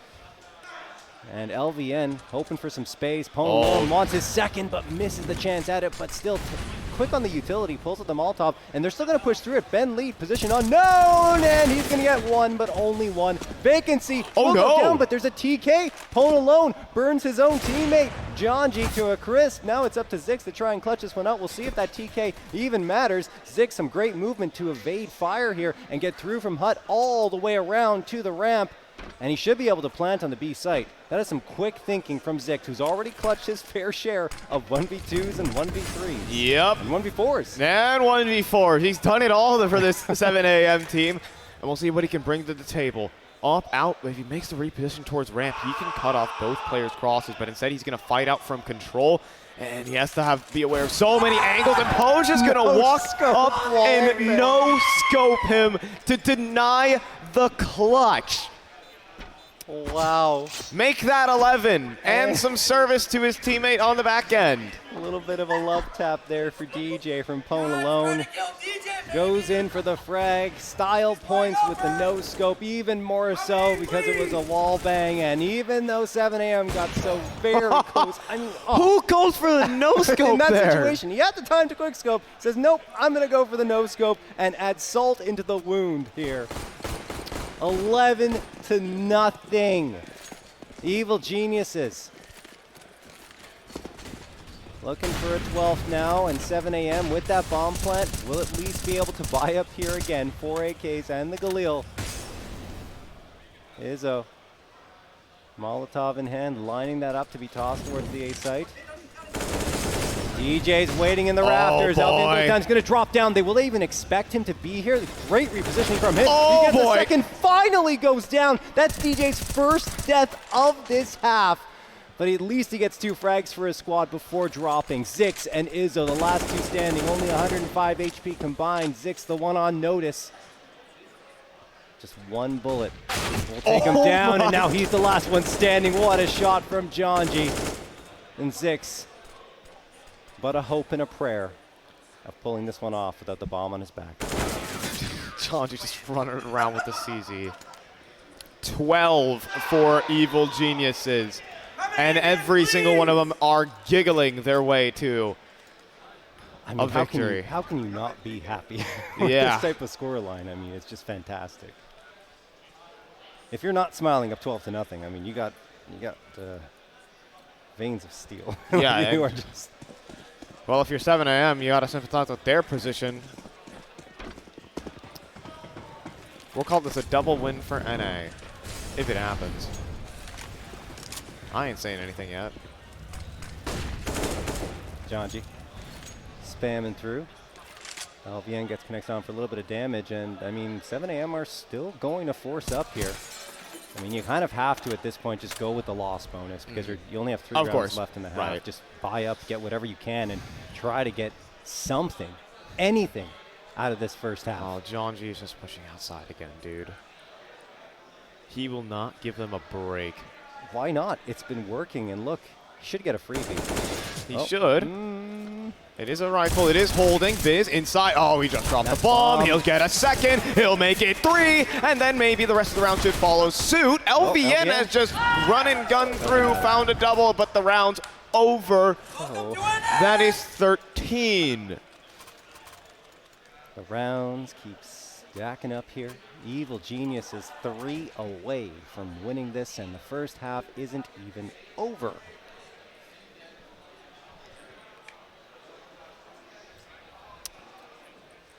Three A1Ss, the AK, and the big green in Ponalone's hands up against 7 a.m., who, surprisingly, after forcing up that previous round, decide they're just going to go for a hero AK. 3 Tech 9s and the Deagle. Just saving up for the last round of this first half. Janji waiting, hoping to punish more here, and they're walking into his crosshair. A chance to punish even further. Janji gets 1, maybe a second. No, shut down immediately. Great trade coming through from Vacancy, and that's another rifle added to their arsenal. Biz peeks around, gets 1 second. The 3rd from DJ, and only Zix left standing. He falls 14-0 for the Evil Geniuses. Oh my word. A clinic.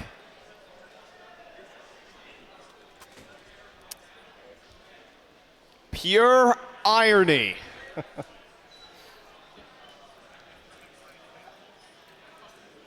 As the clock ticks down, one more gun round here for 7 a.m. Final round of the half.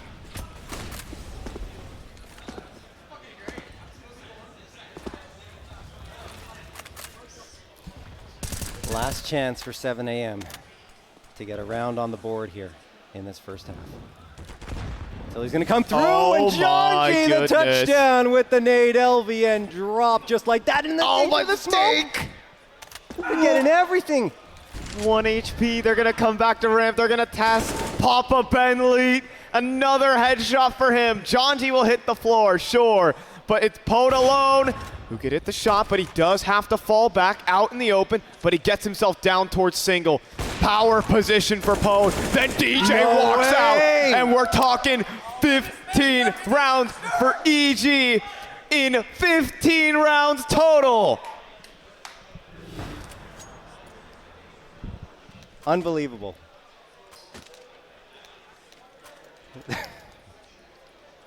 Unreal stuff here coming through from EG. Yeah, we have a guest. Oh, hello guys. What's up? How are we doing here? How's it going? You know, this is kind of impressive. We were talking before. You know, I was going to come on for the second half. There was going to be some good rounds. Yeah. Turns out I'm just here to talk about the pistol. Isn't this great? Isn't that great? Isn't that great? Well, so, we'll see. How are you feeling about this game so far? Well, you know, I was getting a little nervous on the first 2 maps, but you know, Nuke really was the freest map of all time for North America today. Yeah, I mean, that's just American freedom right there. I'm telling you, right? I feel like you just came on here to curse everything. Absolutely, you know. I mean, that's naturally what happens with me. I talk a little bit too loud, a little bit too much, and it ends up badly. All right. Well, Vacancy's going to get 1 here. Ben Lee trades it out immediately. They have control of this A site. It's looking good so far. There's the plant. EG going for the perfect 16-0. DJ going to get the headshot on to LVN. And now Vacancy tosses a flash on forward. His position known. Evil Genius is inching ever closer to finding this final round. And oh boy! Georgie gets another bed lead. And 16-0 right after 7 a.m. Shoot back! 16-0. Try shooting back! Pure irony, baby! Well, that was very fun. Thank you guys so much for having me on to the second half. I really appreciate it. It was great, you know. Just here to help close out it for NA. And I think that's going to do it for EG. They've advanced, correct? And now we're going to see in the next matchup is 7 a.m. versus Black Hand. So that's going to be a good UK duel that we're going to see later on. Yeah, how do you feel about that one? You know, it's honestly, okay, so like being an NA supporter, very funny that the two UK teams are going to have to battle it out and one goes home. Absolutely a little hilarious. sad, though, honestly, for those guys. They traveled all the way here. They made a huge effort to come out for Frag, and we always appreciate that from the international teams. So definitely just a tough rounds for them, tough seeding and everything else like that. But it's sure to be an absolute amazing match, and I'm glad we can get a UK derby right here in Philadelphia. Absolutely. Well, it seems like NA is now 16-16 on the map of Nuke. We're doing a great job here against 7 a.m. I don't know how many teams can say that they played on Nuke, won 16-0 the day before, and then lost 0-16 the day after. I don't know if that's something you want to be having as a stat line, but wow, that's just nutty. I even said I felt so sure we weren't going to get a 16-0 either way coming into this. And I definitely feel like I'm the one who cursed it from the beginning. It's such utter irony. For 7 a.m. though, unfortunately. I mean, we were only imagining. We were like, surely, this can't happen. It's this so can't. unlikely. We're talking at 5-0. We're just like, we can never allude to it. You just can't mention. You can't say the word 16-0. It won't happen. And you know what? I just got to give a fist bump out to you, John, because we didn't say 16-0. You know, I'm so proud of you guys for not jinxing it for us. That is really, really impressive. It's better for me and my own mental health that, you know, we got a 16-0 and ride out nicely this evening. Kept it quiet right until the end. Well, folks, we're going to go and have to bring this one off to a break and send off 7 a.m. down in towards the lower bracket. But a quick shout out to our sponsors over at Mavix Gaming, providing all the chairs here in Localhost the block. Mavix even providing Elemax, which is a temperature control system that also brings in massage. It can elevate your game, and you can even get it 50% off when purchased with a gaming chair. So whether you're looking to get your first gaming chair or upgrade your current setup, Mavix can keep us all comfy. Shout out to them for sponsoring the Fragadelphia 16 final. Ooh, 17. Oh, I know. I'm struggling. There's so many. See, it's just so many 16s that, you know what? I had to give it to you. We're going to go ahead and bring this one off to a break, and we'll have a winner's interview on the other side.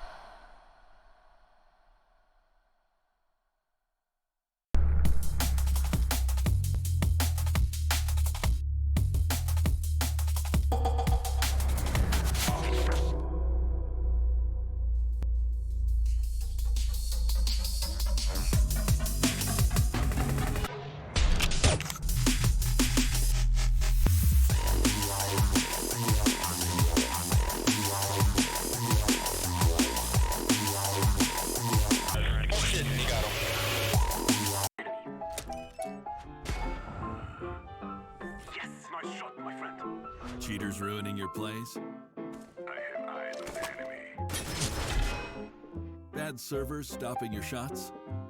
What you need is ESEA.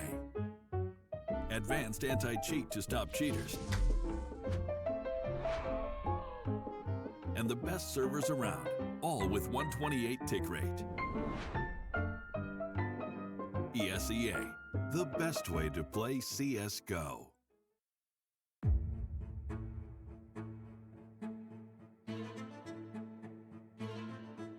Video games were definitely a source of tension in my family. They weren't really happy that I'm like kind of starting to steer away from education and steer away from school. I had a grind. I came here from nothing. I was never in the spotlight. In fact, it's something that's very new to me.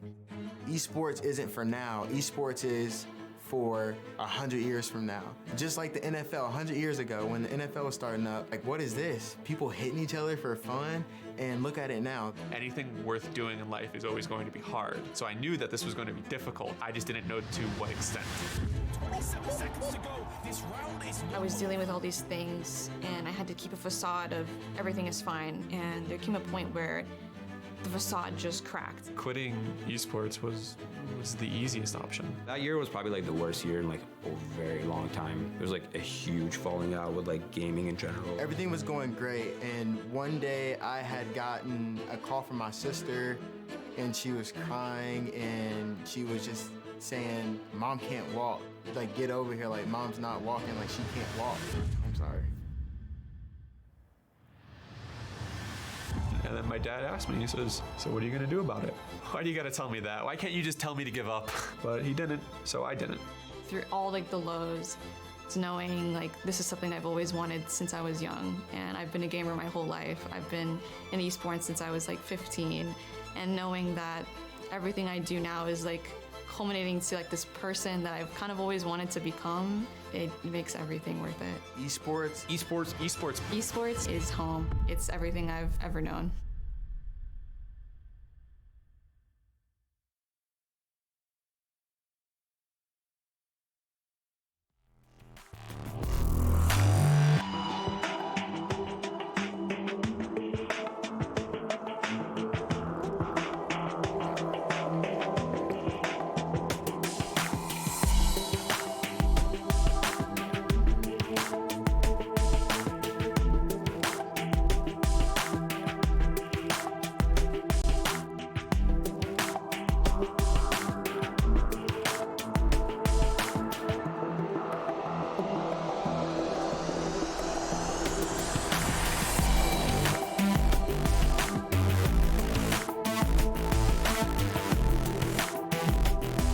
Fragadelphia 17 Last Chance Qualifiers Winners Interview. I'm joined here with, nothing unusual happened here, but I'm joined here with Janji and Viz. First things first, who are you doing this for? We did this for Bobby, for stamina, baby. So 16-0. So I mean, let's go ahead and start this one back though, right from the very beginning. You guys let Vertigo into your pool, which is a map that you guys don't really like to play too much as like a from PA to EG. How's that kind of evolved? Why did you leave that into the pool? It's actually a map that we were practicing, and we were confident when ATK picked against us when we qualified to go to Melbourne, actually, but we just hadn't brushed up on it in a while, to be honest, and hadn't scrimmed it. It just had a little couple, like, I was dying in the ways that I just should never have been dying, really, and I was just I chalked that game up to me fully, honestly. I gave way too many first free kills, and it was bad, but after that, I was like, hey, next two maps we've been playing non-stop, and I just needed to not troll, and then we just won. I mean. Yeah, and then, in Inferno for you guys, you come back swinging. How many decibels did you reach on the stage again, or what? How many were they kind words at least? Nah, there was zero kind words, to be completely honest, but kind words for my teammates because honestly, they played out of their minds, and Ben was owning, couldn't ask for a better performance out of us, to be honest. Yeah, and Viz, coming into the map of Nuke, you guys. Look, it was a pretty solid win over on Inferno, right? It didn't have too many speed bumps. They started a little comeback going on. How the hell do you muster a 16-0, dude? One word. Easy. I don't know who the fuck we just played. You guys made it to the main stage. Yes, you guys sir. are feeling good, Yeah, meeting expectations? I mean, honestly, we're here to win it. I don't think any of us, are under the impression that we're not. I think there's going to be some good games, obviously, maybe some tough ones, but I think if we play like we just did and trust in each other, we should come out on top, to be honest. Any respect for your opponent before we head out? GG, honestly. Okay. It was good banter. Oh, they were a little quiet the last two maps, but it was good banter for the first map. But other than that, good job, baby. No respect, you talk shit, get hit. He's young still, my bad. Thank you guys so much for watching this Fraga interview. Shout out to EG. They're moving on to the main stage. We'll see more of them tomorrow. Appreciate you guys. All right. Somebody took a dump in the urinal, and we need to get to the bottom of this. I put gloves on, and I went inside, and I picked it up with my hands, and Bob had the bag, and I dropped it in it, and then Bob dry heaved, and I started to dry heave because he was dry heaving, and then I had to get some spray to clean the urinal, and then poop remnants was everywhere. It was just so much poop, and I didn't know what to do, so Bob ran out because he was gagging, I was gagging. I gotta go. Who in the hell took a dump in the urinal? That is my question. They're a legend. No, I don't condone this behavior. Don't in the urinals at your lands. Do you want to hear my take on it? Thinking it was one of the players. They're a little weird, okay? They're competitive people. They're a little crazy because they play for so long. Sometimes, you know, they shit in weird spots. So we have the urinal shit detector. I don't know what this is supposed to do. It's just writing on like some like, what is this? It's a, what? A lint roller. I thought you said a limp roller. I was like, what is that? Oh yeah, Bob is the one who cleaned up the toilet, so we're gonna talk to him first. The urinal, sorry, my bad. Imagine coming into work one day and like, oh yeah, it'll be like a normal day at work, and then someone like shits in your urinal. Did you shit in the urinal because you have a vendetta against Localhost? Well, I work here, so yeah, I have a vendetta. No, Do you have any clues or hints, or not clues or hints? You don't know. You don't know who did it in the toilet. Do you have any suspicions on who did it? I would venture probably a CS player. We are still looking into the investigation, so we can't answer that many questions. But I will say, we will find you, and you do it again, it's nasty. So. Team Localhost Philadelphia is on the case, and we will figure out who took a crap in the toilet. Please. It was the urinal, actually. I wish it was the toilet. That's where it should have went. Please, Gompers, find out who did this to our beautiful venue. I'm not doing it again. I cleaned it up. It was nasty. It was just everywhere. This is a case for the Gomp. We need to find someone who's really relaxed, because the more relaxed you are, you don't have anything in you. So, just saying. Did you shit in the urinal? No, but I was thinking about it, honestly. Honestly, right now I really need to go, and they said please don't do it, but they didn't ask me nice enough, so I might do it again. I mean, I'll do it the first time. I haven't seen him go to the bathroom since we got here, so he might have been holding it in real bad. I don't know, he looks like he's holding one in right now. We were in the bathroom at the same time. I took a shit in the regular toilet. He was in the urinal. I'm not gonna say anything else besides that. I'm just saying, he was in the urinal. I was in the toilet. My question is, did somebody really shit in the urinal, or did they just transfer it over? Do you know who pooped in the urinal? I think it was that guy. I have a suspicion that Brian CS knows something. Did you take a dump in the urinal? Actually, if you want to know who took the dump in the urinal, I saw Cyrus actually come out of the urinal right after they talked about it. So I don't want to, it's him. You look like you would do it. What do I look like I would do it? Just because I'm bald? Is that what kind of shit is that? I think we should have everybody poop in the urinal so that we can see which one looks like the poop in the urinal. I was saying that we need to look at the cameras, right? Because there's a camera by the bathroom over there, right? And you can tell when someone took a shit in the urinal. You can tell. Seriously, see this man enter and leave. I like my idea more of getting people to poop in the cup, but did they wipe themselves? There's no toilet paper in here, so what was the wipe? I think they Oh. Wait, how would you know how to use a urinal at the Wait. Me in the eyes and tell me you didn't shit. I don't think it was a guy at all. I think it was a girl. Did you poop in the urinal? How'd you find out? I just remembered the last time you came over. And you pooped in my urinal. It was a mistake. I wasn't thinking. Sorry. I'm sorry. Did you? He smelled. He's asking himself if he smells bad. I don't know how to feel, man. What do I say anymore? They did it. They probably did me It was too. him. It was me. I just responded to your tweet. We found him. Were you the one who pooped in the urinal? Yeah, it was nice. I just squeezed it out.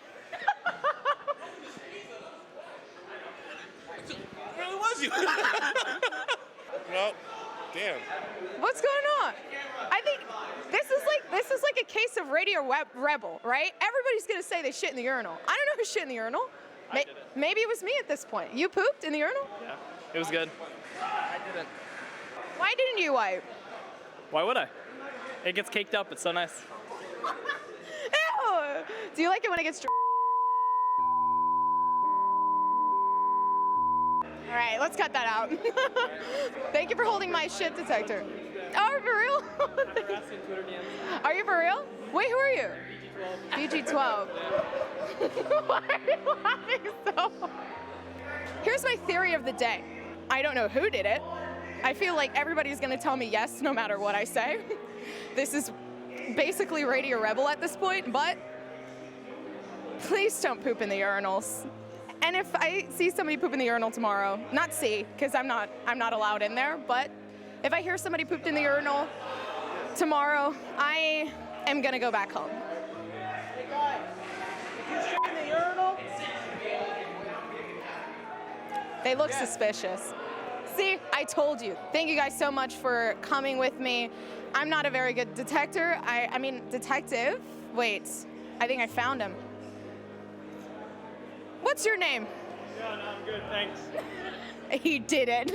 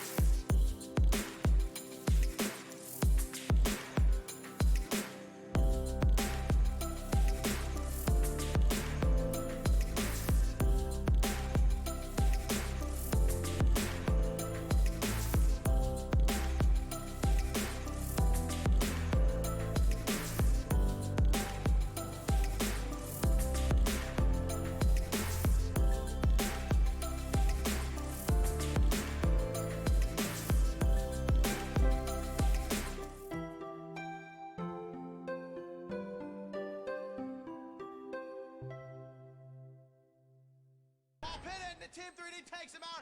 Ninjas are down to just one final member this round. And it looks like he is going to go ahead and save out his weapon just as Ninjas did before. Let's see if this cat and mouse game could pay off again for Team 3D just as it did last round. Will the bomb timer go off or will they get this final frag? Team 3D is on the hunt, coming into that T-box and where the Ninjas are. Oh, and there it is. Team 3D with the final frag, making the score 3-0. What up now, Swedes? Woo!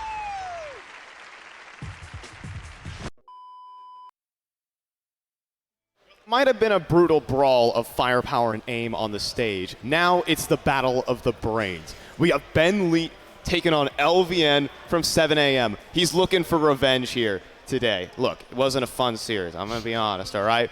But we're bringing it back. We're bringing the sportsmanship to a game of Connect 4, right? Long time. Game thousands of years old, I'm pretty sure, something like that.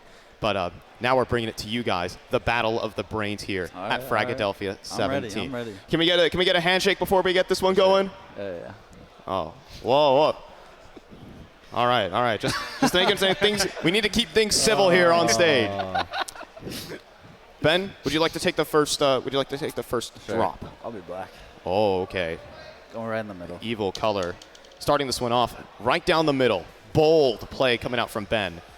LVN He's looking just to cancel him out on the side. Ben considering, does he want to be on the aggressive? And he does. He's moving it towards the edge, but we're going to see LVN take the blocking maneuver. Of course, this is all fighting for a skin, believe it or not. So this is a really, really powerful game. Brought to you, of course, by CS Money. Another blocking maneuver comes. Another block comes down out, but we're going to see Ben. He'll drop another, starting to assemble that diagonal together. But that also gives an opportunity. Maybe LVN could start building something of his own here. We'll see Ben. Okay, continuing, giving himself more and more options as we go through this game of Connect 4. The skin is on the line, folks. That's what's it. But now LVN, he's trying to make a break for it. He's trying to force a move out of Ben. But maybe Ben, maybe he has some other threats on his field. We'll see what he can do. But LVN is making some moves at the same time. That skin is on the line. And Ben starting to put on the pressure. He is threatening right here. Does LVN see it? He certainly does. And now LVN has assembled 3 in a row here, hunting himself for a skin. And at the same time, we're going to see another threatening maneuver come out of Ben Leet. LVN, the pressure's on. A skin on the line, and surely, oh no, it's over. It's Ben. He's secured himself a skin. Brought to you by CS Money, of course. Hashtag wins for skin. Ben, the biggest brain on the stage. It's a blunder. And it's a blunder coming out from LVN. For America, boys. It's done. Everyone's quitting. Can we at least get like a fist bump to go out? Yeah. Come on. Oh my God, cut to a break immediately. Okay. GG. I can't believe it.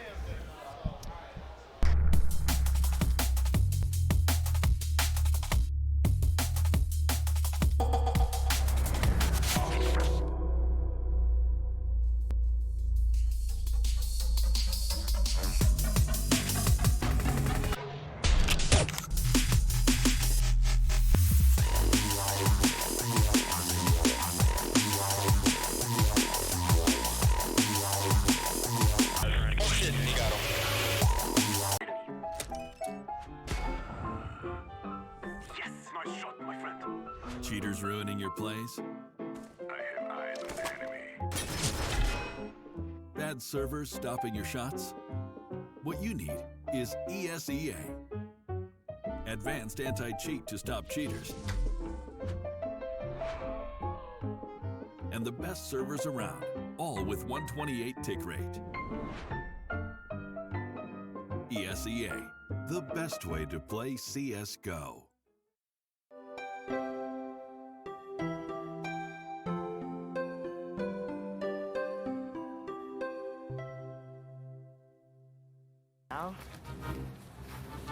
Huh. Is that Doug?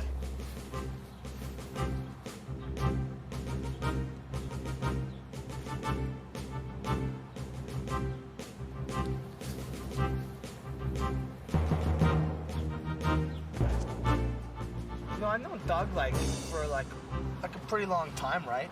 Like we were like little noobs together, Frag out!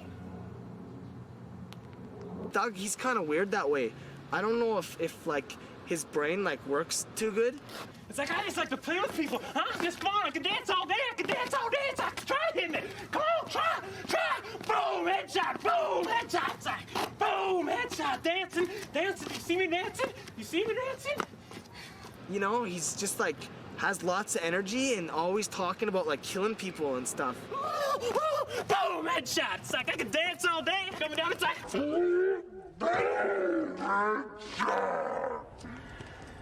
And I think that's just a little weird, you know? So you want me in the show then? Yeah, for sure. Just introduce yourself. Introduce Kate. What's up? I'm Doug. Fuck!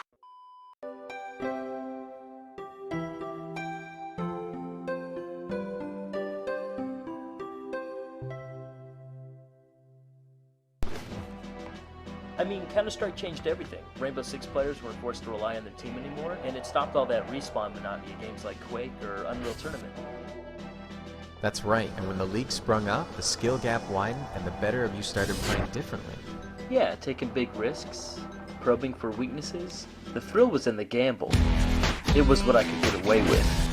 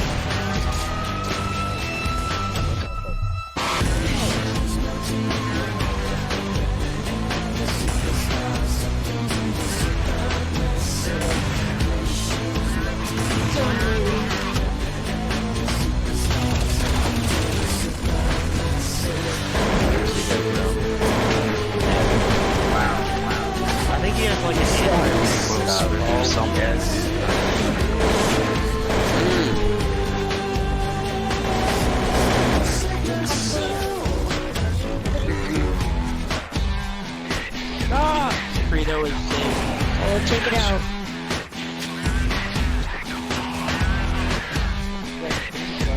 Oh man, it's so funny. Wow. The ball.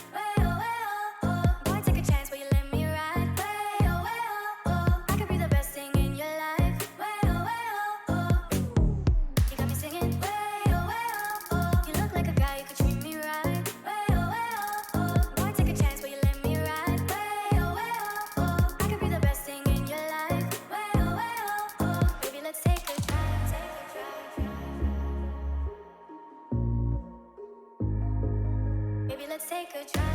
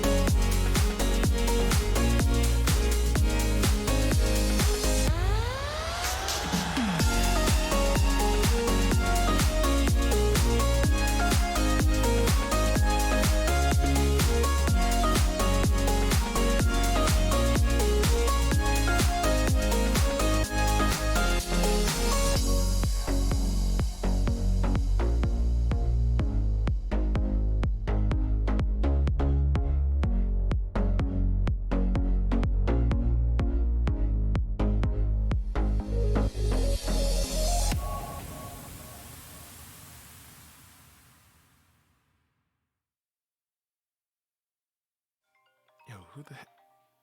Scam likely. Hey, please do not text to me. I'm trying to get it. Working to become the best of me. I'm doing my job. That includes whipping and keeping the recipes. I cannot stop. I gotta get it till legends are next to me. Till legends are next to me. Hey, please do not text to me. I'm trying to get it. Working to become the best of me. I'm doing my job. That includes whipping and keeping the recipes. I cannot stop. I gotta get it till legends are next to me. Till legends are next to me.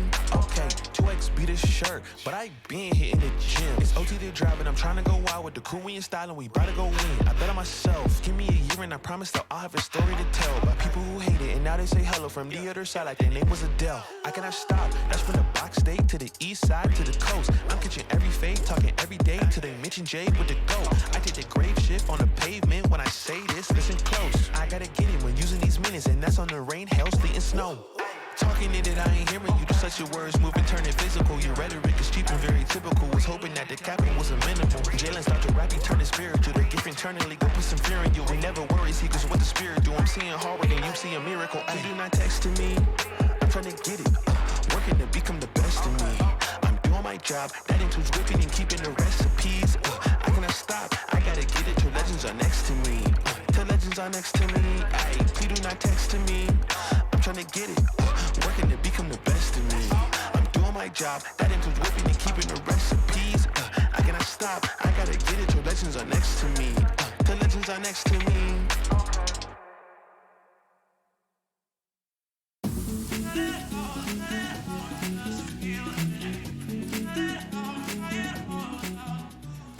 And welcome back to Fragadelphia 17's Last Chance Qualifier, day number 2, and we're reaching one of the final best of 3s. It's an elimination game here at Fragadelphia 17. It's the two Brits facing off. 7 a.m. taking on Blackhand to see who's going to make it to day 2. Only one can. Yeah, that's a brutal reality for these two teams, man, and a scary one at that. A scary way to close us out. One of these two teams is going to be going home a little bit disappointed, but I mean, again, this is what you get out of this cutthroat LCQ and all the competition that it's delivered so far. Yeah, and these two teams have had a head-to-head in the past, and well, you can go ahead and check out that head-to-head and all the good stuff that's going on Twitter, perhaps. You can also help out using hashtag FTX Frag17 to join us along the ride. You can have your tweets show up on broadcast, so whether you want to trash talk, NACS, there's a lot of that good stuff going on down below. So if you just want to, diabolical gaming, diabolical even. Man. Where does that? I mean, there's devilish gaming, and then there's diabolical. Yeah. All right. There's a couple of other happenings going around the block, maybe. What is that? Who's that? That's LVN. That's the IGL. That's the IGL at 7 a.m. But you can go ahead and cheer on your favorite teams out here using hashtag FTX Frag17. And speaking of FTX, one of our presenting sponsors over here at Frag can help us. You can help yourself out using FTX, the most complete crypto tool. You can also buy, trade, sell, and all that good stuff using the FTX app or using the QR code on screen to help you out. So pretty easy. All the good stuff. You can even use referral code NERD to earn free crypto on every trade over $10 with the FTX app. So go ahead and check it out and get yourself some of that FTX good stuff. Shout out to them for helping out the Frag 17 circuit. Now, heading into this game, though, Blackhand taking on 7 a.m. This is a matchup that's actually happened before, and it was actually Blackhand who came out on top. No, I mean, this is a bit of a rematch, right? And Blackhand taking that series definitely bodes well into this series. And you couple that with a little bit of a confidence dwindle here. Maybe some low fumes, some less gas. They lost in Connect 4. They lost in Connect 4. They are at an all-time low. That is the morale. They got to bounce back here. Yeah, that Connect 4 loss certainly sitting in the back of 7 a.m.'s mind. LVN. I'm not sure how you're going to recover from that. Okay, I think they're. He likes to get nice and close to the camera. This is what Mike and I were talking about. That big brain can show, but unfortunately, whatever part of the brain that is dealing with the Connect 4 did not show up, at least in the way he'd hoped. Well, we can connect all the maps that are going to be in this series. How about that? Yeah, I'm ace level Segway I was clean. guy. I liked it. I was a big fan of it. Oh, thank you so much, Cole. You're the man. We're going to see our bans coming through here. 7 a.m. choosing to ban Mirage as Overpass goes out for the Blackhand. Dust 2 going to be selected here for Blackhand. Sometimes considered a pretty risky map, all things said. And generally said, I'll say 7 a.m. we're in good individual form. And wow, what a bold pick, baby. Nuke after that. They're going to be starting on the T side, right? Not leaving it up to a decider, man. No. How on earth have you gotten 15-0'd, 16-0'd at the end of the day, but 15-0'd on the T side, and you're like, I want to run that one back. Give me a second chance of that. I would be staying as far away as possible from this map. I don't know. Can I confirm with production that our map graphic is in fact correct? Like, what's going on here? Is this a reverse, maybe? I mean, maybe they flipped the maps all around and they banned Inferno instead of that being our decider. Well, this is a bold pickup, and we're even.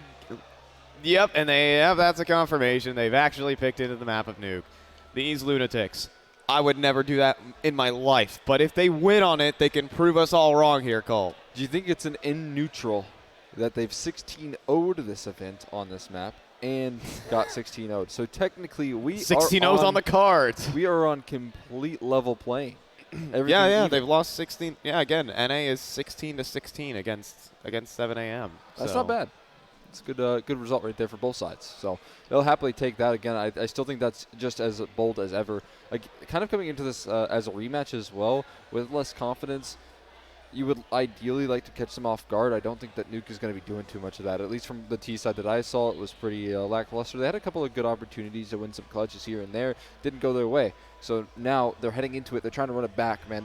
What is going to be the confidence build up here? I mean, maybe closing out a clean dust 2 could help, but yeah, it's a bit bleak. I mean, even then, like I think there's just something needs to light a fire underneath this team. Like it could be a big play. It could be something. Maybe just get in the pistol, for goodness sakes. They just need something to ignite the fire, because I would just be gut wrenched after just getting dominated on Nuke. But the thing is, they could also take a little bit of solace here for 7 a.m. They're playing against a familiar opponent. Yeah. You know, maybe that wasn't their goal when they came here to Fragadelphia, is to play against other UK teams. You know, we're going to get this NA experience, international. Nah, you're playing your homeboys over for a chance to make it to day 2 and not head back across the Atlantic. So that is what they're fighting for here. And I'm sure 7 a.m., they can take a little bit of comfort with that familiarity factor. Yeah, it always helps with your domestic matchups. That's why we see a lot of, upsets when it comes down to it. Just like a Limitless versus EG's main roster in the RMR. I feel like that domestic matchup always can lead to some interesting results, but we got some good news here. We do have our game ready, so we're ready to hop into Dust 2 as we kick things off. It will be a battle of the Brits here to take on who's going to be making it through the qualifier, who's going to be hitting the deck. Yeah, and who's going to be hitting the deck and taking the boat home across? Not even the plane. Don't Brits like only go in boats or something like that? I don't know. They have a pretty big navy or something like that. I don't know. They ranted about that a couple hundred years ago. Maybe. Yeah, they did do that. Yeah, you're onto something there.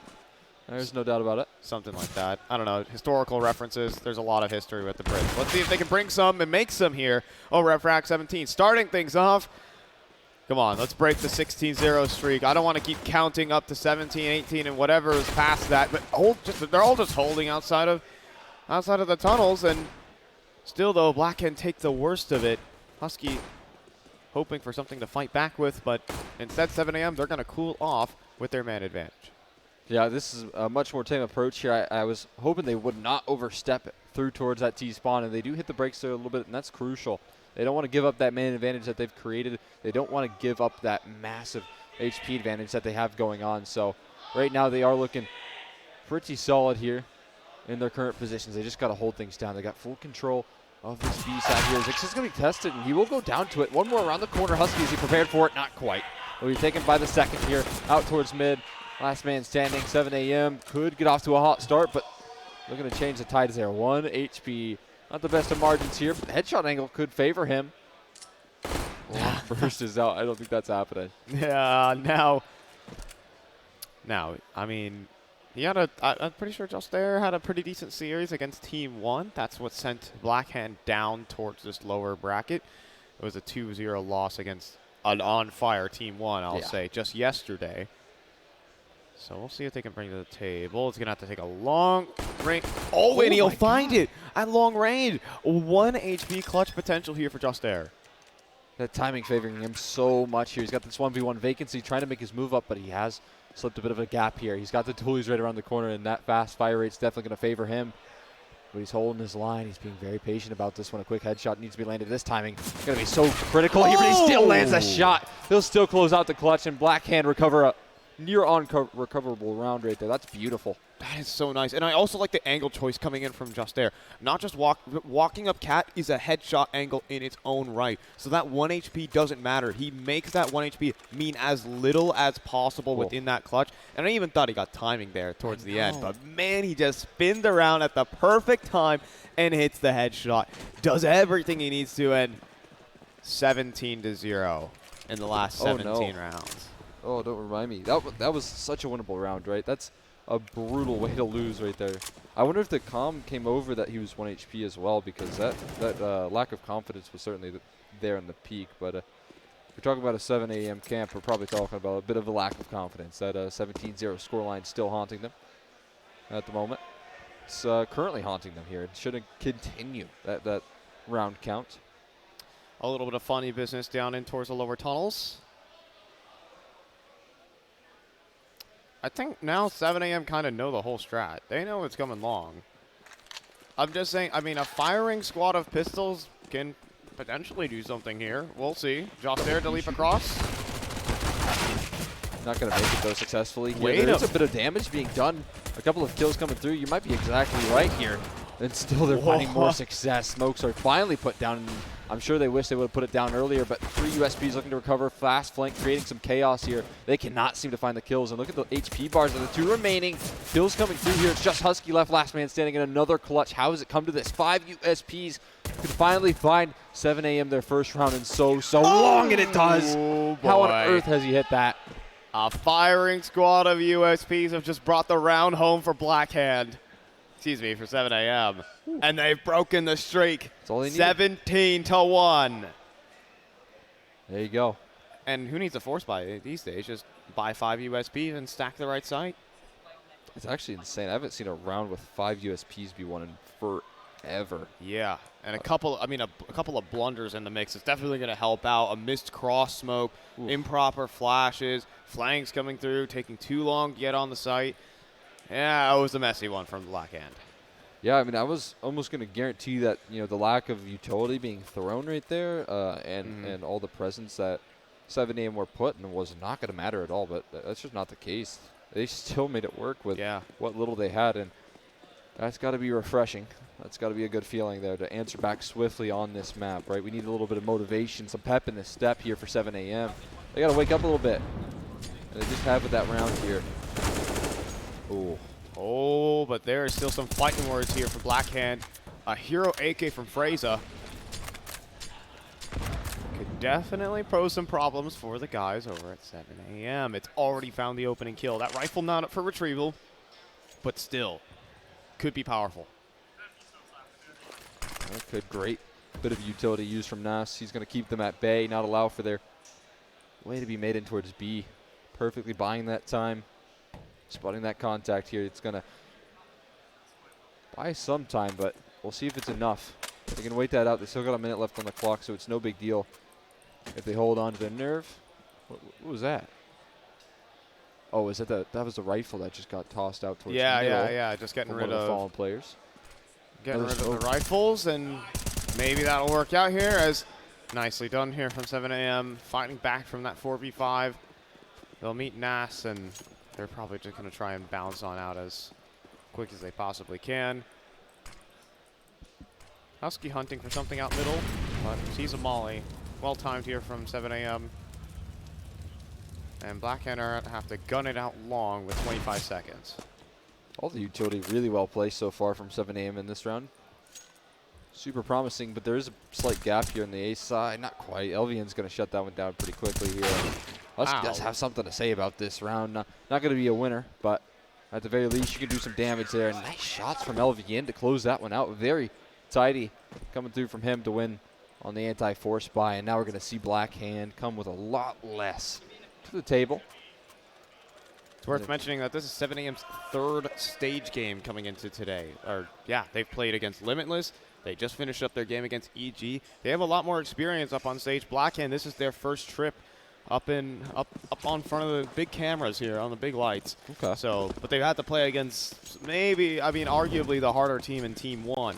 So they've had the trials and tribulations that, well, 7 a.m. haven't quite, unless you want to consider the 16-0 a trial and tribulation. Yeah, that is a trial for sure. By fire, just like this round here for the Blackhand camp. About as easy as it gets right there. They tried to pull the pin on that execute. Little did they know there was a molly still down. You probably wanted to wait that one out. Just another second would have been good, but no worries, no harm, no foul. Blackhand really not bringing too much to the table there. So, not the end of the world at all. Here's where the real interesting stuff takes place. So, here's the buy coming through from them, and I'm noticing not a lot of flashbangs coming through actually for the Blackhand camp. You can see, is that only 2? Right now, maybe 3 total on this T side. That definitely leaves a lot to be desired here, that's for sure. And if they don't take quick map control, they've just utilized 2 of those with no space created. They've got 1 flash left for an execute. Yeah, and there's an op holding an angle. Anyone want to tell me how you're going to stop that op from just blasting you guys on the from the execute? Like, just theoretically right now, there are some problems here for Black Hand. Interesting to see vacancy on the op as well. It was Zix who was just monstrous with it. Yep. When we last casted him, but maybe just positioning here on Dust 2 going to be favoring for this round. Could be spawn based, who knows? But they're going to make their way up catwalk. At least they're using those smokes to good effect because they certainly don't have the flashes to back this execute up. Mollies go in. It's mostly just Zix. He'll drop his smoke. That's a very well-played smoke. He can even use it as a one-way. Oh my God. Just lined up 3. What on earth was that? He's on 1 HP too, and he knows where this last one is. Getting tapped out. And Zix, where did those 3 kills even come from? They're so quick. Not a single assist on either of them, though. And that's what's so impressive right there, man. What a flawless round coming through from 7 AM. That's the energy that they need in this map, in this series. And Zix delivers it quickly for them. He doesn't even need the op to show up here in this map. That's very promising. Call that one the Zevi smoke. I saw Zevi do it about 1 million times. What was that, though? That's so clean. I was like 8 bullets. He saw like a couple of them. He transferred his spray too at that range. The vision on that guy. Out towards long though. We're gunning it, Cole. There's How many flashes? They bought them all in this round. Maybe a round late, but they'll take it. I heard like 5 flashes in the span of 2 seconds. Like bang, bang, bang, bang, bang. They came prepared. They learned their lesson clearly here, and they look to continue their way on towards this A-bomb site, it seems. They've grabbed some early long control. They're not so interested in committing to this. Instead, they're going to try and reroute towards the catwalk. But little do they know, there's a player in T-spawn ready to create some chaos. Nas has moved right on by there. It's trying to fake the bomb dropping in upper tunnels. Oh, that's pretty cool. When he throws his gun around, it makes the same sound. But I think a little too keen on that, considering they're flanking spawn already, and it's a bunch of pistols, no flashes, and this is about going as expected here, Cole.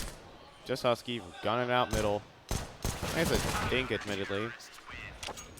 Not to shame Husky, but I swear he's hit so many of these rounds, these shots when he was on the save. I'm not sure you were casting. Were you casting with him when Team 1 versus Black Hand? Casted Black Hand, yeah. I see. I was with John for that one. Yeah, Husky was always on the back end, kind of cleaning up. He's gonna need to turn out to the forefront here, definitely for Black Hand. Down 5-1 already. That's just how CT side Dust 2 kind of operates when the double ops start coming out. But not for Dexter. Lands a tag to start this one off. Not too shabby. Taking their time with this one, Black Hand. Not gunning it out long. Mid's going to be their target here. The quickness in which these double ops have come out and the, so far, slight lack of utility in terms of flashbangs is definitely a bad outlook here for Black Hand at the moment. They've got to get control of this economy here soon. Otherwise, they're going to be staring down the barrel of a pretty scary T-half. They got to make sure they're dealing with that sort of setup here. And they definitely are making sure that they get that utility down. Flashbang, hinge smoke, all the likes. Oh. Isn't enough to cross, man. He doesn't even need an op. Vacancy just going to collect him straight through the smoke. That's a tough man disadvantage right there. They're going to try and walk into the other. No flash. One flash. One flash. You think they're going to use it on this angle? It's been tossed in. Oh, he ducks underneath it. That'll do. But only for a short amount of time here. They're going to have to reroute him towards the middle. This is best case scenario. Oh, they're walking into the mid to B setup here. And Vacancy looking to hold down the line. He has his opper close by. 0 flashes now, Cole. The op's already plucking them apart right there. Zix able to find one from the back lanes of A-site here. Nasty needs to find one as well. He will be able to do so from back plat, but Vacancy is still sticking around. He's still in your face. And well, maybe Dexter can get a bomb plant best case scenario, but holding on to this post plant is going to be nigh impossible. He has to take a fight, and he has to take it quickly, but coverage is already being made here. They've got his eyes on him. He's looking for a peek here. He will find the timing. That's the first here. He's going to go for the second. A no-scope connected, but it's not enough to close. Such a close round there, at least from the start, maybe for Dexter, but third man is there out towards middle. Biggest thing there, though, just, again, not a little bit of mismanagement of the utility, and that allowed them to, just get some seamless frags that were mostly just untradeable for the 7 a.m. side. Couldn't get the gas going for the play, as well as, smoke spam was going to help him out. Yeah. Definitely a tactical pause coming in here from Blackhand, because I think 7 a.m. have kind of had free reign over this B tunnels area. You can see Vacancy even pushing in quite deep into that angle. They've even pushed them through spawn a couple times, so they've been able to stack all the right sites here for 7 a.m. And if anything does happen, they drain a lot of utility out of that T side. So Blackhand are going to try and find a way to get a better read on the situation. Maybe just take the straight up fight out long. It's a risky one, but sometimes, if the default isn't working out, maybe the long play is long play is where it's at. So I mean, sometimes that's just what it's needed, right? It can feel like a coin flip when you go out long with the 5 flashes that we heard a couple rounds prior, and maybe a coin flip. Maybe that 50-50 is the best odds you have had in recent times. So sure, why not? Why wouldn't you try it here? They do actually elect, if you can see at the utility belt, they do have a whole lot more flashes in this round, and that's a promising sign. They definitely need to prioritize that sort of utility. No longer going against the double op, though, in this round. That's a key distinction here.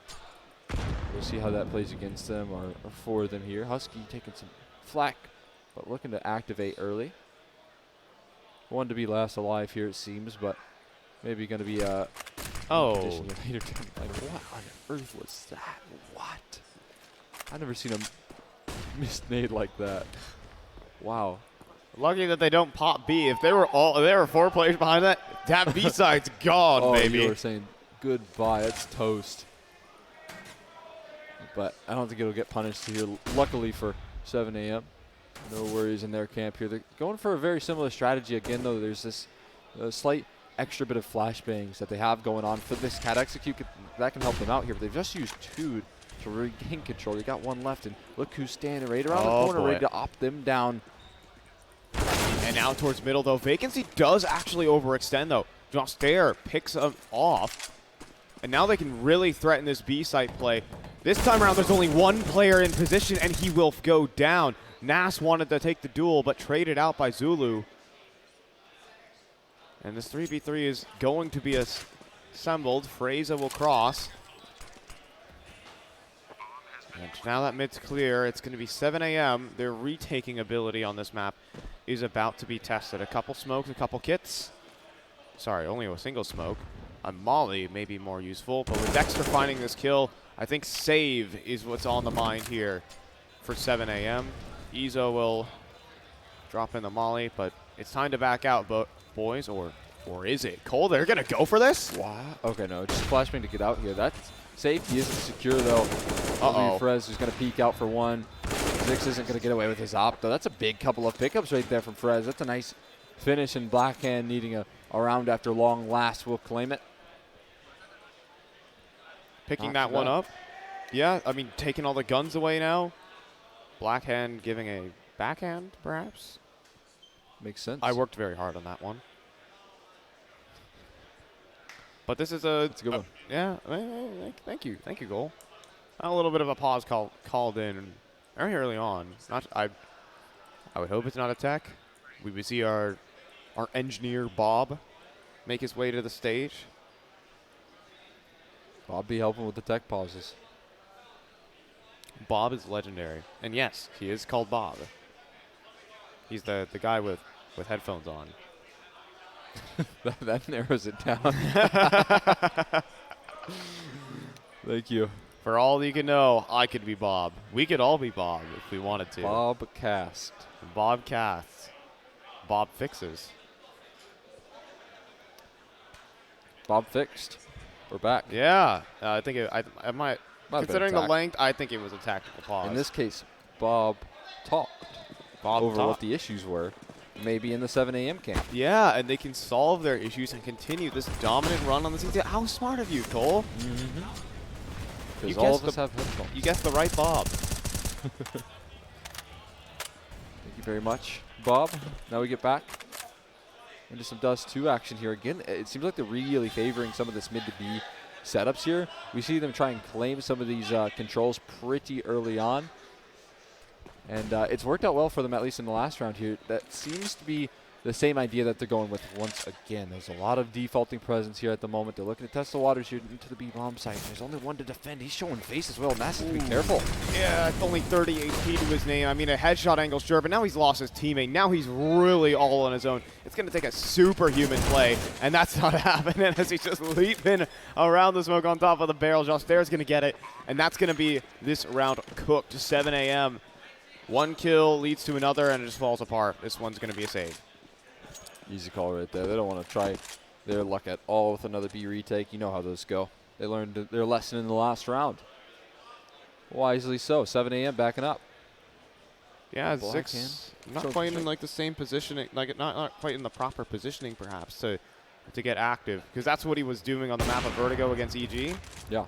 And this guy, well, we've already seen him just on the rifles, but this guy right here is talented. Yeah. Friends. Yes. I believe, if I get this correct, 17 years old from Sweden. Jeez. And he's been farming them. Yeah, no, he had an absolutely monster series. Definitely one to keep an eye out for.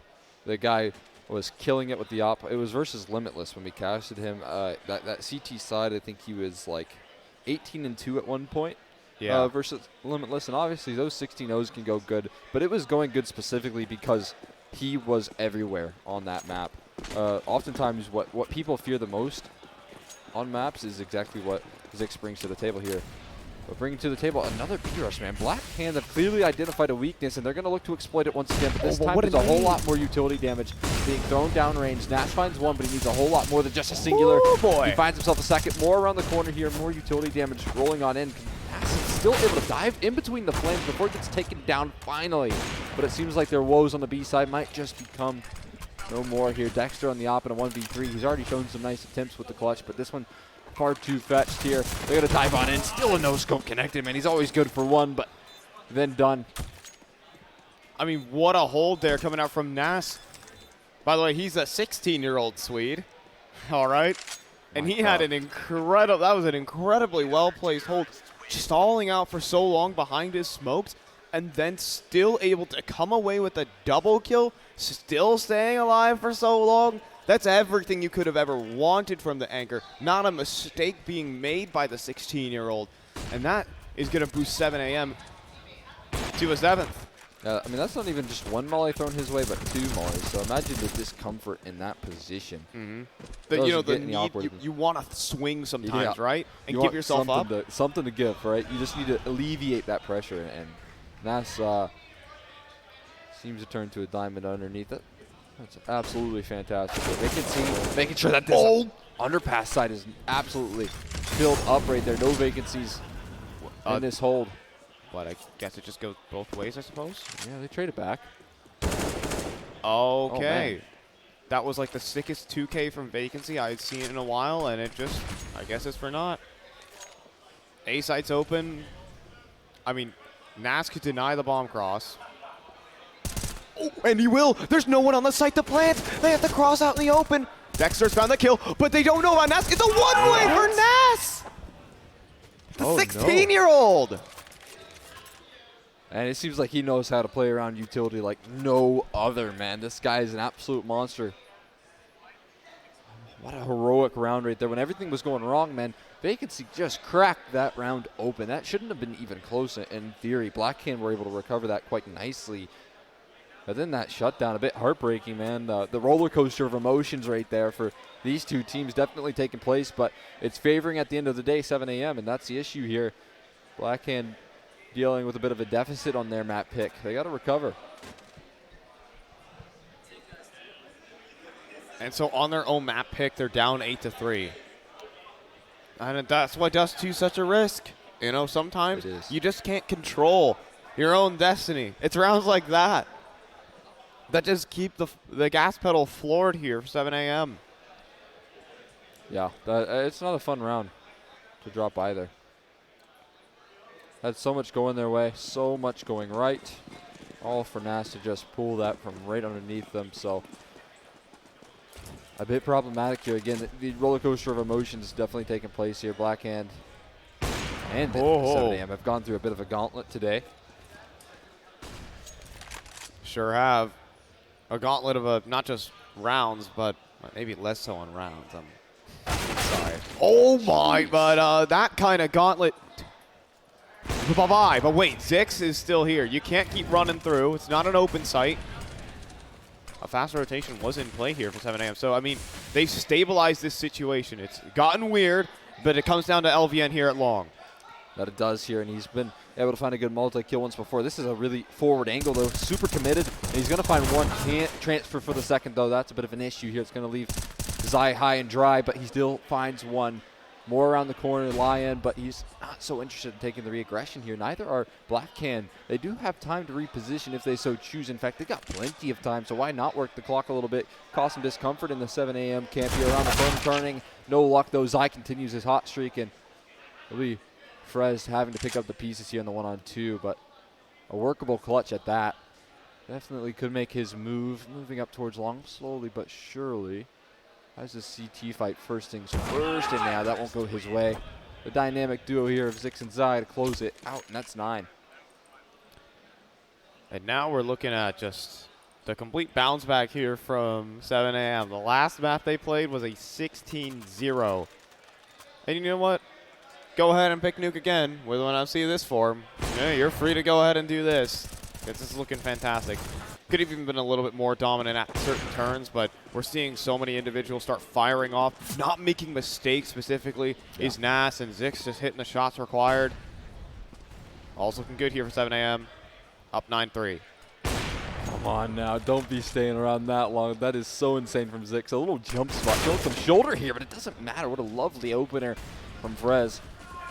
Yeah, you can see going to get taken down here early. They're looking to recover off the back of that. Hinge smoke gets tossed in. That's going to roll out for safe passage in towards Cap. But how committed are they? How quick do they want to be? Because decisions need to be made here soon. They're using a lot of utility to claim this control, and it looks like 7 a.m. is just going to look to reclaim that themselves. Oh, a nice tap there from LVN. Almost down the fall damage. It's such a risk, but the frag is all that matters.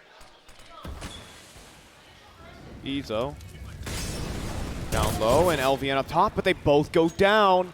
And now that's the site here for Blackhand. And with this kind of position, I think now it's time to call a save here for 7 a.m. I mean, they've gotten 9 already. Could be seen as commendable. But Blackhand will claim this one. So, yeah, a little bit of just running out of HP. You have to make a desperate play when you're in that 4v5. It's either sit back and take it or get active and take a risk when you're in those situations. They got active. They took a risk. I mean, they got the kill back, but just too much information handed over the T side where they could just execute the site pretty comfortably, knowing the position of the A defenders. So, turned out to be a pretty simple execute there for Blackhand, and it's going to result in a save. Yeah, definitely. Simple right there, man. You like to see that sort of play right there, knowing that you have a pretty good advantage. They were able to quickly deal with that A side. Off the back of that opening pick that's found from Frez, they were able to move up catwalk here. They have that space. They know exactly where Zix is as he pops a shot off towards middle. So they have a couple of ideas as to where the rotators are, and they're not in good positions to help out with that A side, that's for sure. So great little exploitation coming through from Blackhand on this D side. And you said 9 rounds commendable for 7 a.m. If they can walk away with 6 on Blackhand's camp, that's going to give them a little bit of a decent closer in this half. Up shot not connecting here, but I like the idea on the boost. Dexter keeping some control of middle here, avoiding what could be a little bit of aggression coming through from the CT side. Not the case here. So they will actually progress down middle. But how can not? A lot of presence brought out towards that mid doors, and maybe for good reason. It's also fast rotates towards the B side. There's a lot of potential here for 7 a.m. The buy might not be good, but the read is certainly in. 2 kills for them, and it is Blackhand who are sent reeling after that. They have a minute and 13 to reconsider, and they might just try to head back to mid. Yeah, this has common been the case here for Blackhand. They try their luck towards the B side. Something goes wrong. They simply shift their sands over. I don't mind this call at all, right? It's kind of what you have to do. You're looking to exploit a weakness here, and what little weakness lies left for 7 a.m. So moving up the catwalk, maybe making your way through long. In this case, just Cat. At the moment, LVN only standing in a very forward position with an MP9. This is less than ideal here. It'll go down, yeah, and there's site access now. This is a retake. situation for 7am. They've given over so much space. Vacancy's going to try and make his way up from spawn. All three players have crossed out onto the site, though, so Vacancy only needs to focus on one angle rather than numerous. At the same time, though, Josh Stair will pick off his teammate. Still fighting for the advantage here. 7am as Vacancy makes his way up the ramp. So much pressure just being exerted simply by his own presence. Vacancy still fighting with an AK, then joined together with his teammate Nas, the molly on top of Cat. Can Husky make this clutch happen? It's Nas who has the kit, and he will be able to survive this, as well as taking him down with the molly. Utility usage excellent from 7am, and they're going to get this one across the line. Yeah, utility usage excellent, and I even like how they played that round, where they waited for that molly to spread before they ever ended up peeking, because they knew it was going to spread eventually. That's always the case with those mollies. So very composed in the retake. That was a bit scary. Husky could have made a great clutch happen to keep Blackhand and winning ways right here, but great closer right here. There's just nothing you can do, man, closing upon all angles. So that's 10 here. This is where we start to get a bit of a convincing score, and I think once you get past that 9 mark, you're very, very happy with what you're bringing in on the CT side. Anything that you can get after that is going to be extra credit here. Oh, boy. And we're getting a B-rush. Have fun with that. 2 kills for Nas. Vacancy even drops into like, oh, he's going to tuck. He definitely has been spotted, folks. Yeah, that's not going to work out. Oh, boy. Let's go back down to the 2v2, at least as a retaking opportunity, but you would have thought at least that it's better for Vacancy to stand and fight there. All right, well, we'll see how this 2v2 goes. So it's closed at the half here for 7am. It's workable here. Six looking to make a move. Oh, man, aggression coming through. He just puts the round into his own hands. That's a bold play, but boldness required here from Blackhand to close things out, and they'll do just that. 10-5 as our scoreline closes out. Again, I still think you're pretty confident if you're 7am, but Blackhand, they showed a late resurgence in this half that they got to be happy about. Yeah, at least holding on to, some form of hope towards the tail end of it. I mean, a couple of mistakes from individuals of 7am towards the later end of things definitely could stir up some emotion in that team. They know what's on the line as well. It's a spot in the main event, and, well, on the other end of the thing, it's a spot in business class to get back to the UK. So that's not a fun sight to see, and 7am have heard that call, and they want this pistol round. Instant B-site rush, instant kill onto Husky, and this is going to be the B-site post-plant that every CT side dreads. Just because it's not going to work here for you unless you got the perfect utility. A couple flashbangs thrown here and there. How far is that going to get them into this site, though? That's the question, and the answer is likely not very far. Looking to make their move off that second flash. This is going to encourage them all in. That's the last one that they have here, and here comes the collapse coming through from the CT side. They do find a couple of kills. In fact, the trade's heavily favoring them. Somehow they make it work in an instant. A 4-on-5 retake. Oh, you're losing that, boys. You're free. That's a good question. How on earth are you losing that right there? 7am had all of that in the palm of their hands and let it slip straight through their fingers. It's never supposed to happen like that. You sit 5-man. I mean, there are tons and tons of angles that can be played, tons and tons of crossfires. But deciding to come out of your shell a little bit too early in those crossfires, and you can get punished. And that's what happened right there for 7am. Blackhand was there to punish, despite being lower in numbers on the post plant as a whole.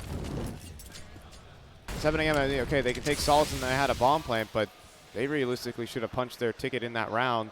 Oh, yeah. And so it's actually given Blackhand a lifeline to get back into the game. That certainly has.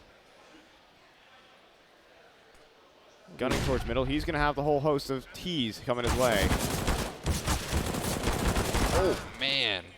Not so pretty on the connection right there. We'll give that one the benefit of the doubt. The old FAMAS can betray you every once in a while, but that's a brutal way to go down. Not a lot of damage done either. Vacancy down to half HP, but he's the Tech 9 here, so no big deal. They're going to make their way up in towards the site slowly but surely. Very, very slowly. They don't have any long lurks as well, so this utility looking to just distract these ramp players. They make their way on in. Zulu doesn't have the right line of sight on the spam, but Dexter's taking a familiar angle here. We'll see if he has the same level of success high on the sight box. Doesn't spot anyone out just yet. Finally does, though, the vision granted to him, and he does make it work beautifully. 2 kills helped out with a third from Zulu. And this one's shut down. Or is it? 30 seconds, but of course. The bomb is on the site, but it's not planted here, Cole. So that's going to do it. Blackhand are going to pick up their 7th. Being able to just stifle that force buy after a little bit of a whiff of moss spray. We've all done it before, believe it or not. Oh, yeah. But at the end of the day, you got the teammates to back you up there. And Blackhand they're creeping back into the game. No bomb plant allowed for 7 a.m. No, there's not going to be any sort of force buy, half buy shenanigans here. We're going to see probably a cool, clean eco. Now, straight USP wins are rare. Straight Glock wins are even rarer. Of course, there is a Desert Eagle. Not anymore. Actually, it could get picked up by Vacancy, and we could see it make the Deagle's grand return. I'm not sure how grand a return a Deagle can have, but I don't know. You tell me. Inside the smoke, just there saw something. Probably heard the Deagle drop, maybe. The grand return of the Deagle that is completely lost in the smoke there. I think he stuck out a little bit too wide. But I mean, it's worth it, right? You're not doing too much with the Glock. You might as well try your luck no matter what the cost. Don't hate on my boy, the Glock. Nah, you can. It's not that good. Anyhow, out towards Cat. Ouch. Ding, ding, ding, ding, ding. No kills. It's like a xylophone. That's all I hear. No kills with the Glock. Sad face. Very sad. Very sad. Sad days. 7 a.m. This could be a pretty sad half as well, all things considered. Imagine the start that they could have gotten off with. We could have been looking at 13 on the board right now. Yeah, just the first 3 rounds instantly. It should have been a clean, easy B post plant on that pistol round. But now their lead is under threat. We have 7 a.m. bringing in their first full buy, but Blackhand is starting to get cozy on the CT side. Let's see what they can bring to the table. A little bit of a pause called in, surely, from the 7 a.m. folks. Get things up in order and get themselves back in the game. I already mentioned it, but we're heading into T-side nuke here for 7 a.m. If this map doesn't go their way, could be very, very scary, but we'll hold that thought for another day here because right now we got Zix peeking down towards middle with the AWP. Smoke goes down, he nearly connects it straight through it. They're That's in. good. If anything, Dexter making a move on, but that's not going to work out at all. In fact, this is completely collapsing for Blackhand. No luck on the entry work here, but it will be taken back again. There's always an answer for Blackhand, and it's going to be, in this case, Frez, who has 2 to equalize. Fraser going to get aggressive back in towards middle, and he gets a 4th kill for Fraser, single-handedly taking over middle. Yeah, he just did that. He sent 7 a.m. spinning. And that has put them back in the dirt, and we're about to be on even steady. That's a quick recovery right there coming through from the Blackhand camp. Thank you very much, Fraser. And now Zix left to pick up the pieces. If there was anyone in the clutch, though, it would be this guy to win it, man. Yeah, he does have bombers, just making sure there. Got that big old radar next door, but we'll see if it's enough here. He has to make this site cross. There is no AWP presence coming through to deny this, so I think you might have a slight advantage. If he's able to isolate these duels, it just could swing his way. They're giving him a lot of space here. Even post-plant potential. Is anyone going to give him an inch? Yeah. Not quite. And Zix has already done this today. He can definitely do this now. Molly's going in. Is he going to drop spawn? Hunting for the kill inside of CT's. In the CT side, and they're going to give him the first fight. This is a textbook clutch attempt here from Zix. We've seen this today. Once more, young Swede round the site, wrapping in, but he can't hit the quick scope, and it's not happening again. It's Blackhand embracing the frag culture from across the Atlantic. Lovely. Lovely stuff right there. That's a great closer of a round. See if they can continue that momentum. At the very least, though, if you're Zix, you had some fire to you, right? That flick looked really, really solid. Didn't quite connect. But you get the bomb plants, you get a kill. You're doing damage here at the very least, and that's not nothing. That's something that they can work off of here. They can start to energize. They also had a pretty good start to that round as well. They just couldn't quite finish. The trades that came through from CT side were far too much to deal with here. Taking an op angle towards the B side, though, very early on. This double op coming out for Blackhand now as well. I think it's worth mentioning as well, last time these two teams met on the map of Just 2, 7 a.m. got a whopping 1 round on the T side. Wow. They were up 11-4 at the half. And the game ended at 16-12. We could see exactly that. will one up themselves. Yeah. 0 rounds on the T side is still lying in potential. The 7 a.m. team has seen enough zeros for today. They sure have. Well, Up the woes continue. Up towards Cat.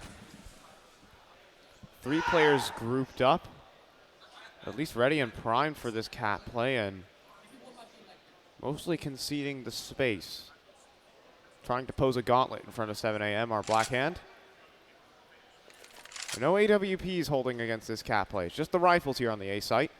And with 30 seconds left on the clock, you'd have to think this is their final destination. Look at the counter utility, though, coming through from Blackhand. There's so many mollies that they have left. If they toss them down as soon as these smokes get pulled, then that's going to make things incredibly tricky here. This might be a mid to B, though, adjustment. You can see that they have that tunnel slurp as well, so 20 seconds. Is this enough time to make it work, though? Yeah, especially with the smoke doors, but Husky, he's alone. Nas got the kill in a Fraga. And, well, this streak of 0 could end quickly as Husky will go down in the nick of time. Oh, it jumped in sight. It fell back into the site, lucky for them. The bomb carrier shot in the back, but it fell forward into the site. And that's the saving grace for 7 a.m. It's a 2v2 going into this. A workable one at that as well. Zulu taking an angle from the window here, but it's hard to crack in on these angles. They're playing it so well, they're not giving them a single inch. Blackhand going to double it through the window side here. Zulu on the entry work, but he cannot land. LVN going to drop one, Zide the other, and 7 a.m. finally win a T-sided round. It's so welcomed at that as well. They needed it. And it just came down to the bomb carrier getting shot in the back. But the thing is with the bomb, it flies forward in the direction that you're facing. So fortunate for them. That is a saving grace right there. A guardian angel watching over them. Because if that bomb was to hit the deck outside of that window, man, you're looking at 5 seconds left. There's just simply no time, and that would have been a heartbreaker. Now we're just going in for this B play. Here we go. Husky has it all in front of him, and surely takes it all. Instantly over. And they can feel it. They can feel the energy, man. It's just sucked straight from the souls of 7 a.m., man. I can't believe they went for that call. A straight B rush out of nowhere. Man, that late defaulting was doing so well for them. It was a massive gamble right there. I think 7 a.m. were hoping to catch Blackhand off guard in their adjustment after losing their first round of the half, but that was not the case, at least for Husky, man. What a lockdown round. Now bringing it to Long. Feels like mad, angry Counter-Strike right now from 7 a.m. They just want to turn up the pace. They just want to gun it everywhere they can. And up towards Cat. They're not going to turn over Dexter. They'll find the one, and Zulu will drop down in players, and Zulu's going to add to this tally as they try to swing it in one by one. They're going to drop LVN, the IGL, the last man standing in a 1v3, and he doesn't have the bomb. That's a big issue. 1v3. That's an issue. There are a couple issues in this round.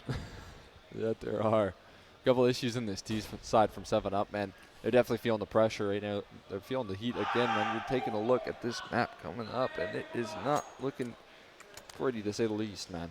They've really got to bring some energy here, in at least the T side, maybe. Give them a little life. I don't care if they don't quite close out this map, but they got to show some strength in this T side, and so far in Dust 2, we've seen one. I mean, this is a cheeky maneuver. Hoping to find a guy in CT spawn. Now checking. Now they're just holding middle, unfortunately. LVN is not going to win this clutch. He's about to get shot in the side of the head. Zulu with a 3K. This is going about according to what history has taught us already for this map. dominant CT sides left and right. And Blackhand allowing Team 7 AM one more round. If things going according to plan, we'll see 5 more rounds in a row here from Blackhand. Definitely feel unlikely at the moment. That is for sure. We're getting a little repeat of last series, and even if we do repeat the last series, it's still looking favorable for Blackhand. Looking so very sharp right now. It just seems like there is a full team effort going on for this team at the moment. You think about that pistol round conversion coming through, absolutely massive from Jouster, and then you have everyone else stepping up to the plate. Husky with the massive 4K on the B rush right there. Everyone is helping out here to get Blackhand to this point. Yeah. And that's a really good sign, man. It seems like they're energized. I mean, they're loving it. They're the ones talking smack. Yeah, they are. Yeah, man. These guys have embraced the culture. You love to see it. We're creating converts over here. Welcome. Welcome. Say again? Welcome. Welcome. Why do you have to sound it out? Welcome. Are you? What do you mean by that? I'm just saying, it's good to have them here. Unfortunately, one of them might not be here for too long. Actually, that is a guarantee. There's no doubt about it right now. Tech9's coming out. Not looking like a pretty round here for 7 AM, but if there was ever a round to make do, maybe this could revitalize this. This could bring some energy. This is really nice. They're faking cat right now, and they're drawing all the rotates off the B site. There's no one actually on the B site to anchor, and with the bomb in upper tunnels, they've completely sold this to the Blackhand. If the Pistols are able to make their way onto the site cleanly and get themselves a post plant, this could work out wonderfully. But I think the jig is up. They're going in towards the B site now. All this utility doesn't matter because it's Dexter's off. He'll find the first. He needs extras, but the team flash came through, and now they're paying the price. B site open for business, and this is exactly what 7 AM wanted. Can I convert, though? That's the question here. Tech9 still sticking around. NASA's going to find one, but then done. Now 2 more to go here on the retake, but look who has the op. It's been Zix who's picked it up here, and this makes this round so much more scary. 7 AM have a real lifeline in this map. Zulu looking to make his way through, but they simply have to wait this one out. A great set of utility being tossed in here and now. HE tossing towards Card. No one's standing around, though. They're all waiting right underneath you. Vacancy going to be the first one to take contact here. His teammate popping some shots off. He's going to play off the back of it, but the backs are turned here. Still trades delivered. Time is ticking down so very low, and it's going to play into Zix's hands. He's off the bomb. He loses the round, and 7 AM, they finally find something to work for them. And finally, well, they've broken their curse against this Blackhand team. They've managed to pose themselves a couple T-side rounds here. And that's just that's just a straight fake. That's just a straight, you gave us all the map control. We can do what we want. And they just ran a fake cat execute. It drew 4 players to the A site. And they left B open. And even then it was a blunder. Where the team flashing the anchor. Yeah. And Fraga going down in mid with utility in his hand. Yeah, even in that scenario, I don't think that he gets more than one with the op there. That's not what you want your opper to be at on a complete island, right? B-Rush comes out, you are toast if they're rushing you down with even pistols. And that's exactly what we got out of them. The spacing was too far. They scaled up far too quickly. And, yeah, that one, it looked super promising. That's the sort of life we need to get out of 7 AM, and that's what they've been showing in some of their previous matches versus the likes of Limitless on these T sides. Haven't been too bad, but can they replicate that? And if they do, what will that mean to Blackhand's economy? It won't look too good here. That's a big opener, though.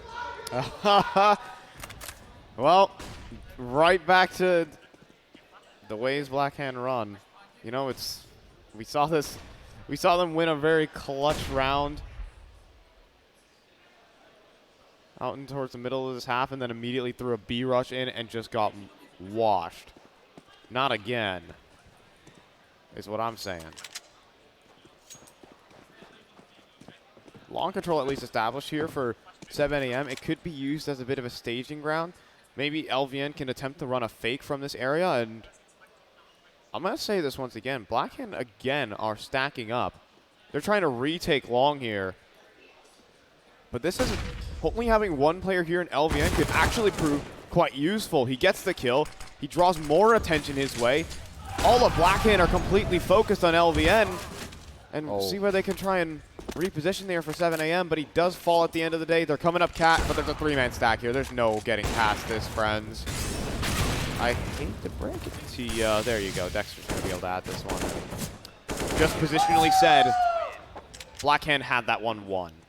Yeah, that one was in the palm of their hands that entire time right there off the back of that opening pick. Maybe there's a chance if LVN was able to find anything else there from the long side or keep that attention drawn. But once he goes down, man, their chances dwindle quickly of recovering that round right there. So 7 a.m., you know, back to the drawing board here once again. They're going to be rocking with a couple Tech 9s here, a couple pistols there, but it's not too pretty. They're going to go for that long point flip, though. This is some solution that we talked about here once before, and this time it'll be taken free of charge.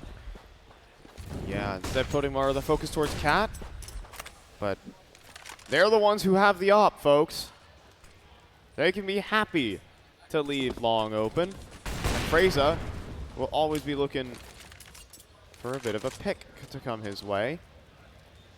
That's one T-side smoke burn. They've still bought all the smokes here. They didn't need to use any to get out the long. They just missed one of their cross smokes, unfortunately. Yeesh. Not a fun way to start the round. Luckily, they have so many smokes to back this up. Fraga.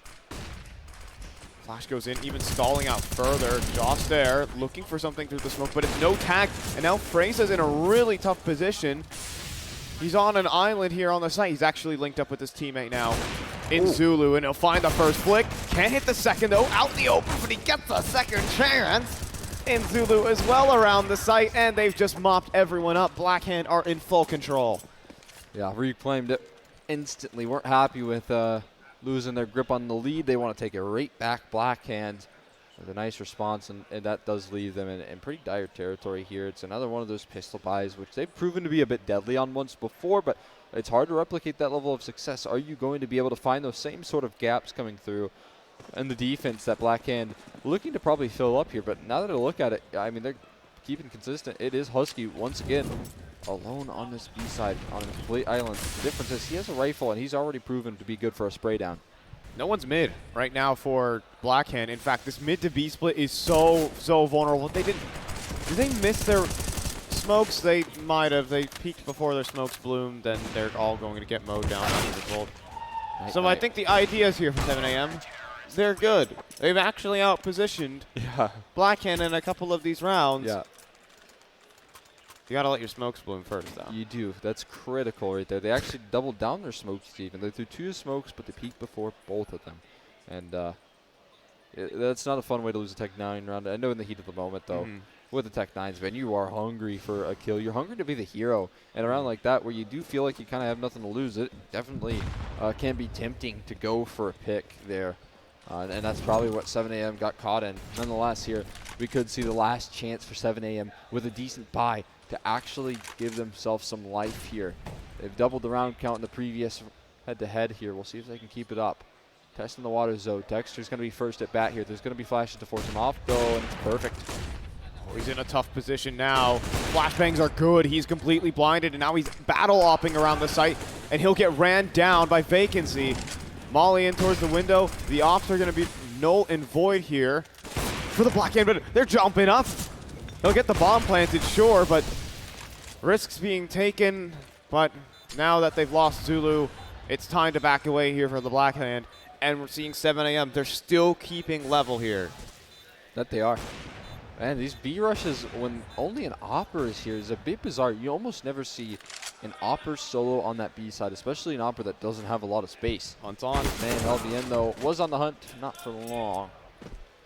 That will be taken care of there quickly from Jouster, and now you got yourself what is a still a solid save. I think they got plenty of money to keep investing here, so it's not the end of the world for Blackhand, especially with the consistency in which they find these rounds. But the pressure definitely applied here to go the distance. 7 a.m. trying to find a winning formula. Then they're trying to gather that consistency. So timer's going to begin to tick down here. And Blackhand still in with the buy. but the coffers are beginning to run low. They haven't let 7am go on a spree of rounds just yet. But if they do, Blackhand's money is at a breaking point. This will be the opportunity for 7am. Maybe they can run this one to a potential overtime affair, win this round, or else they're up against map point. And considering they started off this half 10-5, for the most part, this series has been all according to plan, according to history, though. So, we'll see. Blackhand 14-13, and the mid presence is on here for 7am. But the bomb is still here in upper tunnels, Cole. And again, Blackhand love leaving only one player to fight on the actual site, which could prove risky in this kind of round as Husky playing such a dangerous angle for the B play. This is committal, though. Husky going to get tested as well, though. Utility's so well placed, so Vacancy still blind, will still find the kill, and they move in towards the speed bomb site. They're looking for the op scope here. Nothing connecting, man. Is this enough to encourage Blackhand to fall off? An answer back finally found from Zulu, but they are not enticed. They do not want to go for this. And 7am finding these vulnerabilities in the B site late in the game, just in the nick of time right there, though. Because now we're tied up 14s. This one will go the distance. Yep, we're guaranteed all 30 rounds out of this one. Since Blackhand are holding onto their guns, their finances will not be at a breaking point. Justair still has plenty of cash to drop over to teammates, so Blackhand can still execute the plan that they want to. But what is the plan? 7am have been so unpredictable. They've been just moving together as a death ball for a lot of these rounds, delaying here and there. And Blackhand haven't been able to get a read on the situation while they, haven't been able to get a read on the situation. Just being based off the fact that they aren't pushing for information. They're informationless in a lot of these rounds. It is the big problem, so you just see Husky alone on that B site, and he just kind of gets ran over.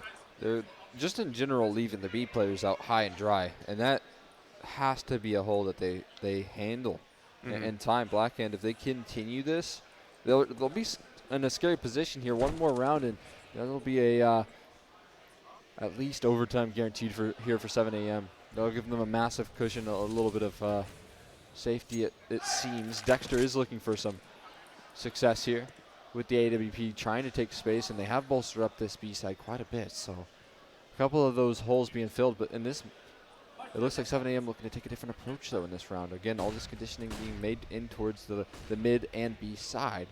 They're going to really apply some pressure towards the mid. It might be exactly what the Dark ordered, but they've lost a player, man. What a beautiful pick off from Zulu. Confident duel, a dangerous duel.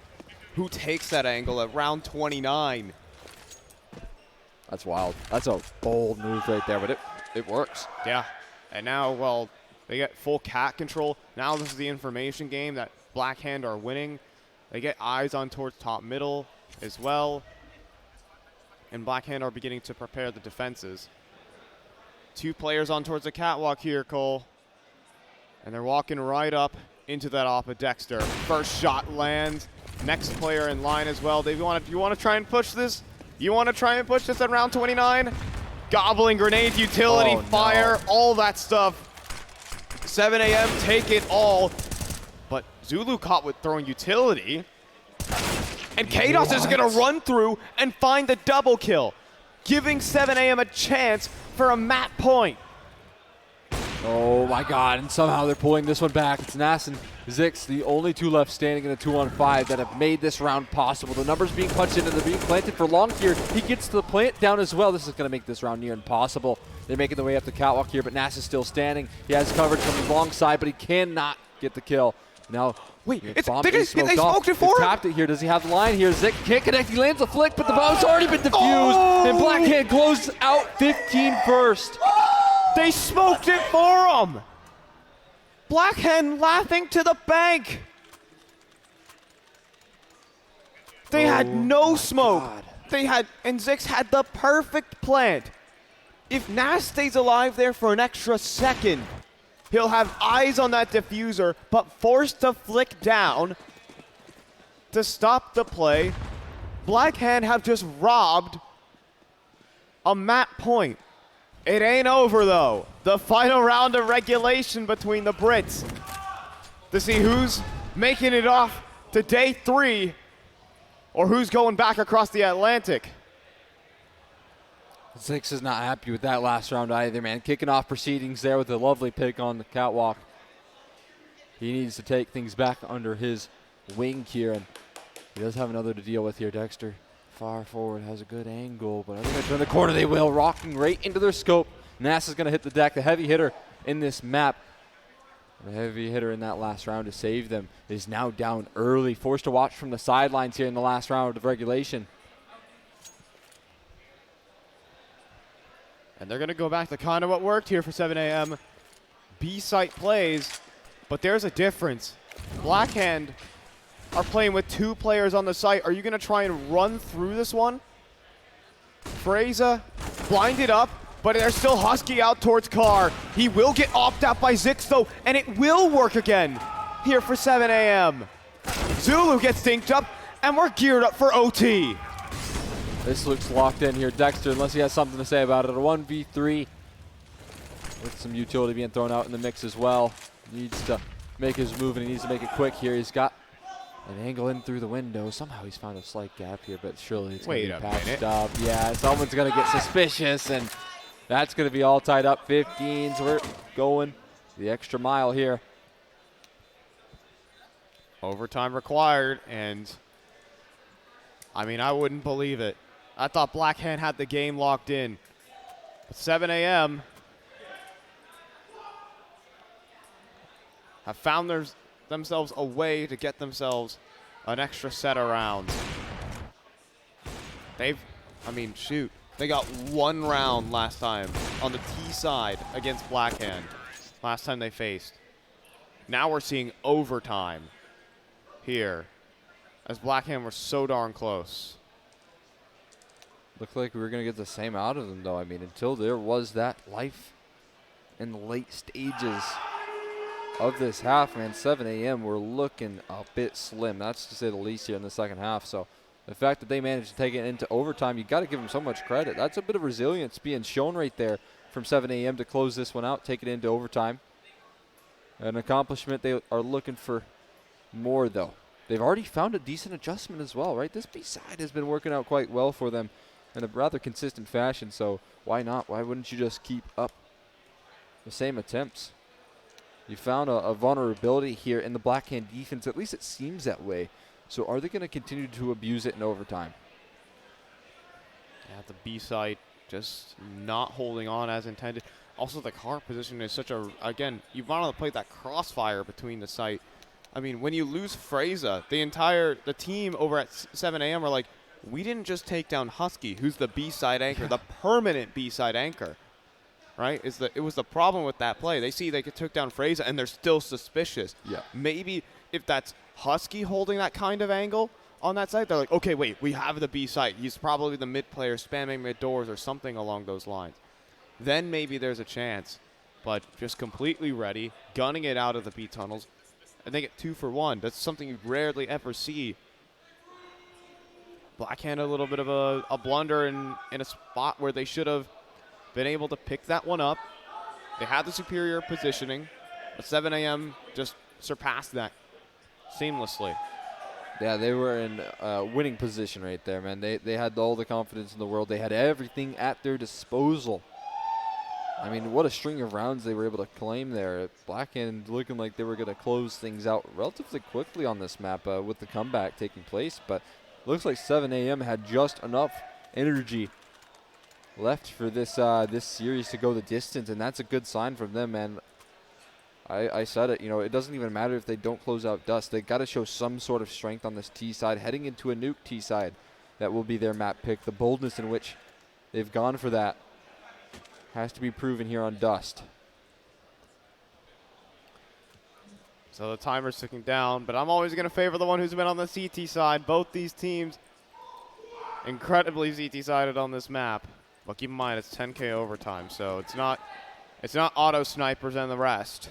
It is, a reasonable buy. Blackhand, a different look. Mid pressure is the name of this game. And for 7 a.m., 4 players kind of trapped inside of the tunnels. Jostair makes the move up mid. Gets destroyed by LVN. Trade comes through, though, for Zulu. So full mid control established for Blackhand, and that deals a heavy hand over to 7 a.m. They're just going to pop B.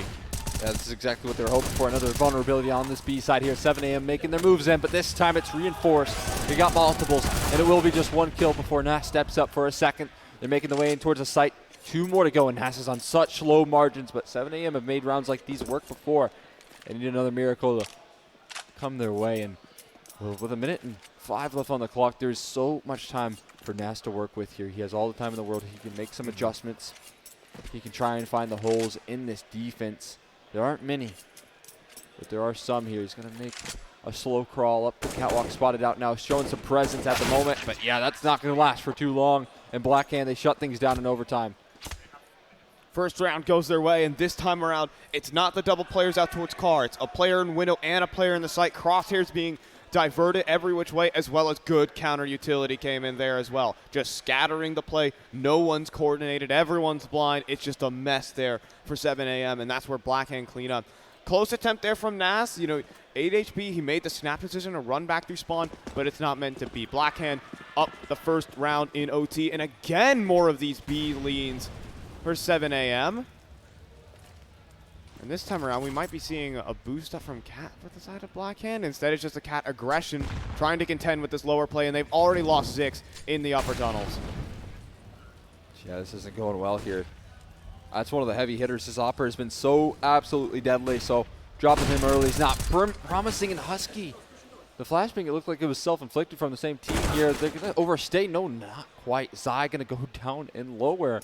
And Nas and LVN left to pick up the pieces. It looks like Blackhand have talked things over. They figured out where their flaws are because they're coming into overtime revitalized here. LVN looking to pop some shots off towards middle. Can they find anything here? They need to. Maybe a bomb plant would help them, but their money's going to be low if they drop this with no reinforcements here. Testing the waters towards mid, but they're taking angles from lower and catwalk. They're just forced to expend so much utility to keep them at bay. Yeah, there's even a gap in that smoke. They can't cross. LVN will clear it. Husky's just going to dip inside of the smoke, though. And you wonder when 7 a.m. are going to be a little suspicious of that. All right. And there it is. The kill comes back through, and they know they killed Husky. They know they killed the B player, so they're going to come back to Fraga. They have the flashes to knock him off the angle. But they burned them both in the wrong spot, so maybe Fraga has a chance. A missed stop shot comes through, and it's still a 2v3. They actually have access to the site. Planting the bomb, though, a different story, but with getting the kill. It's a lead, but he jumps up right into Fraga's scope. LVN, 1v2. Are they going to push the doors? They will, and Fraga switches out to the A1S and will find himself a 3K. Blackhand up by 2. Fraga's having himself a nasty game right now, man. 29-19, trying to pull Blackhand across the finish line here, and they're getting close to it. 17 now locked in for them, looking to lock in a flawless half as well. You'll take a look, and the buys here going to be slightly limited here. You got Zix rocking a Deagle here. Definitely not the AWP that he loves, and Tech9 for vacancy here. Fast, long play taking place, but they're not going to meet too much resistance at the moment. Blackhand conceding this control early on in place of grabbing space elsewhere here, and one of the B-side vulnerabilities that we've noticed is now filled by Husky making his move deep in through spawn. 4 players. It's about to be the long brawl that everyone's looking for. Cross smokes come on through. Molly even in. The boost, though, is being assembled up here, as well as Jostair makes his way out to Gandalf. Great setup being put here in play by Blackhand, and 7 a.m. have yet to really even cross. They got to make the move on their utilities. Great to flush him out of position. It's going to force Jostair in their hands, but maybe that's a bad thing because he's still landing some headshots, and bomb yet to be planted. Long flank coming through. They're just buying so much time. How on earth are you going to win this? Husky on the flank, and Jostair finally going to step up from sight. It's a flawless sweep from Blackhand. As they close out 18, they're looking comfortable to close here in the second half of OT. That's so nicely done there from Blackhand. They make the instant read. When they see them push out long, they're already in through tunnels. Not a single problem, not a single hesitation there from Husky, just walking through his own smoke in upper tunnels and already having that flank. It's an instant double kill. The whole play falls apart. Blackhand having a great read on their UK opponents, Perhaps a little bit of experience shining through against them on this map. Blackhand, though, going to try and return the favor. Are we just going to see it? We are seeing a B rush out the gates. Worth the risk for sure here in Nassau. Maybe this is enough to deter them. Yeah. Okay. Yeah, I respect this so much. It's worth the risk, right? But do you really want to throw away around? Because that's what you would have just done if you walked into Nass here. Instead, they're going to try the long reaggression. What on earth is this from 7 a.m.? Trying to throw a wrench in the system right there. But they were waiting for that. They were patient. And now Blackhand dealing with the man advantage. A 4-on-5 that's been rare throughout regulation. They will take it happily. But there's a problem. Blackhand have run out of smokes. Long is no longer an option on the play. They don't care. If Iso wants to give them the fight, then he's going to take it. They will take it for sure. Walking out long, flashbang in, Iso tucked away at the blue box. They're going to cross right in front of him, and they will clear him out. No, not in time there for the flashes on Zix, and it puts it all up to him. Again, though, a problem. They don't have enough smokes for the cross. With 40 seconds remaining, though, I wouldn't feel comfortable rotating anywhere else. Husky's hearing some repositions on the CT spawn flank. It all comes down to what he can do. Can he create enough chaos for him to allow his teammates to make their way in towards site? The answer is probably going to be no. Nass has found a quick trade here. And like you said, no smokes. They're going to get blocked apart here. Everyone dropping, everyone hitting the deck in 7 a.m. Looking to recover a massive round. It's all on the Dexter. And it's too much to ask. 7 a.m. They fight right back on the CT side. Yep, not enough smokes for the cross. They couldn't do it from a minute and a half. They burned 4 smokes. So you're not going to be able to cross. You have to try maybe a mid to B is probably the best you can get out of one single smoke. Or a lucky cat execute, I suppose. You know, not managing the resources there well for Blackhand when trying to back away from the B play. So that's going to cost them. But they start this round off with a tag onto that B player. Maybe that might lure them in for a play. Who knows? Out long, though. Ski with a little bit of a flub. But doesn't matter. They're going back out towards mid, and they want cat control instantly here. Vacancy, he can't deny. That he can. Look at this long play coming through. LVN. Oh my God. Back-to-back rounds. They're going to aggress through long, and LVN's going to collect it. There is a fast trade back, and this is going to have to be a fast mid to be, right? They have no options left. They're locked in, and they're going to start to make their move. Oh, and this is perfect now. It is only Nass on the site, but he's been so good here to hold. The young 16-year-old Swede to keep 7 a.m. in the map, but he does go down at the end of the day. Husky with a great entry and a 3v3 post plant. This is everything Blackhand could want, but the dinks landed at long range. LVN trying to keep his teammates in it. There's an HE as well. Zix could throw that down onto the player back of plat. That would be a man advantage back to 7 a.m., but it all depends on how they use this utility. They're looking to take some fights and not for the right reasons. LVN has a couple of responses here. They're still giving it to him. The chase is in, but he's leaving his teammates out to dry, and LVN nails it. Last alive in his position. Confirmed LVN already doing damage, but it's a headshot from Zulu. He needs 2 more here. He's playing the headshot box, but no luck. Eventually, Zai will be able to finish it, and 17 is locked in from 7 a.m. LVN just saved him right there in the upper tunnels. He drew the attention of every single defender, and on his own, no trade fraggers, he got 2 kills. They chased for the kill as well for the side of Blackhand. Win that fight, they just turn, they hold the crossfires. Zulu gets a fantastic angle at the back of the site. It was looking so perfect, and those were the 2 high HP players chasing him down as well. It's absolutely crazy. He did all the work. Yes, he really did. I mean, everything accredited to LVN in that last round, man. Saved them in a big way. They're 7 a.m. still in this game because of that IGL factor right there. HE getting tossed on in. That's a bit of a dunk there. I'm surprised it only did a little chip onto Husky, and, well, that's not a fun way to start it off. Zix this time alive and healthy. He's going to land so much damage. A kill and a tag, and he nearly finds some more. They're up cat, though. They're up cat. They're gunning it. While Zix is out towards middle, they have a weakened ace site, but Iso is still going to hold on for 2. And, folks, double overtime is on the cards. 24 HP for Husky, and he doesn't have the bomb. Double OT is what's going to be required because no one can find a T-side round. Is that a surprise, though, from these regulation halves, man? The inconsistency in these T-sides was certainly present. I like the hunting from Nas. Why not, man? What do you have to lose? Maybe a 4-on-1, but unlikely. Take that last kill. You deserve it. Get some action there on the B side there. But it's 18, 7 a.m. Have a little life left to hit them, man, and that's a really positive sign. A flawless CT side is exactly what they needed to keep themselves in this game. And there was plenty of opportunities. I will say that much for Blackhand to close. They had a 5-on-3 in the first round. They had a 3v3 post plant on the B site in the second. So you think about these chances that Blackhand have to close, and I don't know if they can grab those advantages consistently. So walking into this second half of overtime, I imagine some similar results here.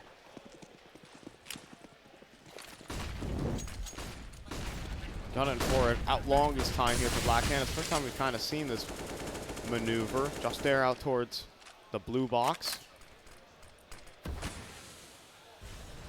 We're mostly taking this one pretty reserved here for the Blackhand side. Not really committing everything. Keeping a player out towards mid to keep their options open. Also cut off these rotates and find themselves a pick. Happily letting the clock tick down a bit. Hoping for some re-aggressions.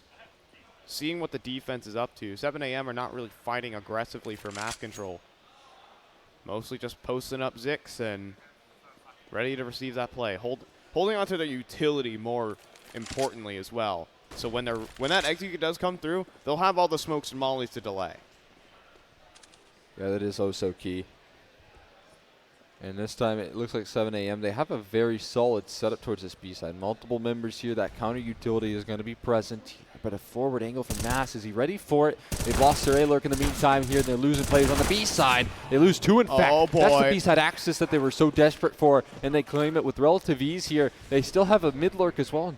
Just there, and maybe he can do some damage on the cross. A couple of players making it past the gap here, safe and sound for now, but this late flank can activate, but he pops a shot off, gives up his position, and forces a reroute here.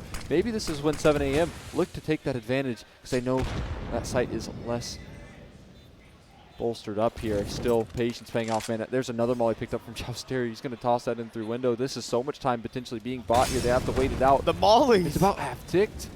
They gotta go. They just have to run through a smoke at this rate. They're the tightest choke point in Counter-Strike Global Offensive. Dust 2 B doors. Dexter just snipes down 2, and we'll finally see a T-side round here in overtime. It'll be Blackhand to strike first. Is that going to be the decider as well as the question that we both have here? Do they only need 1 round to make it happen here for Blackhand? Because these T-sides, they've been a bit lackluster. These CT sides have been really, really solid. So them finally winning one of those 3v3 post-plant B side plays, you know, they were able to replicate it, but this time they closed. That's the key difference. And, well, again, that's on the first round. They still have 2 more opportunities to follow suit. That would be absolutely terrifying for 7 a.m. Oh, boy. Dexter almost gets a piece of LVN on the corner. Shot fires off, and that will basically signal to LVN that it's safe to cross across. Seems like it. Safety. Guaranteed. It feels like you're never safe here on Dust 2. They can come from every which way, and that's definitely been the case for Blackhand. They're trying to stay mobile. Just trying to be fluid in their motion. And they're going to make their way slowly but surely to reclaim some of this control elsewhere here. Testing the waters back to what has once worked for them. Again, it's all about identifying some of these weaknesses, and it seems like they definitely have a good idea of things here. Nas, I don't know if he spotted anything, but going back for a jiggle could mean certain death. He does have a teammate joining him on the site. It's the exact same setup 7 a.m. are running in this last round, except Zix is posted up a bit more forward, hoping for info, and he'll find Zulu, but that's huge information. They know the Opper is over towards A. They're going to try in this B split. That they are. They're able to find a couple of kills here. Dexter and Huxley, again, they do have trades, though, to answer things back. And it's another one of these post-plant positions that they can walk their way into. Dexter still has his AWP, so despite being on low margins, he can do some damage. There's a molly, multiple of them on this T side as well, and some smokes to boot. So this round completely workable here. They're looking to make the move on in. Husky playing a patient game, going to turn his corner to get that molly down. Could that mean enough time for them to scale up? It is. Husky is going to be ready for this sort of angle. He spots it out, but he's going to quickly join up forces with his teammate.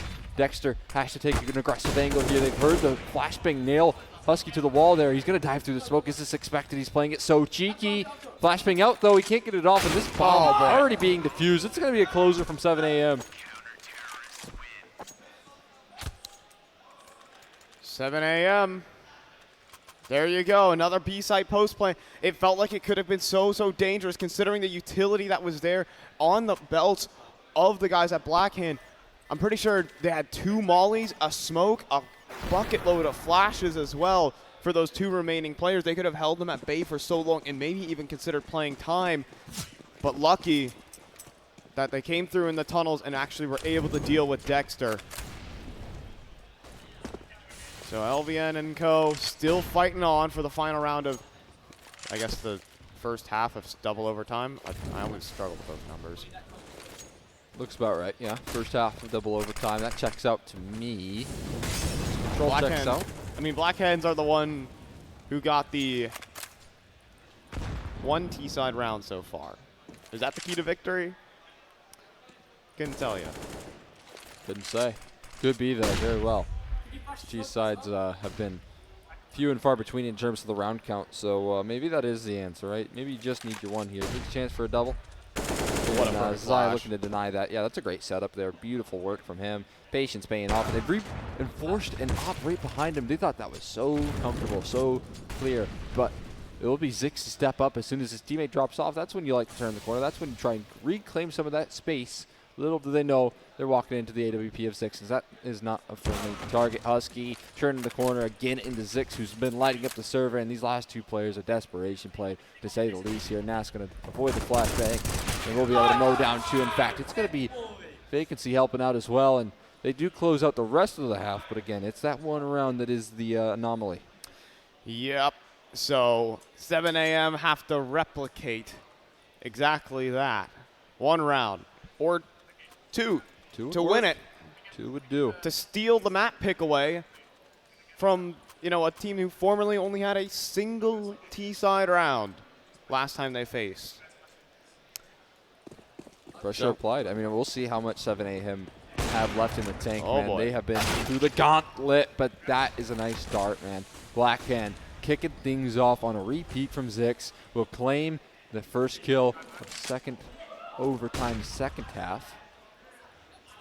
Gloucester looking to claim some kills towards long as well. They're moving very quickly, trying to reclaim some of that lost space given in that man advantage, and they will move up the ramp very fast here. This is some great site control that they're gathering. Now they need to punch in the numbers here. They need the bomb plant down. They need to get that safety taking place here, establish some post plants. But if you look at the utility, that last smoke's just been expended, and there's only 1 molly for Zai.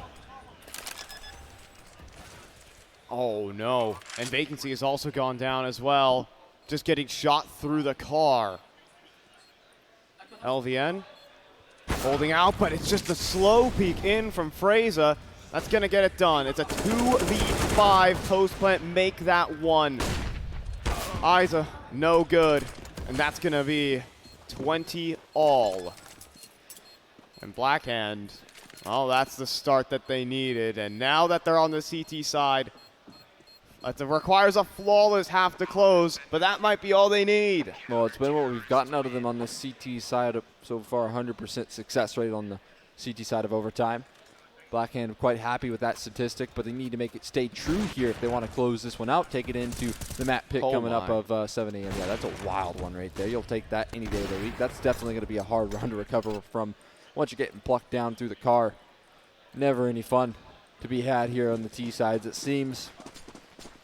7 a.m. They have to change the tides, though, here and now, man. So crucial. And not the opera for 1 send point.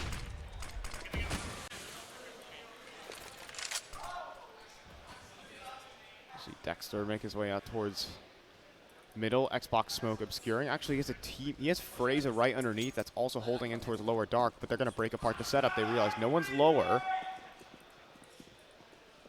And no one's really towards top of middle. What's the read based on that for Blackhand?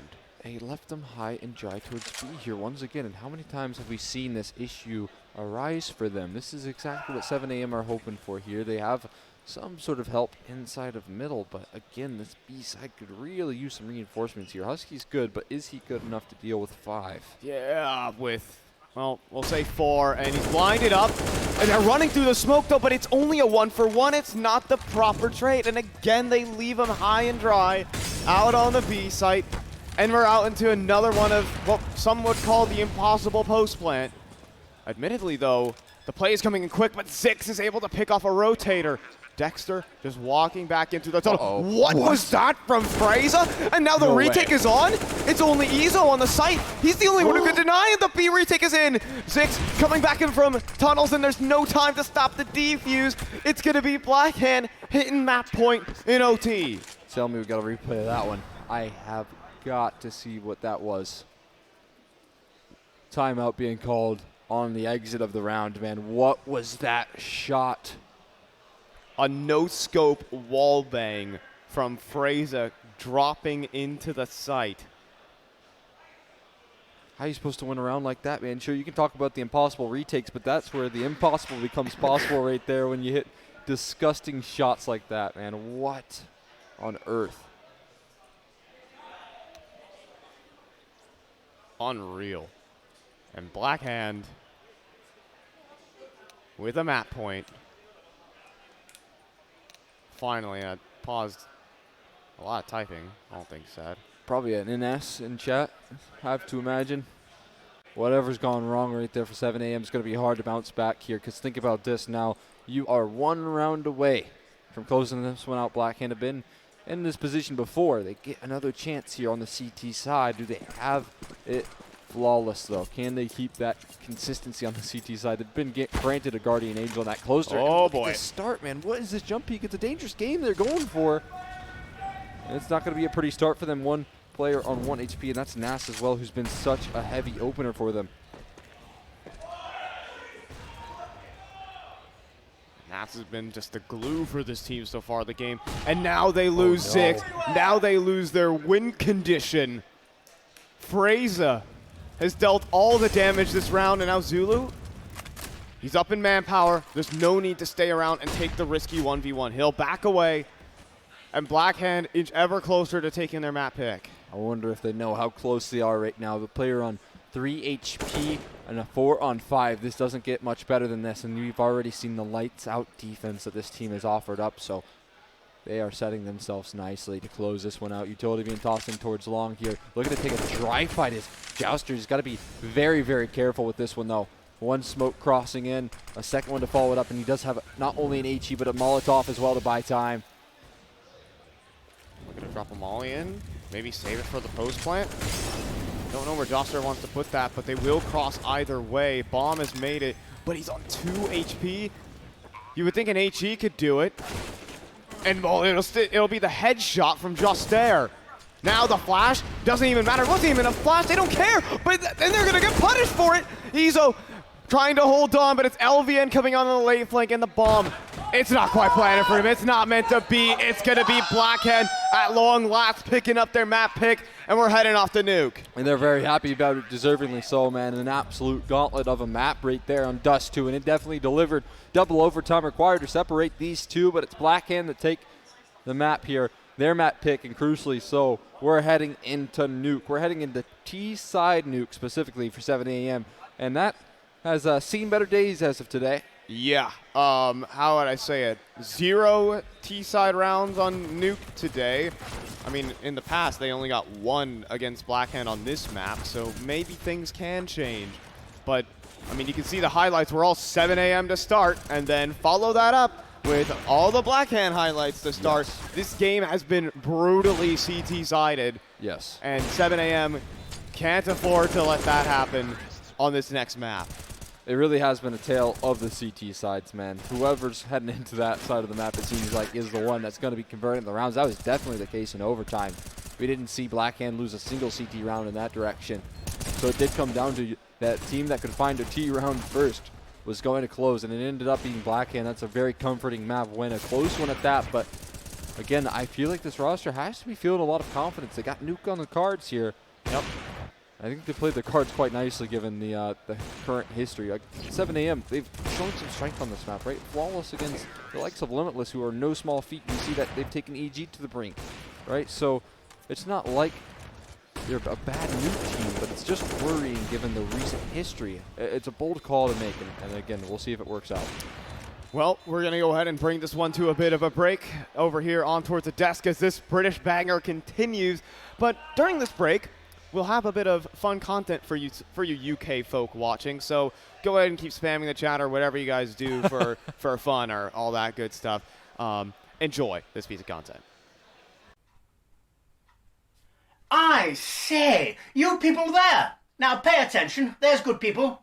Now, I am Stephen Sasquatch Chicos, and you're watching Fragadelphia.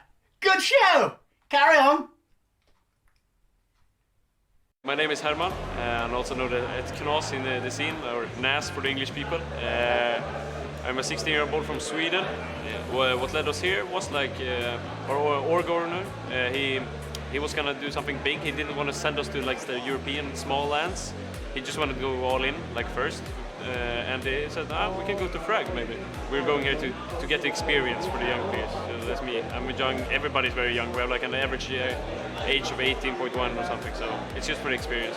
I think we have a good reputation in Frag at the moment. We started off the day strong, and now we ended it on a big note with a 16-0 win against a very good new team as well. It's good competition. You just need to meet the right teams. I think the EU teams has a bigger upper hand in everything because we crack against much better people and more structured. I think NA is like more swing and hope for the best. I think our team's strength is the firepower we have and like the chemistry as well. We're a good group of people. We like to do all sorts of jokes about each other and just have a good time when we play. I want to take my esports career to the top. I want to win a major, like everybody, I think. And I think Fragadelphia is a good boost, just because this is my first LAN and also international LAN. So it's just like good experience, and I think it will help me a lot in the future.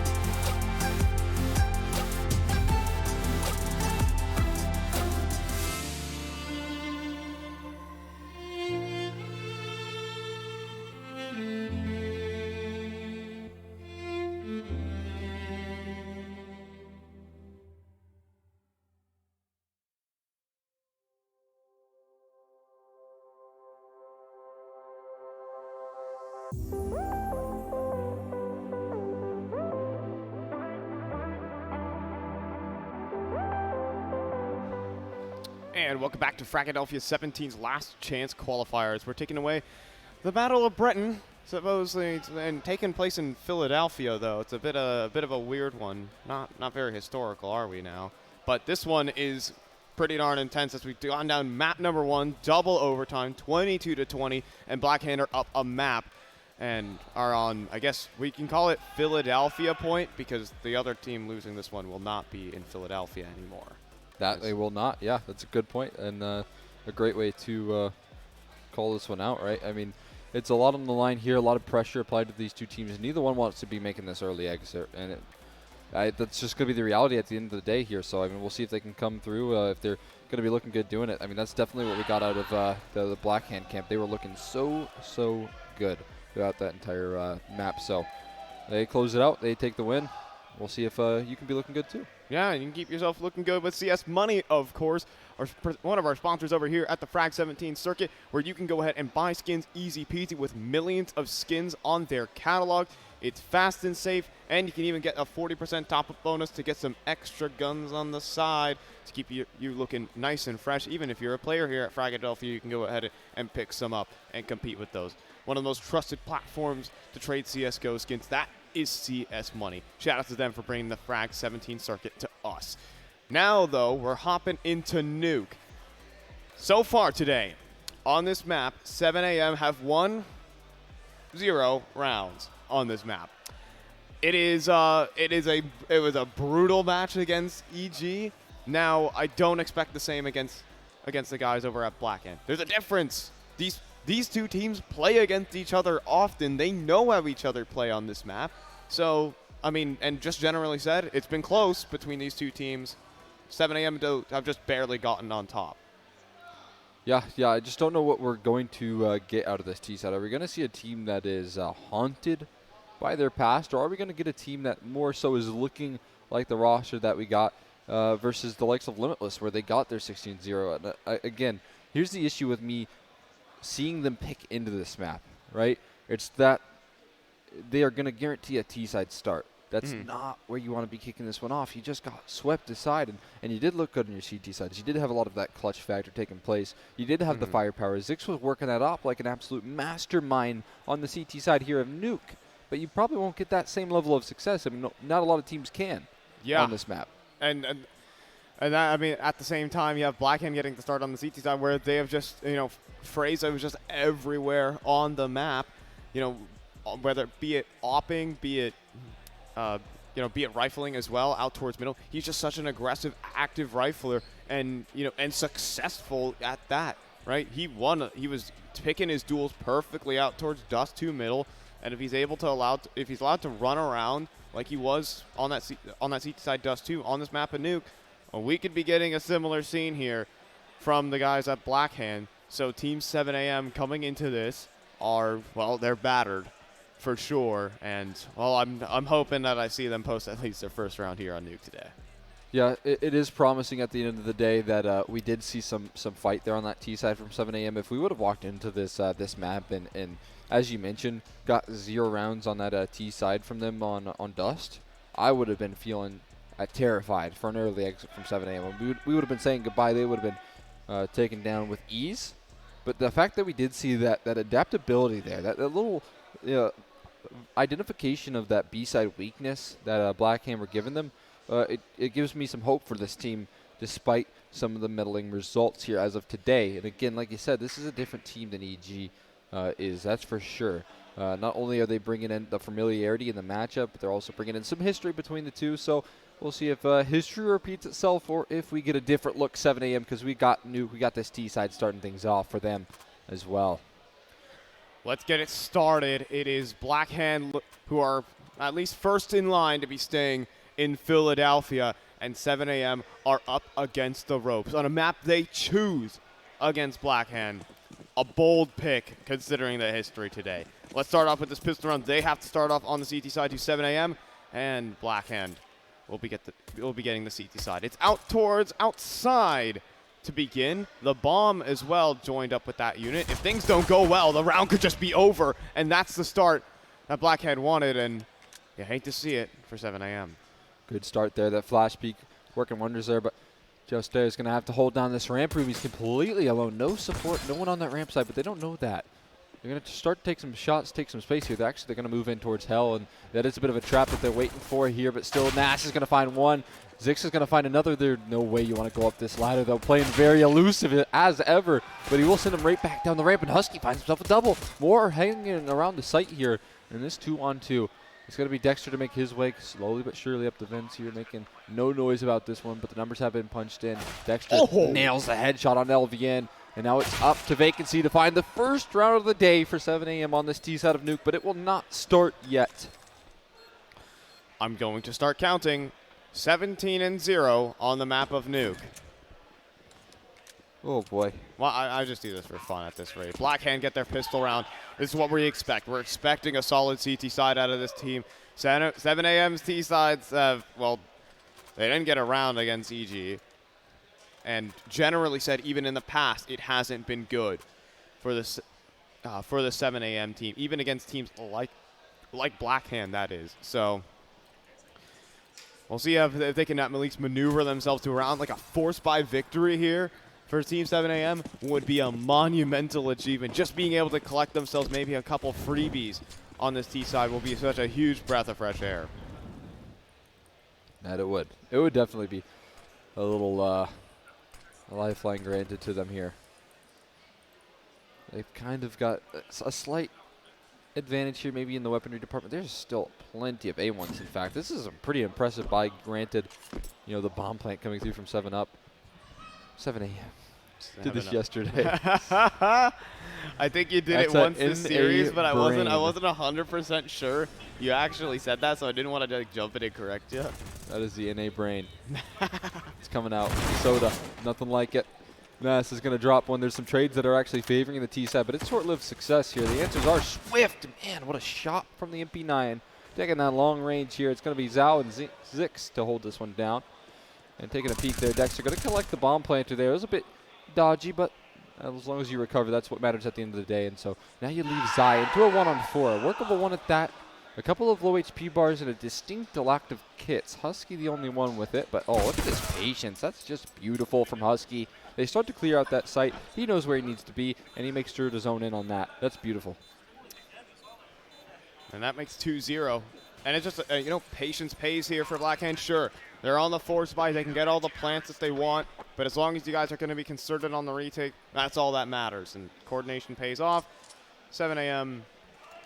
are up again on the back row. Getting the bomb plant, though, is pretty nice. They can get themselves a couple Tech 9s, maybe roll just a couple of flashes, and run a probably train wreck out of hut if there's anything that's a possibility. I love a good A-rush on the Tech 9s. I'll tell you that much. They work like 50% of the time, I'm telling you. Well, that's just math right there. Either you win the round or you don't, 50-50. That's, yeah, seems about right. Good math to me. Unfortunately, in this 50-50, it's going 50-50. Oh now it's falling in the favor of 7 a.m. The rotations have arrived, though. Both rifles are here on the site to compete. But it's only just there's Galil. Flicks over to the side, though, is good from Dexter. No headshot connecting, and LVN will fall. But you gotta be happy with getting 3 kills on those Tech 9s. That's a great round from the guys at 7 a.m. Yeah, you're not walking away empty-handed there. That was a nice recovery from Blackhand, but you're happy with that, 7 a.m. You've done some damage. You've shown some fight here with a little Tech 9 rush and some nice shots, specifically from Vacancy being connected there. All little glimmers of hope here for a round that has been so sparse on this map. They're off to a bit of a haunting start here, but again, there are plenty of time here to get activated, to get some rounds rolling. So don't start to sweat just yet if you're 7 a.m. Fraser, though. Ooh, he takes a tick of the molly. Oh, but maybe it was just the bait. I guess taking a tick of the molly makes them turn right into the flash. And that'll be the opening kill for Fraser. Back up to his CT side antics, and that shot looked like it almost connected there from Dexter. 7 a.m. are lucky to even be remotely fighting this round, but they're down a player. That they are not a position that you want to be in here. You're late crawling out through the outer yard, but as you can see on that little x-ray vision that we got going on, they've reclaimed this lobby control, so there's no secret as to what exactly 7 a.m. are up to here. They know exactly where you are. They have you kind of locked in towards this outer yard, and every angle covered, man. How are you supposed to deal with Dexter in this position? How are you supposed to reclaim lobby with these positions? And you add that all up, and you know that secret isn't an option either, given that crossfire that you got going on. So this round becomes incredibly difficult for 7 a.m. They got to make a move. They got to nail some shots to boot here. This A side isn't all that pretty here. They still have one in the back lines. Dexter waiting for them with open arms. They're going to test him, though. Yeah, he's not peeking down below, though. He's peeking up on top of the red box. Easy kill for Dexter. They will go back in through mini, however, but there's even a crossfire there. Not anymore. Oh, not anymore. Now it's only Zulu here on this A site. Things get dicey, but oh my gosh, what a fast shot. Turns around for the players in Hut, and by that time the rotations arrived, and Fraser's just going to mow them down. 4-0 Blackhand. That's the first gun round swiped aside right there from Blackhand. That's lovely work being done from them. Very, very adaptive, very mobile, and they identified exactly where 7 a.m. were, and they just take that space off of that ramp play that we saw early on. You can see the setup that they've got going. They have lobby control in the palm of their hands. They have a player in CT spawn to take care of any sort of threat towards heaven. All signs covered right there from Blackhand, and they walk into the CT side looking just as dominant as they'd ever have. Best round we've gotten out of them so far for 7 a.m. has been on the Tech 9s, and they bring them out once again, bolstering it up with an AK purchase and a Galil from Zix and Vacancy, but they're creating a lot of space here. They're grabbing some early ground, but they don't want to walk around the corner, not into this op. Certainly that scope has been heard, but it doesn't matter. They're trying to pop out to the A site, and that's a nasty crossfire. Vacancy, the hero AK, hoping for a couple of tippy taps, a couple headshots. I mean, Isa also has himself a Galil up close. Fraser's making a lot of noise, and Isa will actually find a kill, 2v3. And Vacancy's actually picked up the bomb, so thank you for the plant. A 1v3 now. It's workable at that. Vacancy, he has to nail the post plants here. He has to go aggressive. He knows it. He's going to start to make his move up towards the ramp, up towards this duo here. And are they prepared for it? Vacancy avoiding the flashes here. They send the Opera in first, and that's just a great trade coming through. Just there avoiding a painful reality of dropping a 1v3 and dropping the first round into 7 a.m. all day on this map. Still not coming just yet, but again, they are pulling it close. Another round where they get the bomb planted here and 3 kills. And so 5-zip rolling for Blackhand, but again, you know, still some solid damage despite all that. And with max loss bonus, they'll be able to get in a very comfortable buy. Even some residual cash for some of the players, so if things even go wrong, they'll definitely have a buy in the next round. But I mean, it doesn't matter how many buys you get. It's high time we start winning rounds here, boys. This is definitely the opportunity for 7 a.m. But up close, what an angle from Dexter. That's the same angle Pone alone punished them with in that previous, and you have Zulu even down low. I mean, they've seen this setup before for 7 a.m., but have they adjusted?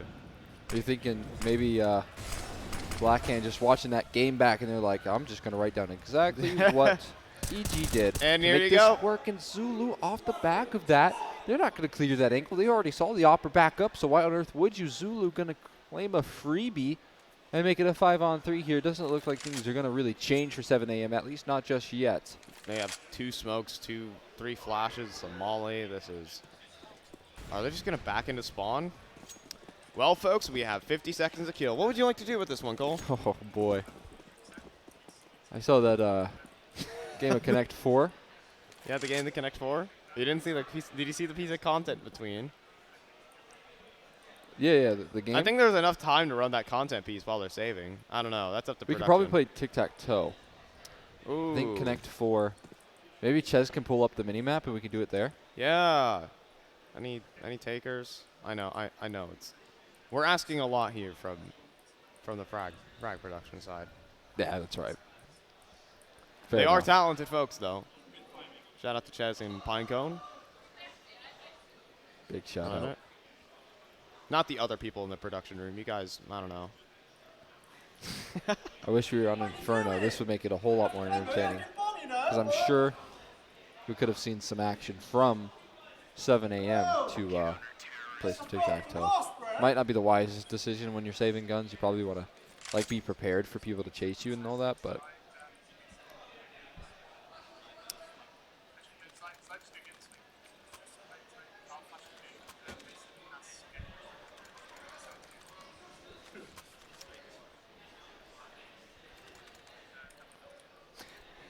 Back into it, though. 6-zip. After the long save, I hope you guys meditated well. Marinated on your thoughts. I feel rushed. We'll see if the same case is for 7 a.m. and they got a chance to discuss what's been going on here. What's been going wrong. Look at this. Recycle the setup. Worked last round. Why wouldn't it work again?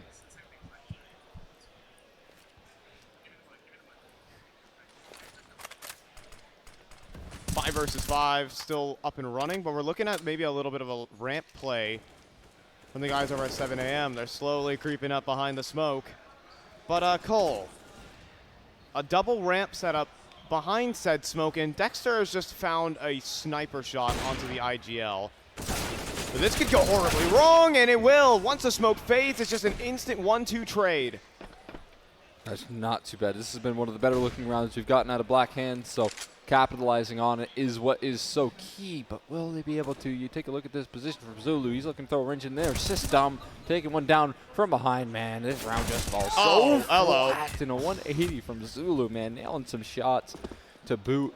7-0. When do you start to worry for 7 a.m.? We hit the magic number. Oh, no. We hit the magic number. It cannot happen again. Not twice. That's not good. Not good for the old mental. I'm gonna let this silence. Yeah, I'm gonna let the silence sit. Oh, I'm not gonna say it. Don't say it. You can say it. I'm not gonna say it. All right. That means You're you not want it gonna to catch happen. me saying That means you want it to happen. Listen. You're a cruel man if you want that to happen again to them. Not that I want it to happen, but what a rarity. Oh, I want it to happen, by the way. Sorry, let me make that clear. Some friendly fire right there in the British camp. UKCS, it's a win and a loss. A win-win, I guess, in their sense. There's no losing this map. I always liked this when this happened to NA teams at the majors. When CLG played Liquid in the MLG Columbus playoffs. It was a win-win. We were guaranteed semifinals. I was quite happy with that.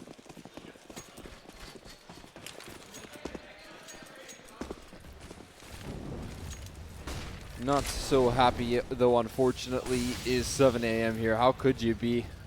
In fact, they continue to drop rounds like these. There might be some very, very sour faces.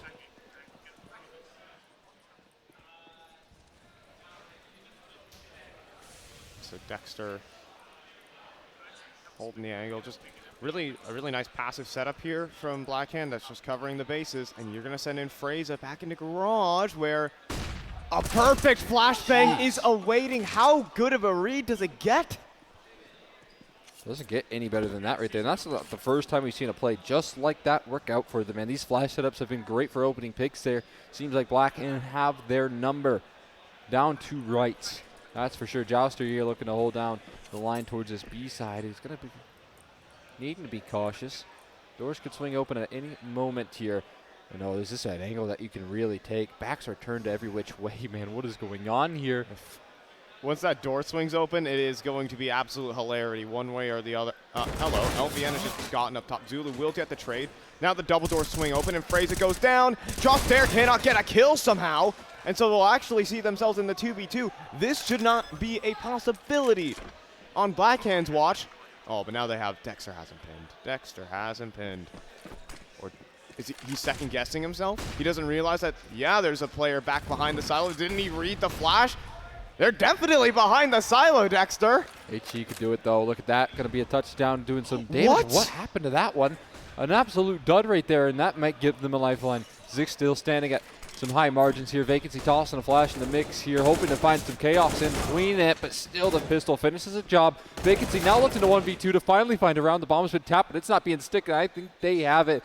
Zulu not going to confirm the clutch. Everyone goes down. It might be a hollow victory for 7 a.m., but it's finally one on Nuke.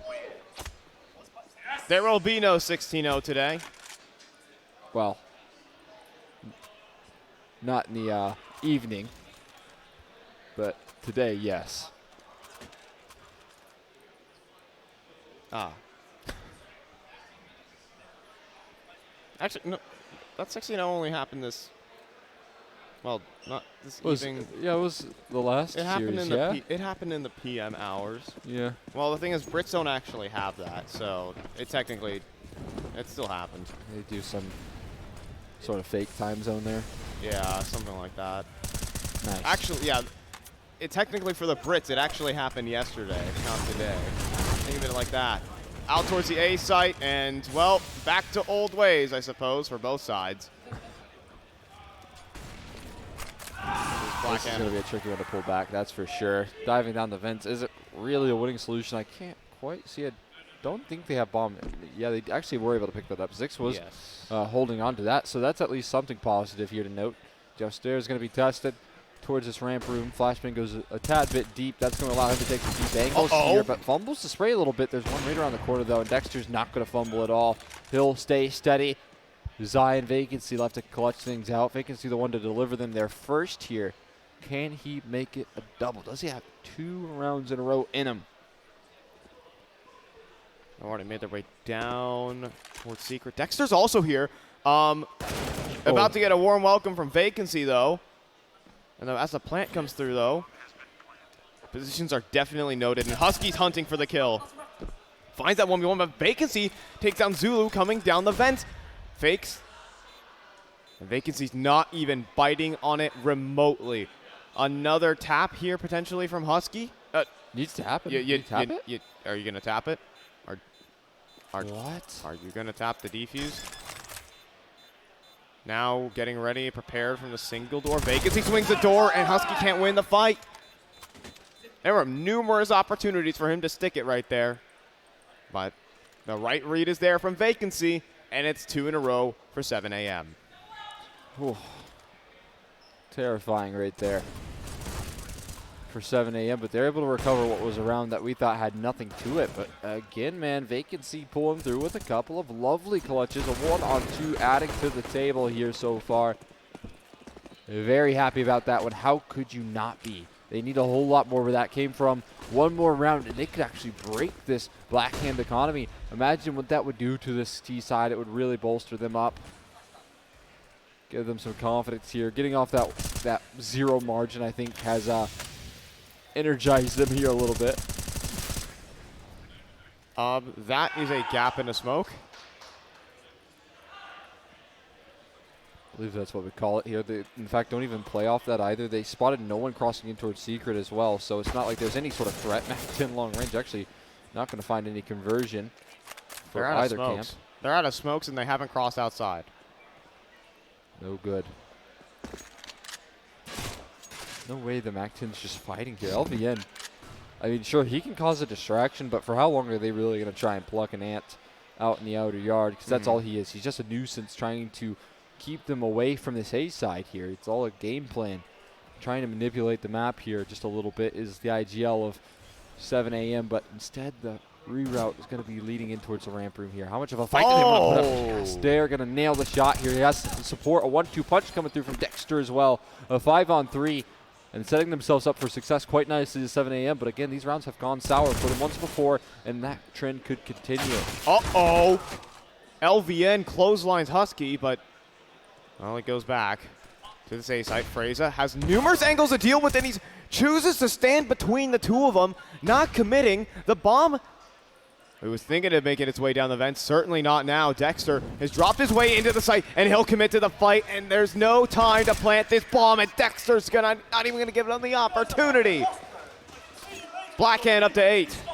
That one wasn't pretty, but it gets the job done, right? 5v3 was looking like it was gonna go so wrong. And there are some questionable positions right there. I don't know what's going on with some of these plays, right, from Blackhand. They got that man advantage, but they seem to get a little bit too cozy in their positions because they were giving up some massive, massive kills, and that just can't be happening if they want any sort of consistent success here.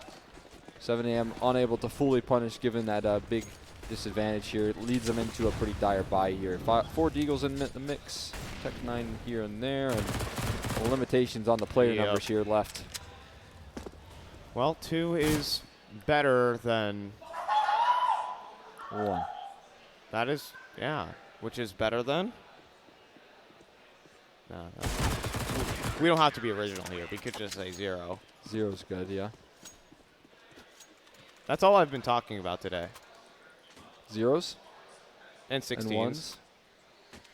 And 1s. 0 1s. I Doing a speak bit in of coding? binary. I'm a Yeah. I'm in binary. Apparently, like, you could speak English in binary, but that would be like. Take a bit, wouldn't it? Ooh, let me see. I'm gonna see if you could speak. Okay, you know what? I'll save this for probably a less important match because yeah. Okay. I'm not gonna try and speak English in binary for you folks. Instead, they're gonna make their way out onto this A side. Husky though, good trade onto vacancy, but Dexter caught in the middle of the open trying to rotate, and things get a little awkward for this Black Hand defense. They'll be able to make their way onto this B site, and the rotates are quite far away. Yeah, that was a bit of a solo mission sent in there from Vacancy. He gets his kill. He catches Dexter in transition. The bomb can't go down, though. They line up a multi-kill, and the 2 players trying to reclaim control will do so. That's a lovely response from LVN, and they'll try and get the numbers punched in as well here. It's just there. Left last man standing. He's looking for some spam, but that's desperation territory there for sure. 1 on 2. I don't think he has it in him. A little utility belt to his name. But a whole lot to claim left here. Maybe some spam could be well timed. But, oh, man, that's just an angle you're never going to deal with. I mean, up top, no more flashes anymore. And that's going to be it. Number 3. Alrighty. 3 is more than 2, as some mathematicians have said. I mean, I don't know. Bomb's going to go up in smoke.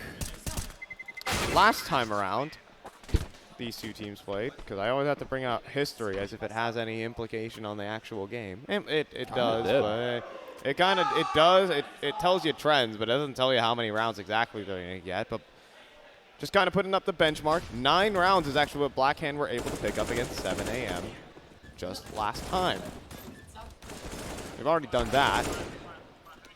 But 7 AM are also looking to improve on their, 6 rounds. They excuse me. Black Hand are looking to improve on that number. 3 more rounds to do so. But they're in with a little bit of an awkward buy is the problem here. And we're actually going to see an eco come out of a couple plays with Fraga buying the Hero M4. But he's been doing the most work, in my opinion. He's been running around on the A set having a great time. See if 7 AM can at least put a little stop to that in this round. Yeah, I don't mind this purchase too much. Husky buying in Eagle and Armor is actually going to reinforce this by a little bit as well. So there is a little bite in this investment. And look at the space that's being created here from Fraga. So much lobby aggression coming through here. I think they probably have heard the footsteps. They seem to be well prepped. Vacancy's going to take down one of those USPs here. P2K somehow finds kill towards that outer yard. But still, they're holding on to these man advantages. They're trading quite nicely. A big gap in the shadow spotted. Up the vents, they're going to find it. But there you go. Recovery being made. Vacancy going to clear out that A side here. Make it quite the vacancy. And AONS probably best to hold on. But maybe a 1v2 could be convinced. Wait, the bomb's down outside. The bomb is down. Vacancy solo, but he has to reload. He has to reload here for Fraga, and that will give Vacancy the opportunity to go down the vents and make a mad dash for the B site. But the thing is, Fraga should be able to hear this, and he will. The plant goes through. Fraga's coming down the vents, stampeding his way in, and Vacancy in the 1v1.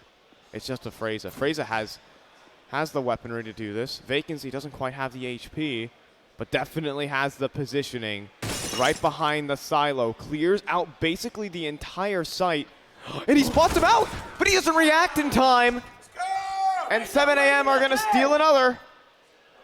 Starting to make a run of things here on the T side is 7 AM, giving themselves a massive clutch. Man, how many clutches has Vacancy had so far for this team? It feels like every single round that they have here today on Nuke is off the back of Vacancy winning a 1vx situation. Add another one to the tally here for him. The guy is on absolute fire. Despite a bit of a bleak scoreline here, he's still holding steady. 7 AM could be walking into this T side feeling comfortable. surefire possibility, immediately gunning this one with outside smokes. But again, Blackhand have created a massive gap in said smokes, but there's no one really to exploit it. Dexter has not spotted the player jumping in towards garage. That could be a problem in just a moment, and he will see the players try to walk into mini, and that will be Chaos going down, but the MAC-10 at that range finds the kill. Fraga, though, comes up from secret and make that 2. This is about to be a 30, so he knows exactly where LVN is. Or does he? LVN just tucked away, hiding for his life right now. I mean, if he makes a move, he is a goner. Can't confirm. That's a guarantee. Unless miracles happen. He is feeling a bit isolated right now, but look at this. He does have some support, and it's coming through on the guy that has been delivering everything here for the 7 a.m. camp. Vacancy starting to make his move. Oh, one boy. back turned here has a chance, but he's now left on an island, and somehow the timing just doesn't work out for him to close right there. It's a bitter pill to swallow for 7 a.m., but look at the money here. It looks like 11-4 is what we're going to get. There's going to be really limited purchases coming through from this camp. And I mean, it may surprise some of you all, but this map is not as CT-sided as when these two teams played Dust 2. Blackhand have so far just surpassed their CT side record. And 7 a.m. Well, they're going to basically need this to hold on to this game. And that's a great start. The Tech-9 just barrels out through the doors and runs the player over. Not another, though, surely, as Husky will hold on. 4v4, but they're down the vents, and there's a player denying said vent rotation. And right now, it's the bomb that's mulling around inside of lobby, though. That's where the commit's really going to come through. Yeah, there's going to be some issues here. Husky has a chance to line a couple up, but it's instead of an information gain. Oh, nice having rude. Your back right there. Thank you very much. They're going to make their way in towards just there, but he's been very solid. Only good for a singular, but the flank is coming through, man. Husky, and bold as ever, is going to try and pull it off before they hit the corner. Oh. Not so pretty. And they're up they're up heaven, excuse me, and the players here for Blackhand are not actually in position to contest the site. Ezo could potentially try to player down on the meantime, but Zix goes for the frag. He falls, and Ezo up top. And that's going to be the trade-in from Dexter. That's going to be an 11-4, and that's Blackhand, who are just 5 rounds away from sending their comrades across the Atlantic. Yeah, that would be a pretty tough reality for them to swallow, but it feels like it's what we could get. 11-4 half, a bit bleak, but it's not as bad as it once was. 7 a.m. are at least walking into this with some rounds, and I think what's so key here is we have an actual potential to see some damage being done on the CT side. They have some wiggle room, some room to work with here. It's not a 15-0 half, right? So if things go wrong, they do have chances to recover. That's not what we got out of the EG series. And when I talk about Team 7 a.m., I'm really focusing in on Zix with the op. He's so stable, so solid, so mobile with the AWP. And there we go. Here's their pistol here. We'll see if they can give themselves any sort of cushion on the CT half. A nice start would be wonderful, but it's not the nice shots here. One in the back lane, so they check for LVN. No luck from the IGL there. A 5-on-3 left, and at least Zix is going to look to pick up the pieces. The op needs to be precise with the USP, but no, can't find it. Trade's delivered. They're going to continue their endeavors towards control. They call it for that. Husky. A good reason, but the trades on the dualies. Husky limited the success of those double pistols there, and they're not going to find the bomb plate. They're not going to find the pistol. And that could just be the nail in the coffin there for 7 a.m. Down 12-4. And LVN has already made the purchase. The call's already in for 7 a.m. They're forcing. Desperate times call for desperate measures. It seems it's not the full firepower that I was talking about, but at least it's 6 on a scout, so it's not empty-handed here, but they got to make some magic happen, man. They are in desperate territory here. Vacancy so far has delivered them nearly all 4 rounds, if not all 4 rounds so far. Maybe needing to call upon him again, but I love this play from LVN, looking to use that brain to full effect. But no way he's going to get outbrained here. Spotted out by the scout. He's collected straight through the smoke, and they haven't even spotted LVN, so he has a chance to clear out outside. Nas even gets some good damage in before he falls back. He's not going to get picked off like he was in the pistol. And so that will buy valuable time for rotation to come through. A kill, almost a second. So much damage dealt by the 7 a.m. force buy. And then the 5-7 is going to find kills. Vacancy bringing another. He picks up a Galil. And things have just turned around. This game is not just yet over. It's just staring a 1v3. But it's 7 a.m. who are looking to put together a force buy to keep their lifelines and Philly alive. Just there. A kill here could mean he gets up to the A site, but he just meets the mag 7. And they pick up the force. They're still in this. Able to stay afloat there, 7 a.m. They needed that, man. They were all in on that investment, and it works wonderfully. The heroics were there as well. Zix with the scout rather, to find not only the tag, but then to finish it through the smoke, not revealing his teammate's position. You have that great effort from NASA, a little bit of a recovery from that ramp room hold that we saw on the pistol. You're seeing a little fight left in them here. 7 a.m. not counting themselves out just yet here, neither should we. Now that they've granted them this lifeline here, could go for a fast B play. It looks like they were interested in that. That smoke might encourage a different approach here. Again, they're going back to B, back to Kanos, but he's going to commit to the fight, and, well, he'll get the kill. He will fall at the end of it. Scout on the other end, and Husky will find the kill back. Trades going through, space being taken. Husky still a threat. Back into garage. LVN will find this first, but he's still going for these fights. He's letting himself potentially get traded, and he's lucky to get away with just the taps. 1v3 here for Dexter. Galil, he does have the bomb, but in a very odd position. Not a position I envy, that's for sure. 3-on-1. He's just looking for this kill on the LVN first things first here, and I think that'll be granted. And low HP, but he takes so much for it. Sure, it's a kill, nice, but he's never going to win that round. LVN, what a massive recovery right there from the IGL. Needed to step up big in that round, because if he goes down with another 1-for-1 trade, that's a 2v2 with 1:05 left on the clock, and that's where we could see one of those ecos take place there, and revenge from Blackhand could be quick.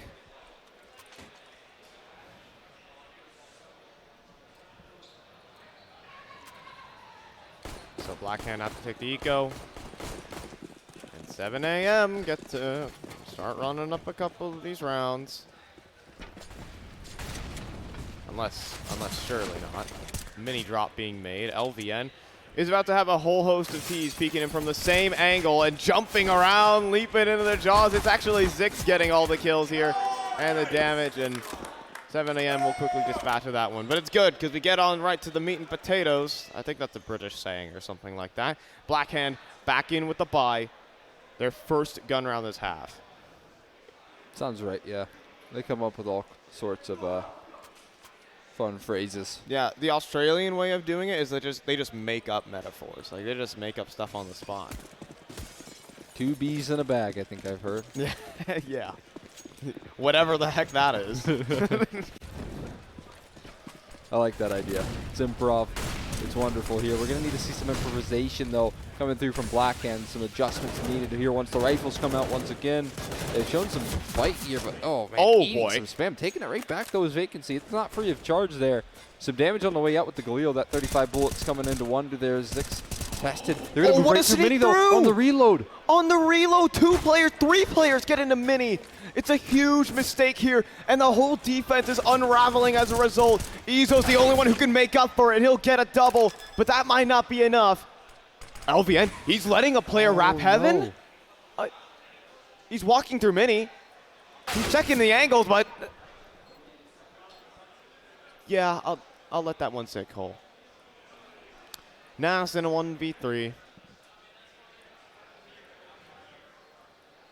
Oh my God, what a Come gap. on. Man. I mean, NASA's going to get wrapped up here. And that's catastrophe for the CT side. They can't take these heavy losses. They at least need to save some guns in these rounds. This is going to be one of 7 a.m.'s last. You're going to see a pause called out.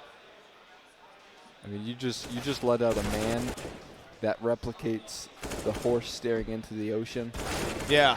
That was the man that you just released right there. Yeah. And that was just brutal to watch. Right, they had the round, an equalizer, in the palm of their hands, and they missed it. LVN probably a little bit disappointed right there with that one, but if you're 7 a.m., again, you have chances to fight back. Up, immediately purchased up. LVN looking to make good on his deeds here, tossing that into Zix. This is what I'm talking about. This is what they need, this guy to come into force. They need the same Zix that was versus Limitless here because they need flawlessness, perfection. That's what's required for them to stay in Philly for a couple more days, make it through this LCQ.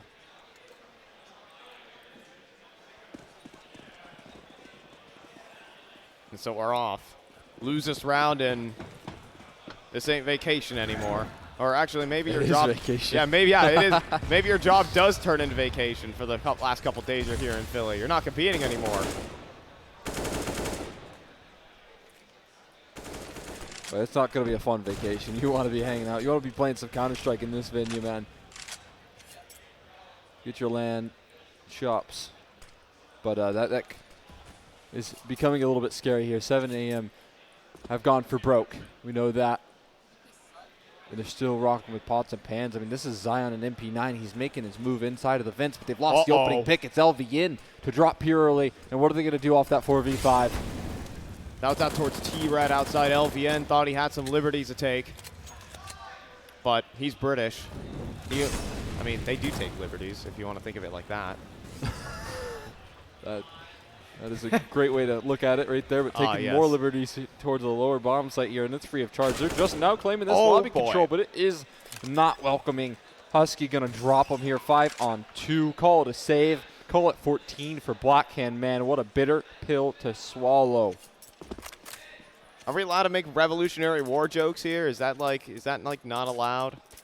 This is more of a Civil War here. Oh, okay. Gotcha. Yeah. We got the which one? Britain has had 30 of them in their history. That's a high IQ British meme right there. History class, folks. History. Oh, okay. They find the guns. That's everything. That is everything. Look at what they've got left. You were hoping that you could hold on to a singular rifle, and not maybe, and that could activate this buy. You're going to be dealing with Mag 7s, Deagles, 5-7 here if they even want to. Are they going to call it a save? No. Could you imagine a world where they hold on to the USPs? No way. They're doing it. This is insanity.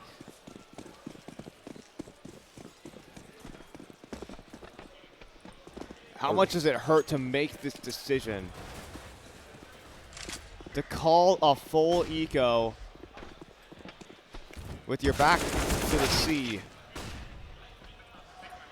But that's a start. If they find a miracle way to win this round,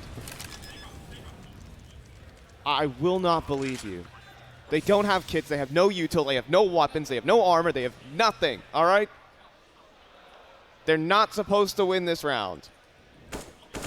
Yeah. And I don't think they will. Their days are numbered here in this one. Sure, you found an opening pick there, but once you start to try and reclaim this space, Husky's going to put you down clean as ever. It's Zix and Zai left standing here, and an exit would be nice. Maybe grab an AK here on your way out. That wouldn't be too bad. Op is still going to be a question here. Zix going to be even able to afford an AWP. I mean, this is what you're saving for. You're going for broke, and they dropped everybody. Everyone hits the deck at the moment. This is going to be series point, qualification point on the line here for Blackhand. They're one round off of a dominant victory here over 7 a.m. here, and there isn't going to be an AWP. That will not be coming through. Oh, boy. And 7 a.m., work is about to turn into vacation. I mean, hey, there's a Liberty Bell to visit. I'm not sure if the Brits want to really visit that. I'm not sure. Anyways, I'm not going to talk too much about that. Potentially the final round here in Philly here for 7 a.m. At least they have the guns to defend it with. I mean, it's for Blackhand to make it to the main event. Justair does fall first, though. And 7 a.m. might still have some room to play with here. Down in towards Secret, just gunning it dry, out in the open, but for good reason, because Husky has taps like that. Fraze at the same time still trying to take some fights on those A-side anchors. It could work out well, but he tries to move in. They didn't realize that they were so fast in towards Secret, and Kanos, one of the very few mistakes he's made on this team. Oh, they're going to pay for that. 3v3. but Dexter still wants to fight. Unbelievable. He wins the straight 1v1. And now Payne, as Isa and Vacancy retaking both from ramp. They've both been spotted. They just hold the crossfire here. And Blackhand are looking to hold on here in Philly. The clear comes through, but Fraza's there with the trade, and it's Blackhand who will be the last British team standing. That is absolutely phenomenal right there. Blackhand closing out the series in 2-0 fashion, shutting them down on Nuke, shutting them down in overtime on Dust 2, man. An incredible series from these two. An incredible tournament from them as well, man. It was an absolute joy to catch 7 a.m., but that will be the last time we see them on this main stage. I mean, what a fight they put up as well, especially against EG White. I mean, for 7 a.m., just in their previous series, they took a map off of them. It was definitely, you know, something to tout when you go back home. But then, after this, the wheels kind of came off after that. Even on their own map pick, it definitely hurts to see, especially losing to your brethren over there on the side of Blackhand. But congratulations to them. They'll be the last British team competing in this event. And, well, I think they're repping it pretty well. They're slowly improving throughout this tournament as well. They kind of got blown out of the water against Team 1, but this is a pretty reputable performance, and we've kind of gotten an idea what caliber these teams are playing at. Yeah, I mean, that's a convincing result right there, right? They showed an incredible Dust 2. They even showed a better Nuke there. I don't know if maybe 7 a.m. we're not dealing with a lot of confidence in that one. I imagine that's the case, but that's a bit of a convincing 2-0 result. And you know, we kind of give Blackhand the benefit of the doubt. Team 1 coming into this event in red hot form. We've already said that many, many times before. So that being said, you can't fault them for a loss too much for that. Them making it through this LCQ and the fashion in which they were able to do so has to be something to be proud of here. I'm very excited to catch them later down the line.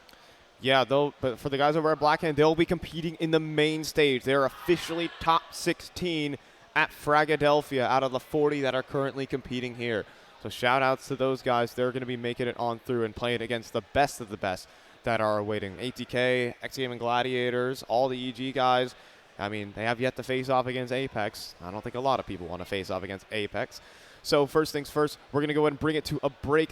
But a quick shout-out to our sponsors over at Mavix Gaming, especially with their new Elemax features that provide temperature control and massage for you, so you can get Elemax 50% off when you purchase it with a Mavix Gaming chair. So whether you're looking to upgrade your setup or you're just getting your first gaming chair, Mavix has got what's good for you. So for all the people who are enjoying Mavix Gaming chairs here at Localhost The Block, shout-outs to Mavix Gaming. So with that, Cole, we're going to toss this one away. But any final words you have on this match before we do? Nothing too crazy, right? I mean, that was a phenomenal showing right there. Blackhand, you got to give them so much credit. A bit of a brutal ball for 7 a.m. Tough last couple series, but they showed some fight, and you got to give them some commiserations. They put up a great effort, couldn't quite close it out here versus their counterparts, and again, credit where it's due. They showed some strength, just couldn't quite close. Yeah, so we're going to go ahead and bring this one to a break, and we'll see what we got on the other side. Not necessarily sure if we have an interview with the guys over at Blackhand.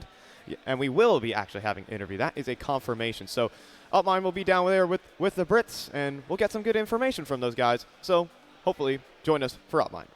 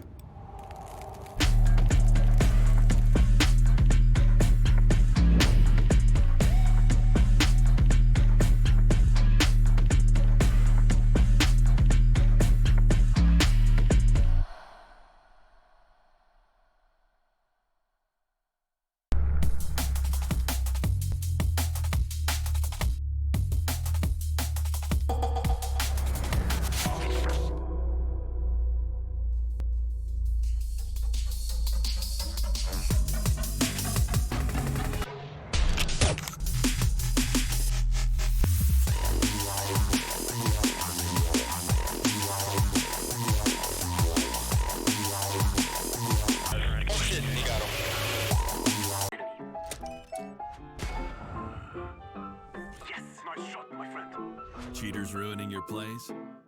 I have eyes on the enemy. Bad servers stopping your shots?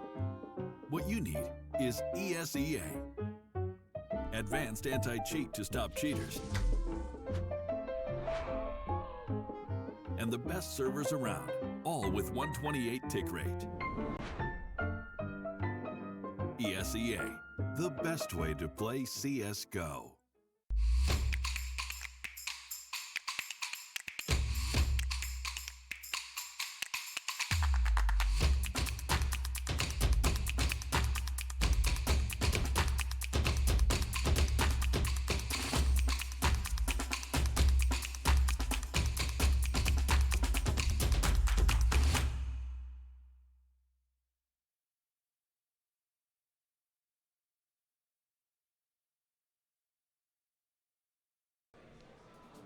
Welcome back to Fragadelphia 17, here to wrap up the show with one last winner's interview. It is none other than Frazy here from Blackhand.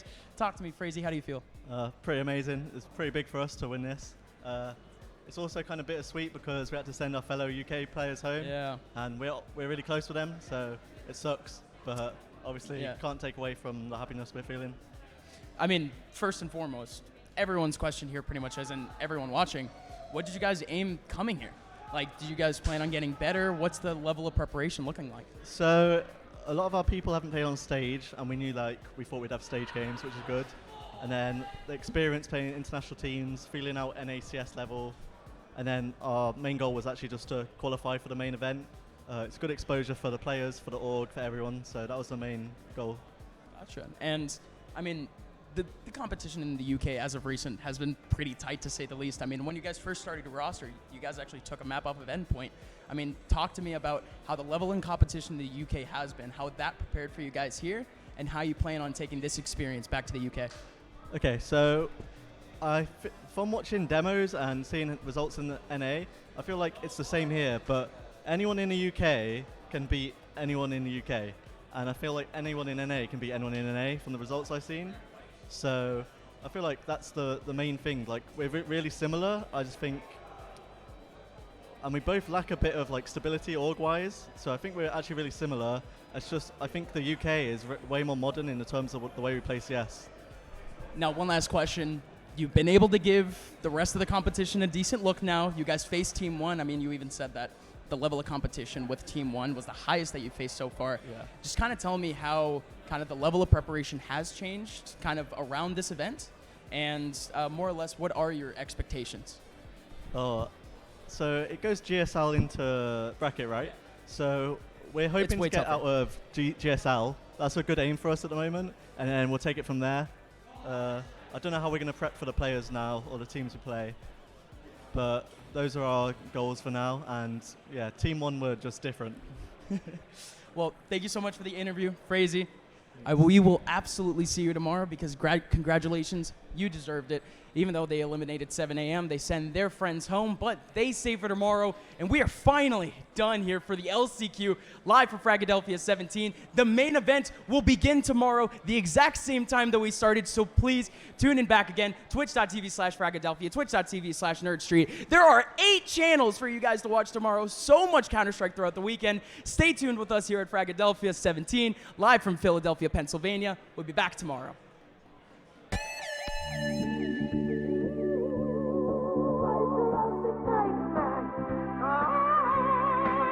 You know